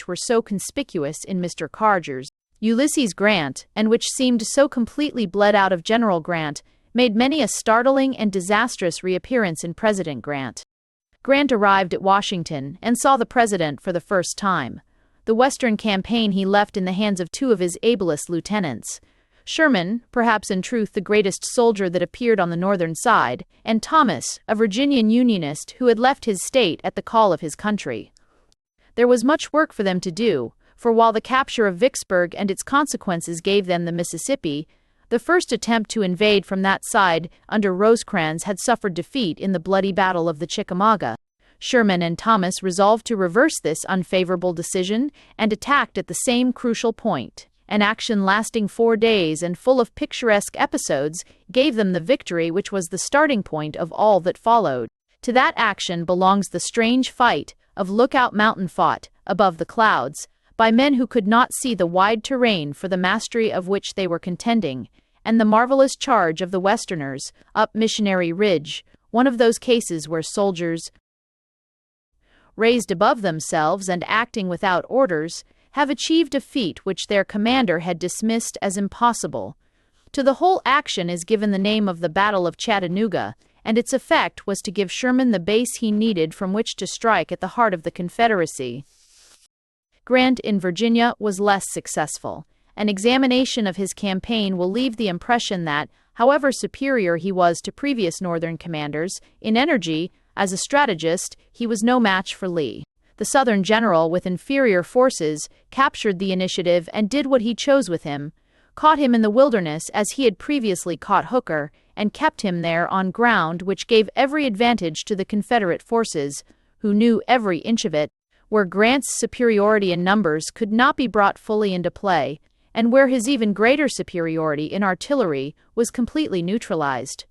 At the end of a week's hard fighting, Grant had gained no advantage, while the Northern losses were appalling, as great as the total original numbers of the enemy that inflicted them.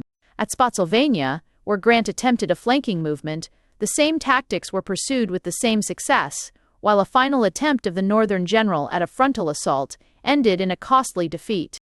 In the darkest hour of this campaign, Grant had told the government at Washington that he would fight it out on that line if it took all the summer. It was, however, on another line that the issue was being fought out and decided against the Confederacy. From Chattanooga, Sherman moved on Atlanta, the capital of Georgia. Joseph Johnstone disputed every step of the advance, making it as costly as possible, but wisely refused to risk his numerically inferior army in a general engagement. He fell back slowly, making a stand here and there, till the Northern general stood before Atlanta. It was at this moment that the leaders of the Confederacy would have acted wisely in proposing terms of peace. Their armies were still in being, and could even boast conspicuous and recent successes. If the war went on, it would probably be many months before the end came, while the North was bitterly weary of the slaughter and would not tolerate the refusal of reasonable settlement. Yet, if the war went on, the end could no longer be in doubt. Had that golden moment been seized, the seceding states might have re-entered the Union almost on their own terms. Certainly they could have avoided the abasement and humiliation which was to come upon them as the consequence of continuing their resistance till surrender had to be unconditional. It might seem at first that Emancipation Proclamation had introduced an additional obstacle to accommodation, but this was largely neutralized by the fact that everyone, including Jefferson Davis himself, recognized that slavery had been effectively destroyed by the war and could never be revived, even were the South victorious. The acceptance by the Confederacy of a policy suggested by Lee, whereby Negroes were to be enlisted as soldiers and freed on enlistment, clinched this finally. On the other hand, Lincoln let it be clearly understood that if the Union could be restored by consent, he was prepared to advocate the compensation of Southern owners for the loss of their slaves. The blame for the failure to take advantage of this moment must rest mainly on Davis. It was he who refused to listen to any terms save the recognition of Southern independence, and this attitude doomed the tentative negotiations entered into at Hampton Roads to failure. Meanwhile, in the North, Lincoln was chosen president for a second term. At one time, his chances had looked gloomy enough. The Democratic Party had astutely chosen General McClellan as its candidate. His personal popularity with the troops and the suggestion that he was an honest soldier ill-used by civilian politicians might well gain him much support in the armies, for whose voting special provision had been made, while among the civil population he might expect the support of all who, for one reason or another, were discontented with the government. At the same time, the extreme anti-slavery wing of the Republican Party, alienated by the diplomacy of the president in dealing with the border states, and by the moderation of his views concerning the Negro and his future, put forward another displaced general, Fremont. But in the end, circumstances and the confidence which his statesmanship had created combined to give Lincoln something like a walkover. The Democratic Party got into the hands of the Copperheads at the very moment when facts were giving the lie to the Copperhead thesis. Its platform described the course of the war as 4 years of failure and its issue as hopeless, while before the voting began even a layman could see that the Confederacy was, from the military point of view, on its last legs. The war Democrats joined hands with the Republicans, and the alliance was sealed by the selection of Andrew Johnson, a Jacksonian Democrat from Tennessee, as candidate for the vice presidency. The radical Republicans began to discover how strong a hold Lincoln had gained on the public mind in the North, and to see that by pressing their candidate, they would only expose the weakness of their faction. Fremont was withdrawn and McClellan easily defeated. A curious error has been constantly repeated in print in this country, to the effect that Lincoln was saved only by the votes of the army. There is no shadow of foundation for this statement. The proportion of his supporters among the soldiers was not much greater than among the civil population, but in both it was overwhelming. Meanwhile, Atlanta had fallen, and Davis had unwisely relieved Johnstone of his command. It was now that Sherman determined on the bold scheme which mainly secured the ultimate victory of the North. Cutting himself loose from his base and abandoning all means of communication with the North, he advanced into the country of the enemy, living on it and laying it waste as he passed. For a month, his government had no news of him. Ultimately, he reached the sea at Savannah and was able to tell his supporters that he had made a desert in the rear of the main Confederate armies. Thence he turned again, traversed South Carolina, and appeared, so to speak, on the flank of the main Confederate forces which were holding Grant. The ethics of Sherman's famous march to the sea have been much debated. He was certainly justified by the laws of war in destroying the military resources of the Confederacy, and it does not seem that more than this was anywhere done by his orders. There was a good deal of promiscuous looting by his troops, and still more by camp followers and by the Negroes who, somewhat to his annoyance, attached themselves to his columns. The march through South Carolina was the episode marked by the harshest conduct, for officers and men had not forgotten Sumter, and regarded the devastation of that state as a just measure of patriotic vengeance on the only begetter of the rebellion. But the burning of Columbus seems to have been an accident, for which at least Sherman himself was not responsible. It is fair to him to add that in the very few cases, less than half a dozen in all, where a charge of rape or murder can be brought home, the offender was punished with death. As a military stroke, the march to the sea was decisive. One sees its consequences at once in the events of the Virginian campaign. Lee had suffered no military defeat. Indeed, the balance of military success, so far as concerned the army directly opposed to him, was in his favor. Sheridan's campaign in the Shenandoah Valley had delighted the North as much as Jackson's earlier exploits in the same region had delighted the South, but its direct military effect was not great. From the moment, however, of Sherman's successful completion of his march, the problem of the Southern general becomes wholly different. It is no longer whether he can defeat the enemy, but whether he can save his army. He determined to abandon Richmond and effect, if possible, a union with Johnstone, who was again watching and checking Sherman. Did space permit, it would be a noble task to chronicle the last wonderful fight of the Lion of the South, how, with an exhausted and continually diminishing army, he still proved how much he was to be feared, how he turned on Sheridan and beat him, checked Grant and broke away again only to find his path barred by another Union army. At Appomattox Courthouse the end came. The Lion was trapped and caught at last. There was nothing for it but to make the best terms he could for his men. The two generals met. Both rose to the nobility of the occasion. Lee had never been anything but great, and Grant was never so great again. The terms accorded to the vanquished were generous and honorable to the utmost limit of the victor's authority. "This will have the happiest effect on my people," said Lee, in shaking hands with his conqueror. They talked a little of old times at West Point, where they had studied together, and parted. Lee rode away to his men and addressed them. "We have fought through this war together. I did my best for you." With these few words, worth the whole 2 volumes of Jefferson Davis's rather tiresome apologetics, one of the purest, bravest, and most chivalrous figures among those who have followed the noble profession of arms rides out of history. Chapter 10. The Black Terror. The surrender of Lee and his army was not actually the end of the war. The army of General Johnstone and some smaller Confederate forces were still in being, but their suppression seemed clearly only a matter of time, and all men's eyes were already turned to the problem of Reconstruction, and on no man did the urgency of that problem press more ominously than on the President. Slavery was dead. This was already admitted in the South as well as in the North. Had the Confederacy, by some miracle, achieved its independence during the last year of the war, it is extremely unlikely that slavery would have endured within its borders.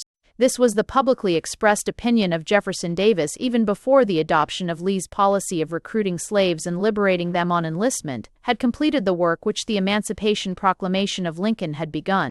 Before the war was over, Missouri, where the slavery problem was a comparatively small affair, and Maryland, which had always had a good record for humanity and justice in the treatment of its slave population, had declared themselves free states. The new governments organized under Lincoln's superintendence in the conquered parts of the Confederacy had followed suit. It was a comparatively easy matter to carry the celebrated 13th Amendment to the Constitution declaring slavery illegal throughout the Union. But, as no one knew better than the President, the abolition of slavery was a very different thing from the solution of the Negro problem. 6 years before his election, he had used of the problem of slavery in the South these remarkable words: "I surely will not blame them, the Southerners, for not doing what I should not know how to do myself. If all earthly power was given, I should not know what to do as to the existing institution." The words now came back upon him with an awful weight which he fully appreciated. All earthly power was given, direct personal power to a degree perhaps unparalleled in history, and he had to find out what to do. His own belief appears always to have been that the only permanent solution of the problem was Jefferson's. He did not believe that black and white races would permanently live side by side on a footing of equality, and he loathed, with all the loathing of a Kentuckian, the thought of racial amalgamation. In his proposal to the border states, he had suggested repatriation in Africa, and he now began to develop a similar project on a larger scale. On Stevie. But the urgent problem of the reconstruction of the Union could not wait for the completion of so immense a task. The seceding states must be got into their proper relation with the federal government as quickly as possible, and Lincoln had clear ideas as to how this should be done. The reconstructed government of Louisiana, which he organized, was a working model of what he proposed to do throughout the South. All citizens of the state who were prepared to take the oath of allegiance to the federal government were to be invited to elect a convention and frame a constitution. They were required to annul the ordinances of secession, to ratify the 13th Amendment, and to repudiate the Confederate debt. The executive would then recognize the state as already restored to its proper place within the Union, with the full rights of internal self-government which the Constitution guaranteed. The freedmen were of course not citizens, and could, as such, take no part in these proceedings. But Lincoln recommended, without attempting to dictate, that the franchise should be extended to the very intelligent and those who have fought for us during the war. Such was Lincoln's policy of Reconstruction. He was anxious to get as much as possible of that policy in working order before Congress should meet. His foresight was justified, for as soon as Congress met, the policy was challenged by the radical wing of the Republican Party, whose spokesman was Senator Sumner of Massachusetts. Charles Sumner has already been mentioned in these pages. The time has come when something like a portrait of him must be attempted. He was of a type which exists in all countries, but for which America has found the exact and irreplaceable name. He was a highbrow. The phrase hardly needs explanation. It corresponds somewhat to what the French mean by intellectuel, but with an additional touch of moral priggishness which exactly suits Sumner. It does not, of course, imply that a man can think. Sumner was conspicuous even among politicians for his ineptitude in this respect. But it implies a pose of superiority both as regards culture and as regards what a man of that kind calls idealism, which makes such an one peculiarly offensive to his fellow men.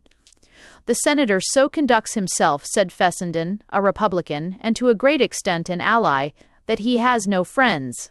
He had a peculiar command of the language of insult and vituperation that was all the more infuriating, because obviously the product not of sudden temper, but of careful and scholarly preparation. In all matters requiring practical action, he was handicapped by an incapacity for understanding men, in matters requiring mental lucidity, by an incapacity for following a line of consecutive thought. The thesis of which Sumner appeared as the champion was about as silly as ever a thesis could be. It was that the United States were bound by the doctrines set out in the Declaration of Independence to extend the franchise indiscriminately to the Negroes. Had Sumner had any sense, it might have occurred to him that the author of the Declaration of Independence might be presumed to have some knowledge of its meaning and content. Did Thomas Jefferson think that his doctrines involved Negro suffrage? So far from desiring that Negroes should vote with white men, he did not believe that they could even live in the same free community. Yet, since Sumner's absurd fallacy has a certain historical importance through the influence it exerted on Northern opinion, it may be well to point out where it lay. The Declaration of Independence lays down three general principles, fundamental to democracy. One is that all men are equal in respect of their natural rights. The second is that the safeguarding of men's natural rights is the object of government. The third, that the basis of government is contractual, its just powers, being derived from the consent of the governed to an implied contract. The application of the first of these principles to the Negro is plain enough. Whatever else he was, the Negro was a man, and, as such, had an equal title with other men to life, liberty, and the pursuit of happiness. But neither Jefferson nor any other sane thinker ever included the electoral suffrage among the natural rights of men. Voting is part of the machinery of government in particular states. It is, in such communities, an acquired right depending according to the philosophy of the Declaration of Independence on an implied contract. Now, if such a contract did really underlie American, as all human society, nothing can be more certain than that the Negro had neither part nor lot in it. When Douglas pretended that the black race was not included in the expression, all men, he was talking sophistry, but when he said that the American Republic had been made by white men for white men, he was stating, as Lincoln readily acknowledged, an indisputable historical fact. The Negro was a man and had the natural rights of a man, but he could have no claim to the special privileges of an American citizen because he was not and never had been an American citizen. He had not come to America as a citizen. No one would ever have dreamed of bringing him or even admitting him if it had been supposed that he was to be a citizen. He was brought and admitted as a slave. The fact that the servile relationship was condemned by the democratic creed could not make the actual relationship of the two races something wholly other than what it plainly was. A parallel might be found in the case of a man who, having entered into an intrigue with a woman, wholly animal and mercenary in its character, comes under the influence of a philosophy which condemns such a connection as sinful. He is bound to put an end to the connection. He is bound to act justly and humanely towards the woman. But no sane moralist would maintain that he was bound to marry the woman, that is, to treat the illicit relationship as if it were a wholly different lawful relationship, such as it was never intended to be and never could have been. Such was the plain sense and logic of the situation. To drive such sense into Sumner's lofty but wooden head would have been an impossible enterprise, but the mass of Northerners could almost certainly have been persuaded to a rational policy if a sudden and tragic catastrophe had not altered at a critical moment the whole complexion of public affairs. Lincoln made his last public speech on April 11, 1865, mainly in defense of his Reconstruction policy as exemplified in the test case of Louisiana. On the following Good Friday, he summoned his last cabinet, at which his ideas on the subject were still further developed. That cabinet meeting has an additional interest as presenting us with one of the best authenticated of those curious happenings which we may attribute to coincidence or to something deeper, according to our predilections. It is authenticated by the amplest testimony that Lincoln told his cabinet that he expected that that day would bring some important piece of public news. He thought it might be the surrender of Johnstown and the last of the Confederate armies, and that he gave as a reason the fact that he had had a certain dream, which had come to him on the night before Gettysburg and on the eve of almost every other decisive event in the history of the war. Certain it is that Johnstown did not surrender that day. But before midnight, an event of far graver and more fatal purport had changed the destiny of the nation. Abraham Lincoln was dead. A conspiracy against his life and that of the Northern leaders had been formed by a group of exasperated and fanatical Southerners who met at the house of a Mrs. Surratt in the neighborhood of Washington. One of the conspirators was to kill Seward, who was confined to his bed by illness, but on whom an unsuccessful attempt was made. Another, it is believed, was instructed to remove Grant, but the general unexpectedly left Washington, and no direct threat was offered to him. The task of making away with the president was assigned to John Wilkes Booth, a dissolute and crack-brained actor. Lincoln and his wife were present that night at a gala performance of a popular English comedy called Our American Cousin. Booth obtained access to the presidential box and shot his victim behind the ear, causing instant loss of consciousness, which was followed within a few hours by death. The assassin leapt from the box onto the stage, shouting, "Sic semper tyrannis," and, though he broke his leg in the process, succeeded, presumably by the aid of a Confederate among the theater officials, in getting away. He was later hunted down, took refuge in a bar, which was set on fire, and was shot in attempting to escape. The murder of Lincoln was the work of a handful of crazy fools. Already the South, in spite of its natural prejudices, was beginning to understand that he was its best friend. Yet on the South, the retribution was to fall. It is curious to recall the words which Lincoln himself had used in repudiating on behalf of the Republican Party. "The folly of old John Brown," words which are curiously apposite to his own fate and its consequences. That affair, in its philosophy, he had said, corresponds to the many attempts related in history at the assassination of kings and emperors. An enthusiast broods over the oppression of a people till he fancies himself commissioned by heaven to liberate them. He ventures the attempt, which ends in little else than his own execution. Orsini's attempt on Louis Napoleon and John Brown's attempt at Harper's Ferry were, in their philosophy, precisely the same. The eagerness to cast blame on Old England in the one case, and on New England in the other, does not disprove the sameness of the two things. It may be added that the philosophy of Booth was also precisely the same as that of Orsini and Brown, and that the eagerness to cast blame on the conquered South was equally unjustifiable and equally inevitable. The anger of the North was terrible, and was intensified by the recollection of the late president's pleas for lenity and a forgetfulness of the past. One unt, IDO asked, on college, of the magnanimity, was the almost universal cry. The wild idea that the responsible heads of the Confederacy were privy to the deed found a wide credence which would have been impossible in cooler blood. The justifiable but unrestrained indignation which Booth's crime provoked must be counted as the first of the factors which made possible the tragic blunders of the Reconstruction. Another factor was the personality of the new president.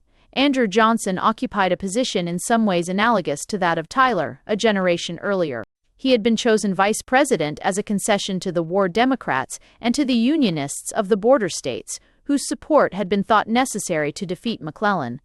With the Northern Republicans who now composed the great majority of Congress, he had no political affinity whatever.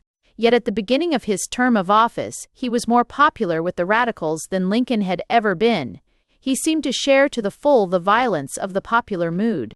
His declaration that as murder was a crime, so treason was a crime, and must be made odious, was welcomed with enthusiasm by the very men who afterwards impeached him. Nor, when we blame these men for trafficking with perjurers and digging up tainted and worthless evidence for the purpose of sustaining against him the preposterous charge of complicity in the murder of his predecessor, must we forget that he himself, without any evidence at all, had under his own hand and seal brought the same monstrous accusation against Jefferson Davis. Davis, when apprehended, met the affront with a cutting reply. "There is one man at least who knows this accusation to be false, the man who makes it. Whatever else Andrew Johnson knows, he knows that I preferred Mr. Lincoln to him." It was true. Between Johnson and the chiefs of the Confederacy there was a bitterness greater than could be found in the heart of any Northerner. To him they were the seducers who had caught his beloved South in a net of disloyalty and disaster. To them he was a traitor who had sold himself to the Yankee oppressor. A social quarrel intensified the political one. Johnson, who had been a tailor by trade, was the one political representative of the poor whites of the South. He knew that the great slave-owning squires despised him, and he hated them in return. It was only when the issues cut deeper that it became apparent that, while he would gladly have hanged Jeff Davis and all his cabinet on a sufficient number of sour apple trees, and perhaps he was the one man in the United States who really wanted to do so, he was nonetheless a Southerner to the backbone. It was only when the Negro question was raised that the Northern men began to realize, what any Southerner or man acquainted with the South could have told them, that the attitude of the poor white towards the Negro was 1,000 times more hostile than that of the slave owner. Unfortunately, by the same token, the new president had not, as Lincoln would have had, the ear of the North. Had Lincoln lived, he would have approached the task of persuading the North to support his policy with many advantages which his successor necessarily lacked. He would have had the full prestige of the undoubted elect of the people, so important to an American president, especially in a conflict with Congress. He would have had the added prestige of the ruler under whose administration the rebellion had been crushed and the Union successfully restored. But he would also have had an instinctive understanding of the temper of the Northern masses and a thorough knowledge of the gradations of opinion and temper among the Northern politicians. Johnson had none of these qualifications, while his faults of temper were a serious hindrance to the success of his policy. He was perhaps the purest lover of his country among all the survivors of Lincoln. The fact that told so heavily against his success, that he had no party, that he broke with one political connection in opposing secession and with another in opposing congressional reconstruction, is itself a sign of the integrity and consistency of his patriotism. Also, he was on the right side. History, seeing how cruelly he was maligned and how abominably he was treated, owes him these acknowledgments. But he was not a prudent or a tactful man. Too much importance need not be attached to the charge of intemperate drinking, which is probably true, but not particularly serious. If Johnson had got drunk every night of his life, he would only have done what some of the greatest and most successful statesmen in history had done before him. But there was an intemperance of character about the man which was more disastrous in its consequences than a few superfluous whiskies could have been. He was easily drawn into acrimonious personal disputes, and when under their influence would push a quarrel to all lengths with men with whom it was most important in the public interest that he should work harmoniously. For the extremists, of whom Sumner was a type, were still a minority even among the Republican politicians, nor was Northern opinion, even after the murder of Lincoln, yet prepared to support their policy.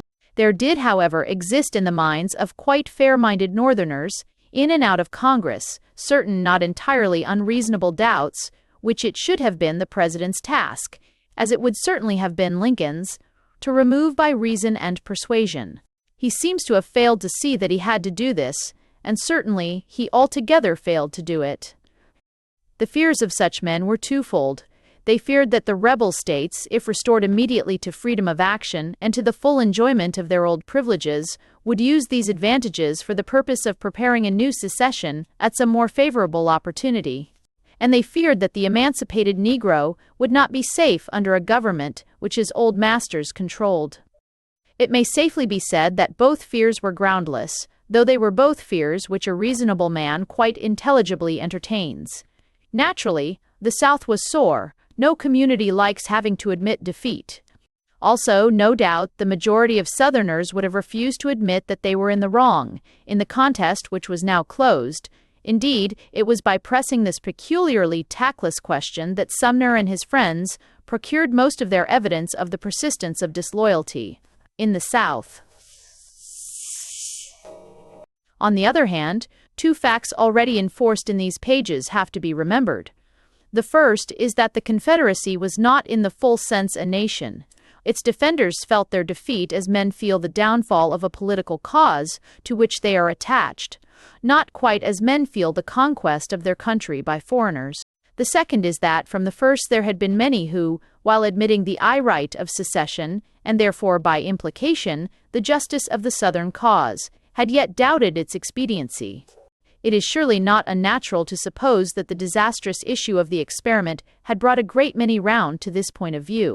No doubt there was still a residue, perhaps a large residue, of quite impenitent rebels, who were prepared to renew the battle if they saw a good chance.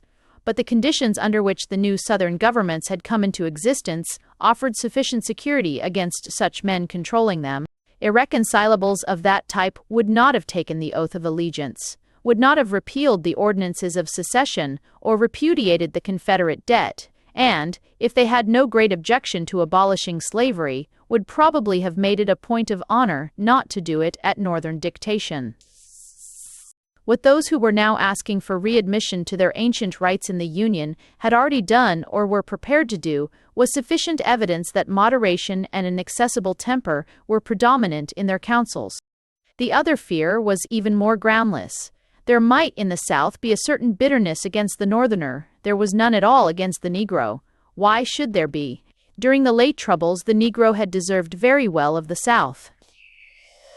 At a time when practically every active male of the white population was in the fighting line, when a slave insurrection might have brought ruin and disaster on every Southern home, not a slave had risen. The great majority of the race had gone on working faithfully, though the ordinary means of coercion were almost necessarily in abeyance. Even when the Northern armies came among them, proclaiming their emancipation, many of them continued to perform their ordinary duties and to protect the property and secrets of their masters. Years afterwards, the late Dr. Booker Washington could boast that there was no known case of one of his race betraying a trust. All this was publicly acknowledged by leading Southerners and one-time supporters of slavery like Alexander Stephens, who pressed the claims of the Negro to fair and even generous treatment at the hands of the Southern whites. It is certain that these in the main meant well of the black race. It is equally certain that, difficult as the problem was, they were more capable of dealing with it than were alien theorizers from the North, who had hardly seen a Negro save, perhaps as a waiter at an hotel. It is a notable fact that the soldiers who conquered the South were at this time practically unanimous in support of a policy of reconciliation and confidence. Sherman, to whom Johnstone surrendered a few days after Lincoln's death, wished to offer terms for the surrender of all the Southern forces, which would have guaranteed to the seceding states the full restoration of internal self-government. Grant sent to the president a reassuring report as to the temper of the South, which Sumner compared to the whitewashing message of Franklin Pierce in regard to Kansas. Yet it would be absurd to deny that the cleavage between North and South, inevitable after a prolonged civil war, required time to heal. One event might indeed have ended it almost at once, and that event almost occurred. A foreign menace threatening something valued by both sections would have done more than a dozen acts of Congress or amendments to the Constitution. There were many to whom this had always appeared the most hopeful remedy for the sectionable trouble. Among them was Seward, who, having been Lincoln's Secretary of State, now held the same post under Johnson.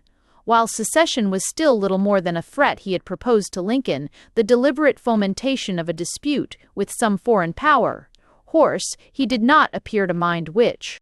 It is thought by some that, after the war, he took up and pressed the Alabama claims with the same notion. That quarrel, however, would hardly have met the case. The ex-Confederates could not be expected to throw themselves with enthusiasm into a war with England to punish her for providing them with a navy. It was otherwise with the trouble which had been brewing in Mexico. Napoleon Foy, had taken advantage of the Civil War to violate in a very specific fashion the essential principle of the Monroe Doctrine.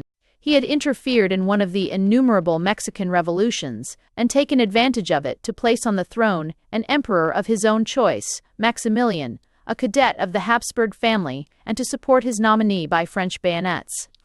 Here was a challenge which the South was even more interested in taking up than the North, and, if it had been persisted in, it is quite thinkable that an army under the joint leadership of Grant and Lee, and made up of those who had learned to respect each other, on 100 fields from Bull Run to Spotsylvania, might have erased all bitter memories by a common campaign on behalf of the liberties of the continent. But Louis Napoleon was no fool, and in this matter he acted perhaps with more regard to prudence than to honor. He withdrew the French troops, leaving Maximilian to his fate, which he promptly met at the hands of his own subjects. The sectional quarrel remained unappeased, and the quarrel between the President and Congress began. Congress was not yet radical, but it was already decidedly, though still respectfully, opposed to Johnson's policy. While only a few of its members had yet made up their minds as to what ought to be done about Reconstruction, the great majority had a strong professional bias, which made them feel that the doing or not doing of it should be in their hands, and not in those of the executive. It was by taking advantage of this prevailing sentiment that the radicals, though still a minority, contrived to get the leadership more and more into their own hands. Of the radicals, Sumner was the spokesman most conspicuous in the public eye, but not from him came either the driving force or the direction which ultimately gave them the control of national policy. Left to himself, Sumner could never have imposed the iron oppression from which it took the South, a life-and-death wrestle of 10 years to shake itself free. At the worst, he would have been capable of imposing a few paper pedantries, such as his foolish Civil Rights Bill, which would have been torn up before their ink was dry. The will and intelligence which dictated the Reconstruction belonged to a very different man, a man entitled to a place not with puzzle-headed pedants or coat-churning professionals, but with the great tyrants of history. Thaddeus Stevens of Pennsylvania was in almost every respect the opposite of his ally, Charles Sumner of Massachusetts. Sumner, empty of most things, was especially empty of humor. Stevens had abundance of humor of a somewhat fierce but very real kind. Some of his caustic strokes are as good as anything recorded of Talleyrand, notably his reply to an apologist of Johnson who urged in the president's defense that he was a self-made man. "I am delighted to hear it," said Stevens grimly. "It relieves the creator of a terrible responsibility." With this rather savage wit went courage which could face the most enormous of tests. Like Rabelais, like Danton, he could jest with death when death was touching him on the shoulder. In public life he was not so much careless of what he considered conventions as defiantly happy in challenging them. It gave him keen delight to outrage at once the racial sentiments of the South and the Puritanism of the North by compelling the politicians whom he dominated and despised to pay public court to his mulatto mistress. The inspiring motive of this man was hatred of the South. It seems probable that this sentiment had its origin in a genuine and honorable detestation of slavery. As a practicing lawyer in Pennsylvania, he had at an earlier period taken a prominent part in defending fugitive slaves. But by the time that he stood forward as the chief opponent of the presidential policy of conciliation, slavery had ceased to exist, yet his passion against the former slave owners seemed rather to increase than to diminish. I think it's certain, though I cannot produce here all the evidence that appears to me to support such a conclusion, that it was the negative rather than the positive aspect of his policy that attracted him most. Sumner might dream of the wondrous future in store for the Negro race, of whose qualities and needs he knew, literally, nothing under Bostonian tutelage. But I am sure that for Stevens the vision dearest to his heart was rather that of the proud Southern aristocracy compelled to plead for mercy on its knees at the tribunal of its hereditary bondsmen. Stevens was a great party leader, not such a leader as Jefferson or Jackson had been, a man who sums up and expresses the will of masses of men, nor yet such a leader as later times have accustomed us to, a man who by bribery or intrigue induces his fellow professionals to support him. He was one of those who rule by personal dominance. His courage has already been remarked, and he knew how much fearlessness can achieve in a profession where most men are peculiarly cowardly. It was he who forced the issue between the President and Congress and obtained at a stroke a sort of captaincy in the struggle by moving in the House of Representatives that the consideration of Reconstruction by Congress would precede any consideration of the President's message asking for the admission of the almoslay representatives of the reorganized states. By a combination of forceful bullying and skillful strategy, Stevens compelled the House of Representatives to accept his leadership in this matter, but the action of Congress on other questions during these early months of the contest shows how far it still was from accepting his policy.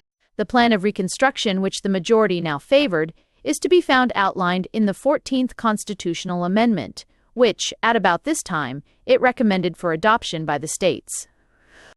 The provisions of this amendment were threefold. 1. For which a precedent had been afforded by the President's own action, declared that the public debt incurred by the federal government should never be repudiated, and also that no state should pay or accept responsibility for any debt incurred for the purpose of waging war against the Federation.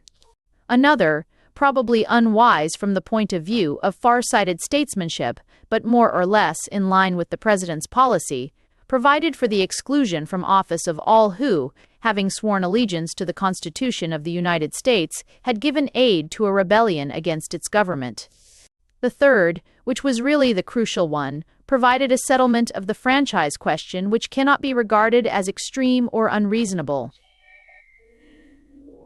It will be remembered that the original constitutional compromise had provided for the inclusion, in calculating the representation of a state, of all free persons and of 3/5 of the other persons, that is, of the slaves. By freeing the slaves, the representation to which the South was entitled was automatically increased by the odd 2/5 of their number, and this seemed to Northerners unreasonable, unless the freedmen were at the same time enfranchised. Congress decided to recommend that the representation of the South should be greater or less according to the extent to which the Negro population were admitted to the franchise or excluded from it. This clause was recast more than once in order to satisfy a fantastic scruple of Sumner's concerning the indecency of mentioning the fact that some people were black and others white, a scruple which he continued to enforce with his customary appeals to the Declaration of Independence, until even his ally Stevens lost all patience with him. But in itself it was not perhaps a bad solution of the difficulty. Had it been allowed to stand and work without further interference, it is quite likely that many Southern states would have been induced by the prospect of larger representation to admit, in course of time, such Negroes as seemed capable of understanding the meaning of citizenship in the European sense. Such, at any rate, was the opinion of General Lee, as expressed in his evidence before the Reconstruction Committee. The South was hostile to the proposed settlement mainly on account of the second provision. It resented the proposed exclusion of its leaders. The sentiment was an honorable and chivalrous one, and was well expressed by Georgia in her protest against the detention of Jefferson Davis.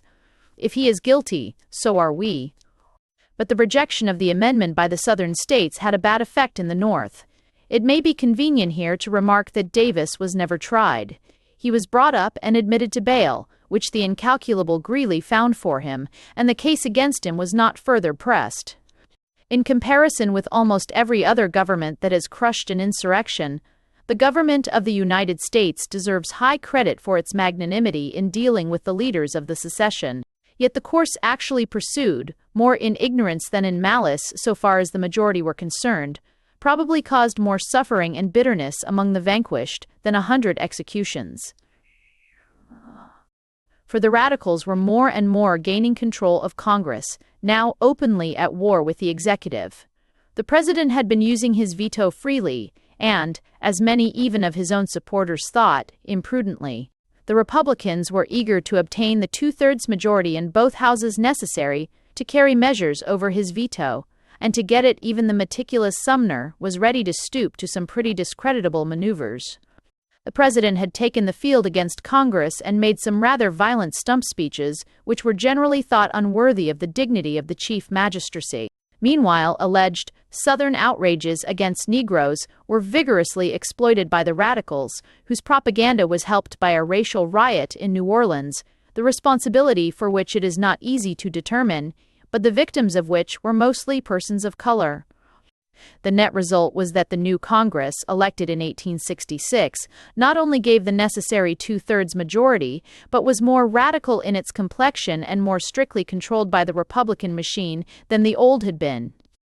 The effect was soon apparent. A Reconstruction bill was passed by the House and sent up to the Senate. It provided for the military government of the conquered states until they should be reorganized, but was silent in regard to the conditions of their readmission.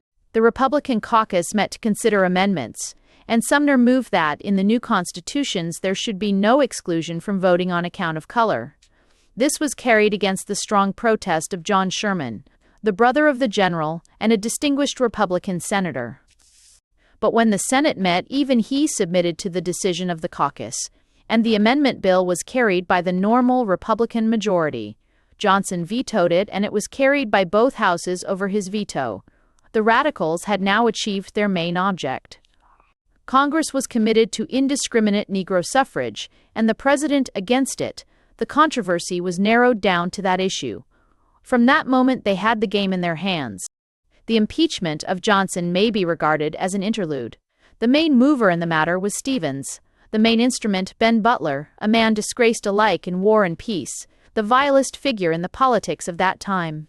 It was he who, when in command at New Orleans after braver men had captured it, issued the infamous order which virtually threatened Southern women who showed disrespect for the federal uniform with rape, an order which, to the honor of the Northern soldiers, was never carried out. He was recalled from his command, but his great political influence saved him from the public disgrace which should have been his portion. Perhaps no man, however high his character, can mix long in the business of politics and keep his hands quite clean. The leniency with which Butler was treated on this occasion must always remain an almost solitary stain upon the memory of Abraham Lincoln. On the memory of Benjamin Butler stains hardly show. At a later stage of the war, Butler showed such abject cowardice that Grant begged that if his political importance required that he should have some military command, he should be placed somewhere where there was no fighting. This time, Butler saved himself by blackmailing his commanding officer. At the conclusion of peace, the man went back to politics, a trade for which his temperament was better fitted, and it was he who was chosen as the chief impugner of the conduct and honor of Andrew Johnson. The immediate cause of the impeachment was the dismissal of Stanton, which Congress considered, wrongly as it would appear, a violation of an act which, after the quarrel became an open one, they had framed for the express purpose of limiting his prerogative in this direction. In his quarrel with Stanton, the president seems to have had a good case, but he was probably unwise to pursue it, and certainly unwise to allow it to involve him in a public quarrel with Grant, the one man whose prestige in the North might have saved the president's policy. The quarrel threw Grant, who was already ambitious of the presidency, into the hands of the Republicans, and from that moment he ceased to count as a factor making for peace and conciliation. Johnson was acquitted, 2 or 3 honest Republican senators declaring in his favor and so depriving the prosecution of the 2/3 majority. Each senator gave a separate opinion in writing. These documents are of great historical interest, Sumner's especially, which is of inordinate length and intensely characteristic, should be studied by anyone who thinks that in these pages I have given an unfair idea of his character. In the meantime, far more important work was being done in the establishment of Negro rule in the South. State after state was reconstructed, under the terms of the act which had been passed over the president's veto. In every case, as many white men as possible were disfranchised on one pretext or another as disloyal. In every case, the whole Negro population was enfranchised. Throughout practically the whole area of what had been the Confederate States, the position of the races was reversed. So far, in discussing the slavery question and all the issues which arose out of it, I have left one factor out of account: the attitude of the slaves themselves. I have done so deliberately because up to the point which we have now reached, that attitude had no effect on history. The slaves had no share in the abolition movement or in the formation of the Republican Party. Even from John Brown's raid, they held aloof. The president's proclamation which freed them, the acts of Congress which now gave them supreme power throughout the South, were not of their making or inspiration. In politics, the Negro was still an unknown factor. There can be little doubt that under slavery, the relations of the two races were for the most part kindly and free from rancor, that the master was generally humane and the slave faithful. Had it not been so, indeed, the effect of the transfer of power to the freedmen must have been much more horrible than it actually was. On the other hand, it is certain that when some Southern apologists said that the slaves did not want their freedom, they were wrong. Dr. Toria. Booker Washington, himself a slave till his 6th or 7th year, has given us a picture of the vague but very real longing which was at the back of their minds, which bears the stamp of truth.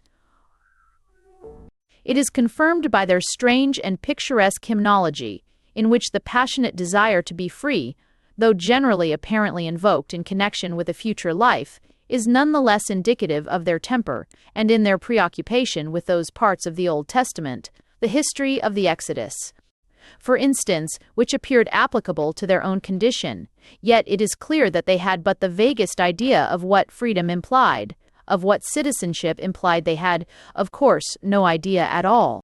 It is very far from my purpose to write contemptuously of the Negroes. There is something very beautiful about a love of freedom, wholly independent of experience, and deriving solely from the just instinct of the human soul as to what is its due. And if, as some Southerners said, the Negro understood by freedom mainly that he need not work, there was a truth behind his idea, for the right to be idle if and when you choose without reason, given or permission sought, is really what makes the essential difference between freedom and slavery. But it is quite another thing when we come to a complex national and historical product, like American citizenship, of all that great European past, without the memory of which the word republic has no meaning. The Negro knew nothing. With it he had no link. A barbaric version of the more barbaric parts of the Bible supplied him with his only record of human society. Yet Negro suffrage, though a monstrous anomaly, might have done comparatively little practical mischief if the Negro and his white neighbor had been left alone to find their respective levels.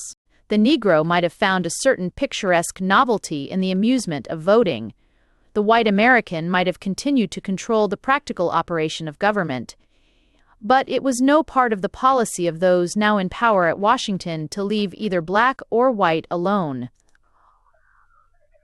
Loyal governments were to be formed in the South, and to this end political adventurers from the North, carpetbaggers, as they were called, went down into the conquered South to organize the Negro vote. A certain number of disreputable Southerners, known as scallywags, eagerly took a hand in the game for the sake of the spoils. So of course did the smarter and more ambitious of the freedmen, and under the control of this ill-omened trinity of carpetbagger, scallywag, and Negro adventurer, grew up a series of governments, the like of which the sun has hardly looked upon before or since. The Negro is hardly to be blamed for his share in the ghastly business. The whole machinery of politics was new to him, new and delightful as a toy, new and even more delightful as a means of personal enrichment. That it had or was intended to have any other purpose probably hardly crossed his mind. His point of view, a very natural one after all, was well expressed by the aged freedman who was found chuckling over a pile of dollar bills, the reward of some corrupt vote, and, when questioned, observed, "Wall, it's de 5th time I's been bought and sold, but, fo de Lord, it's de fust I ever got de money." Under administrations conducted in this spirit, the whole South was given up to plunder. The looting went on persistently, and on a scale almost unthinkable. The public debts reached amazing figures, while Negro legislators voted each other wads of public money as a kind of parlor game, amid peals of hearty African laughter. Meanwhile, the governments presided over by Negroes, or white courtiers of the Negro, and defended by the bayonets of an armed black militia, gave no protection to the persons or property of the whites. Daily insults were offered to what was now the subject race. The streets of the proud city of Charleston, where 10 years before, on that fatal November morning, the palmetto flag had been raised as the signal of secession, were paraded by mobs of dusky freedmen singing, "De bottom rails on top now, and we's gwine to keep it dar."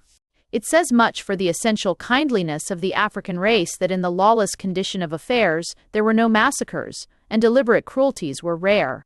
On the other hand, the animal nature of the Negro was strong, and outrages on white women became appallingly frequent and were perpetrated with complete impunity. Every white family had to live in something like a constant state of siege. It was not to be expected that ordinary men of European origin would long bear such government, and those on whom it was imposed were no ordinary men. They were men whose manhood had been tried by 4 awful years of the supreme test, men such as had charged with Pickett up the bloody ridge at Gettysburg, and disputed with the soldiers of Grant every inch of tangled quagmire in the wilderness. They found a remedy. Suddenly, as at a word, there appeared in every part of the downtrodden country bands of mysterious horsemen. They rode by night, wearing long white garments with hoods that hid their faces, and to the terror-stricken Negroes who encountered them, they declared themselves, not without symbolic truth, the ghosts of the great armies that had died in defense of the Confederacy. But superstitious terrors were not the only ones that they employed. The mighty secret society called the Ku Klux Klan was justified by the only thing that can justify secret societies: gross tyranny and the denial of plain human rights. The method they employed was the method so often employed by oppressed peoples, and rarely without success, the method by which the Irish peasantry recovered their land. It was to put fear into the heart of the oppressor. Prominent men, both black and white, who were identified with the evils which afflicted the state, were warned generally by a message signed KKK to make themselves scarce. If they neglected the warning, they generally met a sudden and bloody end. At the same time, the Klan unofficially tried and executed those criminals whom the official government refused to suppress. These executions had, under the circumstances, a clear moral justification. Unfortunately, it had the effect of familiarizing the people with the irregular execution of Negroes, and so paved the way for those lynchings, for which, since the proper authorities are obviously able and willing to deal adequately with such crimes, no such defense can be set up. Both sides appealed to Grant, who had been elected president on the expiration of Johnson's term in 1868. Had he been still the Grant of Appomattox and of the healing message to which reference has already been made, no man would have been better fitted to mediate between the sections and to cover with his protection those who had surrendered to his sword. But Grant was now a mere tool in the hands of the Republican politicians, and those politicians were determined that the atrocious system should be maintained. They had not even the excuse of fanaticism. Stevens was dead. He had lived just long enough to see his policy established, not long enough to see it imperiled. Sumner still lived, but he had quarreled with Grant and lost much of his influence. The men who surrounded the president cared little enough for the Negro. Their resolution to support African rule in the South depended merely upon the calculation that so long as it endured the reign of the Republican Party, and consequently their own professional interests, were safe. A special act of Congress was passed to put down the Ku Klux Klan, and the victorious Army of the Union was again sent south to carry it into execution. But this time it found an enemy more invulnerable than Lee had been. Invulnerable because invisible. The whole white population was in the conspiracy and kept its secrets. The army met with no overt resistance with which it could deal, but the silent terrorism went on. The trade of carpetbagger became too dangerous. The ambitious Negro was made to feel that the price to be paid for his privileges was a high one. Silently, state after state was wrested from Negro rule. Later, the Ku Klux Klan, for such is ever the peril of secret societies, and the great argument against them, when not demanded by imperative necessity, began to abuse its power. Reputable people dropped out of it, and traitors were found in its ranks. About 1872, it disappeared, but its work was done. In the great majority of the southern states, the voting power of the Negro was practically eliminated. Negroid governments survived in three only: South Carolina, Florida, and Louisiana. For these, the end came 4 years later. The professional politicians of the North, whose motive for supporting the indefensible regime established by the Reconstruction Act has already been noted, used, of course, the atrocities of the Ku Klux Klan as electioneering material in the North. 100 waiting the bloody shirt, it was called. But the North was getting tired of it and was beginning to see that the condition of things in the conquered states was a national disgrace. A Democratic House of Representatives had been chosen, and it looked as if the Democrats would carry the next presidential election. In fact, they did carry it. But fraudulent returns were sent in by the 3 remaining Negro governments, and these gave the Republicans a majority of 1 in the Electoral College. A commission of enquiry was demanded and appointed, but it was packed by the Republicans and showed itself as little scrupulous as the scoundrels who administered the reconstructed states. Affecting a sudden zeal for state rights, it declared itself incompetent to inquire into the circumstances under which the returns were made. It accepted them on the word of the state authorities and declared Hayes, the Republican candidate, elected. It was a gross scandal, but it put an end to a grosser one. Some believe that there was a bargain, whereby the election of Hayes should be acquiesced in peaceably, on condition that the Negro governments were not further supported. It is equally possible that Hayes felt his moral position too weak to continue a policy of oppression in the South. At any rate, that policy was not continued. Federal support was withdrawn from the remaining Negro governments, and they fell without a blow. The Second Rebellion of the South had succeeded where the first had failed. 11 years after Lee had surrendered to Grant at Appomattox, Grant's successor in the presidency surrendered to the ghost of Lee. Negro rule was at an end, but the Negro remained, and the problem which his existence presented was, and is, today, further from solution than when Lincoln signed the Emancipation Proclamation. The signs of the Black Terror are still visible everywhere in the South. They are visible in the political solidarity of those Southern states, and only of those states, which underwent the hideous ordeal, what American politicians call the Solid South. All white men, whatever their opinions, must vote together, lest by their division the Negro should again creep in and regain his supremacy. They are visible in those strict laws of segregation which show how much wider is the gulf between the races than it was under slavery, when the children of the white slave owner, in Lincoln's words, romped freely with the little Negroes. They are visible above all in acts of unnatural cruelty committed from time to time against members of the dreaded race. These things are inexplicable to those who do not know the story of the ordeal which the South endured, and cannot guess at the secret panic with which white men contemplate the thought of its return. Well might Jefferson tremble for his country.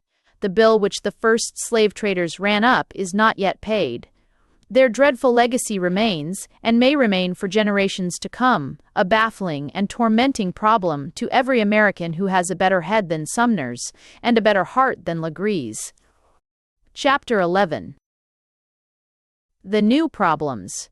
Most of us were familiar in our youth with a sort of game or problem, which consisted in taking a number, effecting a series of additions, multiplications, subtractions, etc., and finally, taking away the number you first thought of. Some such process might be taken as representing the later history of the Republican Party. That party was originally founded to resist the further extension of slavery. That was at first its sole policy and objective, and when slavery disappeared and the anti-slavery societies dissolved themselves, it might seem that the Republican Party should logically have done the same.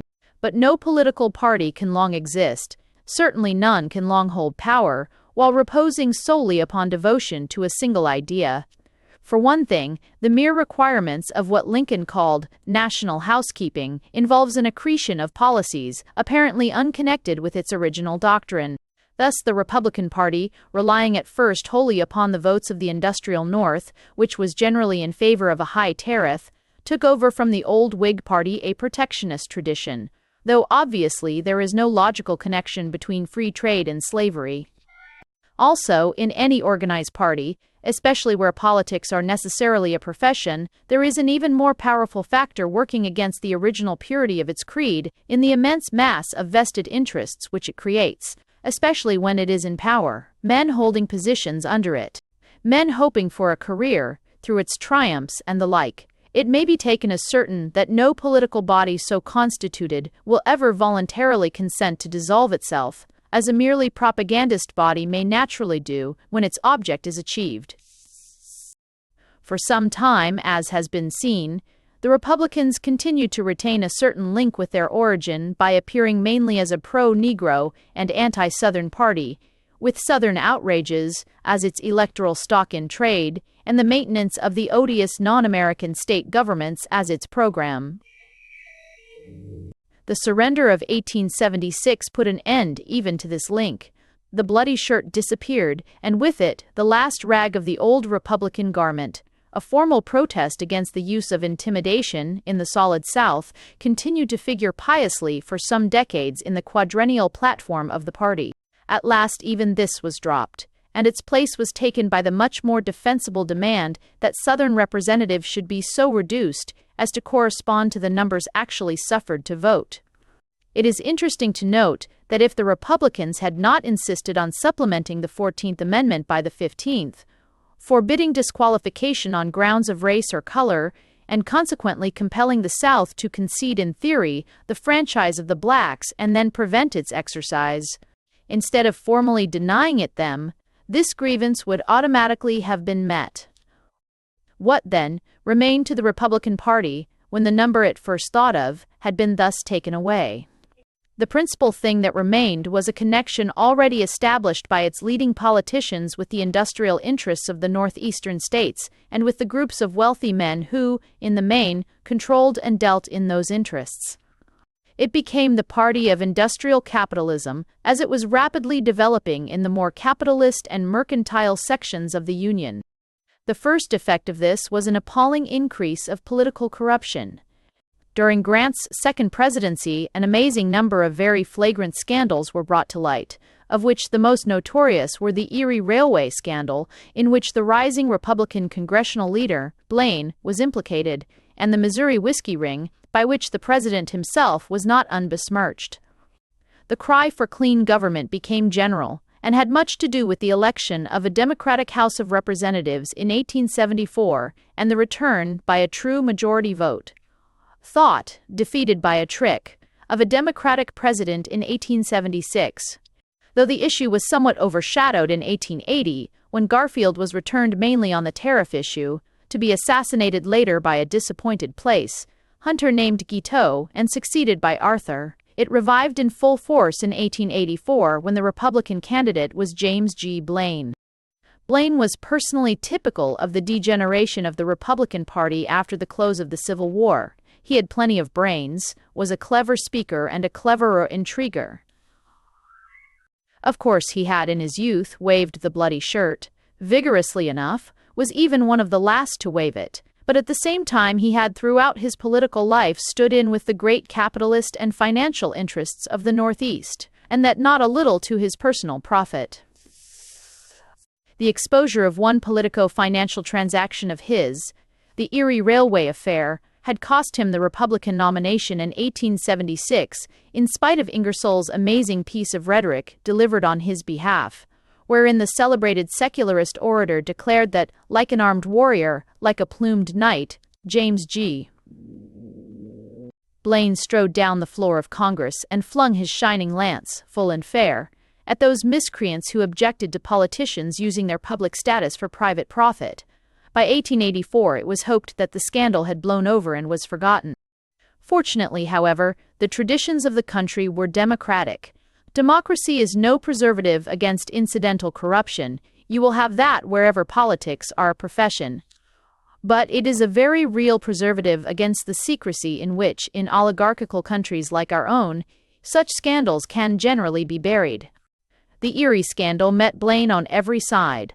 One of the most damning features of the business was a very compromising letter of his own, which ended with the fatal words, "Please burn this letter." As a result of its publication, crowds of Democratic voters paraded the streets of several great American cities, chanting monotonously, "Burn, burn, burn this letter.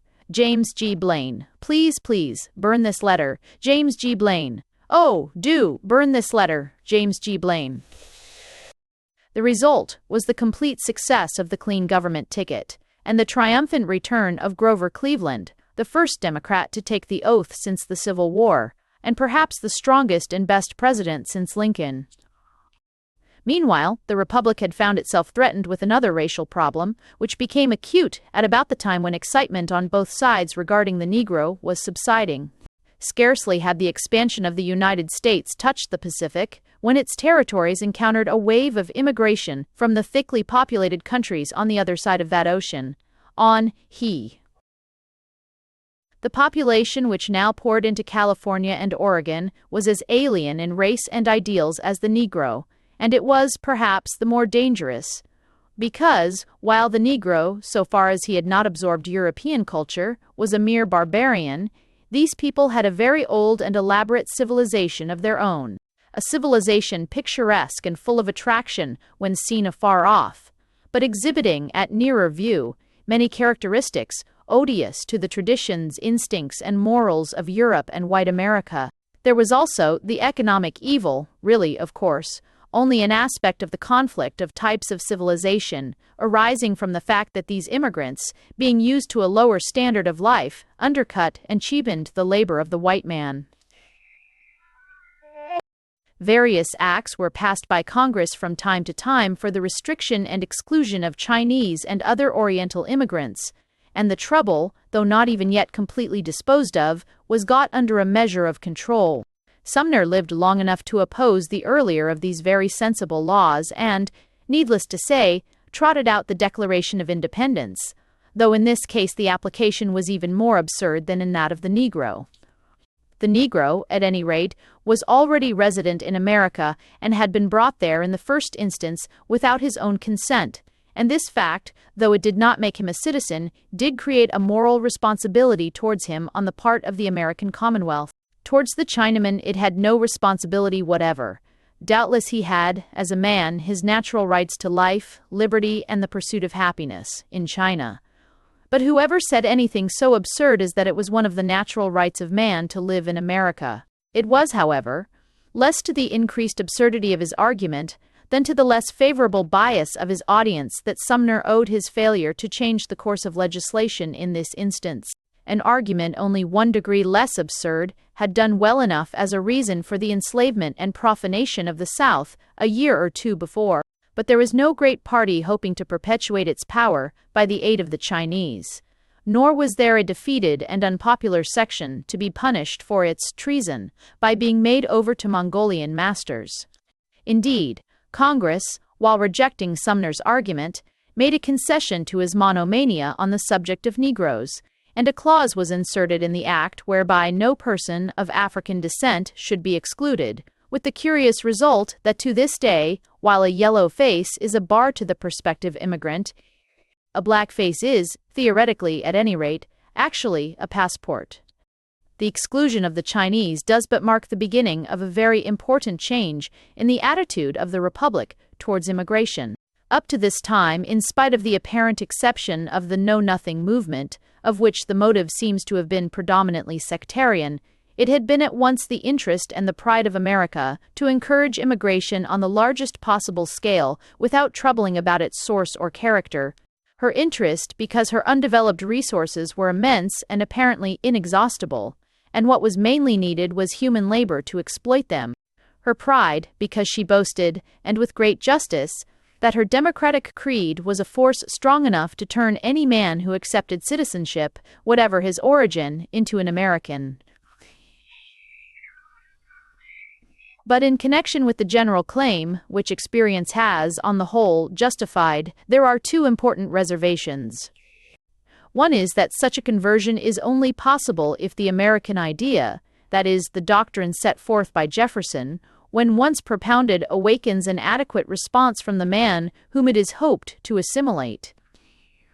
This can generally be predicted of Europeans, since the idea is present in the root of their own civilization. It derives from Rome. But it can hardly be expected of peoples of a wholly alien tradition from which the Roman law and the gospel of Rousseau are alike remote. This consideration lies at the root of the exception of the Negro, the exception of the Mongol, and may one day produce the exception of the Jew. The other reservation is this, that if the immigration of diverse peoples proceeds at too rapid a rate, it may be impossible for absorption to keep pace with it. Nay, absorption may be grievously hindered by it. This has been shown with great force and clearness by Mr. Zangwill under his excellent image of the melting pot. Anyone even casually visiting New York, for instance, can see on every side the great masses of unmelted foreign material and their continual reinforcement from overseas, probably delaying continually the process of fusion, and New York is only typical in this of other great American cities. A new tendency to limit immigration and to seek some test of its quality has been a marked feature of the last quarter of a century. The principle is almost certainly sound, the right to act on it, to anyone who accepts the doctrine of national self-government, unquestionable. Whether the test ultimately imposed by a recent act passed by Congress over President Wilson's veto, that of literacy, is a wise one, is another question.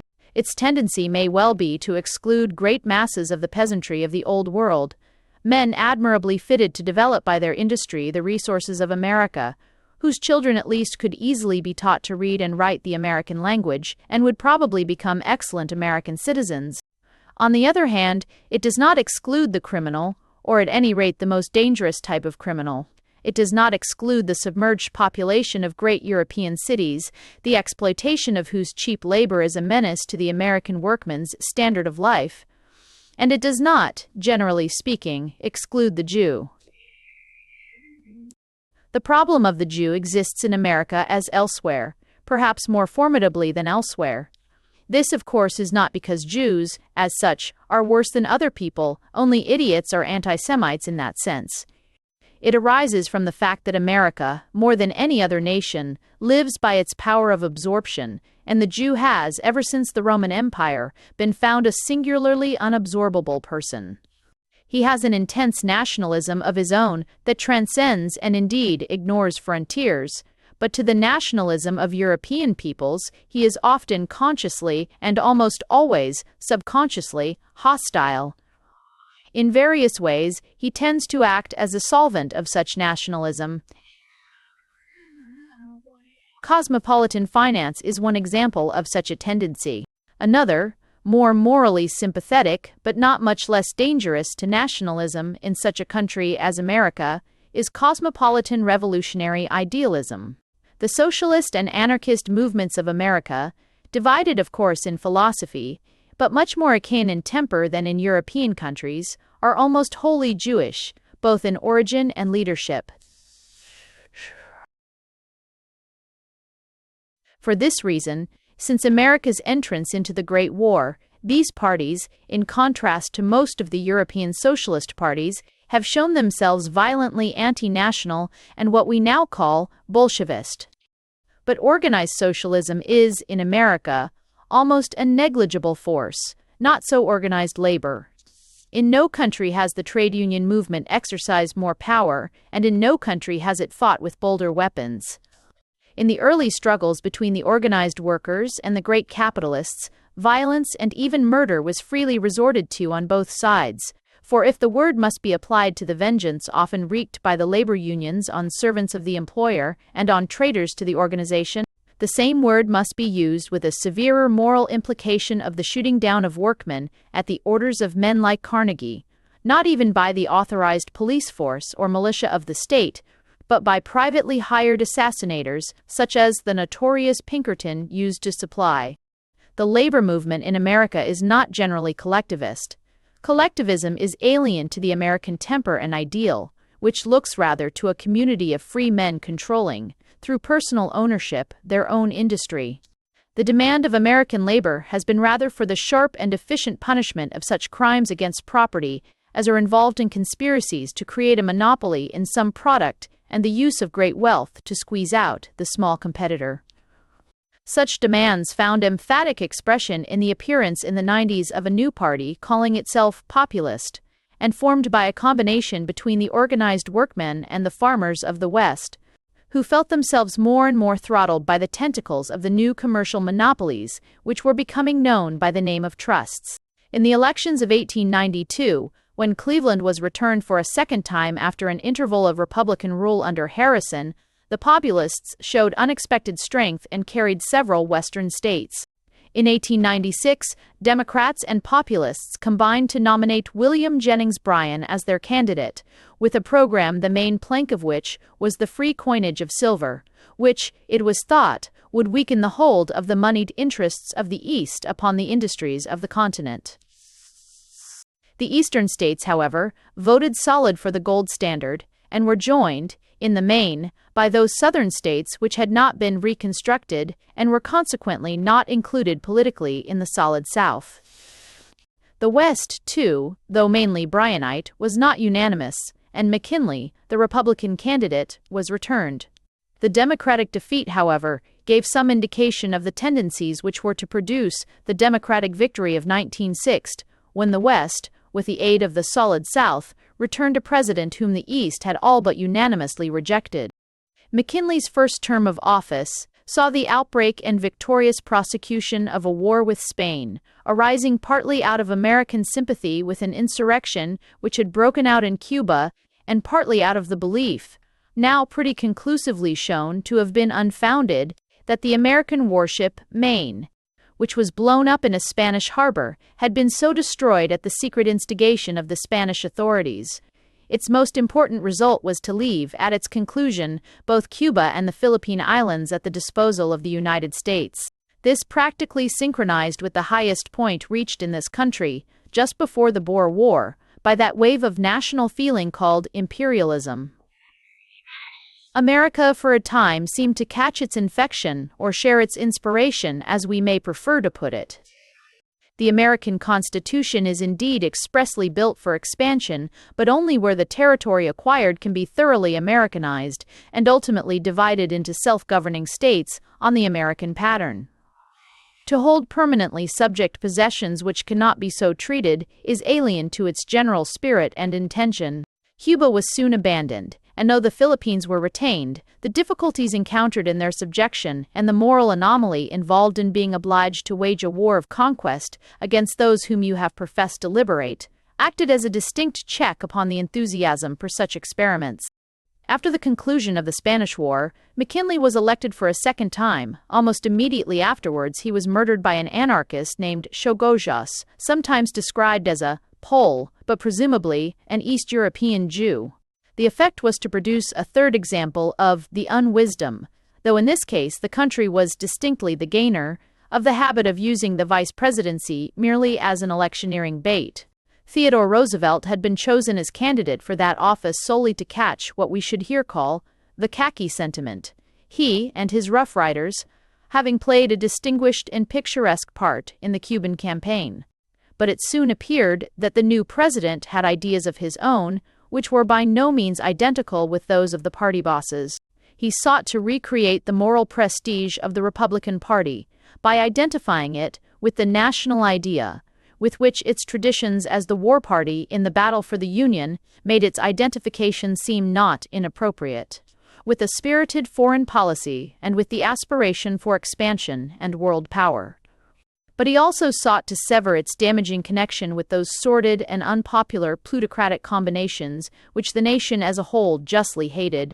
Of great energy and attractive personality, and gifted with a strong sense of the picturesque in politics, President Roosevelt opened a vigorous campaign against those trusts which had for so long backed and largely controlled his party. The Republican bosses were angry and dismayed, but they dared not risk an open breach with a popular and powerful president backed by the whole nation, irrespective of party. So complete was his victory that not only did he enjoy something like a national triumph when submitting himself for re-election in 1904, but in 1908 was virtually able to nominate his successor. Mr. Taft, however, though so nominated and professing to carry on the Rooseveltian policy, did not carry it on to the satisfaction of its originator. The ex-president roundly accused his successor of suffering the party to slip back again into the pocket of the trusts, and in 1912 offered himself once more to the Republican Party as a rival to his successor. The party convention at San Francisco chose Taft by a narrow majority. Something may be allowed for the undoubtedly prevalent sentiment against a breach of the Washingtonian tradition of a 2 terms limit. But the main factor was the hostility of the bosses and the trusts behind them, and the weapon they used was their control of the Negro pocket boroughs of the southern states, which were represented in the convention in proportion to their population of those states, though practically no Republican votes were cast there. Colonel Roosevelt challenged the decision of the convention and organized an independent party of his own under the title of Progressive, composed partly of the defeated section of the Republicans and partly of all those who, for one reason or another, were dissatisfied with existing parties. In the contest which followed, he justified his position by polling far more votes than his Republican rival. But the division in the Republican Party permitted the return of the Democratic candidate, Dr. Woodrow Wilson. The new president was a remarkable man in more ways than one. By birth a Southerner, he had early migrated to New Jersey, he had a distinguished academic career behind him, and had written the best history of his own country at present obtainable.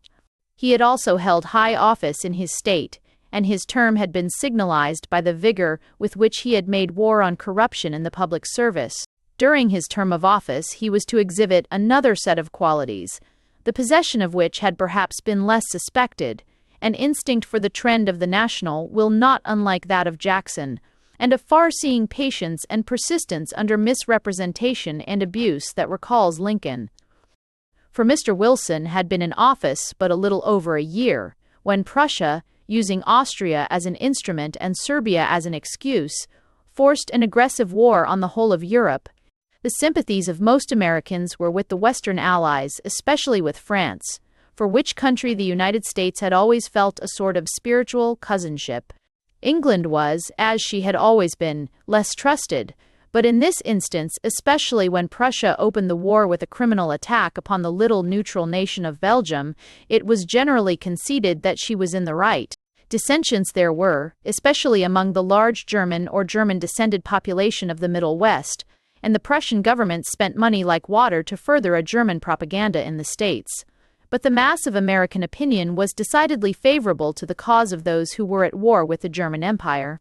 Yet it was at that time equally decided, and much more unanimous, against American intervention in the European quarrel. The real nature of this attitude was not grasped in England, and the resultant misunderstanding led to criticisms and recriminations which everyone now regrets. The fact is that the Americans had very good reason for disliking the idea of being drawn into the awful whirlpool in which Europe seemed to be perishing. It was not cowardice that held her back. Her sons had done enough during the 4 terrible years of civil conflict, in which her whole manhood was involved, to repel that charge forever. Rather was it a realistic memory of what such war means that made the new America eager to keep the peace as long as it might. There was observable, it is true, a certain amount of rather silly pacifist sentiment, especially in those circles which the Russians speak of as intelligentsia, and Americans as highbrow. It went, as it usually goes, though the logical connection is not obvious, with teetotalism and similar fads. All these fads were peculiarly rampant in the United States in the period immediately preceding the war, when half the states went dry, and some cities passed what seems to us quite lunatic laws, prohibiting cigarette smoking and creating a special female police force of flirt-catchers. The whole thing is part, one may suppose, of the deliquescence of the Puritan tradition in morals, and will probably not endure. So far as such doctrinaire pacifism is concerned, it seems to have dissolved at the first sound of an American shot. But the instinct which made the great body of sensible and patriotic Americans, especially in the West, resolved to keep out of the war, so long as their own interests and honor were not threatened, was of a much more solid and respectable kind. Undoubtedly, most Americans thought that the Allies were in the right. But if every nation intervened in every war where it thought one or other side in the right, every war must become universal. The Republic was not pledged, like this country, to enforce respect for Belgian neutrality. She was not, like England, directly threatened by the Prussian menace. Indirectly threatened she was, for a German victory would certainly have been followed by an attempt to realize well-understood German ambitions in South America. But most Americans were against meeting trouble halfway. Such was the temper of the nation. The president carefully conformed to it, while at the same time guiding and enlightening it. For nearly 2 years he kept his country out of the war. The task was no easy one. He was assailed at home at once by the German propagandists, who wanted him, in defiance of international law, to forbid the sale of arms and munitions to the Allies, and by Colonel Roosevelt, who wished America to declare herself definitely on the Allied side. Moreover, Prussia could understand no argument but force, and took every sign of the pacific disposition of the government at Washington as an indication of cowardice or incapacity to fight. But he was excellently served in Berlin by Mr. Gerard, and he held to his course. The Lusitania was sunk, and many American citizens were drowned as a part of the Prussian campaign of indiscriminate murder on the high seas, and the volume of feeling in favor of intervention increased. But the president still resisted the pressure put upon him, as Lincoln had so long resisted the pressure of those who wished him to use his power to declare the slaves free. He succeeded in obtaining from Germany some mitigation of her piratical policy, and with that he was for a time content. He probably knew then, as Mr. Time content. Gerard certainly did, that war must come, But he also knew that if he struck too early, he would divide the nation. He waited till the current of opinion had time to develop, carefully though unobtrusively directing it in such a fashion as to prepare it for eventualities. So well did he succeed, that when in the spring of 1917, Prussia proclaimed a revival of her policy of unmitigated murder directed not only against belligerents but avowedly against neutrals also, he felt the full tide of the general will below him, and when at last he declared war, it was with a united America at his back. Such is, in brief, the diplomatic history of the intervention of the United States in the Great War. Yet there is another angle from which it can be viewed, whereby it seems not only inevitable, but strangely symbolic. The same century that saw across the Atlantic the birth of the young republic, saw in the very center of Europe the rise of another new power. Remote as the two were, and unlikely as it must have seemed at the time that they could ever cross each other's paths, they were in a strange fashion at once parallel and antipodean. Neither has grown in the ordinary complex yet unconscious fashion of nations. Both were, in a sense, artificial products. Both were founded on a creed, and the creeds were exactly and mathematically opposed. According to the creed of Thomas Jefferson, all men were endowed by their Creator with equal rights. According to the creed of Frederick Hohenzollern, there was no Creator, and no one possessed any rights save the right of the strongest. Through more than a century, the history of the two nations is the development of the two ideas. It would have seemed unnatural if the great atheist state, in its final bid for the imposition of its creed on all nations, had not found Jefferson's republic among its enemies. That anomaly was not to be. That flag which, decked only with 13 stars representing the original, revolted colonies, had first waved over Washington's raw levies, which, as the cluster grew, had disputed on equal terms with the cross of St. George, its ancient lordship of the sea, which Jackson had kept flying over New Orleans, which Scott and Taylor had carried triumphantly to Monterey, which on a memorable afternoon had been lowered over Sumter, and on a yet more memorable morning, over Richmond, and on a yet more memorable, which now bore its full complement of 48 stars, symbolizing great and free states stretching from ocean to ocean, appeared for the first time on a European battlefield, and received there as its new baptism of fire a salute from all the arsenals of hell. Thanks for listening to A History of the United States by Cecil Chesterton.